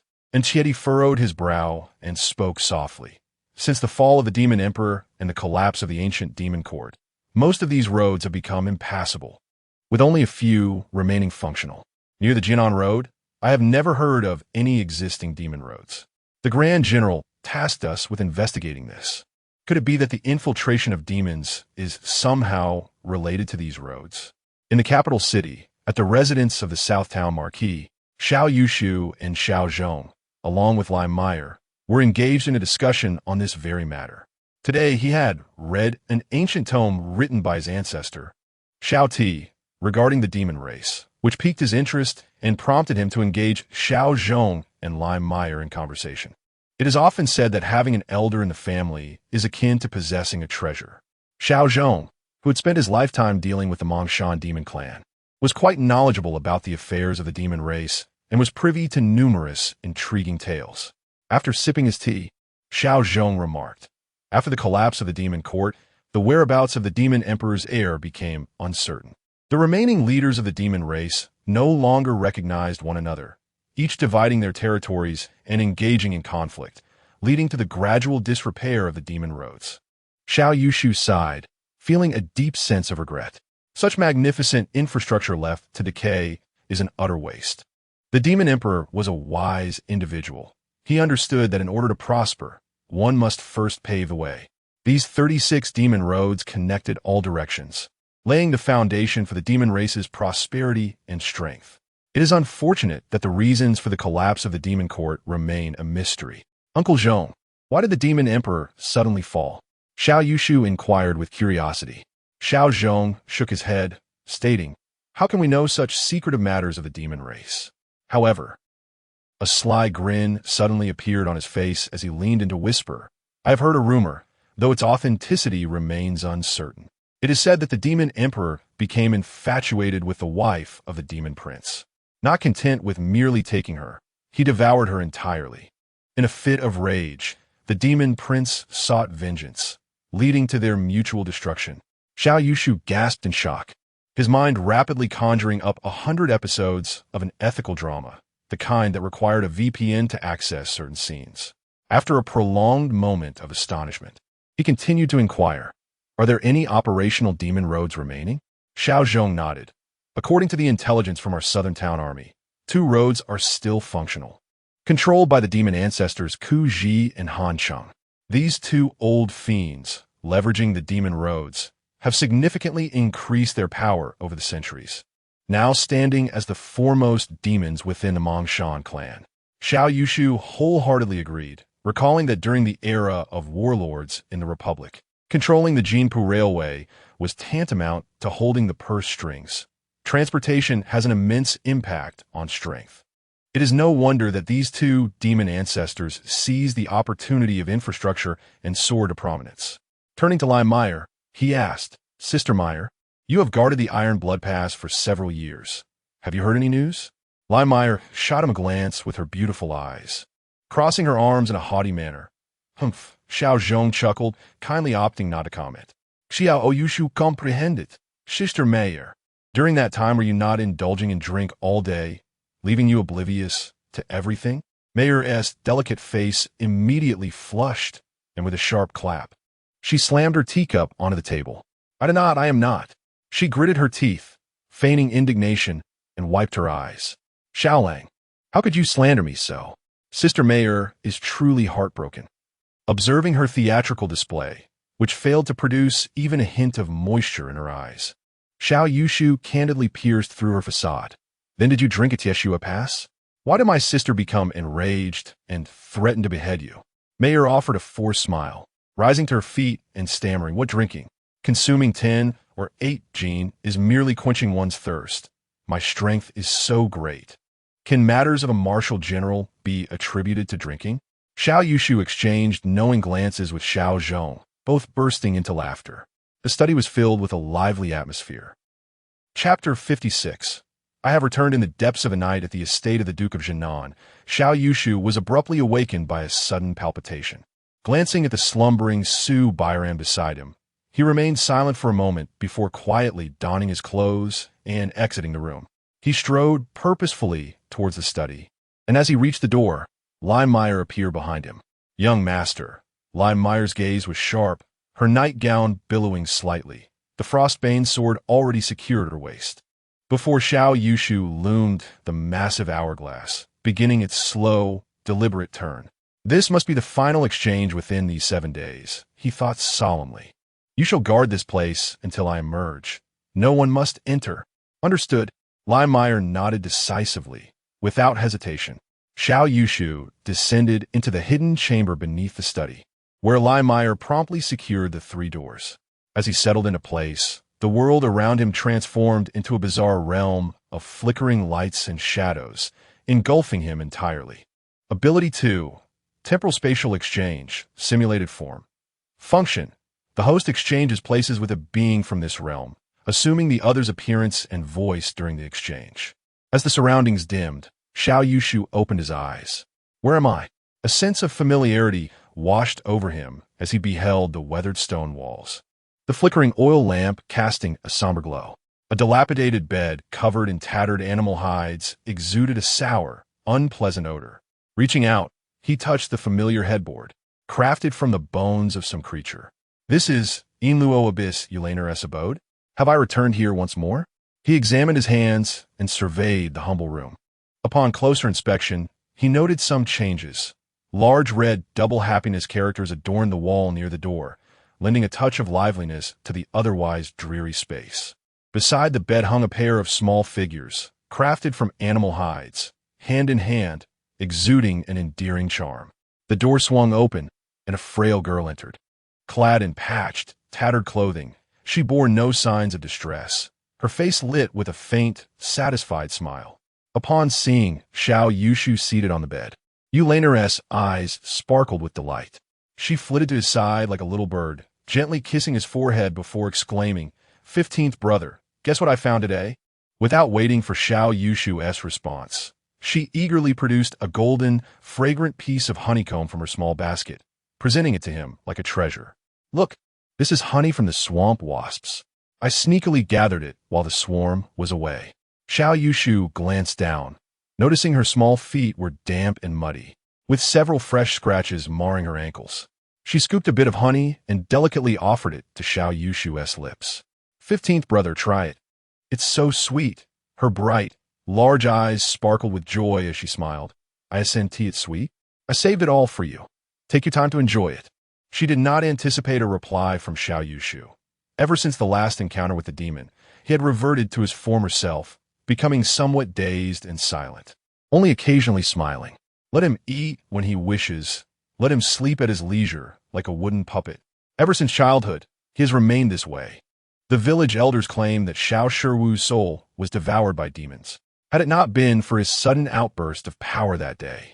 Protecting the entire village from monsters, Eulener too would have perceived Xiao Shiwu as merely a soulless shell. However, she has now come to understand that her elder brother is not a mere vessel. His demeanor is a result of his rigorous training. She feels a deep pang of sorrow for him, as he has sacrificed so much of himself in his quest to protect the village. Brother Shiwu is the kindest person in the world. A soft, sweet voice floated from behind, causing Yulaner to startle and turn around in disbelief.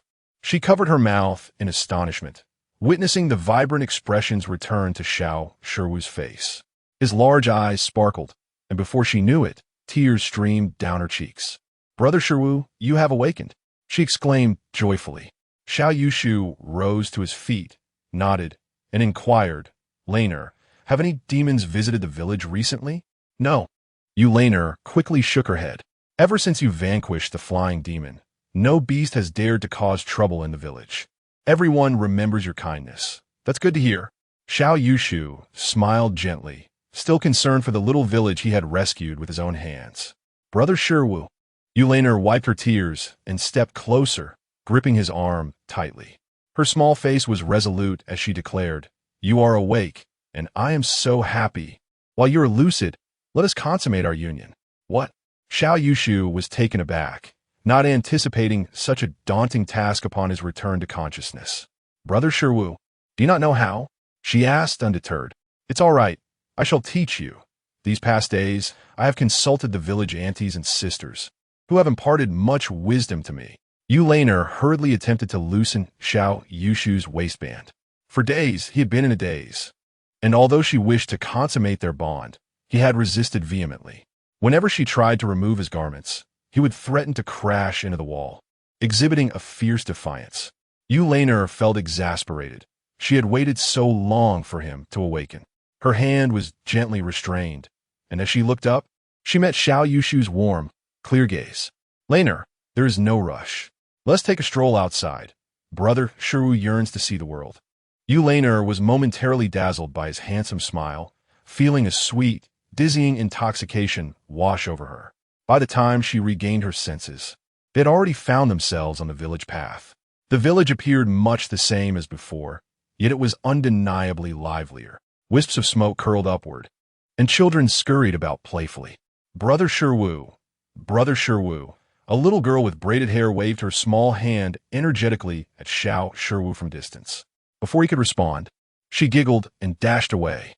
Yulaner smiled, saying, "When you were unresponsive, the little girl greeted you every day, calling you brother. Though you did not answer her, she continued to call out upon seeing you." Xiao Yushu smiled faintly, silently observing the village that had seemingly come back to life. Yulaner tugged at him with a smile, saying, "Let us wander down the mountain. The white moon flowers in the marsh have blossomed beautifully." "Certainly." Xiao Yushu nodded, and together they departed the village, making their way downhill. Not far beneath the half-mountain village lay a stretch of marshland resembling a shallow lake. The marsh was adorned with vast expanses of aquatic reeds, densely clustered, blooming with white flowers shaped like crescent moons. These modest little flowers, unremarkable in appearance and devoid of fragrance, when gathered together, created a magnificent and splendid sight. Yulaner boldly waded into the water, collecting a generous handful of white moon flowers, and cheerfully presented them to Xiao Yushu. He accepted them, expressing concern. "Laner, please come back. Be cautious. There may be dangers in the water." Yulaner shook her head, laughing. "There's no need for worry. Today is the 9th day of the 3rd month." "The 9th of the 3rd month?" Xiao Yushu inquired, somewhat surprised. "What significance does this day hold?" "Every year on the 9th of the 3rd month is an auspicious date. All the creatures of this realm, without exception, have departed." "Oh." Xiao Yushu's curiosity was genuinely piqued. "Where have they gone?" Yulaner replied, "The elders of the village say they have gone to repair the roads." A shiver ran through Xiao Yushu as he inhaled deeply. Across the vast marshland, the wind swept through, sending white petals swirling gracefully. Chapter 57. The divine path of echoes opens in a valley shrouded in shades of gray and black. Jagged rocks lay strewn about, with peculiar stone pillars rising like sentinels. Cloaked in the pelt of a flying demon, Xiao Yushu navigated cautiously through this treacherous terrain. Drawing from Yulaner's insights, he surmised that the path the demon tribe traversed within the abyss of Yulu might very well be the fabled demon road. Given the significance of this matter, it was imperative for him to investigate further. Ignoring Yulaner's concerns, He sought the counsel of the village elders to ascertain the general location of the demon road and hastened his journey. As an experienced hunter, Xiao Yushu possessed a modicum of expertise. To successfully navigate the wilderness, evade formidable creatures, and reap rewards, attire was of utmost importance. Clad in a black t-shirt and adorned with ostentatious chains, one might as well be marked for misfortune, easily attracting unwelcome attention. Conversely, donning garments associated with the city could result in fines or fees, with no risk involved, and even the courtesy of a cigarette offered by passers-by. The pelt he wore, freshly harvested from a flying demon he had slain, shimmered with a lustrous sheen, its surface concealing any flaws upon closer inspection. As he passed beneath a colossal stone pillar towering 100 meters high, he observed its formidable black surface, marred by countless claw marks and bites, rendering it a veritable tapestry of scars. Xiao Yushu regarded this monument, ravaged yet resolute, with a silent homage. Such resilience, enduring countless trials, stood tall as a testament to time itself. As he ambled forward, he paused to listen intently. In the distance, a tremendous sound began to resonate, akin to the howling of a tempest. This cacophony was not the wind, but rather the collective roars and shrieks of innumerable demons, creating a tumultuous symphony that echoed through the valley. Cautiously, he ascended a gentle slope, lowering himself to remain concealed. Reaching the summit, he gazed down to behold an expansive plain, stretching endlessly before him. To his astonishment, the landscape below was densely populated with demons, their numbers likely in the hundreds of thousands. Clouds of dust swirled amidst the malevolent aura, their roars merging into a formidable crescendo. Faced with such a colossal spectacle, Xiao Yushu felt a surge of trepidation. With only 20,000 troops in the southern town army, the sight of these demons, numbering perhaps 60 to 70,000, was daunting. This count did not even include the smaller serpents, rodents, and insects that might inhabit the area. If this was but a fraction of the demons residing in the abyss of Yulu, what terror would ensue during the zenith of the demon court?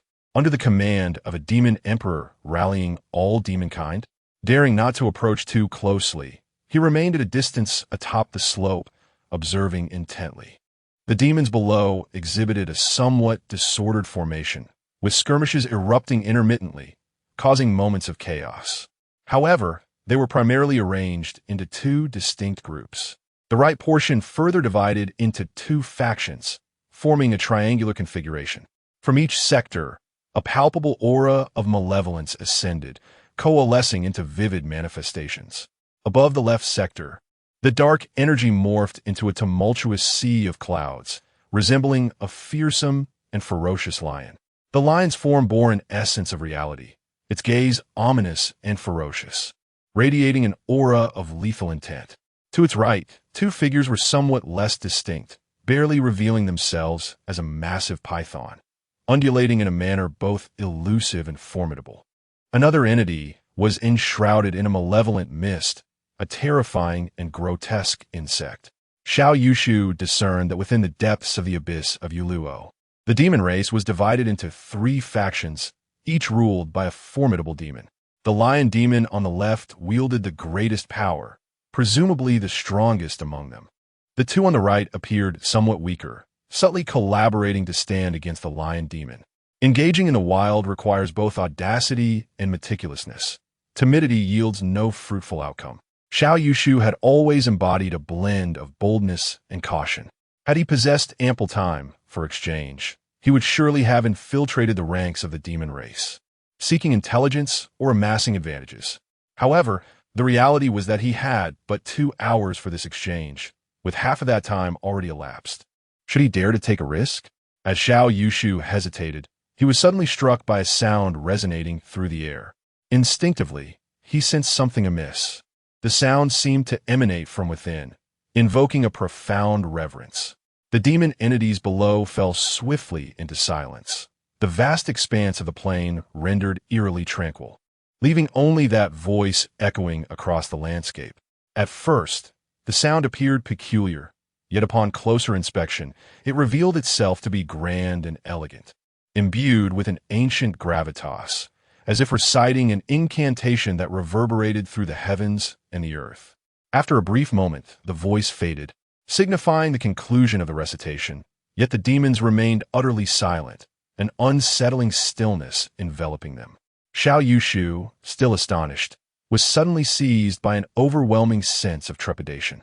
Instinctively, he raised his gaze, only to behold the sky adorned with white filaments, resembling delicate threads. These strands gradually converged, forming intricate and archaic patterns. At the heart of these designs, amidst the lofty expanse, a pair of monumental eyes unfurled. The eyes slowly cast their gaze downward, exuding an air of solemnity and grandeur. A cold and distant presence that bore down with immense pressure. Wherever their gaze lingered, the demon horde trembled, the malevolent aura dissipating. The previously coalesced malevolence of the three major demons shattered and vanished. Xiao Yushu felt his heart race and his head spin, hastily lowering himself to the ground, too fearful to glance again. At that moment, his spiritual consciousness quaked, a sensation akin to tearing through his very being. Suddenly, the moon absolute soared within his consciousness illuminated, its potent aura gradually swirling, safeguarding his spirit and vitality, allowing him to find some semblance of calm. Goodness, was this the ceremonial unveiling prior to the demon race's road construction? How utterly tyrannical! Xiao Yushu pressed himself against the earth, clutching it tightly, even burrowing into the ground.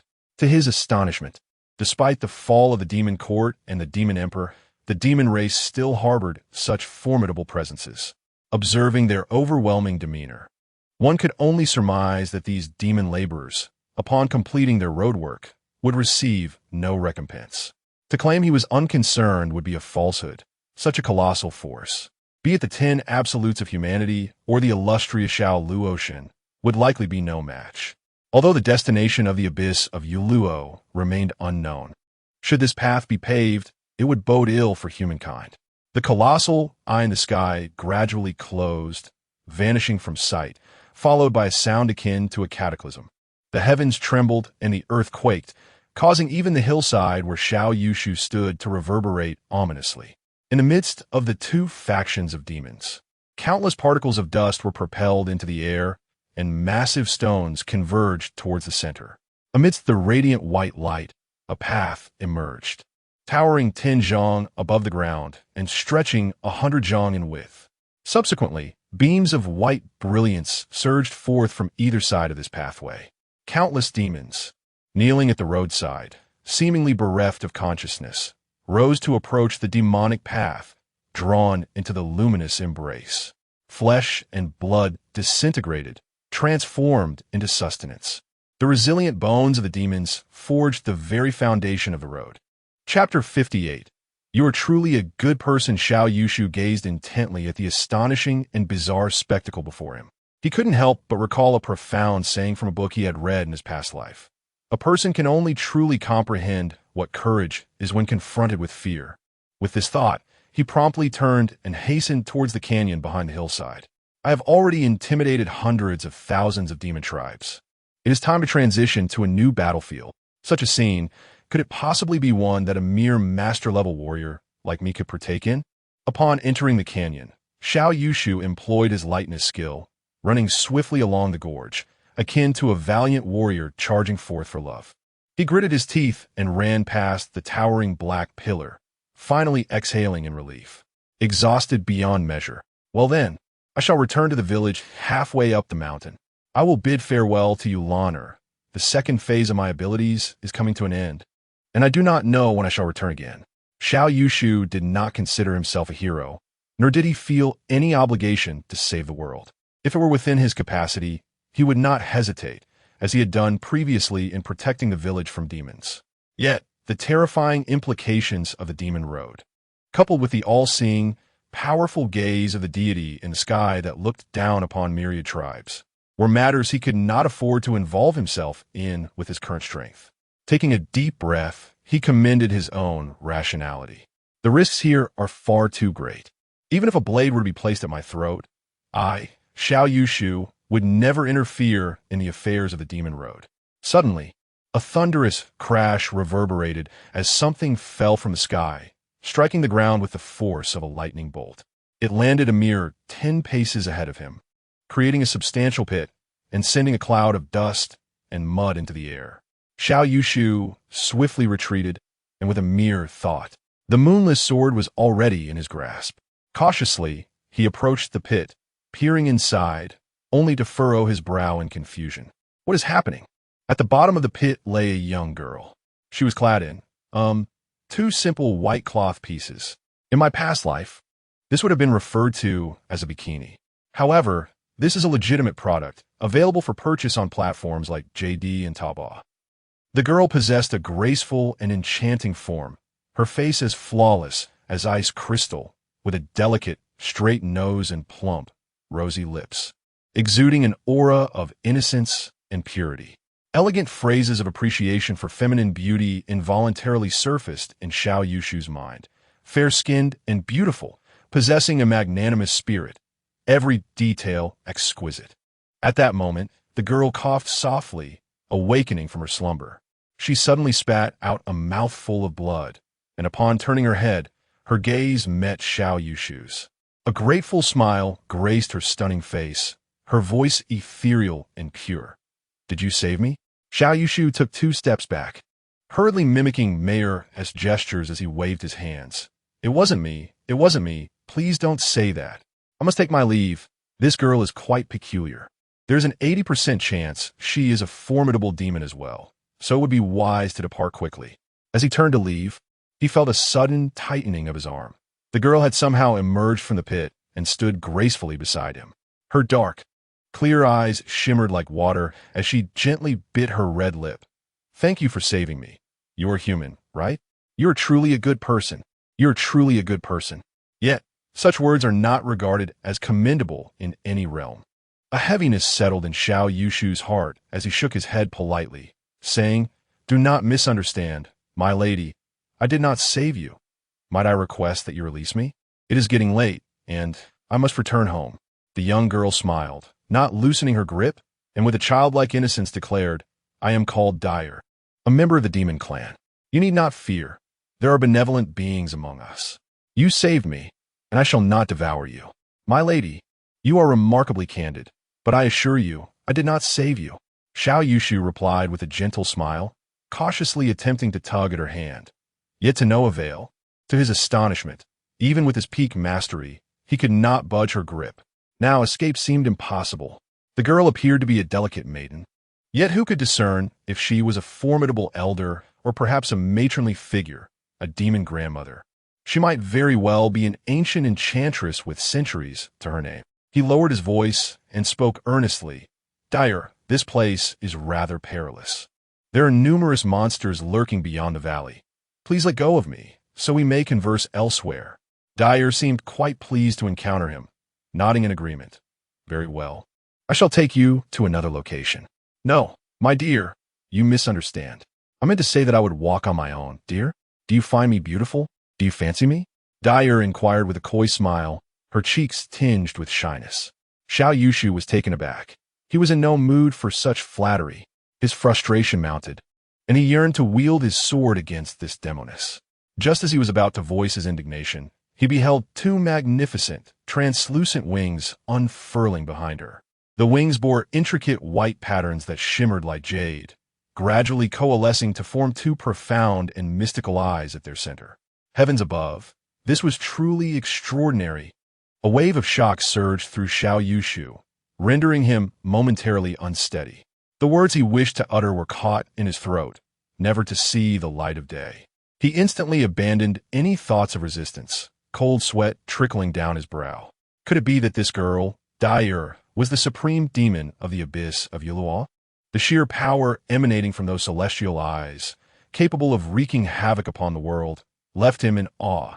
He realized with utmost clarity, he must not provoke her. One fierce glare, and his life would be forfeit. This was no jest. The gravity of the situation was undeniable.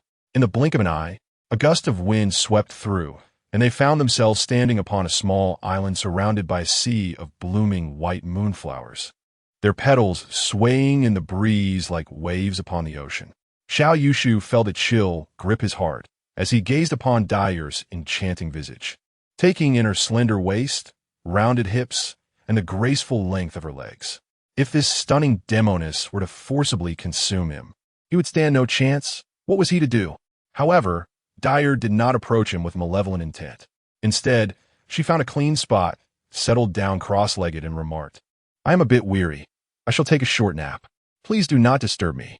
Having spoken, she quietly closed her eyes and, after a moment, transformed into a delicate white jade butterfly, alighting upon a nearby cluster of white moonflowers.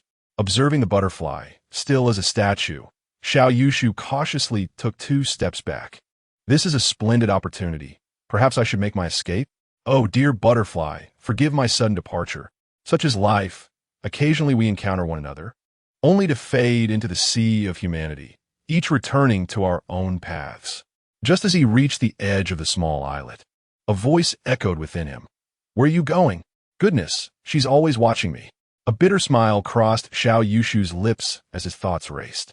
Suddenly, he spotted a few small fruit trees in the distant marsh, bearing tart little oranges. A spark of inspiration ignited within him as he remembered the wild honeycomb that Yulaner had found for him. A smile crept onto his face, and he calmly declared, "I shall pluck a few oranges. You remain here, do not wander off." Chapter 59. Truly Remarkable. Xiao Yushu plucked a handful of small oranges from the few fruit trees and, with a deft motion, excavated several pieces of taro from the marsh. Upon returning to the land of Lu, he summoned the moon's absolute sword and meticulously shaped a piece of white stone into a semicircular pot.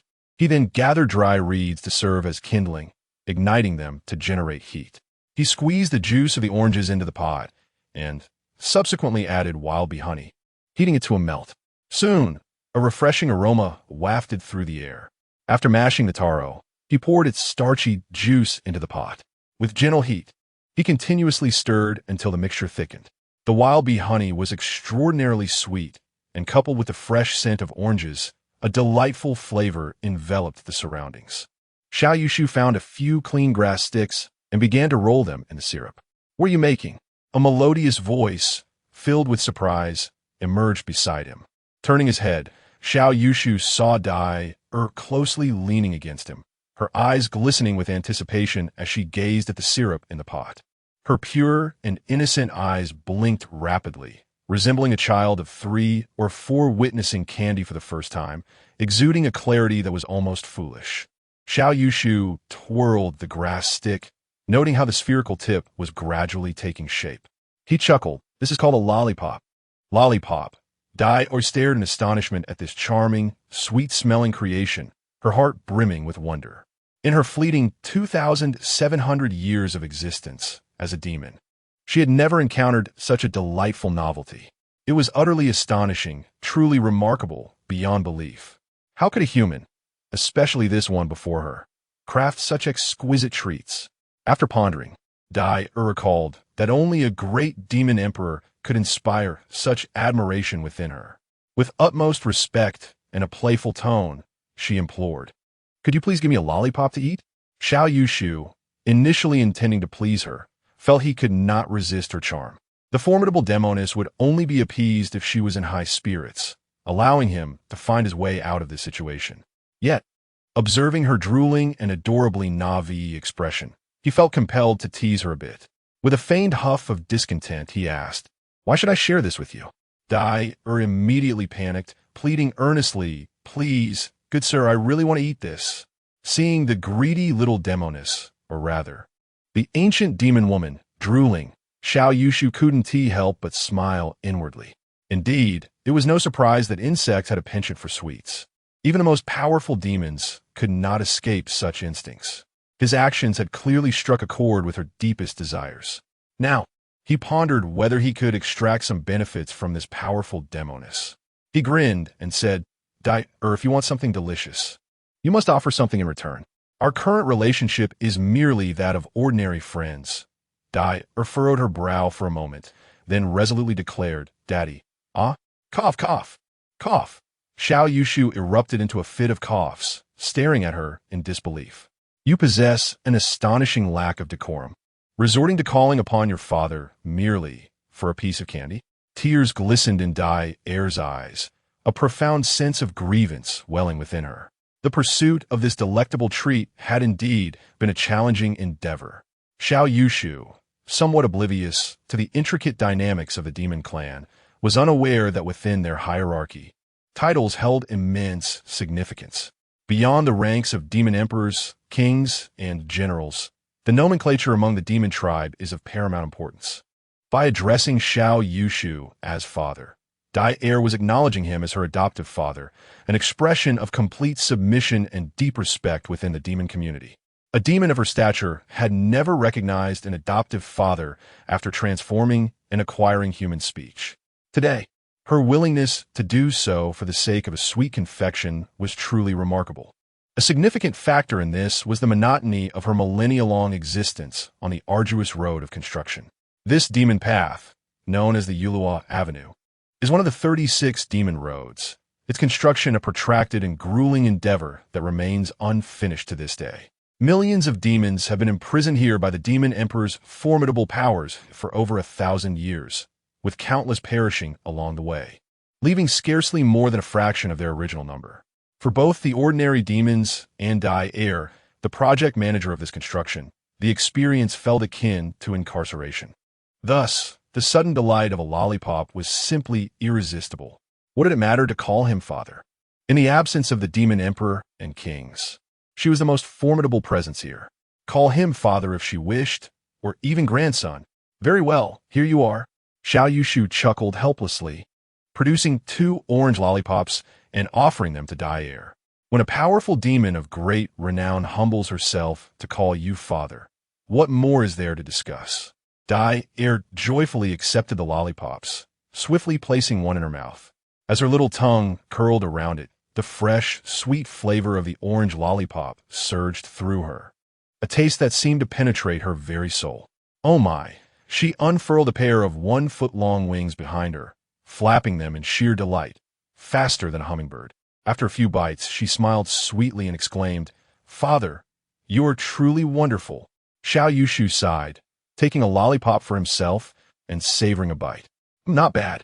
In his previous life, he had a crush on a girl who constantly expressed her fondness for lollipops on social media. He had scoured the internet, sought advice, and invested considerable effort in learning to make them. To his dismay, the girl had no interest in handmade creations from the grassroots level. At this moment, the atmosphere between the human and the demon had grown significantly more harmonious. Xiao Yushu noted the innocent and gentle nature of this little demon, devoid of any malicious intent. As Dai Er enjoyed her orange lollipop, she flitted around Xiao Yushu in joyful circles. Curiosity piqued, Xiao Yushu inquired, "Dai Er, are those 2 divine eyes in the sky manifestations of yours?" Dai Er nodded. "Indeed, my true form is that of the divine eye crystal butterfly. The demon emperor appointed me as the overseer to monitor the construction, thereby awakening my divine eye talent."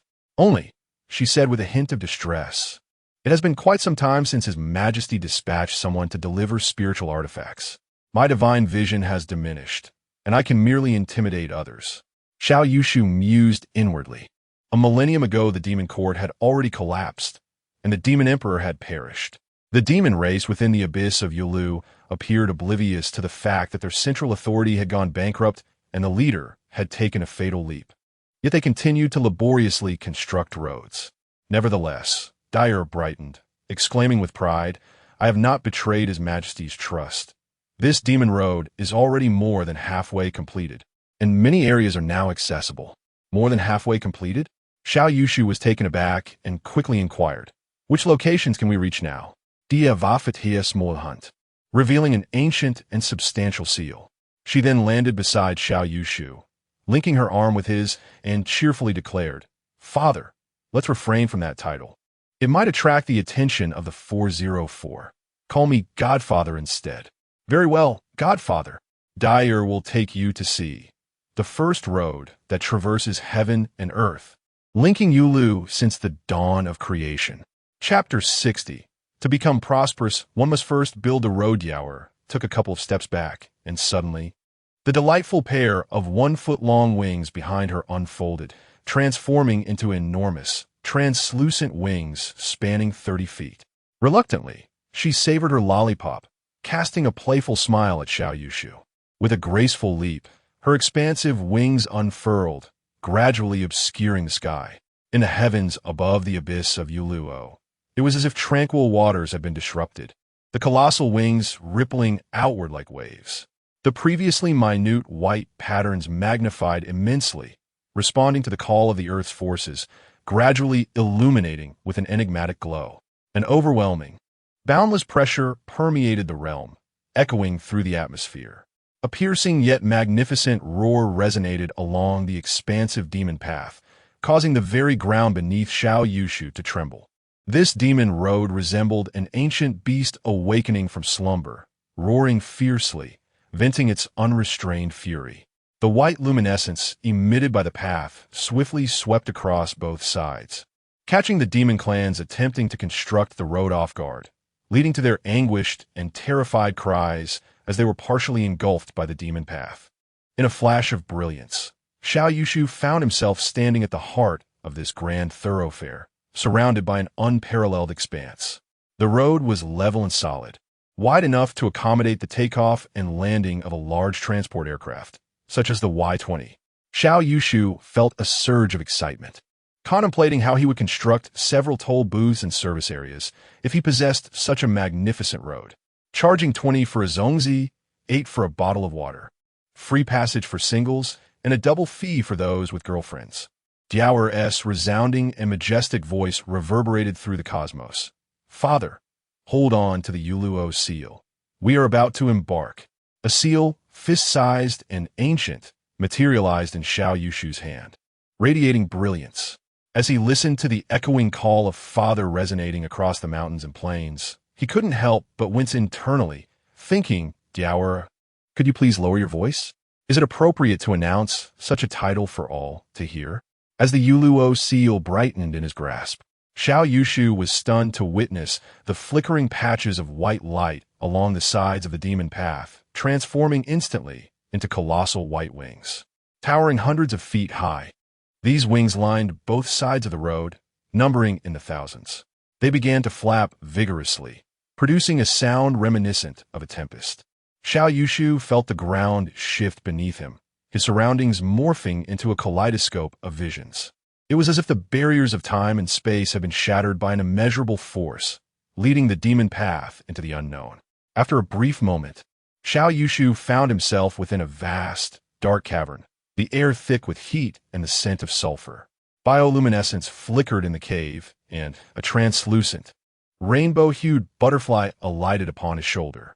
Father, both my strength and that of the demon path are waning. I can only take you to a nearby location. This is the lair of the demonic spider, situated 1,000 miles beneath the abyss of Yuluo. Just then, a sudden clattering of falling stones echoed from ahead, prompting Xiao Yushu to instinctively grasp the moonless sword in his hand. The butterfly smiled and said, There's no need to be anxious. With me here, nothing can harm you. In the darkness ahead, vague shapes began to materialize. Xiao Yushu focused intently, and in the faint glow of the cave's minerals, he discerned several striking female forms that would drive future otaku into a frenzy. Oh! A radiant light emanated from the butterfly, illuminating the cave significantly. Xiao Yushu was taken aback to see 3 towering, spider-like creatures before him. Each possessed a female visage and a captivating upper body, boasting ample proportions. Yet their lower halves resembled that of spiders. Their skin was exceedingly dark, almost invisible without the glow. The 3-headed woman spider recoiled in fear at the light, quickly retreating a few steps, brandishing long knives in their upper hands while baring their sharp teeth and hissing. The butterfly coldly declared, You dare? In an instant, an overwhelming pressure descended, pinning the 3-headed woman spider to the ground, rendering them immobile. Moments later, they lay submissively, trembling as they gazed at Xiao Yushu and the butterfly. The colorful insect before them exuded immense power, likely surpassing even the elders of their kind. Could this be the legendary Demon King? Xiao Yushu scrutinized their voluptuous forms, his focused gaze eliciting discontent from the butterfly. With a huff, she transformed back into a youthful maiden of 18 or 19, chiding, "What are you staring at, foster father?" Suddenly, Xiao Yushu thrust his sword lightly into one of the woman spiders, causing it to nearly topple over in fright. However, his strike was gentle and inflicted no harm. Smiling, he pointed at the spider's body, exclaiming, "Their armor is quite impressive." Armor? The butterfly finally took notice of the black armor adorning the upper bodies of the three-headed spiders, seemingly crafted from some metallic substance. Instantly, her interest waned, and she transformed into a butterfly, fluttering about. The Moon Absolute sword glided effortlessly across the black armor, unable to pierce it. The armor's defense was likely far superior to that of ordinary iron. Xiao Yushu addressed the trembling woman spiders, inquiring, "What is this armor made of? And where did it come from?" The leader, quaking with fear, responded, "To inform the great demon king, this crude armor was fashioned by us ourselves." "You can craft armor?" Xiao Yushu pondered with furrowed brows. The woman spider nodded. "This area is rich in cold iron ore. Our clan knows little else but to smelt the ore and forge rudimentary armor, knives, and tools." Cold iron? A flicker of intrigue sparked within Xiao Yushu. Cold iron was a rare metal, prized by the people of the Great Zhou for crafting exquisite swords. He had not expected it to be used for armor here. "How many demons reside in your clan?" The woman spider glanced nervously at the butterfly and lamented, "Approximately over 1,000, but we suffer from a lack of water and food, leading to many premature deaths." Xiao Yushu's expression brightened. "I wish to purchase some armor. What do you desire in return?" The woman spider was taken aback, followed by a surge of joy. Initially fearing they would be devoured by a great demon, they never anticipated that the other party merely sought armor. The other party was a formidable demon of the kingly level, capable of breaking through the magma barriers to arrive here. What immense power that entails. It is truly a stroke of fortune for them that such a being is willing to engage in trade. She quickly grasped the situation and respectfully stated, "Great king, whatever you desire, we shall provide. We would not dare to take what belongs to you." Xiao Yushu shook his head and replied, "I do not wish to take from others without recompense. A fruitful collaboration is what sustains longevity. Now speak, what do you seek?" The humanoid spider hesitated for a moment. Then, with a determined resolve, cautiously said, "I have heard from my elders that there is an abundance of water in the upper realms. Here, water is exceedingly scarce. Might we implore the great king to grant us some water?" Xiao Yushu felt a surge of delight within. He unslung the bamboo tube that Yulaner had given him and tossed it to the humanoid spider. How much water would be required for a set of armor? The humanoid spider twisted open the bamboo tube, her eyes wide with astonishment, and her dry, cracked face illuminated with overwhelming joy. She gazed greedily at the bamboo tube. In this arid and harsh underground, water was an invaluable treasure. Each of their kind could survive on merely 5 drops of water daily. The 2 other humanoid spiders, drawn by the scent of water, could not resist drawing closer. The leading humanoid spider bowed respectfully, saying, "With this water, we are willing to offer you 20 sets of finely crafted armor." Chapter 61. Living between fire and blood, 8 human-faced spiders lingered in a partially collapsed stone cave. Even from a distance of several paces from the cave's mouth, the searing heat of the lava was palpable. The leader, Ice Pattern, braved the oppressive warmth and took a few steps forward, her alluring green eyes gravely observing the lava tide that steadily descended outside. It had been half a day since the last surge of lava, and though there was no sun underground, the ebb and flow of the lava followed a predictable rhythm, each surge marking the passage of a day. When the lava tide receded most dramatically, the chilling air that lurked in the crevices of the earth could seep out, and the encounter of cold and heat would condense precious droplets of water upon the rock face ahead. An adult human-faced spider required merely 5 drops of water to survive a day, while a juvenile needed only 3. The collection of water was paramount to the survival of the human-faced spider race. However, while the lava's rhythm was predictable, the explosive eruptions from the magma were utterly erratic. Once these precious droplets appeared, Failure to gather them promptly would result in their evaporation, and the fiery eruptions showed no mercy towards the water-gathering creatures. The chill was upon them.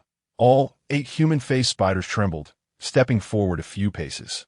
A rush of white frost erupted from the fissures in the rock, swiftly sweeping toward the rock face. Just as smiles broke across the faces of the creatures, a ferocious roar emanated from the lava below, and a fierce orange flame surged upward, reaching 3 yards high.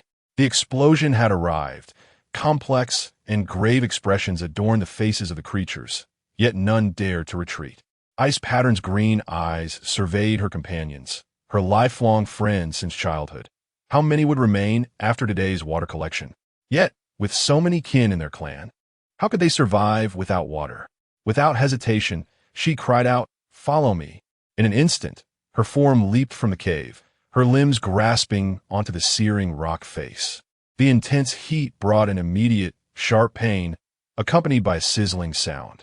Ice Pattern's 6 legs moved with urgency, the hardened tips of her feet digging into the scorching wall as she raced forward. Each thrust had to be deep and steady to maintain her balance. But the depth brought unbearable heat, the lava-soaked rock wall scorching her legs until they bled.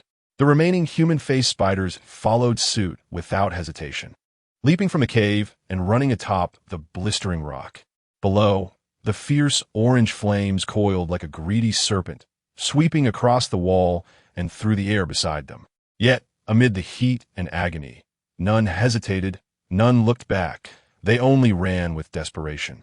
Without fervent effort, death awaited. Without water, death loomed. Flames erupted, spewing magma into the air and against the rock face. A searing wave of heat surged, as if the entire wall were groaning in unbearable agony. Ice Stone, a heart-wrenching scream, pierced the air behind her. Her brother, Ice Stone, was engulfed by a fiery tongue that erupted from the wall, plummeting into the molten lava. Ice Pattern did not falter. Her green eyes brimmed with sorrow and anguish. Yet she continued to run desperately, chasing after those precious droplets of water on the rocky surface, more valuable than life itself. I implore you, vanish slowly. 8 had ventured forth, but only 6 returned. Ice, accompanied by 5 companions, stumbled forward on fractured feet, each burdened with the ghastly marks left by searing heat and molten rock. Each step was agonizing, heavy with despair. Ice remained in low, mournful sobs, though tears eluded her. Here, tears were a rare luxury, and the grief of the human-faced spider over lost kin paled in comparison to the worth of the droplets. Ice felt an overwhelming sorrow within. Ice was her friend, a bond forged since childhood, deep and profound. Yet she did not weep. As the leader of her kin, she had witnessed countless companions perish in fiery chaos, and her cries had long since been exhausted. Instead, she fervently prayed in her heart, "O great demon emperor, grant our humble clan a chance. Let our lives not be so arduous. I'm willing to pay any price. I beseech you." Carrying the cold iron water canister, Ice and her companions returned to the familiar cavern. Having lost 2 comrades, they gathered all the droplets they had collected, filling a small canister with perhaps 400 or 500 drops of water. Good heavens, is there truly this much? Ice cradled the canister carefully, astonished yet intrigued. Normally, a throng of human-faced spiders would have flocked to praise their prowess, but today, where had everyone gone? Had other teams returned first? Or was there an enemy? A few human-faced spiders exchanged bewildered glances. Ice quickly retreated 2 steps as others drew their cold iron blades. Even Ice gripped 2 cold iron darts tightly. Had the fire python attacked their lair? Cautiously, they advanced, attuned to the scents in the air. Ice shook her head. It did not seem like a fire python. If it were, they would have sensed its searing presence by now. Could it be the scorpion tribe? Unlikely. Those inept creatures were no match for the human-faced spider clan. As she stealthily entered the lair's entrance, she was met with cheers from within. Ice's heart instantly lightened, and the others sheathed their blades, sensing no immediate danger. Upon entering the lair, she spotted her inept sister Ice, accompanied by 2 timid followers, twisting a bamboo tube. A throng of human-faced spiders, both large and small, joyously surrounded them, reveling in their movements. Ice, while twisting her body, extracted droplets from the tube, showering them upon the surrounding spiders, eliciting laughter and excited shrieks. She was sprinkling water? How dare she squander such a precious resource? Ice's green eyes blazed with fury, and she shouted, "You wretched fool, stop this at once." Ice, caught up in her excitement, failed to notice her sister's wrath amid the clamor, continuing to twist and form various S-shaped patterns. In a sudden burst of anger, Ice carefully placed the water canister in a recessed area of the rock wall and charged forward. Like a molten fire, her fury blazed within her and before her eyes. The image of Ice being engulfed by lava emerged, accompanied by the heart-wrenching cries of Ice and wood. Seizing the bamboo tube with one hand, she forcefully grasped the neck of Benji with the other, pinning her to the ground. Her green eyes glinted with a predatory ferocity, embodying the savage brutality of a wild beast. "How dare you desecrate the water? I shall end your life." An immediate silence enveloped the surroundings, as the anger of the clan leader instilled fear in all present. Benji, bewildered, struggled helplessly, gesturing while glancing at Bingwen, rendered speechless by terror. Suddenly, two of Benji's followers, frightened, dropped to the ground, stammering, "Lord Leader, spare us. This water is not from our clan. It was exchanged by Sister Benji from a noble." "Yes, yes." Another chimed in hastily. "That noble said he could provide us with even more water." "What?" Bingwen released her grip, astonished. "Which noble? Can he truly offer us more water?" Coughing, the fallen Benji touched her neck and haughtily retorted, "Bingwen, you must apologize first. Call me sister twice, and I shall tell you." Chapter 62. The Cold Iron Armor, the demonic pathway, has commenced its inaugural operation, linking two stations, necessitating an ample supply of the demon race's essence and vitality. Once the connection between these two stations is established, future operations will require no further consumption of the demon race, merely a maintenance every 60 years. This time, Xiao Yushu and Dyer activated the demonic pathway, thereby forging a passage between the abyss of Yuluo and the spider demon lair, marking the establishment of the first operational line of the Yuluo Grand Avenue. Utilizing the Yuluo seal, Xiao Yushu instantaneously returned to the abyss of Yuluo with two large barrels of water, each containing a volume of 2 cubic meters. Placed within the cavern of the spider demon lair, the water shimmered with a gentle luster. At that moment, the leader of the human-faced spider, Bingwen, knelt before Xiao Yushu and Dyer, accompanied by the mightiest warriors of her tribe, the eldest elders, and the newly honored, albeit bruised, Saintess Bingyer, all bowed deeply in profound respect, kneeling in reverence. Gazing at the 2 barrels of pristine water, Bingwen felt an overwhelming urge to weep, yet joy surged within her. In her heart, she fervently prayed, "O exalted demon emperor, you must have heard our humble supplications and bestowed upon us this magnificent boon. Your grace shall forever be etched in our memories, and the human-faced spider tribe shall remain your most loyal servants. Long live the demon court. May the demon emperor share eternal life with the heavens." Should anyone dare to inform the human-faced spider tribe of the collapse of the demon court and the absence of the demon emperor, Bingwen would likely cleave the messenger in twain and consume them without hesitation. Xiao Yushu observed the 10 sets of cold iron armor stacked nearby, crafted urgently by the human-faced spider tribe to fit his physique. In exchange for the 2 barrels of water, Bingwen offered 1,000 sets of cold iron armor.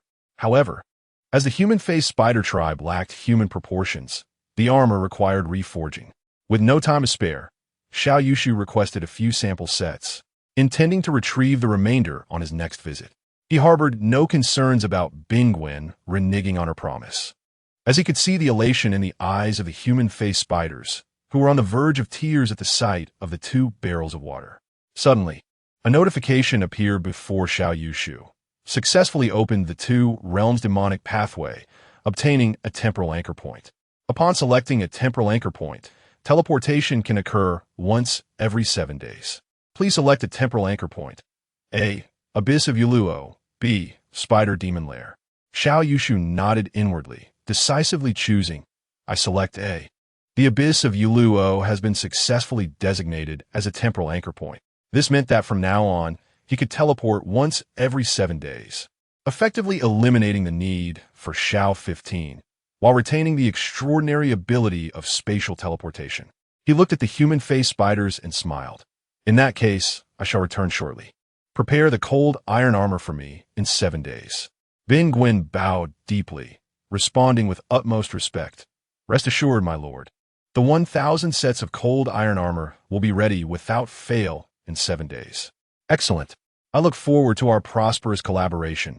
Through cooperation, we shall achieve mutual success, Xiao Yushu remarked with a hint of nostalgia. He reflected on the abundant resources of the world, noting their uneven distribution. Some materials, such as the cold iron abundant in the spider demon lair, held little value in their native land, while in other regions, these seemingly worthless minerals could be incredibly precious. The unification of this demon path will profoundly alter the destinies of the various demon clans along its route, merely by trading in cold iron weaponry. The spider folk can extricate themselves from poverty and hardship, allowing them to flourish and thrive. The Demon Emperor's far-sighted vision is truly magnificent. Should all 36 demon paths be established, countless beings across the realms would reap substantial benefits, and the unification of the demon clans under one banner may not be an unattainable dream. At that moment, the Ice Leaf, kneeling beside them, cautiously inquired once her sister had finished conversing with Xiao Yushu, might there be a need for a servant among your esteemed company? Ice Leaf, a holy maiden of the spider folk and renowned for my beauty, would be honored to attend to you. All eyes immediately turned to her, and the veins on Ice Pattern's forehead throbbed. To bolster her persuasive appeal, Ice Leaf proudly showcased her dark complexion, stating, I possess the darkest skin among the spider folk. In the depths of Shadowy Cave, if I do not open my mouth to reveal my teeth, others cannot see me. Moreover, she picked up a stone and struck it fiercely against her chest, shattering it instantly. I am particularly sturdy, exceptionally, haha. Xiao Yushu could not contain his laughter, replying, Thank you for your kind offer, but it is unnecessary. With that, a radiant light flickered and an overwhelming aura descended, causing him and Dyer to vanish from sight. Bang! Ice Leaf was forcefully smacked to the ground by Ice Pattern, who scolded, You dare call yourself the first beauty? Speak to the Demon King in such a manner again, and I shall shatter your foolish head.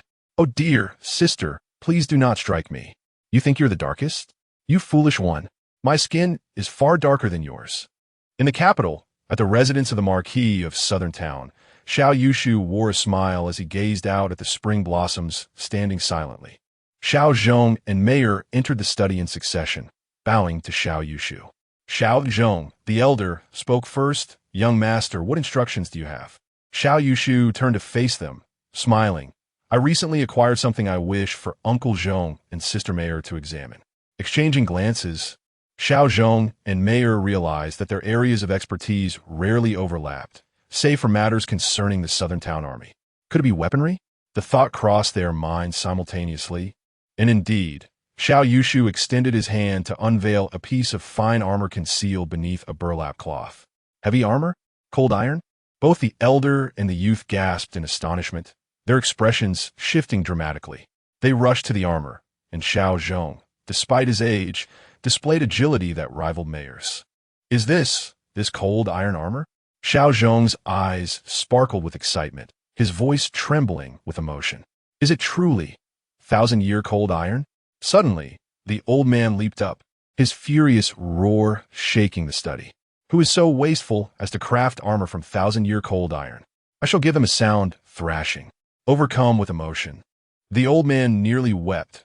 1,000-year cold iron, ordinary swords, combined with just 2 tails of 1,000-year cold iron, instantly transform into exquisite blades. This suit of armor must weigh around 60 or 70 pounds. What a waste. Such extravagance. Xiao Yushu remarked, Uncle Zhong, are you not scolding me, are you? Lai Meyer's eyes sparkled as she reached for the armor. Xiao Zhong swiftly seized her hand, exclaiming, What are you doing? Lai Meyer retorted, My name is Iron Garment. This exquisite armor is prepared just for me. I intend to try it on first. Xiao Zhong, inflamed with anger, responded, Such precious armor is meant to be donned first by the most esteemed individuals in the residence. Do you think you are worthy? Lai, equally incensed, shot back. I am still the young master's woman. Are you also the young master's woman? Can you embrace him, bear his children? Silence. If you dare to seduce the young master, I shall report you to the general for execution. Xiao Yushu covered his face, letting out a long sigh. Indeed, he had gravely underestimated the allure of the cold iron armor for a warrior. The two, typically akin to a father and daughter, were on the verge of a fierce altercation. Chapter 63. The bloodshed provoked by the cold iron armor. Ahem. Xiao Yushu cleared his throat, and the heated argument abruptly ceased. With a benevolent expression, Xiao Zhong gazed at Xiao Yushu and obsequiously praised, "Young master, I have recognized your extraordinary talents for over a decade now. You are indeed a dragon among men. Under your leadership, the Zhao Ho family shall surely flourish, and titles of nobility will soon follow." Lai, with a decisive demeanor, announced, "Young master, I wish to unlock a new game." What? Xiao Yushu was taken aback. Lai, how dare you test this young master so boldly? It is truly. Young master. Xiao Zhong interjected urgently. The little minx lacks decorum.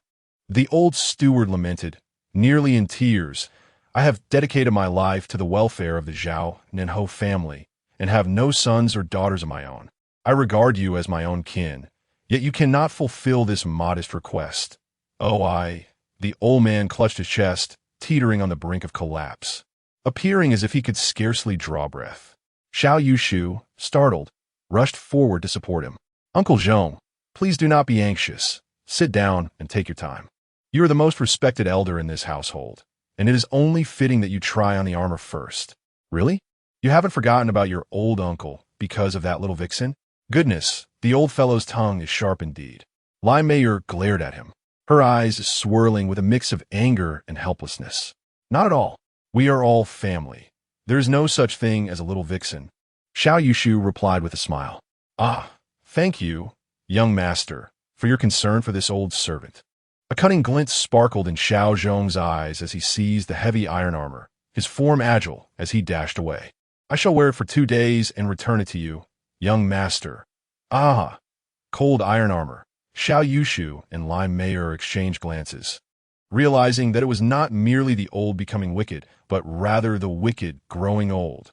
Lai pouted, leaning her tall figure against Xiao Yushu, her voice soft and plaintive. "Young master, everyone is bullying me." Xiao Yushu smiled and pulled her to another table, lifting the burlap cover. Lai gasped, covering her mouth in delight. "Wow, young master, you are amazing. You truly care for me." She reached to untie her palace gown, but Xiao Yushu firmly pressed down on her hand. "What do you think you are doing?" Lai perplexed, replied, "I want to wear the armor. Must I not first remove my long skirt?" With righteous indignation, Xiao Yushu declared, "Take it to your own room to wear. My study is no place for such antics." The following morning, at the crack of dawn, as Xiao Yushu lingered in slumber, Su Bairan nestled beside him. Suddenly, a cacophony of wails erupted from outside. "What is happening?" Xiao Yushu awoke instantly, furrowing his brows as he peered outside. "What is the matter? I will accompany you to investigate," Su Bairan murmured, rubbing her eyes gently. Xiao Yushu regarded the sleepily enchanting Su Bairan, her allure unmistakable. He smiled softly and affectionately replied, "Why don't you sleep a little longer? I will handle it." He donned his clothing and stepped out of the room, where the maid, Han Ing, stood awaiting him. She leaned in and whispered, "It is the wife of old steward Xiao who has arrived, and she is weeping outside." "What?" Xiao Yushu was taken aback. Could it be that someone had witnessed Han Tiejia's greed and harmed Xiao Zhong? He strode out of the courtyard, only to find Xiao Zhong's wife, Lu, accompanied by a maid, sobbing outside. Lu, in her 40s and of a plump disposition, usually exuded kindness and gentleness. Yet at this moment, her face was marked by sorrow and indignation. "Aunt Lu, what has transpired?" Xiao Yushu inquired with a serious expression as he approached her. Lu dabbed at the corners of her eyes with a handkerchief and cried, "Young master, you must advocate for me. I cannot endure that old wretch any longer, ah?" Xiao Yushu was momentarily stunned, his heart easing. It seemed that Uncle Zhong had not been killed for his armor. Liu had always been honest and virtuous. What egregious act could Uncle Zhong have committed to incite her wrath so? Could it be that the old fellow had secretly visited the brothel? He spoke earnestly and kindly. Aunt Liu, do not fret. Take your time in explaining. You can rest assured, as the heir of the Zhennan Marquis, should anyone dare to bully you, I will certainly stand by your side. Liu, still trembling with anxiety, continued to weep. That old wretch somehow acquired a suit of armor. He wore it all day yesterday, without taking it off. He even wore it while eating and walking, and I urged him to remove it, but he would not listen. Armor? Xiao Yushu was taken aback, his lips twitching slightly. The fervor with which martial generals regard cold iron armor is beyond the imagination of others. It is akin to a football fan encountering Messi, a lecher seeing Yang Dami, or a gold digger spotting a Ferrari. Later that evening, Liu's plump face displayed a mix of embarrassment and anger as she recounted. That old wretch claimed he had suddenly become youthful and insisted on engaging in disgraceful acts with me. I, feeling unwell from the cold, sent him to find concubine Chun instead. Little did I anticipate that the old fellow would. She gritted her teeth and declared, since he has lost all shame, I shall not conceal the truth from you, young master. That old wretch climbed onto the bed without removing his armor, and when he fell onto the bed, poor concubine Chun, with her delicate frame, was injured before they could even consummate their union. My goodness, Uncle Zhong, Xiao Yushu was left speechless. That armor alone weighed 60 or 70 pounds. That is your concubine Chun, not the spirited steed of your youth, galloping into battle while clad in full armor. After much effort, Xiao Yushu managed to calm Liu and called for the estate's physician, bringing along good medicine to accompany Liu to tend to concubine Chen's injuries, thus bringing the matter to a close. Come here, Xiao Yushu commanded, aware that although old steward Xiao Zhong was highly esteemed, such a farce could not be permitted to continue. He intended to summon Xiao Zhong for a serious discussion. This elder, lacking propriety in his old age, would tarnish the dignity and decorum of the Zhennan Marquis if word got out. Young master, the captain of his personal guards, Yu Qianren, immediately stepped forward in response. Xiao Yushu furrowed his brow and inquired, Where's the armored commander? Yu Qianren hesitated before replying. The commander is in the back courtyard, practicing his armored charge. An armored charge? A sense of foreboding suddenly surged within Xiao Yushu, as he realized the back courtyard resembled a garden rather than a training ground. What kind of chaotic display was this? He hastily dashed towards the rear, closely followed by Yu Qianren. Upon reaching the garden, Xiao Yushu's eyes widened in horror. What in the world? My tea trees, my camellias.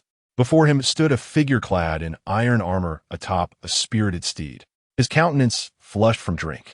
With a formidable iron flail in hand, he swept through the garden, and with a thunderous crash, yet another tea tree fell. Petals filled the air like confetti, and the ground was strewn with the remnants of fallen tea trees. The once resplendent garden, vibrant and colorful, now bore witness to the loss of half its beauty. Meyer, you scoundrel! Cease this madness at once! Xiao Yushu roared, seizing a nearby wooden stick and charging forward. Only then did Meyer awaken from her drunken stupor, having indulged in several casks of liquor in her excitement over the enchanted armor.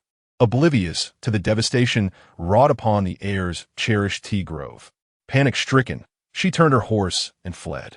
The young master pursued relentlessly, seamlessly exchanging his stick for a hefty 100-pound, long-handled saber as he raced past the training grounds. The sounds of chaos continued unabated. Thus, the residents of the Duke of Zhennan experienced yet another lively and festive morning. Chapter 64. Aunt, you and my father. In the grand hall of the Wu Ben general's residence, Xiao Yushu sat in the place of honor, surveying his surroundings while Han Ying stood attentively by his side.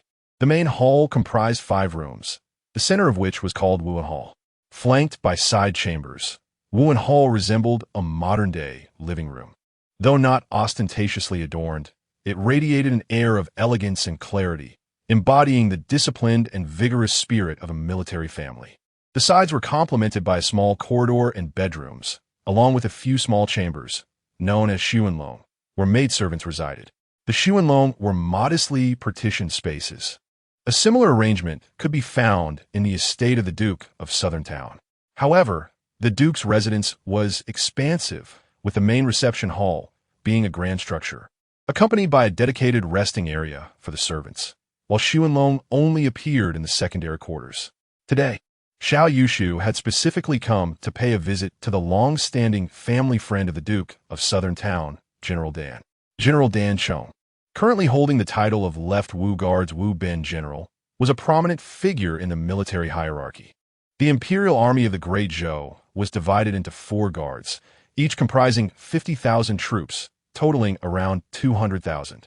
Alongside 50,000 Imperial Guards and an additional 60 to 70,000 city defense troops, this formidable force constituted the central military might of the Great Zhou Dynasty. Each of the left and right Wu Guards was commanded by a general, with the left Wu Guard's general overseeing the Wu Ben General. General Dan was considered the second in command of the left Wu Guard, holding a position of notable rank among military officials attending court. The Dan family enjoyed a close relationship with the Duke of Southern Town as the spouses of General Dan and Xiao Luoshen, along with Xiao Yushu's parents, shared a deep bond. Even after the passing of the Xiao siblings' parents, the Dan family continued to show great care towards them. General Dan had personally led troops to participate in the Battle of Yinchuan River, fighting alongside Xiao Luoshen, forming a bond forged in the fires of war. Moreover, Lady Dan did not regard Xiao Yushu with disdain. She often invited him to dine at their home and even crafted seasonal garments for him, treating him as her own son. However, over time, the two families gradually grew distant due to trivial matters, primarily stemming from a falling out between Xiao Luoshen and the Dan family's eldest daughter, Dan Chan. Originally, the two young women had been close friends, but for reasons unknown, their relationship soured, culminating in a physical altercation over a minor issue. Though Miss Dan possessed commendable martial prowess, she was no match for the extraordinary talent of Xiao Luoshen, who ultimately emerged victorious, leaving Dan Chan injured and their family's ties irrevocably strained. When Xiao Yushu married, neither General Dan nor his wife attended the ceremony. Instead, their eldest son, Dan Yun, delivered gifts on their behalf. In retrospect, Xiao Yushu surmised that Xiao Luoshen's intentions were to distance herself from the Dan family.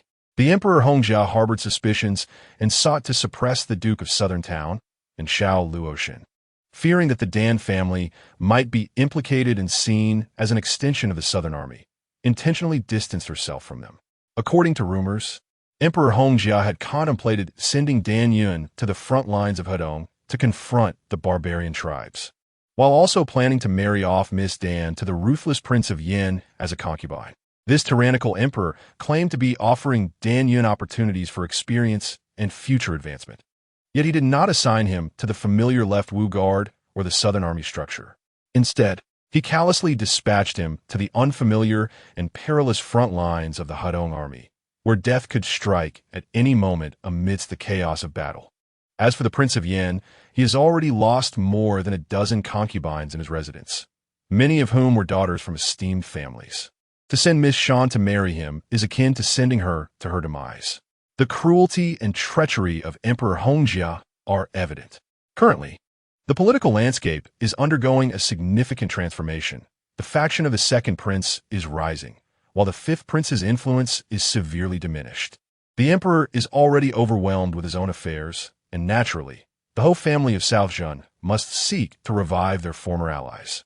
Xiao Yushu reminisced about the Guanlong faction during the Sui and Tang dynasties, where military leaders united, ensuring that whoever ascended to the throne would have to heed their counsel. If they were defiant, they could simply change the emperor. If that did not suffice, they might replace the Sui with the Tang. At that time, Xiao would also serve as a chancellor, warmly overseeing the daily lives of the emperor's concubines. For instance, the alluring and enchanting concubine Gone, as well as the newly appointed young empress, reputed to be the most beautiful woman in Hedong. Just as he was lost in thought, the sound of hurried footsteps approached, and a young woman clad in a waist-length skirt, tall and graceful, entered with a commanding presence. Upon seeing Xiao Yushu, her almond-shaped eyes sparkled with warmth, reminiscent of a long-awaited downpour after a drought, yet soon transformed into a look of reproach. Xiao Yushu, what brings you here? This must be Miss Shan, right? I should call you Sister Shan. Sister Shan. Shan trembled slightly, her eyes instantly clouding with tears, turning away to avoid Xiao Yushu's gaze. He found himself rather flustered. Why did she look as though she had encountered a faithless lover? It was as if they had pledged their lives to one another, only to be torn apart. Shan huffed softly, her back to him, showcasing her elegant curves. In a cold tone, she said, "You should leave. I do not wish to see you. You have your sister, and that is sufficient." This, Xiao Yushu sensed the weight of her words. Could it be that the two sisters had indeed quarreled in the past, and it was somehow related to him? With a face as thick as a wall, he immediately replied warmly, "It has been a long time since I last saw Sister Shan. I have missed you dearly. I cannot help but recall the times when you took care of me in our childhood, prompting my visit today." Shan had already covered her face, her shoulders trembling. No way. She's crying already? My goodness, are ancient girls this innocent? Xiao Yushu hurriedly produced a handkerchief and offered it to her. Yet, she did not accept it, continuing to weep in her grievance. Xiao Yushu had no choice but to gently wipe away her tears with the handkerchief himself. Shan cheeks flushed instantly, feeling the warmth that seeped through the thin fabric, causing her face to grow warm and tingly, prompting her to exhale softly. Xiao Yushu marveled at the blush on her beautiful face, secretly pondering that this young master, Xiao, might be a bit foolish, yet he seemed quite favored by women. Clearly, Sister Shan's affections for him were not as simple as those for a brother. At that moment, a gentle female laughter echoed. Xiao Yushu quickly withdrew his hand, and Shan hurriedly wiped her tears away, casting a fierce glare at him. A stately matron dressed in a deep red wide-sleeved gown approached gracefully. She possessed an ageless charm, her eyes sparkling with vitality and an inherent elegance radiating from her demeanor. It was none other than Madame Fan, the wife of the renowned General Shan. "Greetings, Aunt Fan." Xiao Yushu respectfully bowed in greeting. Upon hearing Xiao Yushu address her as Aunt, Fan's heart swelled with joy. Had he referred to her as Madame, it would have felt distant, but Aunt conveyed warmth and familiarity, though she masked her feelings. Her brows arched slightly in preparation for a retort. Suddenly, she recalled Xiao Yushu's simple-mindedness and eccentricity. His presence today was already a thoughtful gesture. Her heart softened, and she replied gently, "Yushu, you've arrived. Stay for lunch. Your uncle has caught a large goose outside the camp, and it's being stewed for you to taste." "Yes. Thank you, Aunt." Xiao Yushu felt a warmth in his heart. Despite the long-standing estrangement between their families, Fan still regarded him as her own nephew. Fan, observing Xiao Yushu's striking resemblance to his father, sighed and inadvertently spoke her mind. "You poor child, if only your father had married me back in the day. You wouldn't be so neglected and unloved today." "What? Aunt, what do you mean?" Xiao Yushu was taken aback. "You, my father." Chapter 65. The Belief of a General. "I have nothing to do with your father." Mrs. Fan rolled her expressive eyes and retorted, "If there were anything, you wouldn't be calling me Aunt now, but Mother." "Mother." Miss Dan blushed deeply, hastily interrupting, for her mother spoke quite bluntly.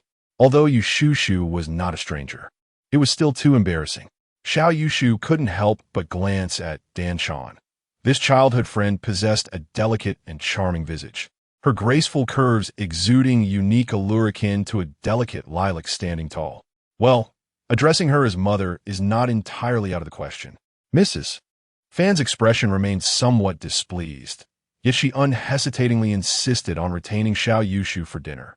Before long, a sumptuous feast was laid out in the side hall, the dishes far more exquisite than those prepared during the festival at the Wu Ben General's residence. At that moment, two men stormed into the banquet hall, visibly enraged. The foremost man, in his 40s, of average height yet robust and imposing, was the Wu Ben General, Dan Chong. Behind him stood a tall and muscular young man, Dan Yun, the eldest son of the Dan family, currently serving as a banner officer in the Left Martial Guard. Dan Chong, upon seeing Xiao Yushu, sneered, "What kind of noble wind has blown the heir of the Zhennan Marquis to my home?" Mrs. Fan and Dan Chan furrowed their brows. Both mother and daughter clenched their fists in unison. Xiao Yushu bowed respectfully. Uncle Dan, I was in the wrong. I should have come to greet you and Aunt earlier. Dan Chong glared at him and scoffed. After a few years, you've turned into quite the fine young man, speaking much more clearly. It's just a pity your uncle's position is too trivial. I've invited you to dine several times, yet you never come. Dan Chan, clearly displeased, yet maintaining her composure in front of Xiao Yushu, gently chided, Father, please stop. Dan Yun, infuriated for another reason, shouted, Xiao Yushu, first you married the princess of Linchuan, then withdrew your engagement to marry the daughter of the Changning Marquis. If that's the case, why do you come to provoke my sister? Dan Chan turned to her elder brother, her expression devoid of emotion, her knuckles cracking ominously. Mrs. Fan slammed her palm on the table. Enough. Be quiet. Her voice was not loud, but held a commanding authority. Today, Yushu has come to visit us. Everyone sit down and enjoy the meal. Anyone who continues with their sarcastic remarks can leave. Dan Chong and his son exchanged a glance, realizing that they would suffer both in strength and family status, and sheepishly fell silent, taking their seats obediently. Mrs. Fan personally took the ladle and served a tender, flavorful goose leg in a Xiao Yushu's bowl, smiling. Yushu, try this stewed goose leg. It is quite delicious. Dan Chan, blushing, also placed a goose wing onto the plate in front of Xiao Yushu, saying, Yushu, have a wing. Eat more. Xiao Yushu nodded in gratitude, and Dan Chan beamed with joy, more delighted than if she had eaten herself. Observing this, Dan Chong and his son were instantly engulfed by jealousy. How infuriating! Dan Chong huffed, I shot that goose myself. No one even offers me a piece of meat. Dan Yun, feeling disgruntled, poured himself a cup of wine and downed it in one gulp. Dan Chong understood that the Zhennan Marquis residents had distanced themselves to avoid implicating them. However, he was quite displeased, questioning what he had become in the eyes of others. Did the Emperor's suppression of the Southern Duke's residence mean he would become a mere fence-sitter, hesitant to approach? He spoke gravely. Yushu, do not treat Uncle Dan with such estrangement.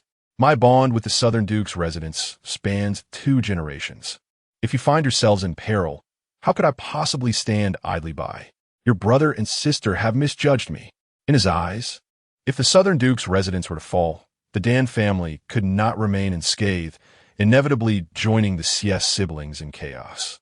Xiao Yushu nodded deeply, then raised his cup in a toast.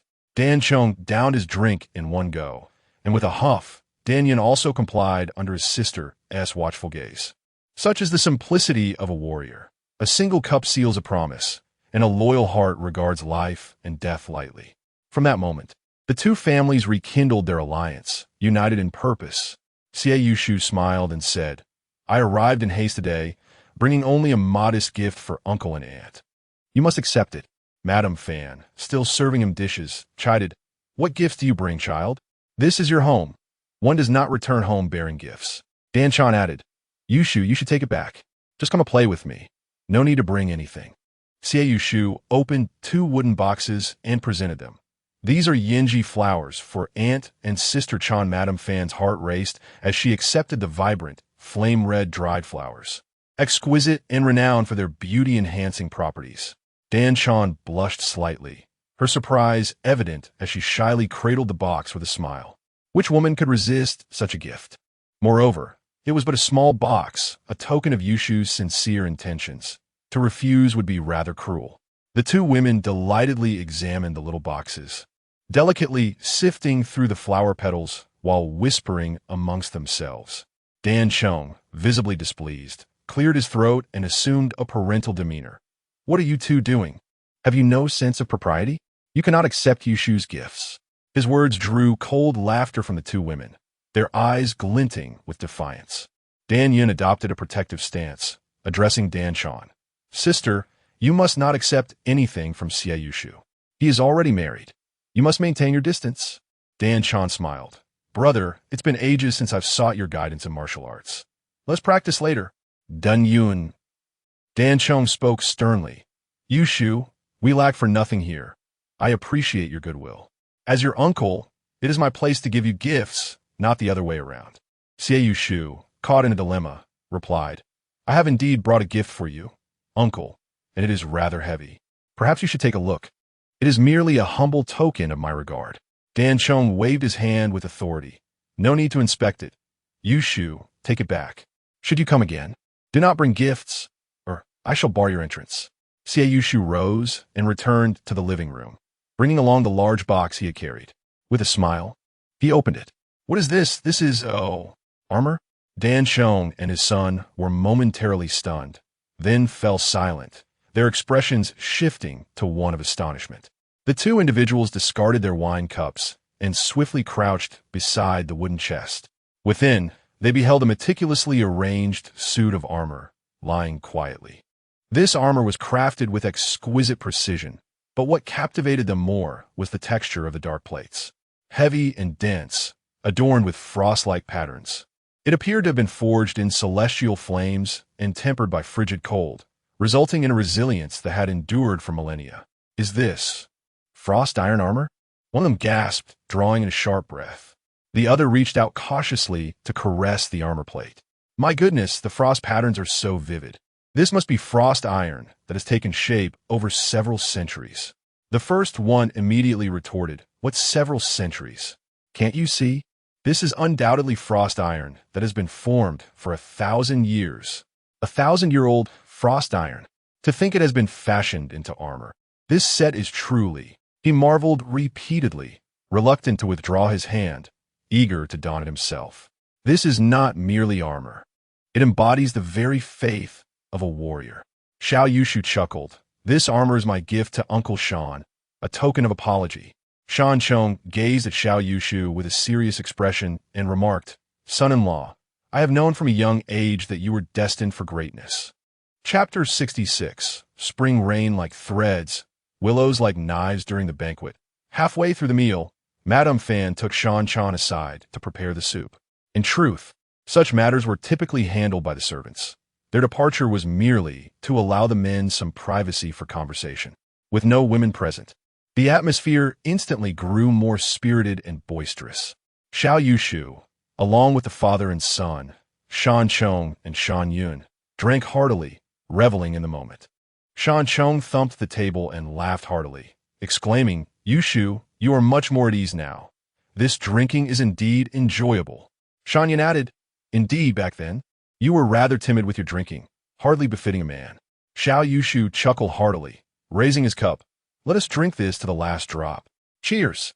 The three swiftly emptied their cups once more.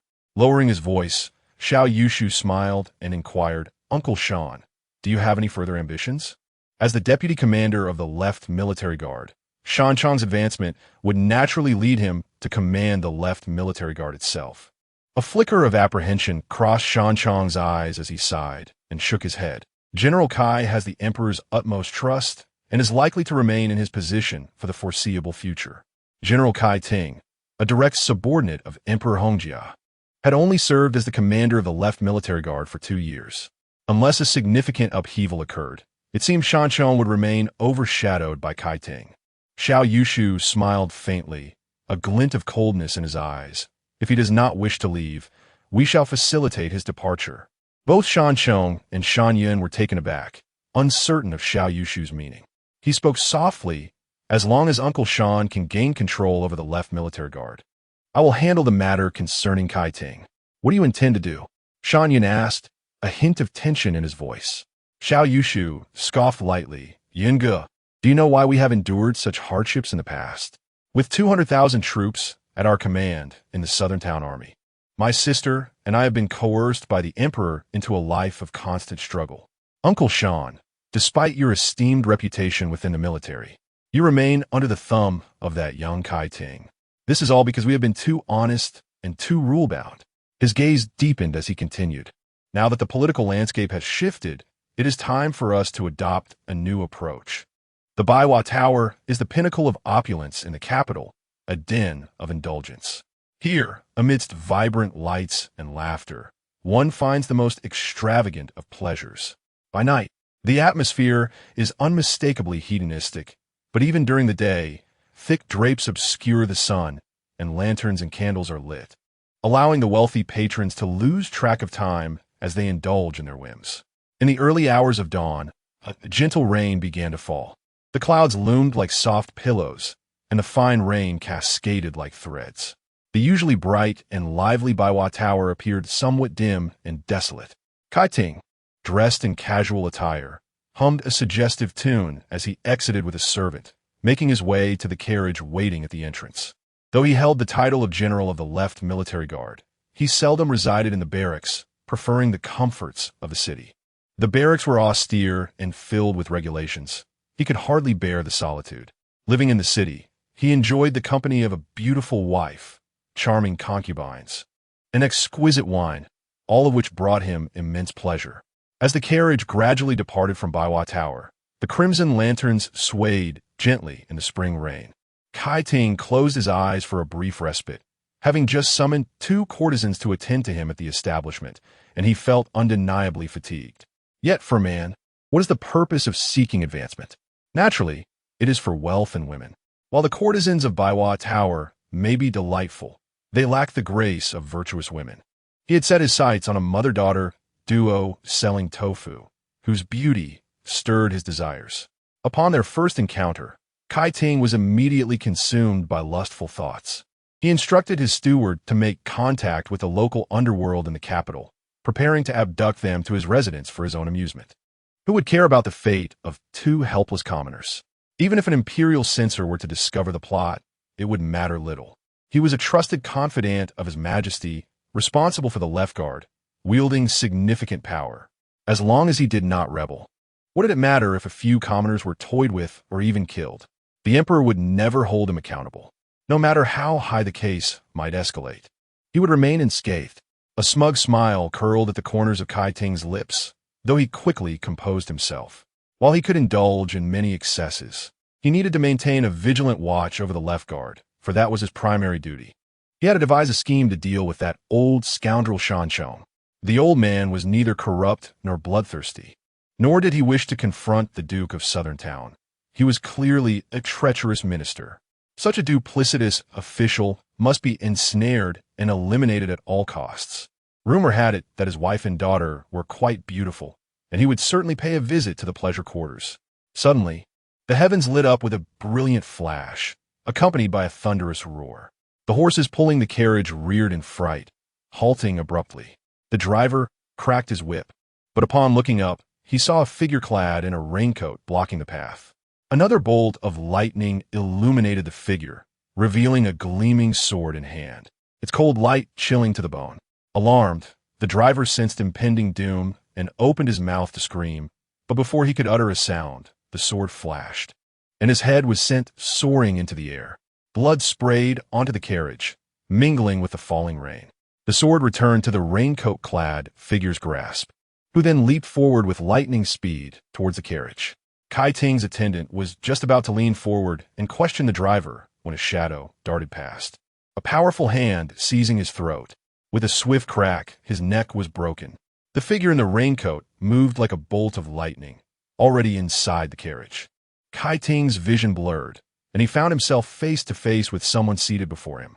The gaze of this person was as icy and piercing as the sword they wielded. Kai Ting trembled, his complexion draining of color, as he felt himself gripped by the intruder.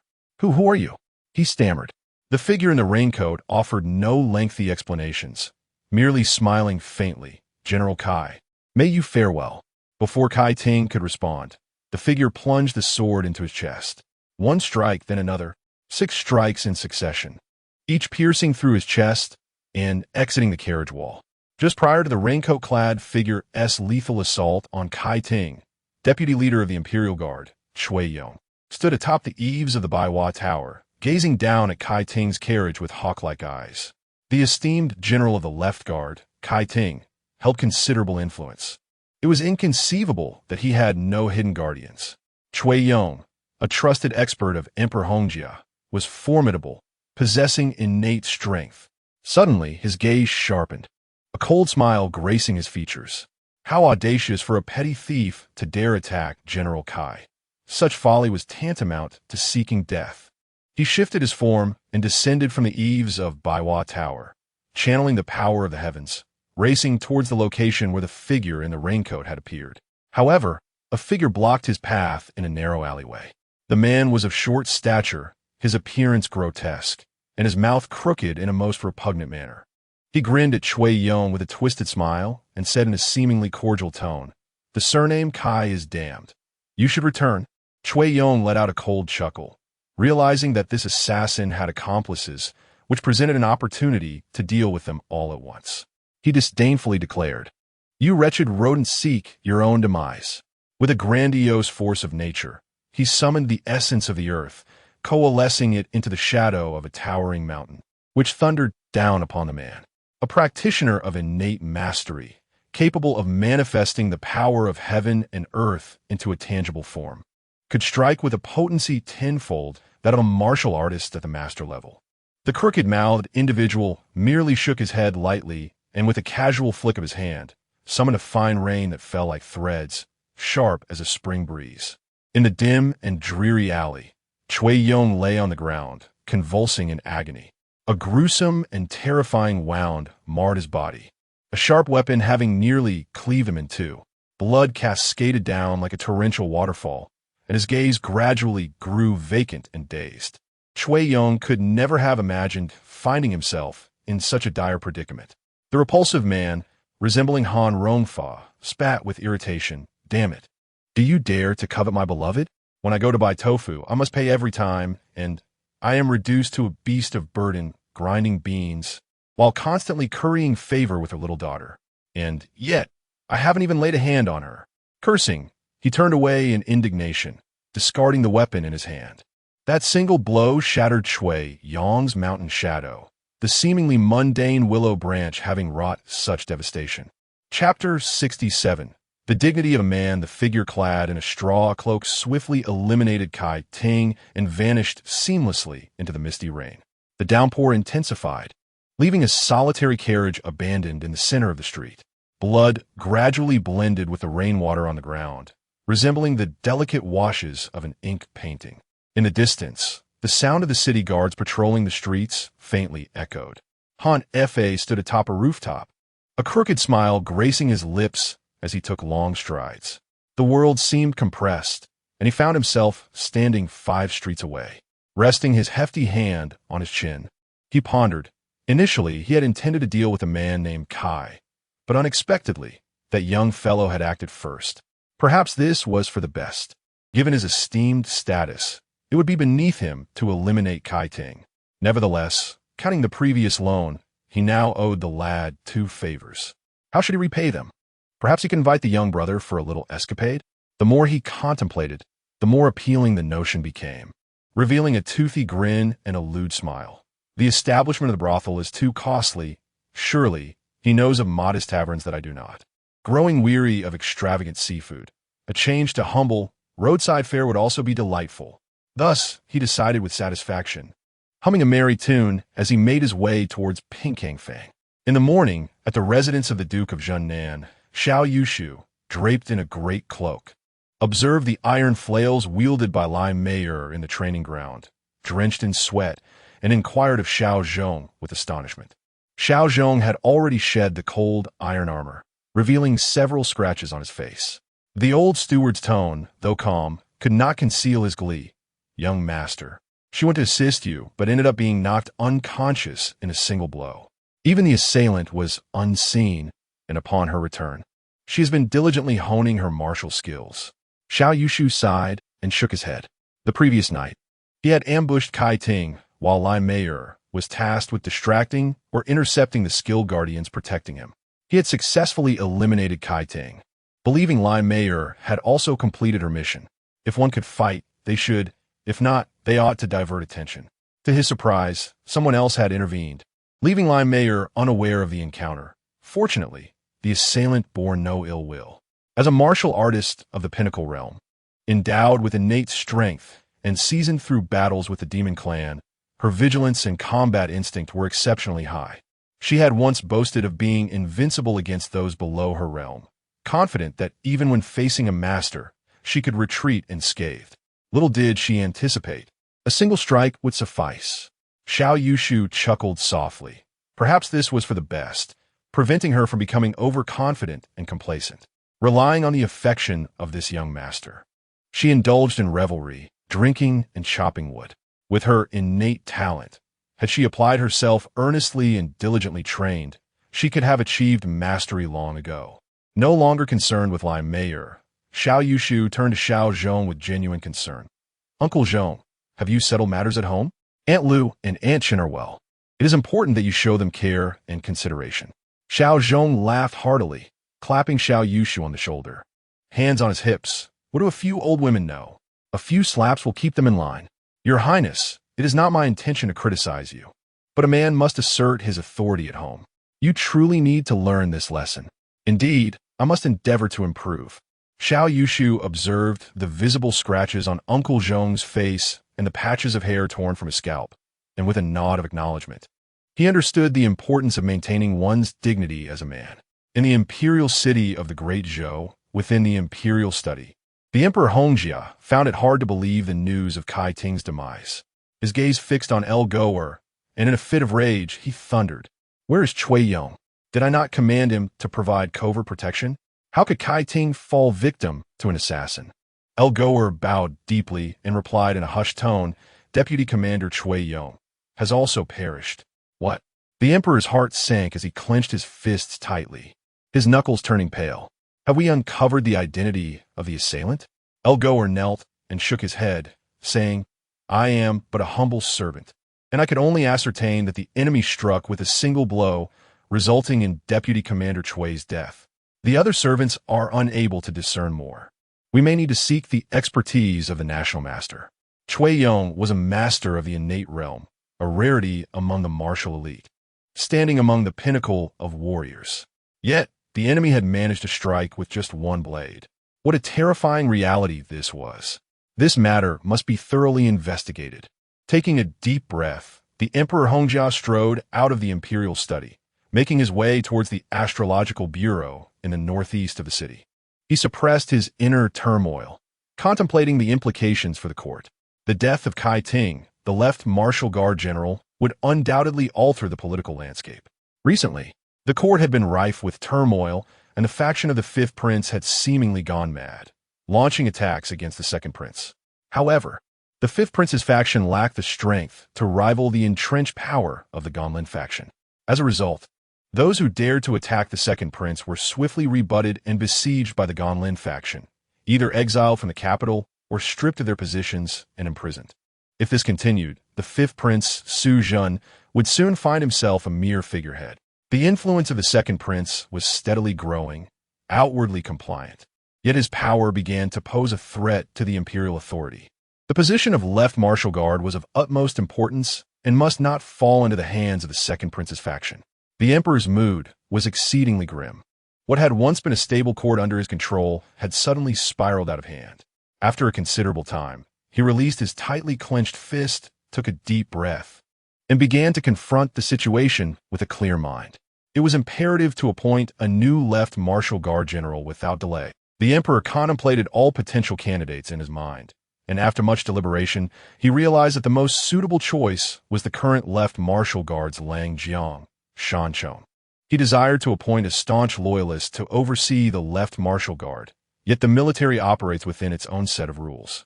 Fierce warriors, accustomed to bloodshed, are not easily managed. Kai Ting had been a carefully cultivated loyalist, and with his sudden death, where could a suitable replacement be found? Others either lacked sufficient experience or had ambiguous loyalties, posing a risk of being swayed by the princes. While Shan Chong was not a direct loyalist of the emperor, he possessed a commendable quality. He did not engage in factionalism.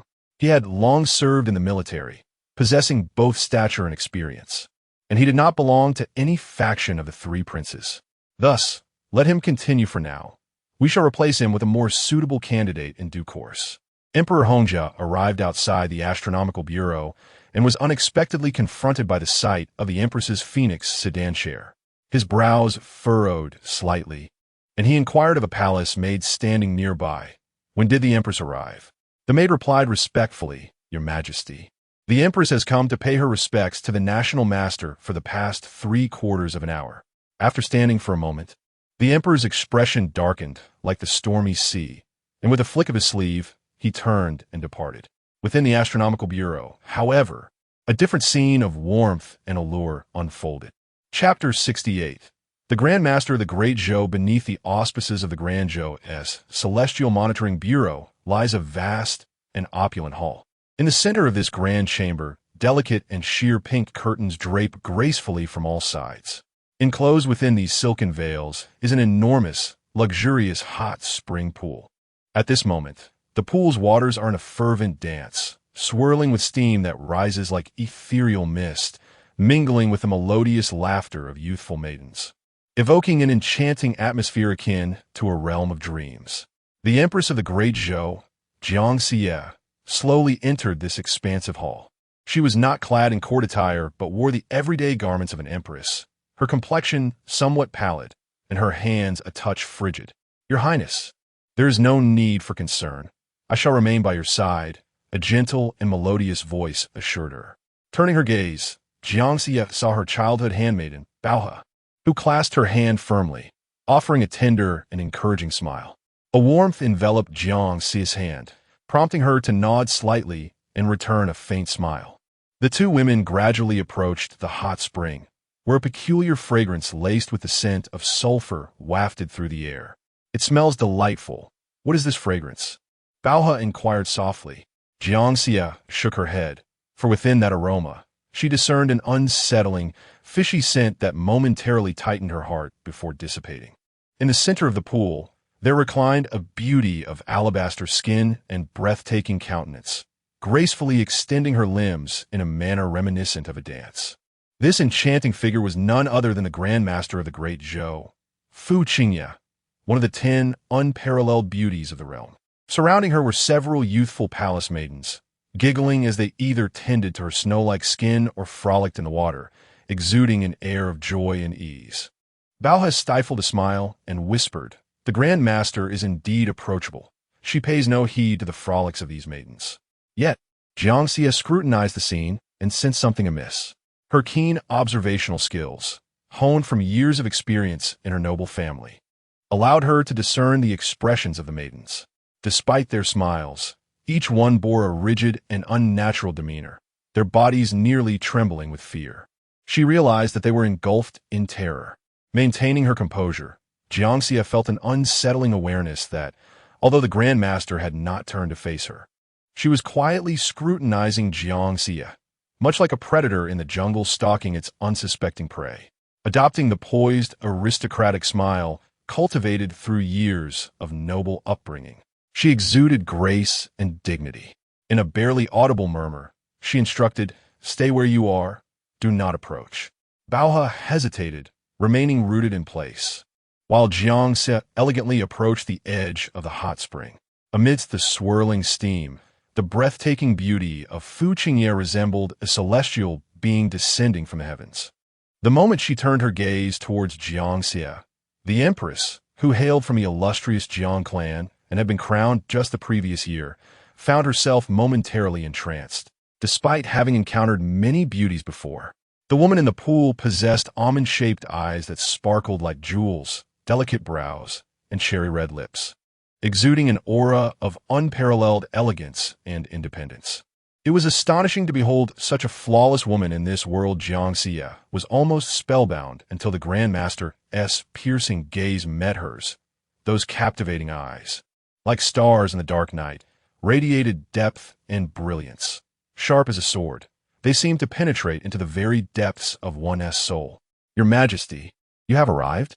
Her voice was soft and languid, imbued with a sense of playful affection that gently enveloped Jiangxie. With graceful poise, Jiangxie performed a curtsy, exclaiming, "Your Excellency, the National Master, I greet you." Fu Qingye smiled, her voice flowing like a clear spring. "To have you address me as Your Excellency feels rather distant. Let us simplify this. You may call me Qingye, and I shall call you Xie, if that pleases you." Jiangxie blushed shyly and quickly replied, "Thank you for your kindness, National Master. I shall take the liberty to address you as such." Who could refuse the National Master, renowned as one of the 10 unique masters, wishing to befriend her? Even as the Empress, she found it impossible to decline. With a mischievous smile, Fu Qingye teased, "Now that we are friends, Shall we enjoy a hot spring together? You wouldn't refuse such an invitation, would you, Xia? Jiang Xia's cheeks flushed as she glanced around, noting that only women surrounded her. The hall was spacious, devoid of any place to conceal a man. With a resigned sigh, she hesitated before removing her outer garment. Bao, who stood behind her, instinctively moved to assist, but was halted by Jiang Xia's piercing gaze. Shocked, Bao remained rooted in place. Fu Qingye chuckled lightly, her fingers gracefully poised like an orchid, seemingly oblivious to the small drama unfolding. Jiang Xia, now devoid of any clothing, cautiously approached the hot spring. It was then that she noticed the water was quite murky, a grayish liquid. Peering through the murky depths, she could faintly discern the dark yellow stones adorned with black patterns at the bottom of the pool. Fu Qingye remarked, Xia, your figure is truly remarkable. Jiang Xia's face flushed anew. She had been renowned for her beauty within the Jiang clan. Yet, she hadn't anticipated that after her sister, the virtuous Empress Xianshun, passed away at a mere 30, she would be unexpectedly chosen by Emperor Hongjia and elevated to the status of empress. It was said that the emperor harbored deep affections for her sister and married the younger sibling to alleviate his longing. However, since entering the palace, she felt that the truth was far more complex. A year had passed, and the emperor had yet to lay a hand upon her. With a soft sigh, Jiang Xia reflected on how her family had produced 3 empresses, each revered and esteemed throughout the realm. Yet within this grandeur, she felt as though she were walking on thin ice, her heart laden with uncertainty. Fu Qingye moved closer, their exquisite forms nearly touching, a breathtaking tableau. She smiled softly. Xia, you are indeed a little beauty, so much like your sister. A spark ignited within Jiang Xia. The national master, a martial arts savant, had long resided in the palace and might possess knowledge of her sister's past. With earnest caution, she inquired, Qingye, could you share some stories about my sister? She passed away at such a young age, and my family, and I miss her dearly. A peculiar light flickered in Fu Qingye's eyes as her lips curled into a smile. I certainly know much about your sister, and I have quite a few stories to share. Would you like to hear them? Jiang Xia nodded eagerly. Thank you, National Master. No, thank you, Qingye. Fu Qingye burst into a melodious laugh, her enchanting form swaying gracefully. With a gentle stomp of her foot, she softly commanded, come forth. The entire hot spring pool suddenly trembled, beginning to sway gently. Jiang Xia initially presumed an earthquake had struck, only to realize that the hall remained still. It was the ground beneath her feet that had abruptly shifted. The stones beneath her suddenly moved, becoming slick and elastic, with a rough, abrasive texture. The foul odor in her nostrils intensified, and the palace maids in the hot spring were all pale with fear, trembling uncontrollably and nearly paralyzed with terror. The water in the pool convulsed, as if boiling. With a thunderous roar, the waves shattered, and something surged forth from the depths. In an instant, Jiang Xia's mouth fell agape, her blood turning to ice as a chilling dread enveloped her. It was a colossal python, as thick as a water barrel, with a length of 3 to 4 meters emerging above the surface. Water cascaded from its sinister head and the densely scaled yellow-black body, falling like a series of waterfalls. Chapter 69. The blood of the true dragon confronted by the menacing giant serpent. Jiang Xia trembled violently, nearly losing her balance. Bao, standing by the pool, let out a startled cry and rushed forward, only to be repelled by an unseen force, landing unconscious several paces away. Fu Qingye's gaze was as gentle as spring water. She reached out to caress the serpent before striking it fiercely. The creature convulsed, and soon a bulging object began to rise from within its body, culminating in the serpent's mouth gaping wide as it expelled the object. Wrapped in a dense mass of vine-like tendrils, the object appeared to writhe as if still alive. The horrifying sight sent Jiang Xia retreating several steps in terror. With a delicate gesture, Fu Qingye disintegrated the vine-like tendrils into dust, rendering them invisible.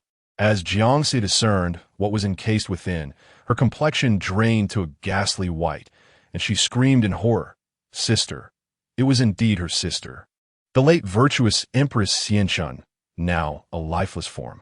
Fu Qingye's voice resonated like gentle waves in the hot spring, warm and soothing. Your sister was a remarkable young woman. Her spirit unwavering. She endured for 12 long years. Even after your entrance into the palace, she clung to life for an additional month before succumbing. Xia, it is now your turn. A chill coursed through Jiang Xia's body, her hair standing on end, yet she found herself paralyzed, unable even to utter a sound. Fu Qingye smiled sweetly and remarked, "Regrettably, your constitution is not as robust as your sister's.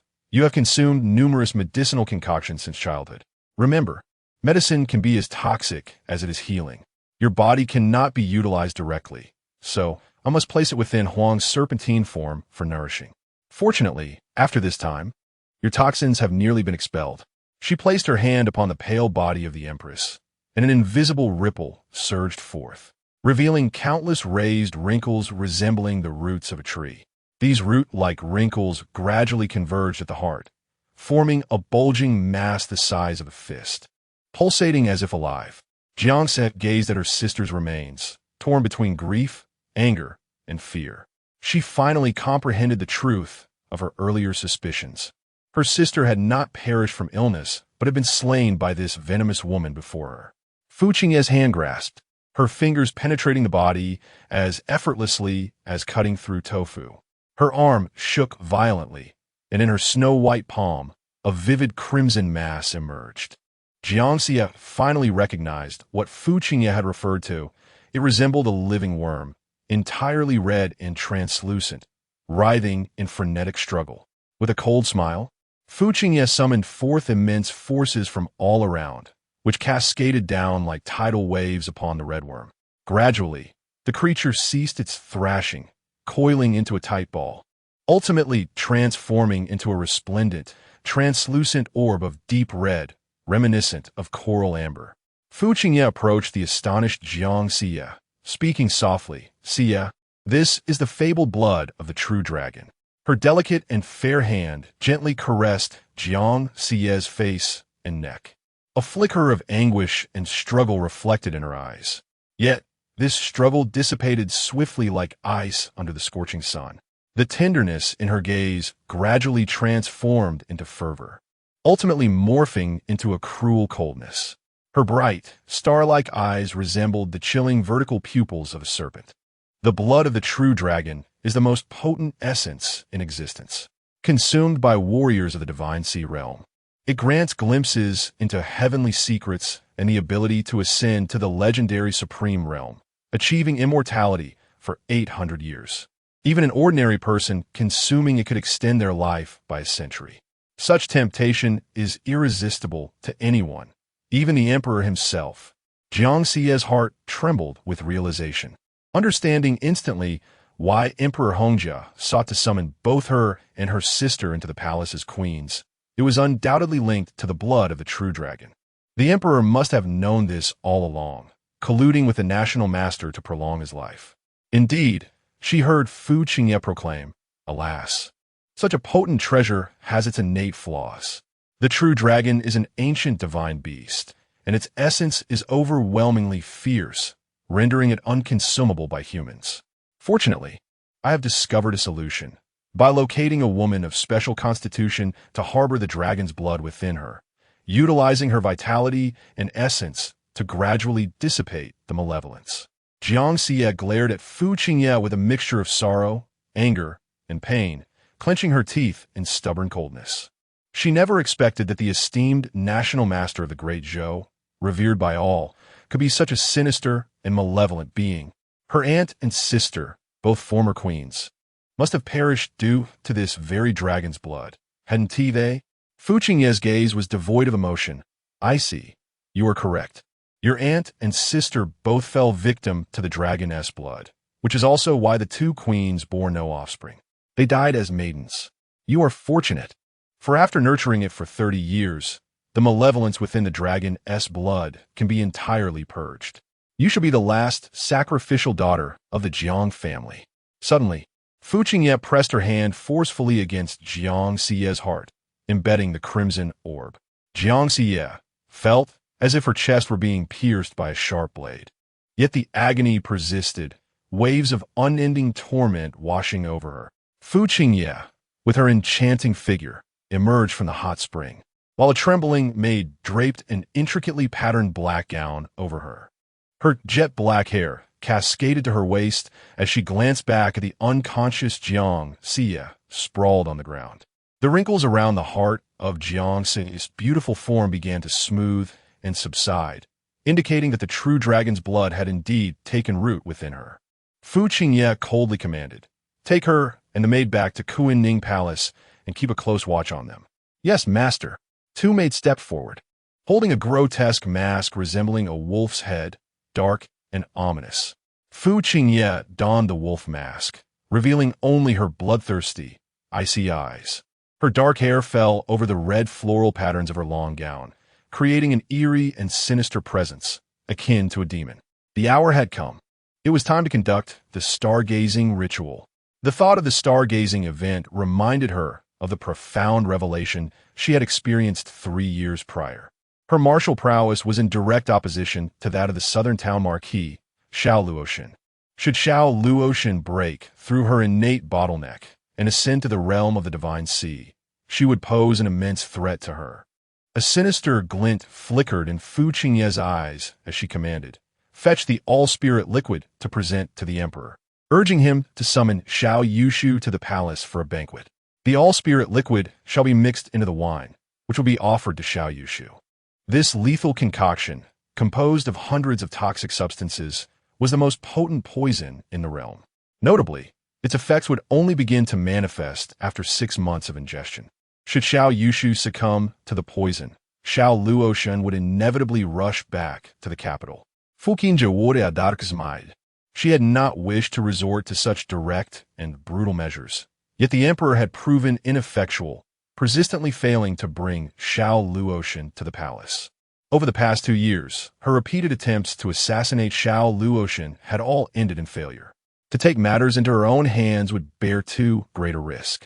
With Xiao Luoshan having established a formidable presence in the 3 southwestern states, surrounded by a formidable army, the outcome of a decisive battle there remained uncertain.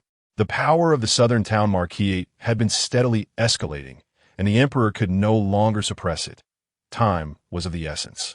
A bloodthirsty and vengeful light sparkled in Fu Qingye's eyes. "No one could hinder my pursuit of eternal life.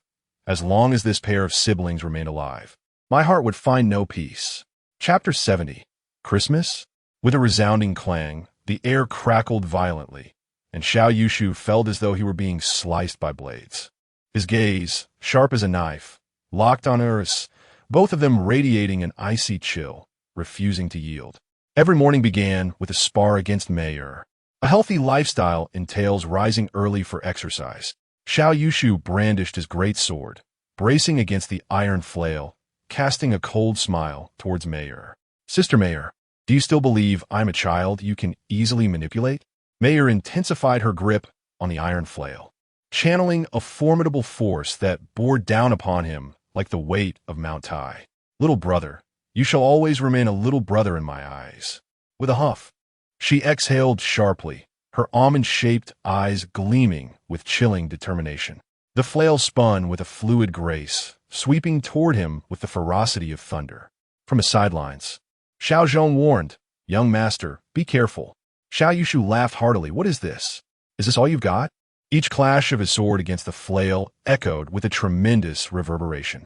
Having learned from previous setbacks, Heir's fierce spirit and combat instincts surged forth, rendering the flail immensely powerful in her hands.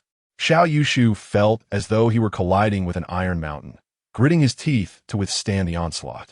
With another thunderous clang, a low hum resonated throughout the training ground, the blue bricks beneath Xiao Yushu's feet cracking under the pressure. Heir stepped back, tossing the flail aside. "Let us conclude for today." Xiao Yushu snorted disdainfully. "Is that all you can manage? I have only just begun to warm up.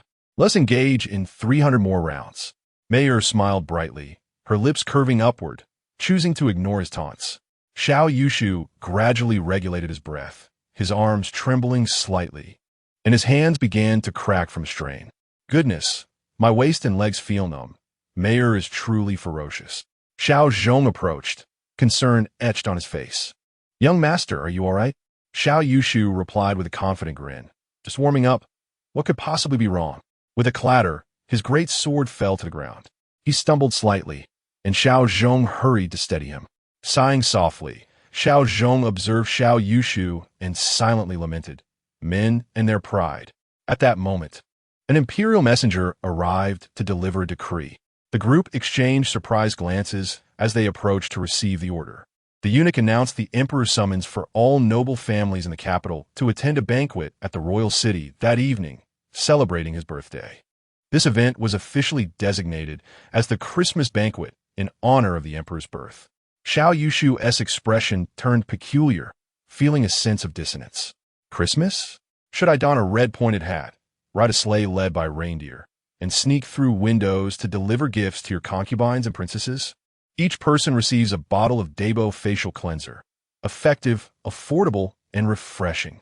After the eunuch departed, Xiao Zhong's expression shifted with concern. "Young master, we cannot attend. The royal city is exceedingly perilous. Who knows how the emperor might treat us if we go?" Xiao Yushu remarked. "Surely, it cannot be that dire. When I last visited the palace to see concubine gone, nothing significant occurred." The wrinkles on Xiao Zhong's face deepened slightly as he replied in a grave tone. "Times have changed, my friend. Back then, we posed little threat, and the emperor paid us no heed. Now, the political landscape has shifted dramatically. Both the emperor and others, taking advantage of the bustling chaos of the banquet, will undoubtedly resort to underhanded tactics against us. Our neutrality within the Southern Town Army itself is perceived as a threat to them." The old steward, having witnessed countless deceptions in his lifetime, sensed an ominous undercurrent surrounding this longevity banquet. Lai Mayer coldly interjected, "I shall accompany you, young master." Xiao Zhong shook his head, stating, "You cannot enter. The palace is heavily guarded, and the guards of each family are forbidden from entry."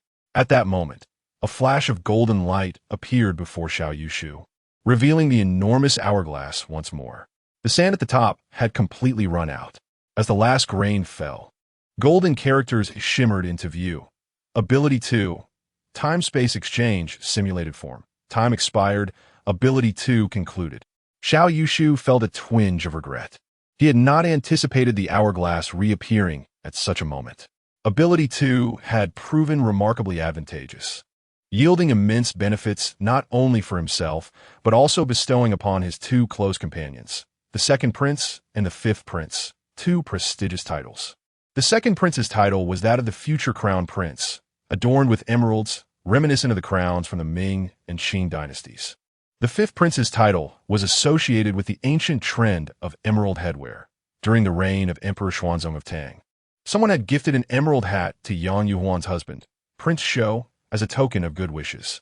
Through the time-space exchange, Xiao Yushu encountered Dyer, discovered the ancient path of demons, and opened up a new realm. Furthermore, he received acknowledgement from a Yuluo Dao seal, granting him continued access to the Yuluo abyss, thus partially preserving the effects of Ability 2. The hourglass flickered with golden text, revealing another line. Ability 3, Status Reversal, Function, if the host is attacked by anyone. During the effect of this ability, the attack will rebound, transforming into a benefit for the host. Ability 3 activates passively, triggering automatically upon attack, lasting for 7 days. The colossal hourglass trembled, slowly rotating upward to commence its countdown anew. Status Reversal? This ability holds intriguing potential. A smile crept across Xiao Yushu's face, as anticipation began to swell within him. This ability did not merely reflect damage, but instead transformed the resultant harm into advantageous outcomes. For instance, if someone was struck or stabbed, they would typically suffer injury. However, under this ability, Xiao Yushu would instead experience an increase in vitality and strength. If someone were mocked as a fool and their reputation diminished, in Xiao Yushu's case, he would garner an overwhelming surge of goodwill from others. If that is the case, Xiao Yushu mused inwardly. This young master indeed requires others to inflict harm upon me. Observing Xiao Yushu lost in contemplation, the old steward Xiao Zhong suggested, "Young master, if I may be so bold, perhaps we ought to feign illness and abstain from attending." "Feigning illness?" Xiao Yushu immediately shook his head. Such a splendid opportunity could not be squandered. He declared with unwavering determination, "We shall go." "Why not? If we do not attend, it may lead others to believe that our southern town Marquis fears someone."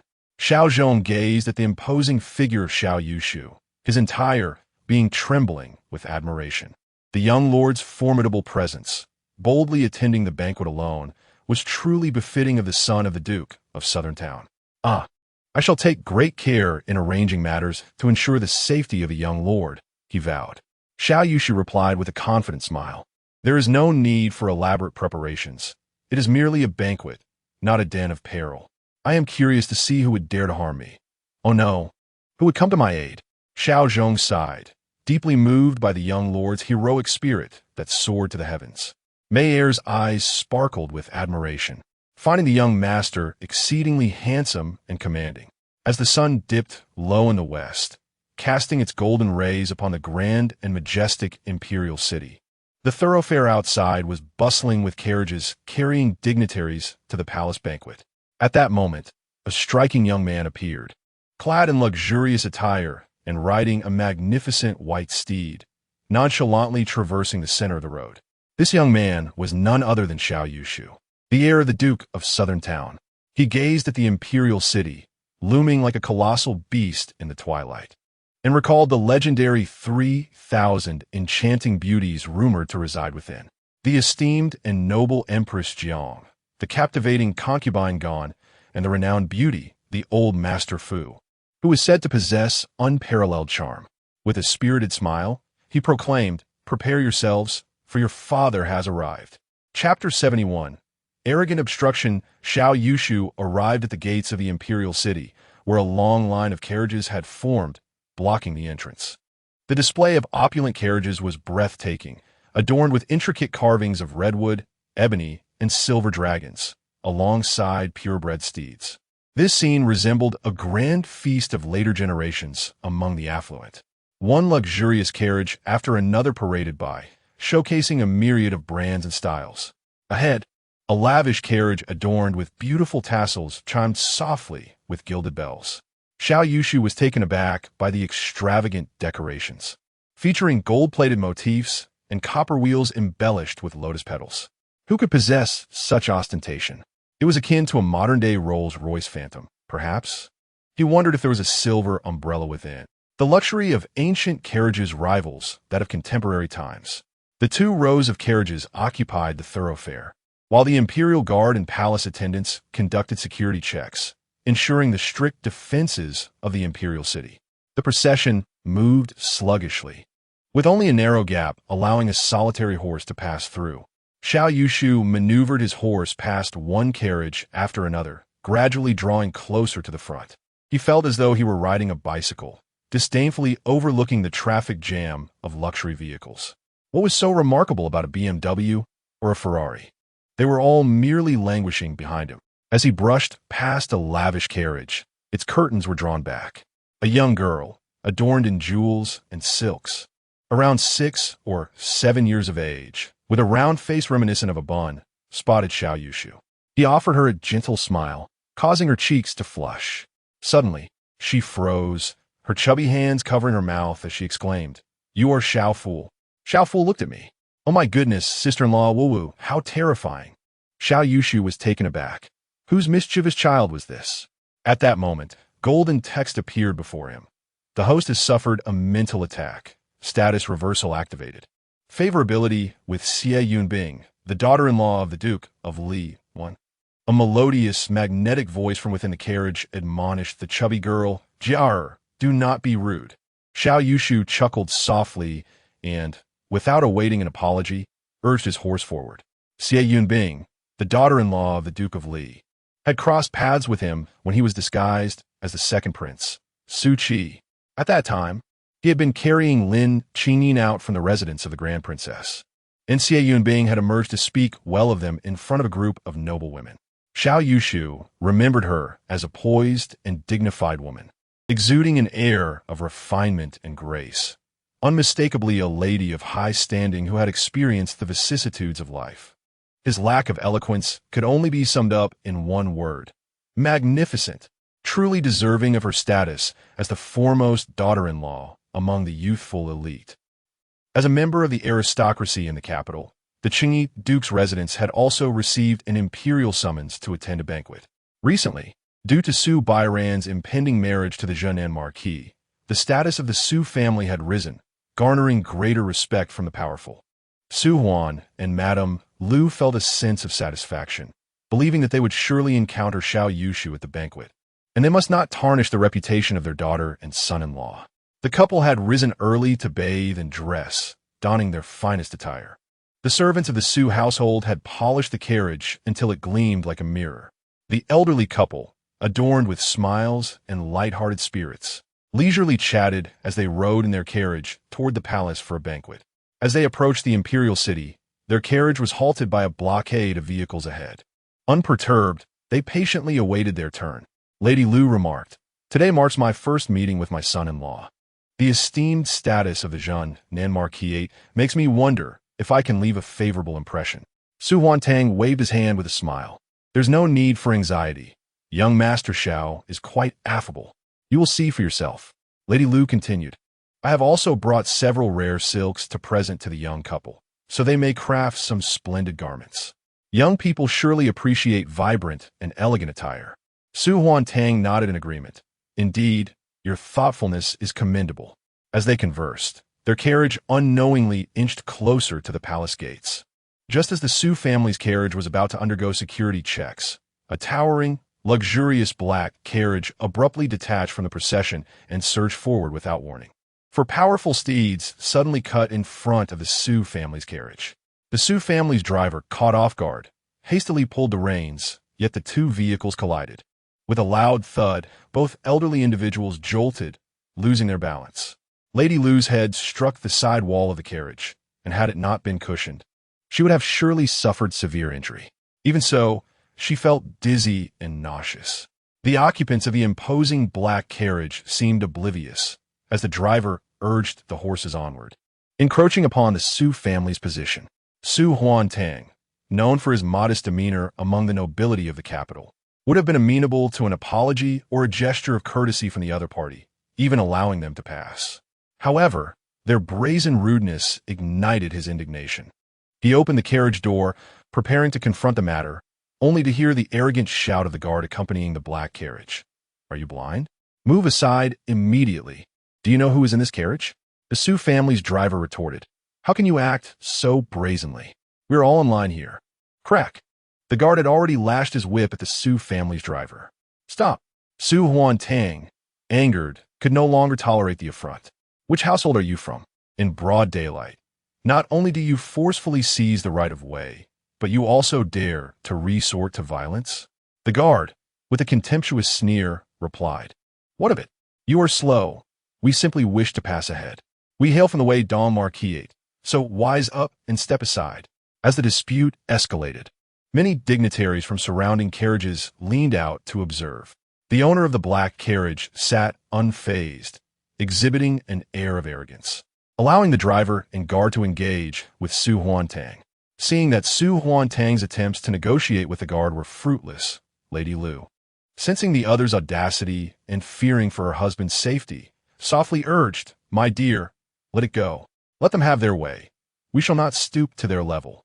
Su Huantang let out a disdainful grunt, finding the other party utterly unreasonable. Engaging in a quarrel with the other's servant only served to diminish his own dignity as a son-in-law, compelling him to swallow his indignation and return to the carriage. The opposing party, brimming with arrogance, smirked and attempted to forcefully advance their vehicle.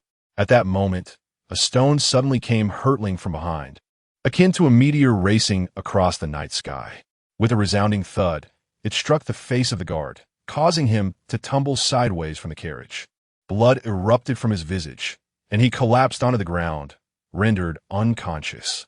A profound silence enveloped the surroundings, until a clear voice rang out, exclaiming, "Who, in their folly, dares to obstruct my path with their face?" The nearby dignitaries turned in unison to behold a striking young man, gallantly mounted on a white steed, approaching with an air of confidence. Chapter 72. A spectacle at the gates of the imperial city. Behold, the arrival of Xiao Yushu. The foolish Xiao has come, and a grand performance is about to unfold. Who could be the occupant of that ominous black carriage? Have they never heard of the notorious Xiao? The surrounding nobility instantly erupted into animated discussions, all eagerly awaiting the spectacle. The uproar caused by Xiao Yushu at the Changning Duke's residence was known throughout the capital. Who was this fool that dared to collide with the carriage of the Yu family and even attempt to inflict harm? When Xiao Yushu goes on a rampage, it promises to be quite the show. Among the crowd of eager spectators, Changning Duke Qin Shigong was the most exhilarated. He was nearly unable to contain himself, almost leaping from his carriage to cheer for Xiao Yushu. Following the incident at the Changning Duke's estate, Xiao Yushu faced no repercussions, while Qin Shigong became the laughingstock of the entire elite circle of the capital. His fiancée lost, money squandered, 2 of his servants incapacitated, and he himself slapped twice. Ashamed, he avoided stepping outside, yet inwardly cursed. You fools have not wronged Xiao. You shall soon learn just how formidable he truly is. Today, at this very moment, oh heavens! At last, someone has stepped forth. A surge of joy filled Qin Shigong's heart. After today, he would no longer be the target of ridicule. The brave soul in the black carriage had boldly assumed his place. Su Hantang momentarily paused, quickly straightening his attire, and exclaimed, "Young Master Xiao, you have arrived." Upon hearing this, Madame Lu hastily adjusted her own garb and descended from the carriage. Xiao Yushu, a paragon of propriety, would not keep his elders waiting. He promptly dismounted and respectfully greeted both elders. What was a mere black carriage in the face of such decorum? With a determined stride, he approached and unleashed a thunderous punch upon the carriage. The resounding crash echoed, horses whinnied, and that black carriage was sent tumbling to the ground. The draft horses pulled down, the driver's cries mingling with the chaos. The occupants within were upended, bouncing around like ping-pong balls in a drawer. Xiao Yushu straightened his attire and stepped forward with a polite smile. Xiao Yushu pays his respects to my esteemed in-laws. The elderly Su couple hastily returned the greeting, while Madame Lu stared dumbfounded at Su Hantang. Is this the amiable and unassuming individual you spoke of? Truly remarkably amiable, not far away. Changning Duke Qin Shigong exhaled a sigh of relief, reclining against his chair in satisfaction, feeling utterly rejuvenated, as if experiencing a sage's bliss. The scene he had just witnessed filled him with delight. The higher the status of those dealt with by Xiao Yushu, the worse their humiliation, which only served to highlight Qin Shigong's own capabilities. I was merely slapped twice, yet you, with your entire family, have tumbled head over heels. The gloomy clouds that had loomed over him for days vanished in an instant, replaced by a clear blue sky, warm sunlight, and blooming spring flowers. Indeed, young Master Xiao is a reliable ally, renowned for winning hearts through virtue. Young Master, is everything all right? Should we not first rescue the individuals trapped within? Su Hantang gently suggested, gesturing towards the overturned carriage. Xiao Yushu smiled suddenly, nodding in agreement. Indeed, my esteemed father-in-law has considered this matter thoroughly. I shall bring them out at once to apologize to you both. He stepped forward and gently opened the carriage door. Inside, 3 individuals were huddled together like a stack of pancakes, their hair disheveled and bloodied. Upon noticing the man on top, who appeared to be in his 40s, clad in official robes and seemingly a marquis, Xiao Yushu seized him by the crown and yanked him out. The Marquis of Zhennan emitted a wretched cry akin to that of a slaughtered pig as he was forcibly pulled from the carriage. Xiao Yushu dragged him in front of the Su couple and, before the Marquis could utter a word, proclaimed loudly, "My good sir, you have a mosquito on your face." The crowd fell silent, momentarily stunned, including the Su couple who looked perplexed. Only Qin Shigong, the Earl of Changning, nearby, trembled as his face flushed crimson. He was thrilled, fixated on the unfolding scene. Here he comes again. Sure enough, Xiao Yushu swung his arm, finger splayed, and brought down a resounding slap across the Marquis's face. The Marquis's vision darkened, as if struck by an iron whip. Half of his face went numb with pain, and he spat out blood, losing 3 teeth in the process. Xiao Yushu sneered, "Apologies, I missed the first time. It flew back this way." With that, he delivered another slap, knocking out 2 more teeth from the other side.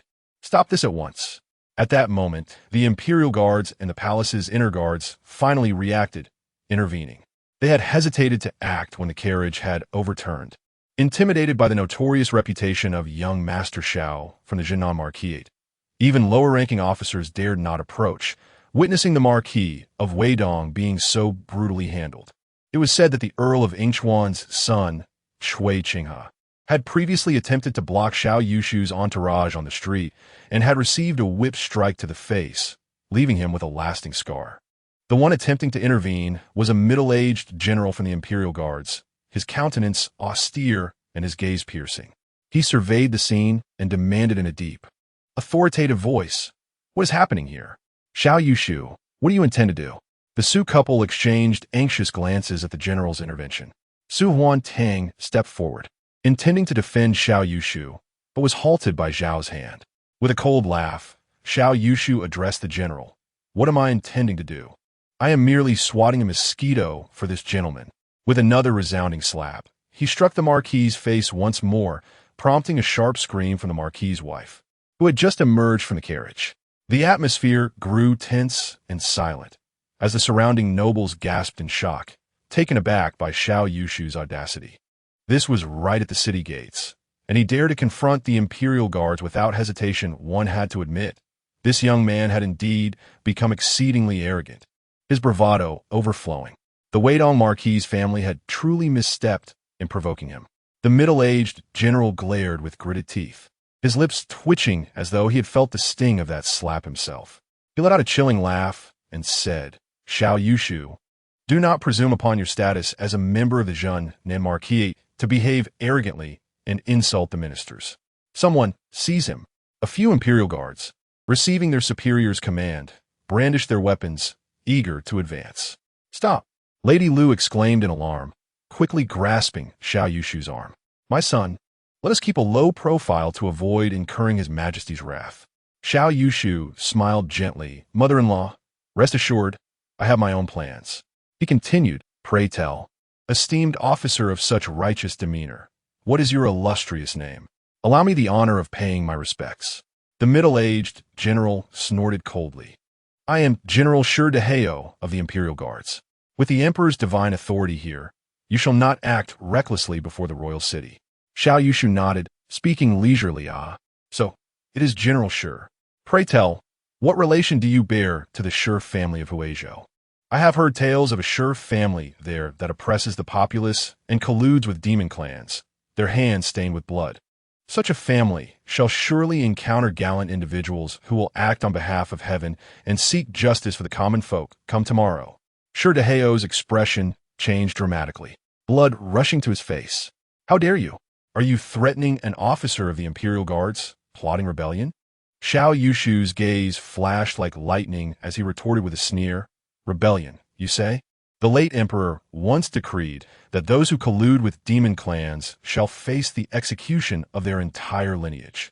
I see your Shi family, indeed, conspiring with demon clans and harboring ill intentions." Chapter 73. Asserting authority over Fool's Stone. Hao felt beads of sweat forming on his forehead. His face flushed a deep crimson, yet he dared not express his ire. How could Xiao Yushu, this rogue, so brazenly threaten a man's family? What did it mean to collude with the demons? The Southern Town Army could easily place a few demons in his ancestral home, thus bestowing upon him the heavy mantle of being a demon conspirator. There was no need for the Southern Town Army to intervene. The long-standing adversaries of the Shi family would eagerly emerge to cause trouble. Yet, this matter could not be ignored. While others might not recognize the esteemed Lord Weidong, Shi certainly did. This was the very man who had recently visited the imperial city, having just been conferred the title of Lord Weidong by His Majesty. He was none other than the father-in-law of the crown prince. How could he be so shamelessly humiliated, struck repeatedly across the face? Lord Weidong, Jiang Dongkong, was bewildered. He had long ruled over the lands of Hedong with impunity, none daring to challenge him. Yet, In the capital, mere days after his arrival, he found himself in such a predicament, his vision clouded by a flurry of golden stars. The Imperial Guard soldiers who had initially approached had quietly retreated to a safe distance. Did they not see how the esteemed general appeared utterly cowed? Had he not already tasted defeat? Were we to seek our own demise? Xiao Yushu cleared his throat softly and inquired calmly, what transpired here moments ago? While Xiao Yushu's fierce demeanor was one matter, Shirdahao's concerns were far more intricate. He recalled the legendary ties between this Xiao and the second prince, whose influence had grown immensely and who might soon ascend to the throne. Shir's face reddened as he struggled to articulate just now. The horse of Lord Wei Dong was startled and collided with the carriage of Lord Qingyi. Lord Wei Dong's carriage overturned, and, coincidentally, young Master Xiao happened to pass by, heedless of danger, and acted heroically. Xiao Yushu nodded, a smile gracing his lips, well articulated. Truly, you are a distinguished officer guarding the imperial city, quick-witted and eloquent, with keen perception. At that moment, a deep, wrathful voice interrupted. Hold on. The crowd turned to see several figures disembarking from a grand carriage. The leader, clad in resplendent attire, portly and imposing, bore a fierce gaze as he called out. Those nearby, upon recognizing him, hurriedly bowed and greeted, "We pay our respects to His Highness the Crown Prince." Lord Wei Dong, Jiang Dongkong, regained his composure, wrenched his arm away from Xiao Yushu, and fled in a panic to the other side. The Crown Prince strode forward with confidence, followed closely by his wife. The Lady Jiang, tall and statuesque, adorned in lavish garments and jewels, she commanded attention. Accompanying them was a silver-haired man, his demeanor cold and aloof, moving with a certain rhythm, exuding the grace of a martial expert. As the Crown Prince arrived at the city gate, Lady Jiang silently stepped forward to assist the Wei Dong family, her eyes filled with venomous disdain directed at Xiao Yushu. It was only then that most of the assembled nobles realized why they had not previously heard of this so-called Lord Wei Dong. Indeed, this family was not part of the noble circles of the capital. The Crown Prince fixed his gaze upon Xiao Yushu, his smile devoid of warmth, his penetrating stare exuding an undeniable aura of pressure. Xiao Yushu, however, paid no heed to him, instead directing his gaze towards the first prince's consort, Lady Jiang. The young lady seemed to be at a loss for words, her cheeks flushed and her eyes fixed intently upon him. Ah, truly a splendid carriage, Xiao Yushu mused, contemplating the slender appearance of the vehicle, uncertain of its horsepower. Observing the first prince's robust physique, he was reminded of a small Eastern European nation from his past life, which had produced a type of self-propelled artillery that, despite its small size, would topple over upon firing. The first prince, Su Rue, noted Xiao Yushu's disregard for his authoritative stare, instead observing his wife with a lecherous gaze, and a surge of anger welled up within him. His demeanor turned icy as he addressed Xiao Yushu. "Young Master Xiao, I am speaking to you. Why do you persist in gazing at others? Do you intend to slight this prince intentionally?" The surrounding nobles fell silent, apprehensive for Xiao Yushu. Yet, the seemingly foolish young master merely chuckled. "You are not a voluptuous lady, so why should I be concerned with your presence?" The nobles could hardly contain their mirth, stifling laughter at Xiao Yushu's audacity. The first prince, Su Rue, narrowed his eyes, his fury igniting. At that moment, a gray-haired man behind him snorted coldly, speaking ominously. "How dare you be disrespectful to His Highness?" In an instant, he darted forward, appearing before Xiao Yushu. He summoned the elemental forces of heaven and earth, coalescing into a vividly detailed azure python that lunged toward Xiao Yushu, a master of innate skills. Everyone present with knowledge of martial arts gasped in astonishment. An innate master could manipulate the elemental forces, far surpassing the realm of a grandmaster. It was unexpected that such a formidable figure accompanied the first prince. Trouble was brewing. Xiao Yushu was bound to suffer a grievous injury. Taking advantage of the absence of his sister to bully a simple-minded brother was truly a display of audacity. The nobles of the capital, already at odds with their counterparts from Hedong, found themselves sympathizing with Xiao Yushu upon witnessing the innate master's assault. Many wore solemn expressions, casting reproachful glances at the first prince. In a flash, the azure python, imbued with immense power, coiled around Xiao Yushu. The first prince's eyes gleamed with cold determination. The unruly Zhao and Marquis had long been a thorn in his side, and he sought to establish his authority by dealing with this fool. Lady Zhang's eyes gleamed with malice and vindictiveness, her lips curling into a satisfied smile. It would be best if this blow could incapacitate the fool, avenging her family. Su Huantong and Lady Lu turned pale, their anxious expressions frozen on their faces.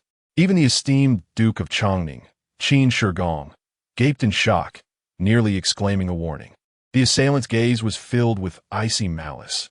How dare this individual offend the first prince?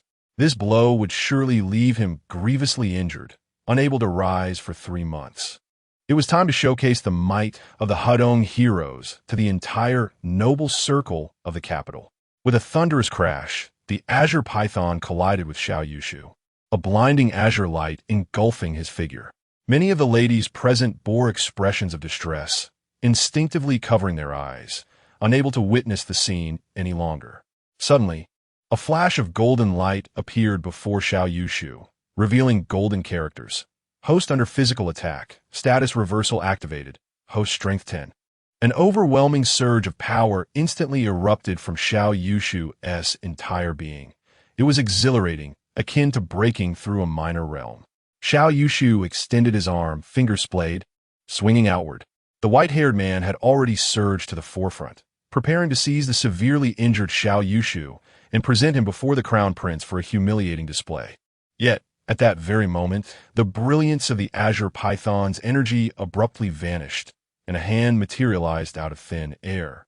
With a resounding crack, a sharp sound reverberated through the surroundings. A profound silence enveloped the area before the gates of the imperial city. Chapter 74. The mischievous child's ultimate strike, Li Tsuingong, a congenital master, had traversed the martial world for half a lifetime, engaging in countless battles. Little did he expect that after unleashing his prideful green python energy with a thunderous strike, his opponent would remain unscathed and audaciously slap him across the face. In that moment, he was momentarily stunned, yet the instinct of a warrior compelled him to retreat swiftly, creating distance between himself and Xiao Yushu. The onlookers, consisting of nobles gathered before the city gate, erupted in a chorus of astonishment, murmuring amongst themselves. Li Tsuingong's eyes widened in disbelief as he fixed a cold, penetrating gaze upon Xiao Yushu.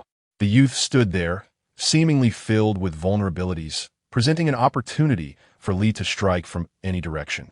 However, he couldn't fathom what had just transpired. Xiao Yushu shook his hand and vociferously declared, audible to all, "You ruffian! I was having a conversation with the crown prince.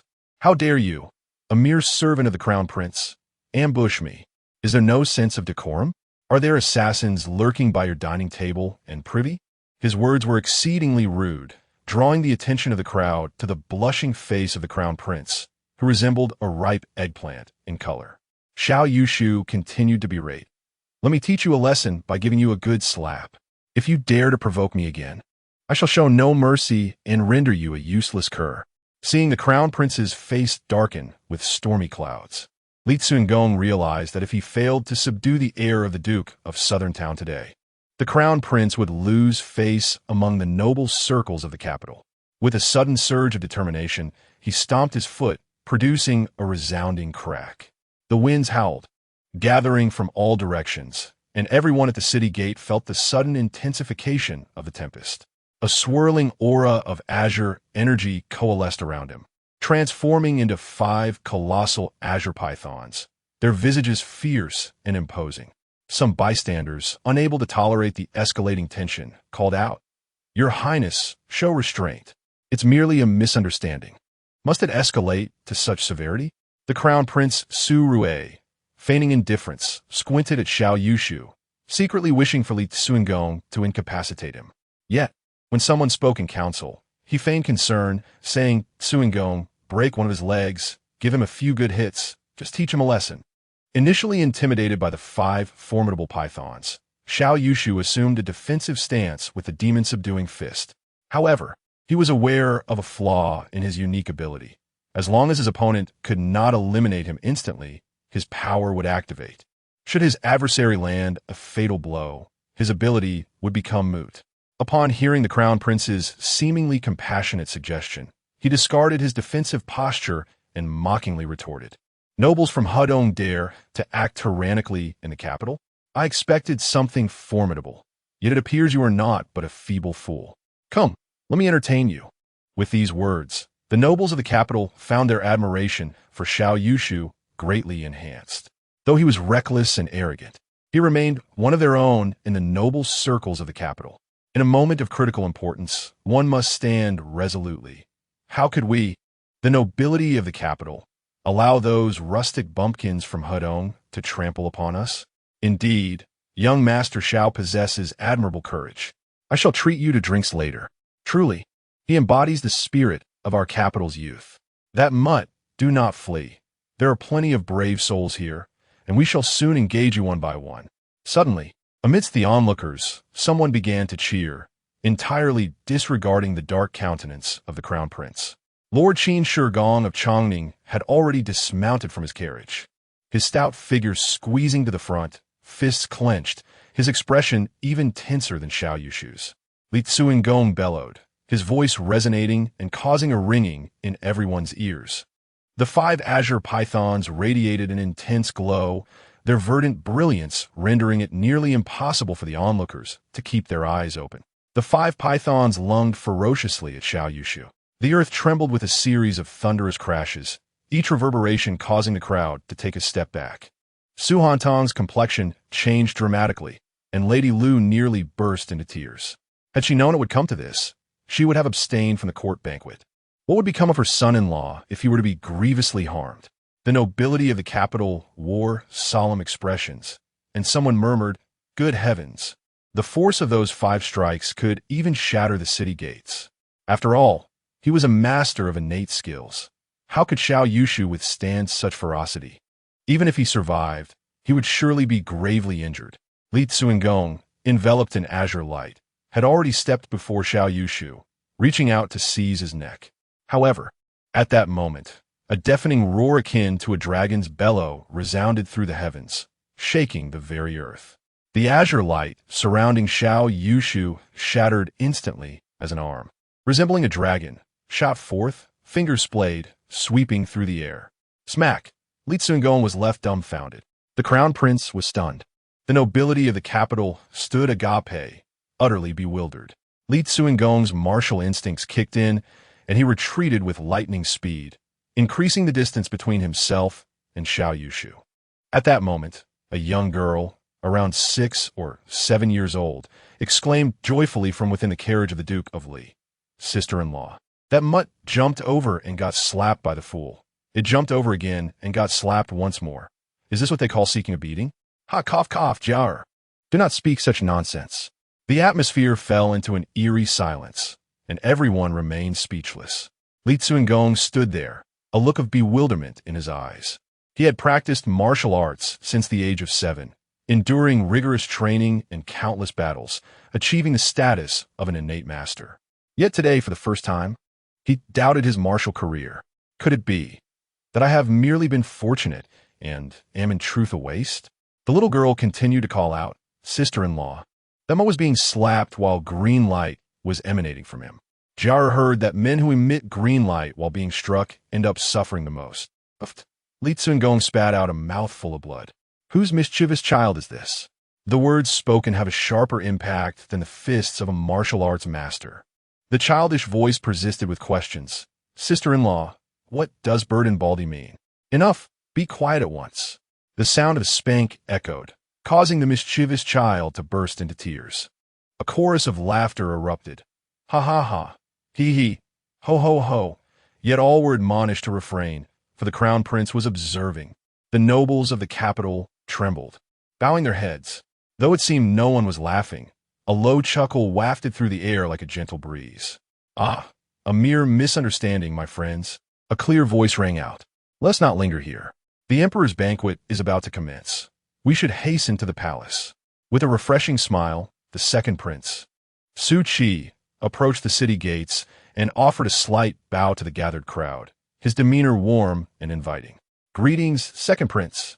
Let us proceed," heed his words, "and clear the way." The nobles of the capital dutifully acknowledged him, and soon the atmosphere around the city gates was filled with a light-hearted and vibrant energy. Chapter 75. The welcoming drum reveals old friends. The welcoming drum at Yong'an Gate resounded, its resplendent beat surging forth like ocean waves, echoing across the imperial city. Upon hearing the first reverberation of the welcoming drum, the minor stir before the city gates vanished instantaneously. The noble carriages lined up orderly for inspection, hastening their entrance into the royal domain. The crown prince was left to swallow his indignation, boarding his carriage with the family of Marquis of Zhennan. His gaze, filled with malice, fixated on the retreating figures of Xiao Yushu and the second prince, Su Qi, as he gritted his teeth, vowing to eventually rid himself of these two nuisances. Su Qi warmly invited Xiao Yushu to share his carriage into the palace. Xiao Yushu politely waved his hand with a smile, saying, "Your Highness, you have many important matters to attend to. I shall not impose, but will enter the palace with my in-laws instead." Su Qi nodded amiably at the elder members of the Su family, though internally he dismissed their worth. He had heard that Su Bairan was exceedingly unattractive, towering over ordinary men, and wondered how such a homely woman could ever be deemed worthy of the Marquis of Zhennan. He had not abandoned his ambitions for an alliance with the Marquis. If Su Yuyan was unsuitable, he could always seek a more fitting maiden from the Gan family. He seized Xiao Yushu's arm with unwarranted enthusiasm, compelling an acceptance that was hard to refuse. The touch of Su Qi's clammy hand sent shivers down Xiao Yushu's spine, prompting him to discreetly extricate himself while insisting, "No need. I'll walk on my own. Your Highness should mind your footing." Once aboard Su Qi's opulent carriage, a handsome young servant promptly poured fragrant tea for them. Xiao Yushu glanced at the dapper attendant and the effeminate decor of the carriage, a slight tremor coursing through him. Could it be that Su Qi was, in fact, a closeted homosexual? He instinctively shrank to the corner of the carriage, feeling somewhat uneasy. Among all the flora and fauna, there are many charming blooms, yet I find no affection for chrysanthemums. Su Qi remarked with a laugh. "Today, Yushu, you have bravely defied Su Rui's oppressive might, truly upholding the dignity of our noble class in the capital. I feel invigorated by your boldness." "Ha ha." Xiao Yushu shook his head, feigning gratitude as he replied, "It is nothing of consequence. Had it not been for your Highness's timely intervention, who knows how this situation might have unraveled."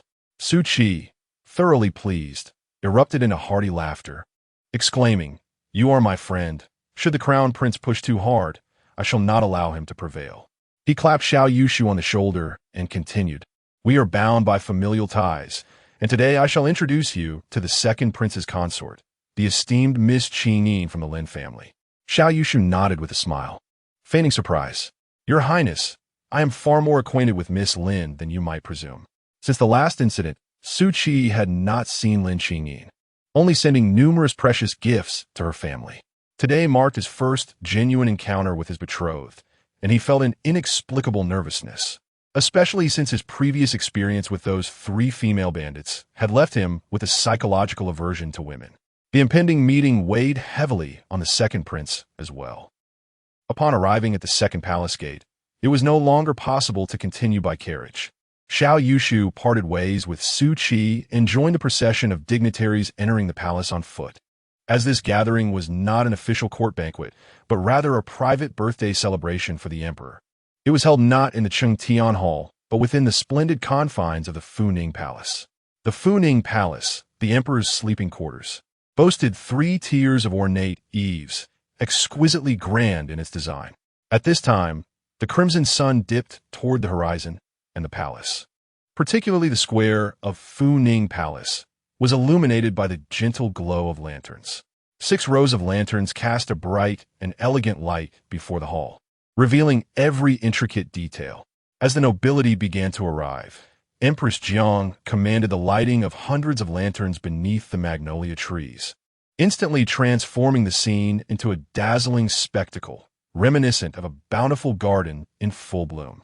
Under the radiant illumination, The noble women and ladies adorned in sumptuous silks glimmered with their jewels, their beauty enhanced by warm smiles and gentle laughter, rivaling the charm of the flowers around them.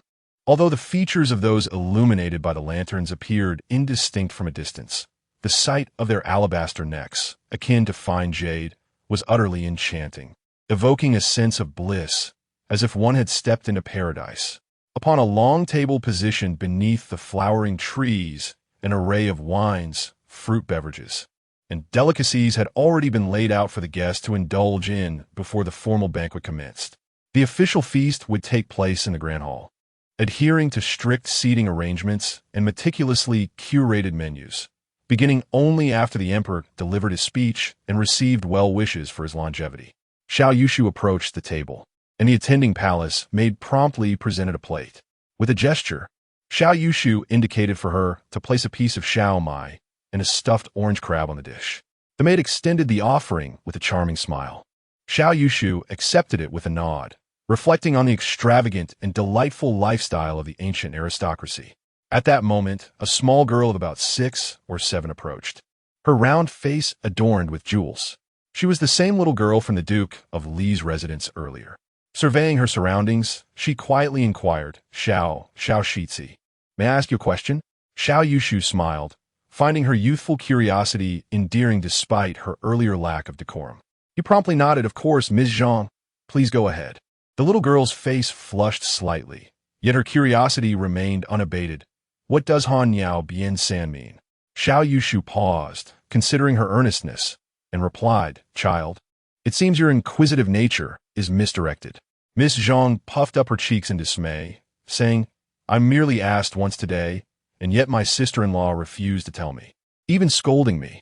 With a soft chuckle, Xiao Yushu knelt down, patiently explaining, Bien San refers to a villain, while Han Yao is a type of bird, small and delicate. Thus, Han Yao Bien San describes a villain who treats children poorly. A villain who treats children poorly? Ms. Zhang nodded thoughtfully, committing this phrase to memory. She felt it held great significance, for in her world, there were indeed far too many who were unkind to children. With a smile, Xiao Yushu departed, finding a quiet corner to savor the xiao mai and stuffed orange crab. The chef's culinary skills were truly commendable, particularly the stuffed orange crab, featuring succulent crab meat and roe nestled within an orange, complemented by citrus juice and seasonings, was exquisite and fragrant. Moments later, darkness enveloped the sky.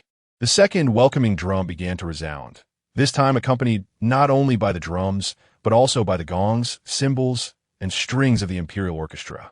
The welcoming tune was grand and uplifting, imbued with a light-hearted festivity that instantly elevated the atmosphere. The esteemed nobles and officials meticulously adjusted their attire as they followed the guidance of the ceremonial officers and eunuchs, entering the banquet hall in an orderly fashion. As a representative of the Marquis of Zhennan, Xiao Yushu's seating was second only to that of the 3 great dukes, aside from a few princes. Moments later, all the dignitaries and officials were seated, and their families gradually took their places. Emperor Hongjia approached, flanked by attendants. As everyone present bowed in reverence, we pay our respects to His Majesty the Emperor. Long live the Emperor.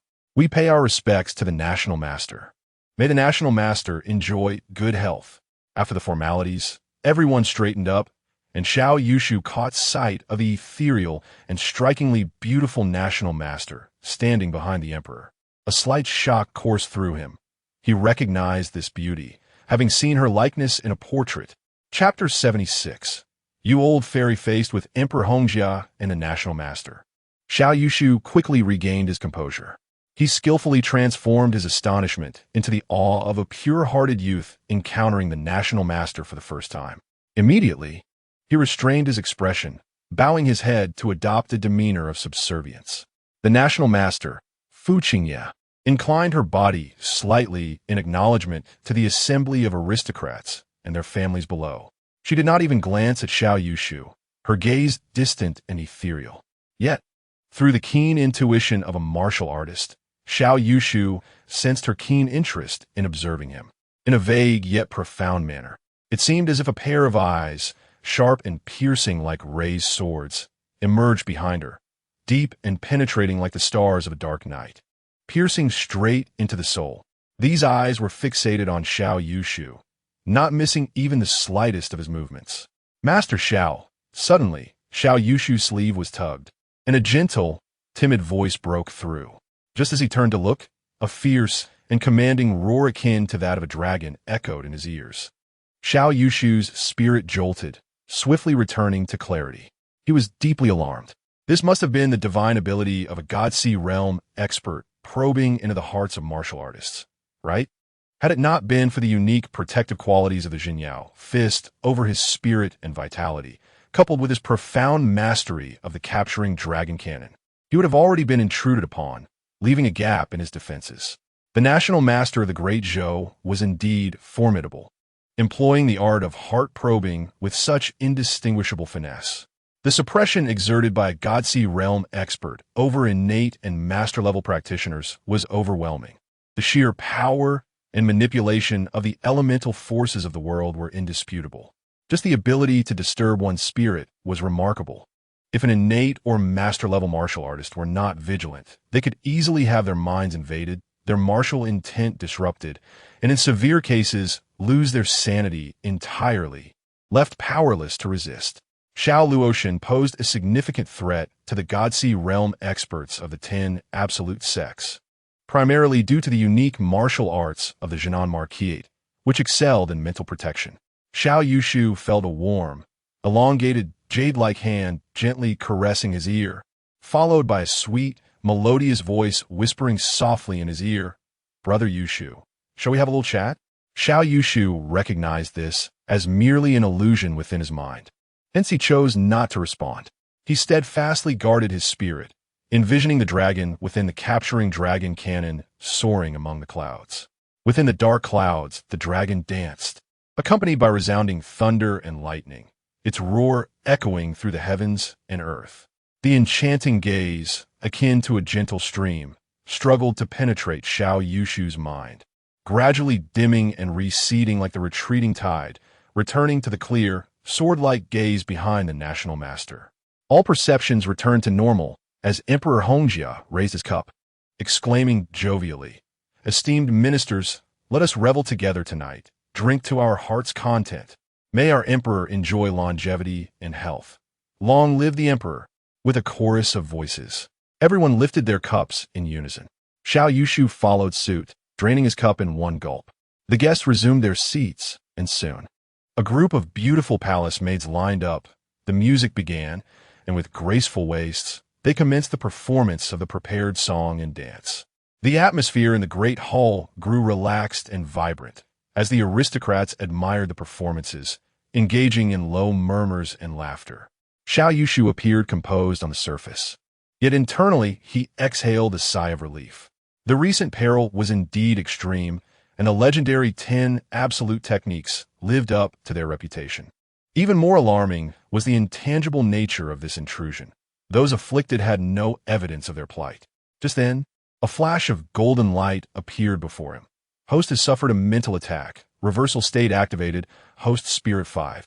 How could I have forgotten? I possess extraordinary abilities. A faint smile graced Xiao Yushu's face as he fully relaxed. As the performance concluded, several princes and the heads of the 3 major dukedoms began to individually toast the emperor in celebration of his birthday. True to their noble status, the 4 princes, including the youngest, and the 3 dukes delivered their toasts with distinct and ornate phrases, eliciting smiles and nods of approval from the emperor. This was an unwritten rule of the Great Zhou Dynasty's birthday celebrations. Each toast must be unique. Any repetition would signify a lack of finesse. Within the grand hall, while the powerful savored the songs and dances, their attention remained fixated on the emperor. Xiao Yushu, too, approached with a cup in hand to offer his birthday wishes, prompting soft chuckles of goodwill from many nobles present. Today, the prowess of the young master of the Xiao family was evident. Even the innate experts under the eldest prince could not contend with him. With this alone, he could no longer be dismissed as Xiao the Fool. Surely, one could not reach such martial heights without merit. At worst, he was merely straightforward and somewhat naive. Xiao Yushu's educational background was an entirely different matter. His scholarly journey had become a source of jest and cautionary tales among the nobles of the capital. Many recalled the considerable effort his sister, Xiao Yushu, exerted to have him learn to read and write, resulting in chaos, numerous tutors, and a myriad of schools, all to no avail. The most memorable incident involved Xiao Yushu finally mastering the character for 10 after much struggle. Author's note: the character for 10 originates from Oracle bone script and was widely used during the Shang and Zhou dynasties, distinct from the character for pick up with a hand radical. Explanation concluded. Upon learning to write 10, he was elated and subsequently misread the characters for scholar, earth, and dry as 11. This incident left General Xiao deeply embarrassed and provided ample amusement for the capital's aristocracy. Now, as our young master approached the emperor to extend his birthday wishes, the eloquent phrases had already been largely exhausted by the 4 princes and 3 dukes. What could he possibly contribute? Anticipation filled the air as eager spectators donned smiles, their chatter subdued. Xiao Yushu stepped before Emperor Hongjia, performed a respectful bow, and raised his cup, proclaiming loudly, "I, the heir of the Marquis of Zhennan, Xiao Yushu, on behalf of the Zhennan Marquis, wish your majesty eternal blessings and longevity equal to the heavens." The assembly momentarily froze, unable to believe their ears. What splendid words! Fresh and innovative. They had never heard such phrases before. Eternal blessings, longevity equal to the heavens. Yes, I must remember this for future toasts. Emperor Hongjia, slightly taken aback, nodded and smiled. "Minister Xiao, your words are indeed novel and auspicious." "Excellent. I accept." He raised his cup slightly, touching it to his lips. At that moment, the esteemed master Fu Qingye, who had been sitting beside him in a meditative state, suddenly opened his eyes and smiled, saying, "Is this the esteemed young master Xiao of the Zhennan Marquis?" Xiao Yushu felt a chill in his heart and replied respectfully, "Xiao Yushu pays his respects to master." Fu Qingye returned his smile, saying, "Young master Xiao possesses a harmonious spirit and commendable martial prowess. The Zhennan Marquis has a promising successor." While Xiao Yushu outwardly expressed gratitude, inwardly he cursed. This old woman is deliberately sowing seeds of suspicion before the emperor, attempting to undermine my family. She may appear pure, yet she is a seasoned schemer. Not only did she just provoke me, but she is also an ancient enchantress. Chapter 77. The greatest good person in the world. Upon hearing the words of the national master, Emperor Hongjia's smile indeed faded slightly. The national master, Fu Qingye, observed with keen eyes, anticipating the expected reaction of the scholarly Xiao Yushu, anger, fear, or some other emotional fluctuation. However, Xiao Yushu appeared rather foolish and dull, seemingly oblivious to her provocation, and instead, he grinned and said, "Thank you for your kind words, National Master. You are absolutely right." Emperor Hongjia could not help but chuckle, finding the silly air quite entertaining. Xiao Yushu then bowed to the empress, saying, "I, Xiao Yushu, pay my respects to Her Majesty, wishing her eternal blessings and a lifespan equal to that of the heavens." The elegantly adorned Empress Jiang, her complexion somewhat pale, responded with a dignified smile. "Young Master Xiao is very thoughtful." Fu Qingye raised her delicate hand to adjust her hairpin and remarked, "Young Master Xiao, you have offered auspicious words to His Majesty and the Empress. Why not say a few to me as well? Do you perhaps look down upon me, your national master?" Empress Jiang cast a subtle glance at her, having already sensed Fu Qingye's malicious intent towards the naive Xiao Yushu, and she couldn't help but feel an inkling of concern for him. Startled, Xiao Yushu quickly bowed again, exclaiming, "I wish the national master a tranquil existence for 1,000 years, hidden away in hot springs, to enjoy longevity and be celebrated by the world." Both Emperor Hongjia and the Empress exchanged astonished looks, impressed by the young man's poetic expression, which was surprisingly well-structured. Empress Jiang smiled and waved her hand. "You may leave now." Xiao Yushu bowed and retreated to his seat. Fu Qingye pondered the 2 lines of poetry he had uttered, increasingly feeling that something was amiss. What could possibly dwell in a hot spring that could sustain life for a millennium? Even her usually composed demeanor gave way to irritation at this moment. Damn it! This fool was calling me a tortoise. She cast a cold, mocking glance at Xiao Yushu, only to find him merrily indulging in food and drink. He even set down his cup and chopsticks, foolishly mimicking the movements of the dancers in the hall, his gestures absurd and comical, with both hands clenched into fists, each extending a middle finger, swaying up and down. Fu Qingye was unable to discern the meaning behind it, yet a fiery annoyance surged within her, leaving her particularly displeased. With a subtly sharp glance at Emperor Hongjia, he understood her unspoken sentiment and cleared his throat lightly. As the song and dance concluded, Emperor Hongjia laughed heartily and proclaimed, "My loyal ministers have come to wish me longevity. I cannot be stingy in return. If I possess fine treasures, I must share them with you all. Bring forth the treasure Taishi Bai, aged for 20 years, for all to enjoy." The atmosphere in the hall instantly grew more jubilant. Duke Yang Songwei chuckled, "Your Majesty, I have long coveted this imperial wine. The last time I tasted it was at the birth of the 9th prince, and many years have flown by since." Emperor Hongjia laughed heartily. "Duke, are you suggesting that I am miserly? After today's banquet, I shall reward you with 2 jars to take home." "Thank you, Your Majesty," the old minister replied gratefully. A procession of palace maids entered, gracefully carrying golden wine vessels, ready to pour wine for the esteemed ministers. A beautiful maid approached Xiao Yushu, presenting him with wine, her features enchanting as she smiled sweetly at him, exuding an air of delicate charm. The Zhou Dynasty is renowned for its dichotomy of northern wine and southern tea. The northern region, despite its turbid waters and heavy soil, produces a remarkably clear and refreshing wine. In contrast, the wine crafted in the south is of inferior quality, with the so-called Sanbai wine from Jiangnan being notoriously described as nearly lethal, capable of wreaking havoc on the stomach.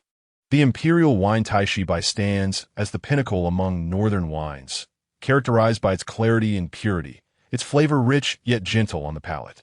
Naturally, Xiao Yushu has heard of the illustrious name of Taishi Bai and harbors a sense of regret.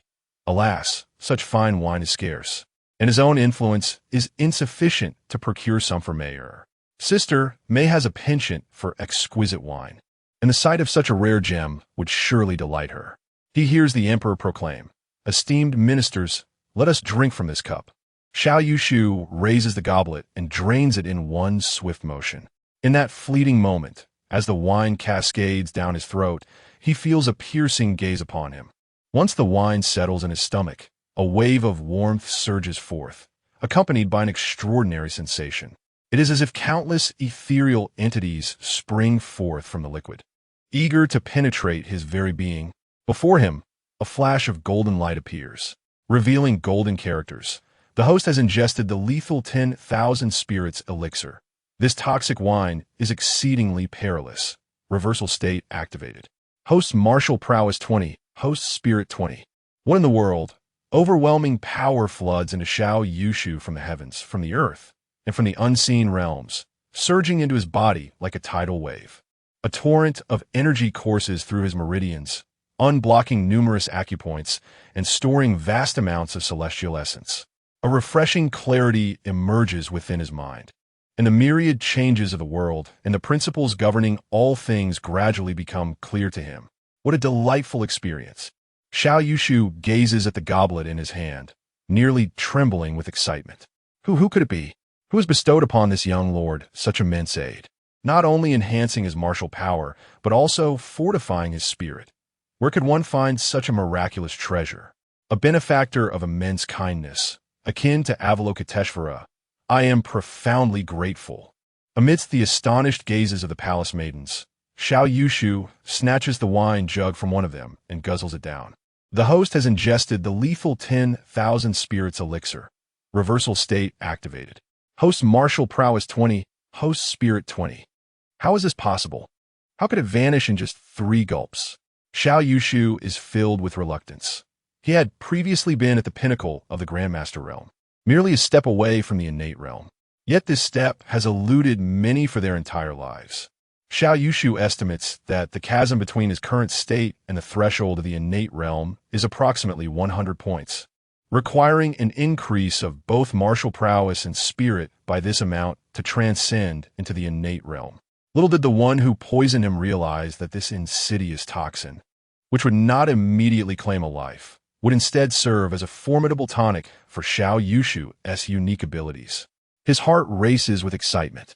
His complexion flushed. I desperately need more of this toxic elixir. The more the better. 2 more jugs, and I could directly break through to the innate realm. He seizes the wrist of the palace maiden. Fair maiden, is there more of this wine? Indeed, it is exquisite. Please bring more for the esteemed heir. The palace maid, taken aback, immediately smiled sweetly and said, I shall fetch wine for young Master Xiao. Please wait a moment. With that, she gracefully departed. Fu Qingya sipped the imperial wine delicately, her gaze dark and fixed upon Xiao Yushu, her eyes harboring a cold and mocking smile. Excellent. Everything is progressing smoothly as planned. This little mouse, Xiao Yushu, has consumed the elixir of all purpose, falling into my carefully laid trap. Next, he shall serve as bait to ensnare the elusive Xiao Luoshan. If she desires the antidote to the elixir, she must come to the imperial city. After decades of meticulous arrangements, this city has transformed into a labyrinthine death trap. Not even the 10 unparalleled ones could escape its grasp. Their fate here would be nothing short of obliteration. Xiao Luoshan, your brilliance is indeed admirable, but alas, you possess a vulnerability. Chapter 78. Crab-stuffed oranges in the Grand Hall of Funning Palace, adorned with vibrant flowers and green bamboo screens. The enchanting sounds of silk and bamboo instruments fill the air. A beautiful palace maid, her features as exquisite as a painting, gracefully approached, holding a golden pot. This scene alone resembled a rich tapestry of colors, imbued with profound elegance. Xiao Yushu sighed softly. It was a pity that beneath such an exquisite and relaxed ambience lurked the shadows of treachery and malice, with countless sinister schemes concealed in the dark. The palace maid then presented him with a jug of Tai Shi by imperial wine, kneeling beside him with a charming smile as she attentively poured the drink. Xiao Yushu, unreserved, promptly raised his cup and drained it. Regrettably, this cup contained only the ordinary Tai Shi Bai, devoid of the coveted Wanling liquid. The poisoner was indeed stingy. Having prepared merely a jug of toxic wine, Xiao Yushu felt a profound disappointment. Opportunities for sudden wealth are rare in life. As he sipped the wine slowly, he pondered the identity and motives of the mastermind behind the poisoning. Firstly, he ruled out the 5th prince. While they harbored enmity, his primary adversary was the 2nd prince, who lacked the time to concern himself with someone as insignificant as Xiao Yushu. The 1st prince was also not a suspect, as their conflict had only just transpired, leaving him no opportunity to orchestrate any plans within the palace. The most likely suspect, undoubtedly, was Emperor Hongjia. As the emperor, he was at home within the imperial city, making it all too easy to arrange for the poisoning. Yet, Xiao Yushu shook his head gently. The emperor had no motive to act in such a manner. At that moment, the lovely palace maid softly inquired, "Is there anything else the young master requires? Shall I massage your legs?" With a serene smile, Xiao Yushu replied, "I have a fondness for crab-stuffed oranges. Please fetch me 2. Once he dismissed the palace maid, Xiao Yushu continued to untangle his thoughts. What advantage would the emperor gain by sending someone to poison him? On the surface, it seemed there was no benefit, aside from inciting rebellion among the southern army, unless other forces were involved, offering the emperor an irresistible price. Xiao Yushu felt the piercing gaze of the national master from above. This old sorceress harbored evident hostility towards him, likely an ally of the emperor. He could not help but feel a surge of anger. "I have neither wronged you, nor your daughter, nor courted your granddaughter. Why would this old wretch wish to harm me? Indeed, she was no celestial being, merely a cunning old schemer." As Xiao Yushu inwardly cursed her, he extended his middle finger and gestured playfully at the dancing palace maid. Gradually, clarity dawned upon him. The national master was cunning and calculating. This poisoning scheme was not solely aimed at him. She and the emperor likely sought to target the formidable Xiao Luoshan behind him. A cold smile crept across Xiao Yushu's face as he finished his drink and rose to his feet. Such despicable tactics demanded careful planning on his part, for he intended to surprise them greatly in the future. Given the rare opportunity to enter the palace today, he resolved to explore the whereabouts of the true dragon's blood. Stepping out of the banquet hall to change attire, he was soon approached by eunuchs ready to serve and guide him. Inside the palace, the Phoenix Pavilion and the Lawn Building, with their intricately carved beams and painted eaves, formed a delicate labyrinth of corridors and courtyards, accompanied by artificial hills and clear springs. Without the eunuchs to lead the way, one could easily lose their bearings. Upon entering the exquisite single-use purification chamber designated for esteemed guests, he instructed the leading eunuch to wait outside, expressing his intention to linger for a while. The eunuch promptly bowed in acquiescence and stationed himself at the door. Inside the purification chamber, the decor was remarkably opulent and immaculate, with a bronze censer wafting fragrant incense and adorned with fresh flowers and ceramic ornaments. The chamber was divided into inner and outer sections, separated by intricately embroidered screens, with a mahogany couch outside for the nobility to rest. It was said that Emperor Wu of Han, after relieving himself, had lavished affection upon Lady Wei on the outer couch. A flicker of determination crossed Xiao Yushu's eyes as he leapt nimbly, akin to a gecko, adhering to the inner wall. He scaled to a height where a narrow, glazed window awaited. With fingers as sharp as steel blades, he swiftly tore through the glazed tiles, his bones collapsing inward as he slithered through the constricted opening like a serpent. Returning his hand to reposition the tiles at an angle, he gently leapt, landing in a narrow corridor behind the purification chamber. Though merely a wall separated them, he had now reached the rear of the Funing Palace. Xiao Yushu moved with spectral grace, stealthily advancing. The blood of the true dragon, tyrannical yet requiring the nourishment of spiritual energy, could not possibly be concealed within the depths of a secret treasury. It must reside in a place abundant with spiritual vitality. Within the imperial city, the most spiritually vibrant location was undoubtedly the Astronomical Bureau. Xiao Yushu contemplated. While the National Master is preoccupied with the banquet, I shall investigate the Astronomical Bureau. Meanwhile, within the banquet hall, the atmosphere gradually reached a crescendo. As wine flowed and spirits soared, the powerful nobles and ministers relaxed their demeanor. Emperor Hongjia, fond of merriment, allowed the families of the attendees to mingle freely, and the presence of numerous children darting about inside and outside the grand hall further enlivened the celebratory ambience. Empress Jiang had dispatched individuals to replenish the delectable offerings beneath the flowering trees, prompting many ladies and children to emerge for a leisurely indulgence in delicacies. Miss Zhang, the second daughter of the Duke of Li, with her cherubic face, roamed about in search of culinary delights. Today, upon witnessing Xiao Yushu savor a crab-stuffed orange, she found herself inexplicably tempted and decided to partake in one herself. Upon tasting it, she was utterly astonished by its exquisite flavor. How could one claim Xiao Yushu to be foolish? He was not only capable of physical prowess and sharp retorts, but also adept at discovering delightful morsels. Undeniably impressive. As her sisters often remarked, he was a man of exceptional quality. Miss Zhang longed for another crab-stuffed orange, but upon exiting the grand hall, she was dismayed to find that this delectable treat had vanished. It felt as though the very heavens were about to collapse. At the tender age of 6, she experienced her first pang of disappointment, a sorrowful sentiment akin to the lament of unfulfilled desires. Just then, the magnificent, benevolent, and beautiful Empress unexpectedly had the feast replenished. Miss Zhang gleefully beheld the newly presented crab-stuffed oranges and dashed forth with her short legs like the wind. There was but a single plate containing 5 of the delicacies, and she observed others reaching for them. 1, 2, 3. In a moment of fervor, Miss Zhang rushed to the table's edge, recklessly extending her hand to seize the last one. However, she was too short, falling just an inch short. There was merely an inch separating her from the beloved crab-filled orange. Just as she leaned over the table, straining to reach it, a delicate, alabaster hand swiftly emerged from beside, deftly snatching the crab-filled orange away. No! Miss Zhang let out a piercing scream, abruptly turning her gaze towards her adversary.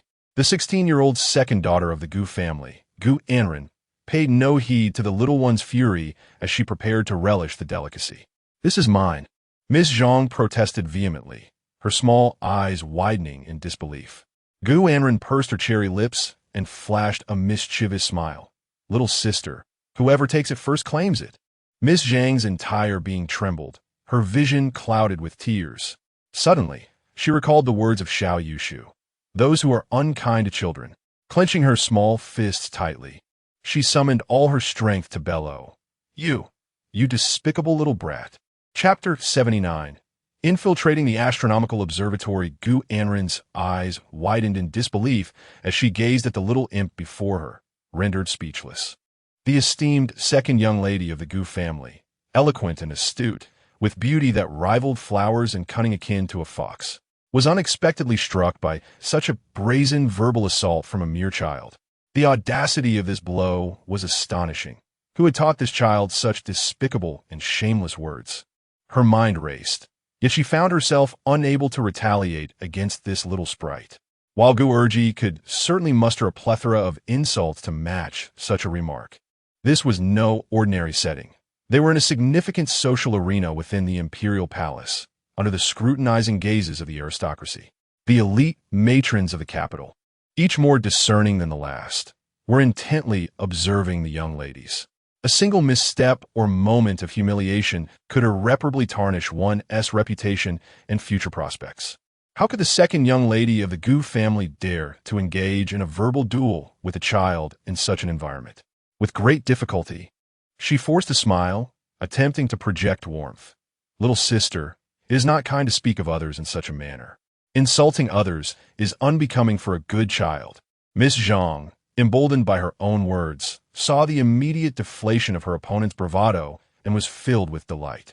Clenching her small fist and mimicking Xiao Yushu's demeanor, she disdainfully retorted, "You little bird-brained wretch." Gu Erji felt a surge of blood rush to her head, veins throbbing in agitation. Whose unruly child was this? The expression was infuriatingly reminiscent of someone else's, simultaneously arrogant and derisive, with narrowed eyes that evoked a deep-seated loathing. At that moment, she caught sight of the elite matrons of the capital advancing toward them. In a state of alarm, she had no choice but to swallow her pride and retreat from the presence of the little imp. "Just you wait," she thought, fuming silently. Ms. Zhang placed her hands on her hips, exhilarated by her first triumph over an adversary 10 years her senior. A rush of excitement coursed through her, accompanied by an exhilarating sense of invincibility. Xiao Yushu drifted into the courtyard of the astronomical observatory like a wisp of willow fluff. The expansive grounds were devoid of patrolling guards and the bustling eunuchs and maidens, creating an eerie silence. The night had fully descended, and only a few dim lamps flickered within the observatory, casting an ominous and desolate glow. Xiao Yushu's vigilance soared to its zenith. The national master, Fu Qingye, was among the 10 most formidable figures in the realm, and this was her stronghold, undoubtedly fortified with formidable defenses. Danger lurked in every shadow, unseen yet palpably present.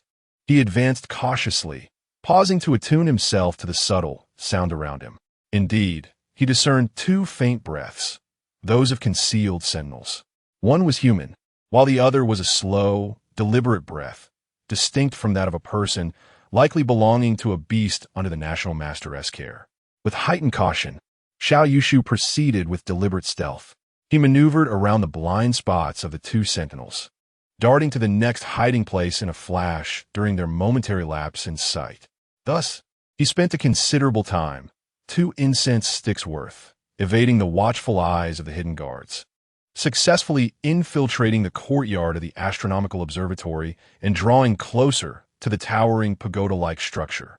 As he was about to step into the Qingtian observatory, he felt a jolt, and golden characters flickered before his eyes. The host has suffered damage from the highly toxic Brahma flower, status reversal initiated. Host martial prowess 5, host spirit 5. Truly, the cunning old fox. The national master had indeed set up a poison formation around the Qingtian observatory. Without the enhancement of special abilities, he would have been instantly incapacitated, undoubtedly alarming the guards. Xiao Yushu entered the Qingtian observatory, which resembled a pagoda-like structure with staircases winding up through successive levels, each adorned with small rooms. Looking from the bottom upwards, the space between the levels became increasingly narrow, resembling a deep well. The sound of wind echoed hauntingly through the staircases, a chilling and eerie wail.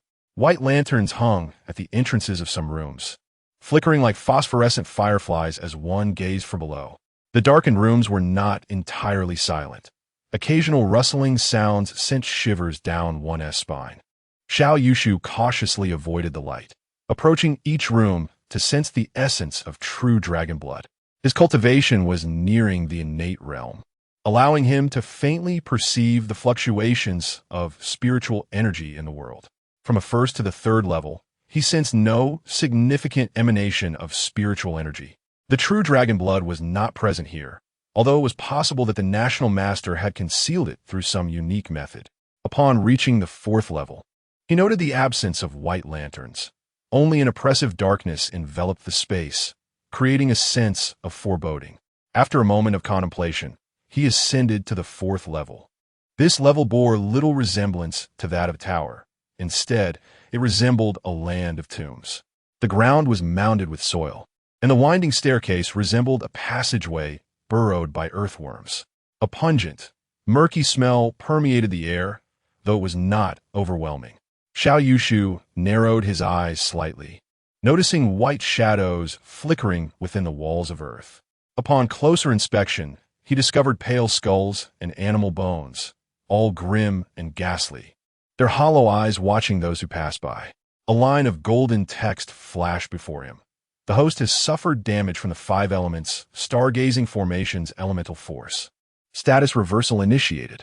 Host martial prowess 5, host spirit 5. Damn, every layer here is intricately designed. This fourth level likely simulates the forces of earth and death. Those who intrude without permission would meet their demise. The fifth level resembled a tropical rainforest teeming with exotic flowers and vines that sprawled across the entire space. Xiao Yushu had no choice but to navigate through the dense foliage, proceeding cautiously, wary of hidden poisonous creatures. Fortunately, he encountered no peril and successfully reached the 6th level. Upon witnessing the 6th level of the Qintian Observatory, Xiao Yushu inwardly cursed. Had he not possessed special abilities, he would have turned back immediately. This place was utterly terrifying. The 6th level was a vast expanse of clear water, mimicking rivers and seas, winding through the entire structure. However, this water was unlike any other. It was mercury. The vapors rising from the mercury swirled in the air like a tornado, bound by an unseen force, dancing back and forth.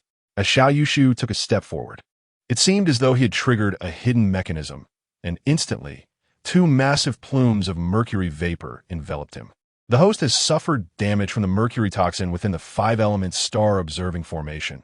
Status reversal initiated. Host's martial prowess 1. Host's mental acuity 1. The host has suffered damage from the mercury toxin within the 5-element star-observing formation. Status reversal initiated. Host's martial prowess 1. Host's mental acuity 1. Chapter 80. The stargazing altar. A thick haze of grayish-white mercury vapor enveloped Xiao Yushu, resembling vast expanses of mist. He traversed through this dense fog, crossing meandering rivers, tranquil lakes, and expansive seas, much like an ancient giant striding across the earth. Xiao Yushu covered his mouth and nose. In moments, his body was adorned with glistening white beads, resembling an elder cloaked in frost. As he walked, these round beads cascaded from him like raindrops, only to regroup in large clusters once more. This was all mercurial. In front of him, golden characters flickered like comments in a modern live stream, incessantly illuminating the air. Host has suffered mercury poisoning. Status reversal initiated. Host martial prowess 1. Host spirit 1. Host has suffered mercury poisoning. Status reversal initiated. Host martial prowess 1. Host spirit 1. Host has suffered mercury poisoning. Status reversal initiated. Host martial prowess 1. Host spirit 1. Xiao Yushu exhaled softly. Such a torrential influx of benefits was indeed exhilarating, yet undeniably terrifying. Without extraordinary abilities, even a martial arts master at the innate level could not survive this 6th layer. At last, he traversed the convoluted waterway and arrived at the edge, where the mercury mist was notably thinner.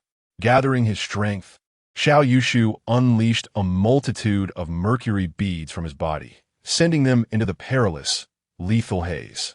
He looked upwards. The 7th level of the Qingtian Observatory loomed high, seemingly at the apex of this dark, deep well. The spiral staircase was narrow and rough, merely a foot wide, winding tightly against the black tower wall, as though it led straight to the heavens. One side of the staircase was bordered by the tower wall, while the other lacked a handrail, leaving an open space beside it. A slip could send one plummeting into the mercurial sea below. Xiao Yushu ascended the staircase slowly, observing the tower wall adorned with grotesque and bizarre patterns. There were depictions of humans, animals, and monsters, all contorted in horrific expressions under the eerie glow of the stars. As if in great agony, taking a deep breath, Xiao Yushu pressed on. After a while, he glanced down from his elevated position and was astonished to behold a magnificent and peculiar panorama below. The scenes of layers 4, 5, and 6 seemed to have been fused together through some extraordinary architectural technique. On the vast expanse of mountains and fertile earth, lush greenery flourished, while rivers wound sinuously. Flowing through, was this the vast realm of the Great Zhou Dynasty? Xiao Yushu felt a surge of astonishment in his heart. After gazing for a long moment, he hastened his pace. This was no mere visit to a technology museum. Lingering too long could be fatal. He swiftly ascended the narrow staircase to the highest level of the Qingtian Observatory, the 7th level. This was the place where the national master practiced astrology. Undoubtedly fraught with greater peril, yet the opportunity was rare. It might only present itself once. To his surprise, the door to the 7th level was unlocked, though there were traces of water on the floor. Xiao Yushu steeled himself, cautiously entering the hall. As he stepped inside, he felt a chilling wind that penetrated to his very bones. The wind seemed not to originate from the earthly realm, but rather from the ancient, frigid stars above, carrying a sense of indifference and aloofness. Surprisingly, there was no grand hall before me. Within the 7th gate lay only a narrow metallic rim, adorned with 12 towering, iron-clad monstrosities, each standing at least 30 feet tall. These creatures, with their wolf-headed, human bodies and fearsome visages, were bound by thick iron chains. A magnificent circular altar, reminiscent of a chandelier, was suspended in midair by these 12 chains. At the altar's center, directly aligned with the tower's apex, was an open circular aperture. As night fell, the starlight cascaded from the heavens, illuminating the altar with an enigmatic and dreamlike glow. Below lay the vast expanse of the Great Zhou's realm, while above hovered the celestial altar amidst a multitude of stars. This was the place of celestial observation for the Grand Master Qingya of the Great Zhou. Xiao Yushu carefully surveyed the scene, discerning no hidden assassination mechanisms surrounding the altar. Although endowed with extraordinary abilities, he recognized that should he be instantly slain, his powers of reversal would be rendered ineffective. The old silver coin's methods were insidious and treacherous, demanding utmost caution. With a swift motion, Xiao Yushu ascended and landed upon the altar. The aerial platform was rather expansive, spanning approximately 30 feet in diameter, and it hung with remarkable stability. His mere presence elicited only a slight tremor. At the altar's center stood 3 bizarre idols, arranged in a triangular formation around a singular orb, upon which the starlight fell. Even from a distance, Xiao Yushu could sense the orb emanating a gentle and comforting vitality. Surrounding these statues were numerous offerings, meticulously arranged, 18 in total. These offerings were exceptionally fresh. Xiao Yushu recognized several, including precious herbs, fruits still glistening with dew, and the heads of freshly slain livestock. Prominently positioned at the forefront were 2 black jars containing a liquid. As Xiao Yushu approached and inhaled, he was met with a pungent scent of blood. Peering into the first jar, his eyes widened in horror. It contained fresh human blood. Drawing a deep breath, he exhaled slowly, a surge of indignation rising within him. Though aware that the old silver coin was no virtuous entity, he was appalled that a Grand Master of the Great Zhou would resort to human blood for the worship of malevolent deities, all while depicting the vast landscape of the Great Zhou below. Was this an attempt to siphon the fortune of the Zhou people? This matter pertained to the safety of countless citizens. Xiao Yushu was no sage, yet he understood that should the Great Zhou's fortune wane, chaos and calamity would surely ensue. The demon clans might seize the opportunity to invade once more, jeopardizing the peace that his family had fought so valiantly to secure over 3 generations. His sister, Xiao Luoshan, the Southern Guardian Army, and his kin such as Su Bairan would all be drawn into this impending disaster. A cold glimmer flickered in Xiao Yushu's eyes. Regardless of the outcome, the schemes of this old silver coin must be thwarted. He then turned his gaze to the foremost jar, which contained a crystal-clear liquid imbued with spiritual energy. This water, known as pure water of no slaughter, was documented in the secret tomes of the Southern Marquis, collected from the dewdrops of rare orchids during their bloom. The rare orchid blooms for a fleeting moment, rendering the pristine water devoid of malevolent energy exceedingly precious. This water, nurtured by the elusive orchid, remains untouched by the adverse influences of the earthly realm, serving as the finest vessel for communion with the divine. According to the rites, the essence of the remaining 17 offerings must be conveyed to the deities through this immaculate water. Standing resolutely before the ebony vessel, Xiao Yushu unfastened his belt. After indulging in libations for an extended period, it was time to relieve himself of the excess liquid within. With remarkable precision, Xiao Yushu directed his stream into the vessel containing the pure, untainted water, merging it with the pristine essence. Chapter 81. I come from a prestigious school. Above the aerial altar, a beam of starlight descended, enveloping the peculiar pearl within its luminous embrace. As the night deepened and the starlight intensified, it gradually expanded to illuminate the 3 statues. Xiao Yushu sensed a surge of spiritual energy emanating from the grand landscape of the Great Zhou beneath, as if the celestial starlight, under the altar's influence, was drawing forth the latent energies below. The pearl emitted a shimmering glow, casting its radiant light upon the 3 half-human, half-beast statues. Each appeared to come alive, their pallid faces adorned with an eerie smile. It seemed that mere trivialities would not awaken them. A more cunning approach was required. Xiao Yushu cautiously approached the trio of statues, noticing a somewhat worn meditation cushion beside them, clearly the resting place of the national master. At first glance, the starlight appeared unremarkable, but as he drew near and examined it closely, he discovered layers upon layers of enormous white petals blooming vividly within the starlight. Countless petals dazzled brilliantly, intoxicating him to the point of reluctance to depart. He quickly averted his gaze, his expression becoming grave. The starlight exuded an air of strangeness. The consequences of contact were utterly unpredictable. Removing his belt, he held one end in hand while casting the other into the starlight.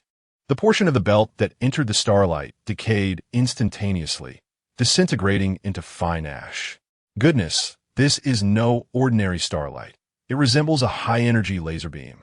It appeared that acquiring that pearl would be a formidable challenge. Although Xiao Yushu possessed supernatural abilities, they were not omnipotent, and caution was warranted. After a moment of contemplation, a smile spread across his face. He scrutinized the aerial altar earnestly, extending his finger to gesture from a distance. Positioning himself beyond the reach of the starlight, he summoned the moonless sword, which materialized in his hand. With a swift thrust, he pierced the altar as effortlessly as slicing through tofu. The moonless sword, a weapon of unparalleled might, made short work of breaking through the altar's base. Xiao Yushu commenced his excavation from the altar's edge, first creating a slanted groove and then burrowing upward at the base of the incline. The material he extracted was neatly piled along the altar's perimeter. Prepare to be replaced shortly. Little did you expect this. Fu Qingye. In my previous life, after graduating from university, I struggled to find employment, only to later acquire exceptional skills at a world-renowned institution.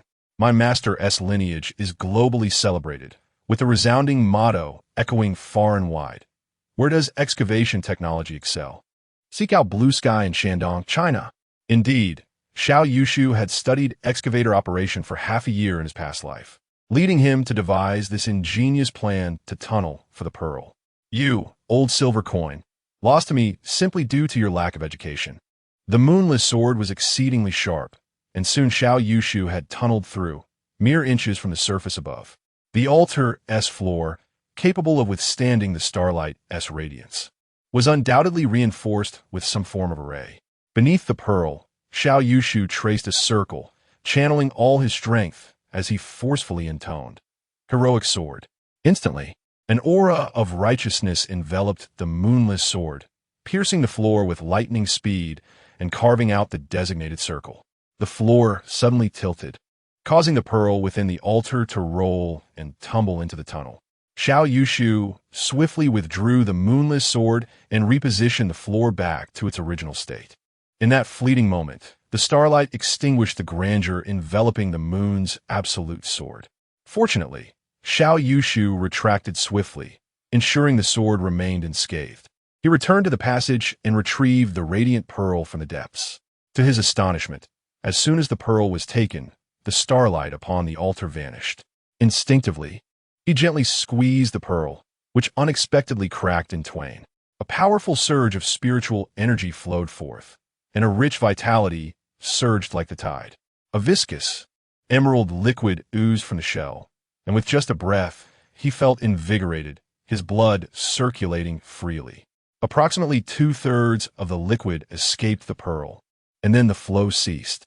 To his amazement, the emerald liquid began to coalesce anew upon his palm, with the two halves gradually reforming into two distinct pearls. Elated, Xiao Yushu carefully stowed the larger pearl in his pocket. He approached the center of the altar, placing the smaller pearl back in its original spot before swiftly retreating.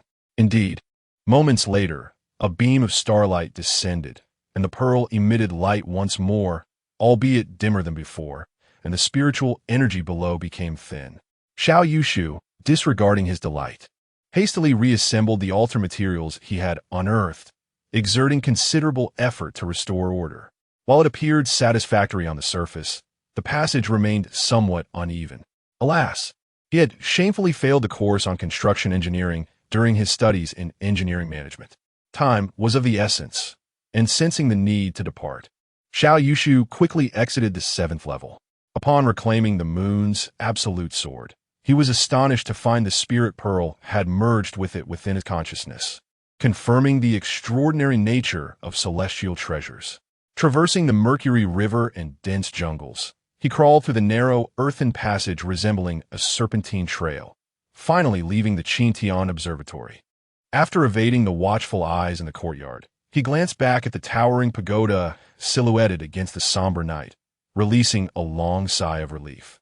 Retracing his steps, he returned to the esteemed cleansing chamber of the Funing Palace. Outside, the eunuchs awaited anxiously, softly inquiring, "Young master, are you unharmed? Do you require assistance?" Xiao Yushu, shedding his outer robe and tossing it into the cleansing tub, bellowed, "Come in." The eunuch, hearing the call, hurried inside, only to be startled by the sight of Xiao Yushu bare-chested, causing him to retreat a couple of steps in shock. Feeling a tightening sensation behind him, he stammered nervously, "I beg your pardon, young master. What are your commands?" Feigning anger, Xiao Yushu shouted, "My clothes fell into the cleansing tub and are soiled. Fetch me a new set, quickly. Today has been truly unfortunate." The eunuch, relieved, promptly exited the cleansing chamber in haste to procure fresh garments. Xiao Yushu's gaze flickered as he swiftly rinsed himself thoroughly with the pristine water from the nearby porcelain tub, ensuring no trace will be discovered by the national master. When the eunuch returned with the palace maids and garments, Xiao Yushu had already harnessed his internal energy to dry his entire body. After donning a fresh set of attire, the maid styled his hair anew, rendering him neat and refreshed. He reappeared at the banquet in Funing Palace, where a serving maid presented him with crab-stuffed oranges and smiled sweetly. "My lord, you have returned. Why do you change your clothes?" Xiao Yushu chuckled softly, muttering, "Damn it, I spilled urine on my clothes during the night watch. I had no choice but to change." The maid stifled a giggle, just as the chief eunuch called out loudly, announcing the departure of the emperor, the national master, and the empress. Throughout the event, Fu Qingye had not cast a single glance at Xiao Yushu. A man poisoned by the deadly Wanling liquid, on the brink of death, was hardly worthy of the national master's attention. Xiao Yushu downed his cup of wine in one go and remarked with a grin, "This is absolutely delightful." Chapter 82. I married Xiao Yushu. As the banquet approached its conclusion, with the emperor and the national master departing, the various dignitaries began to take their leave as well. The process was leisurely, primarily due to the long-awaited reunions among the matriarchs, who had an abundance of topics to discuss. The women of all ages strolled out while engaging in animated conversation, stopping intermittently to chat more fervently, even forming impromptu discussion groups. Xiao Yushu felt a tinge of regret as the second prince, Su Qi, had expressed his intention to introduce him to Miss Lin Qingyin. Alas, Miss Lin was unwell and could not attend the court banquet.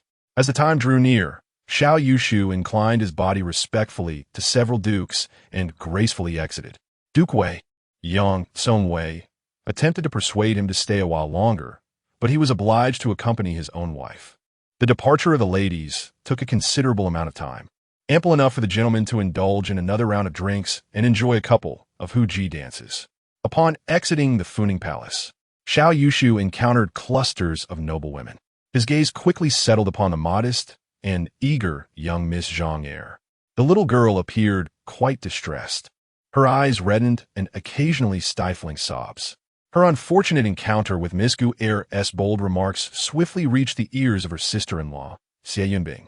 As the foremost matron of the younger generation, Xie was dignified and stern, often taking the lead in guiding her sister-in-law, who was nearly of her daughter's age.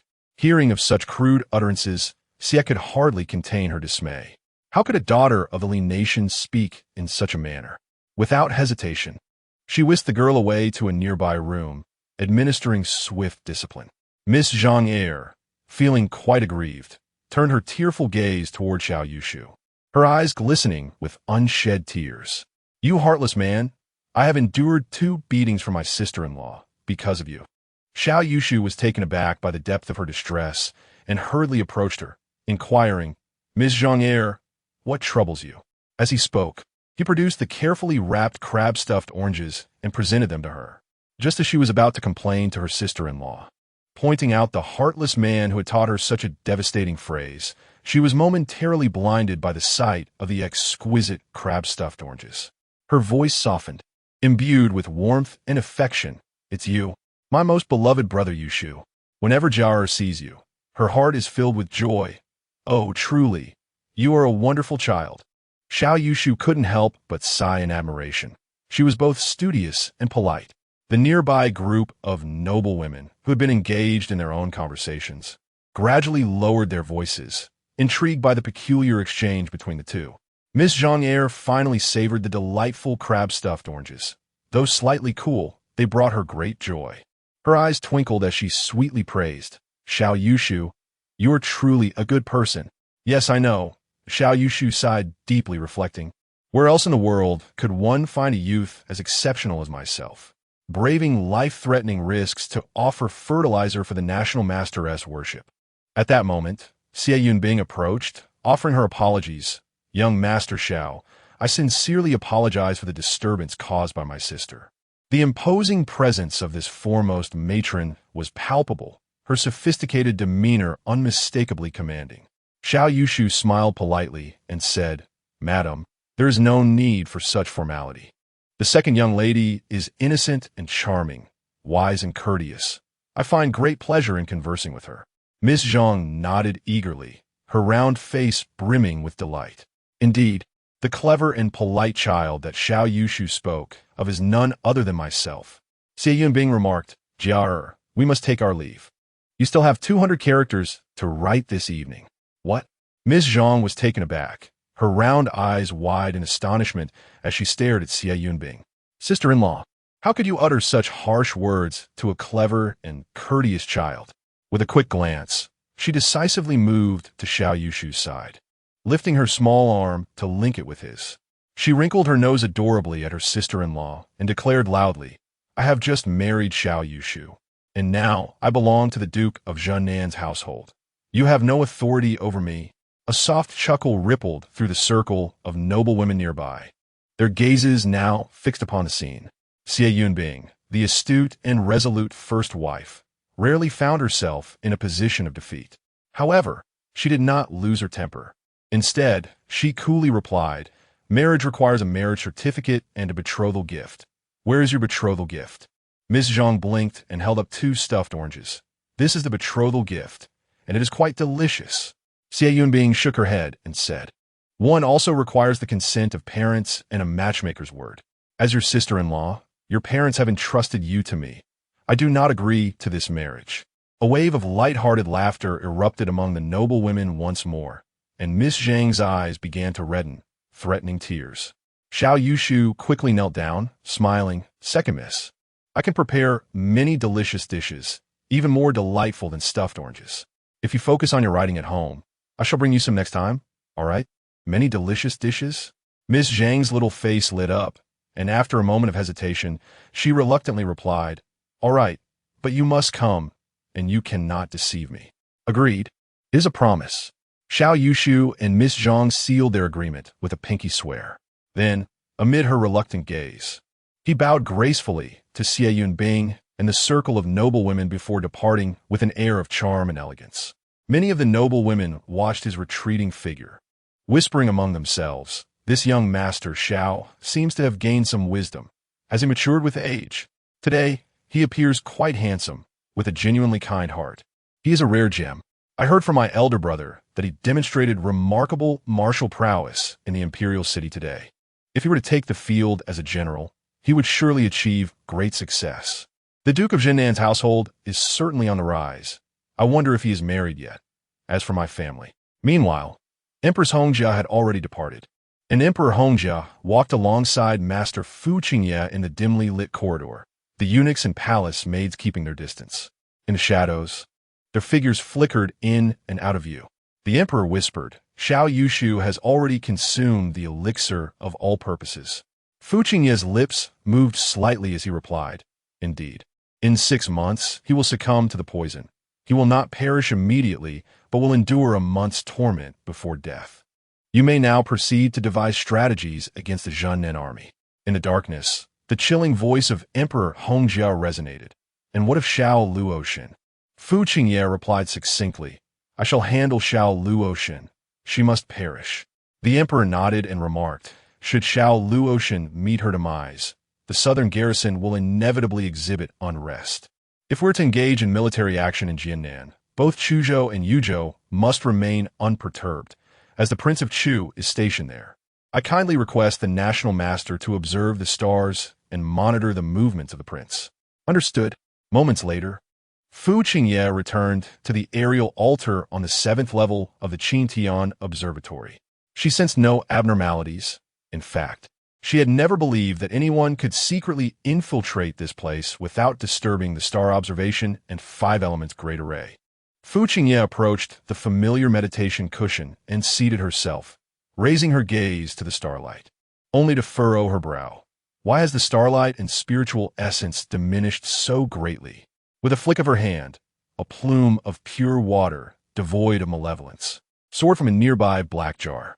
This pristine water entered the starlight and gradually unfurled, transforming into a vast scroll depicting the grand landscape of the Great Zhou. Fu Qingye's eyes narrowed sharply, her delicate form trembling slightly. To her astonishment, from the southwestern region of the scroll, a murky pale yellow substance began to surge forth. Chapter 83. The crooked-mouthed lord with flowers in his hair, the national master. Fu Qingye focused intently on the transparent scroll depicting the grand landscape of the Great Zhou. Starlight cascaded down, illuminating the scroll with a crystalline clarity, revealing every intricacy. She raised her jade-like fingers and gently tapped the starlight. Yet, this delicate touch instantly brought a pained expression to her face, a testament to the terrifying nature of the celestial light.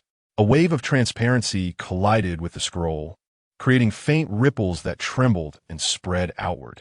As the scroll undulated, a faint yellow taint flickered in and out of view, stubbornly refusing to vanish. Fu Qingye's expression grew grave. It was evident that the celestial signs were unmistakably foreboding. Chaos would indeed arise in the southwest of the Great Zhou. Even more alarming was the hue of this chaos, tinged with a subtle yellow. Yellow. This was the color of royalty, the aura of the emperor. With only a prince of Chu sealed there, could he be plotting rebellion? Her eyes, like sharpened blades, shimmered with a piercing brilliance. Emperor Hongjia received the intelligence relayed by the national master. Silently, he burned the note over the flame of a candle. Watching the flickering light cast dim shadows that danced across the room. The shadows flickered, now bright, now dark, reflecting his turbulent thoughts. Prince Su Ying was stationed in Chuzhou, commanding the Great River, a junction of 9 provinces. Jiang Zuchang, the deputy commander of the river fleet, was the prince's son-in-law. If the prince were to rebel, the river fleet might become insurgents overnight. If Chuzhou could not be suppressed, what a farce it would be to deploy troops against the southern army of Jiannan. The flickering shadows gradually coalesced into a stern and resolute expression upon Emperor Hongjia's face. In the realm of royalty, familial ties are of no consequence, and power knows no brotherhood. As an emperor, he had never possessed the luxury of choice. Regardless, before dealing with the southern army, the situation in Chuzhou must be resolved. With his resolve solidified, Emperor Hongjia silently lamented. Thankfully, I have a national master as assistance, who anticipates the enemy's moves, allowing me to seize the initiative amidst the tempestuous currents of fate. Without the national master's celestial observations, how could I have easily discerned the prince of Chu's treachery? At this moment, the capital was a hub of opulence. Today marked the emperor's birthday, and the city was free from curfews, bustling with lively crowds. The usually pristine inner city saw merchants continuing their trade well into the night. Tea houses, taverns, brothels, and shops were all ablaze with light, filled with the sounds of music and laughter. Xiao Yushu rode his horse, escorting the elderly Su couple back to the Changning Duke's residence, having just exchanged courteous farewells. The Su couple's journey to the banquet had been fraught with twists and turns. They began in fright, then astonishment, and finally basked in the warm reception of the influential elite of the capital.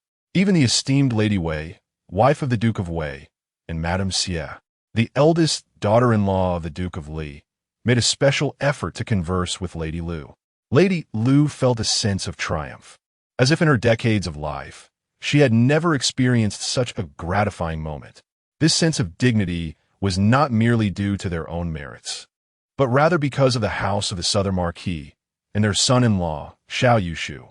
The elderly couple held hands at the gate, watching Xiao Yushu's departing figure until it disappeared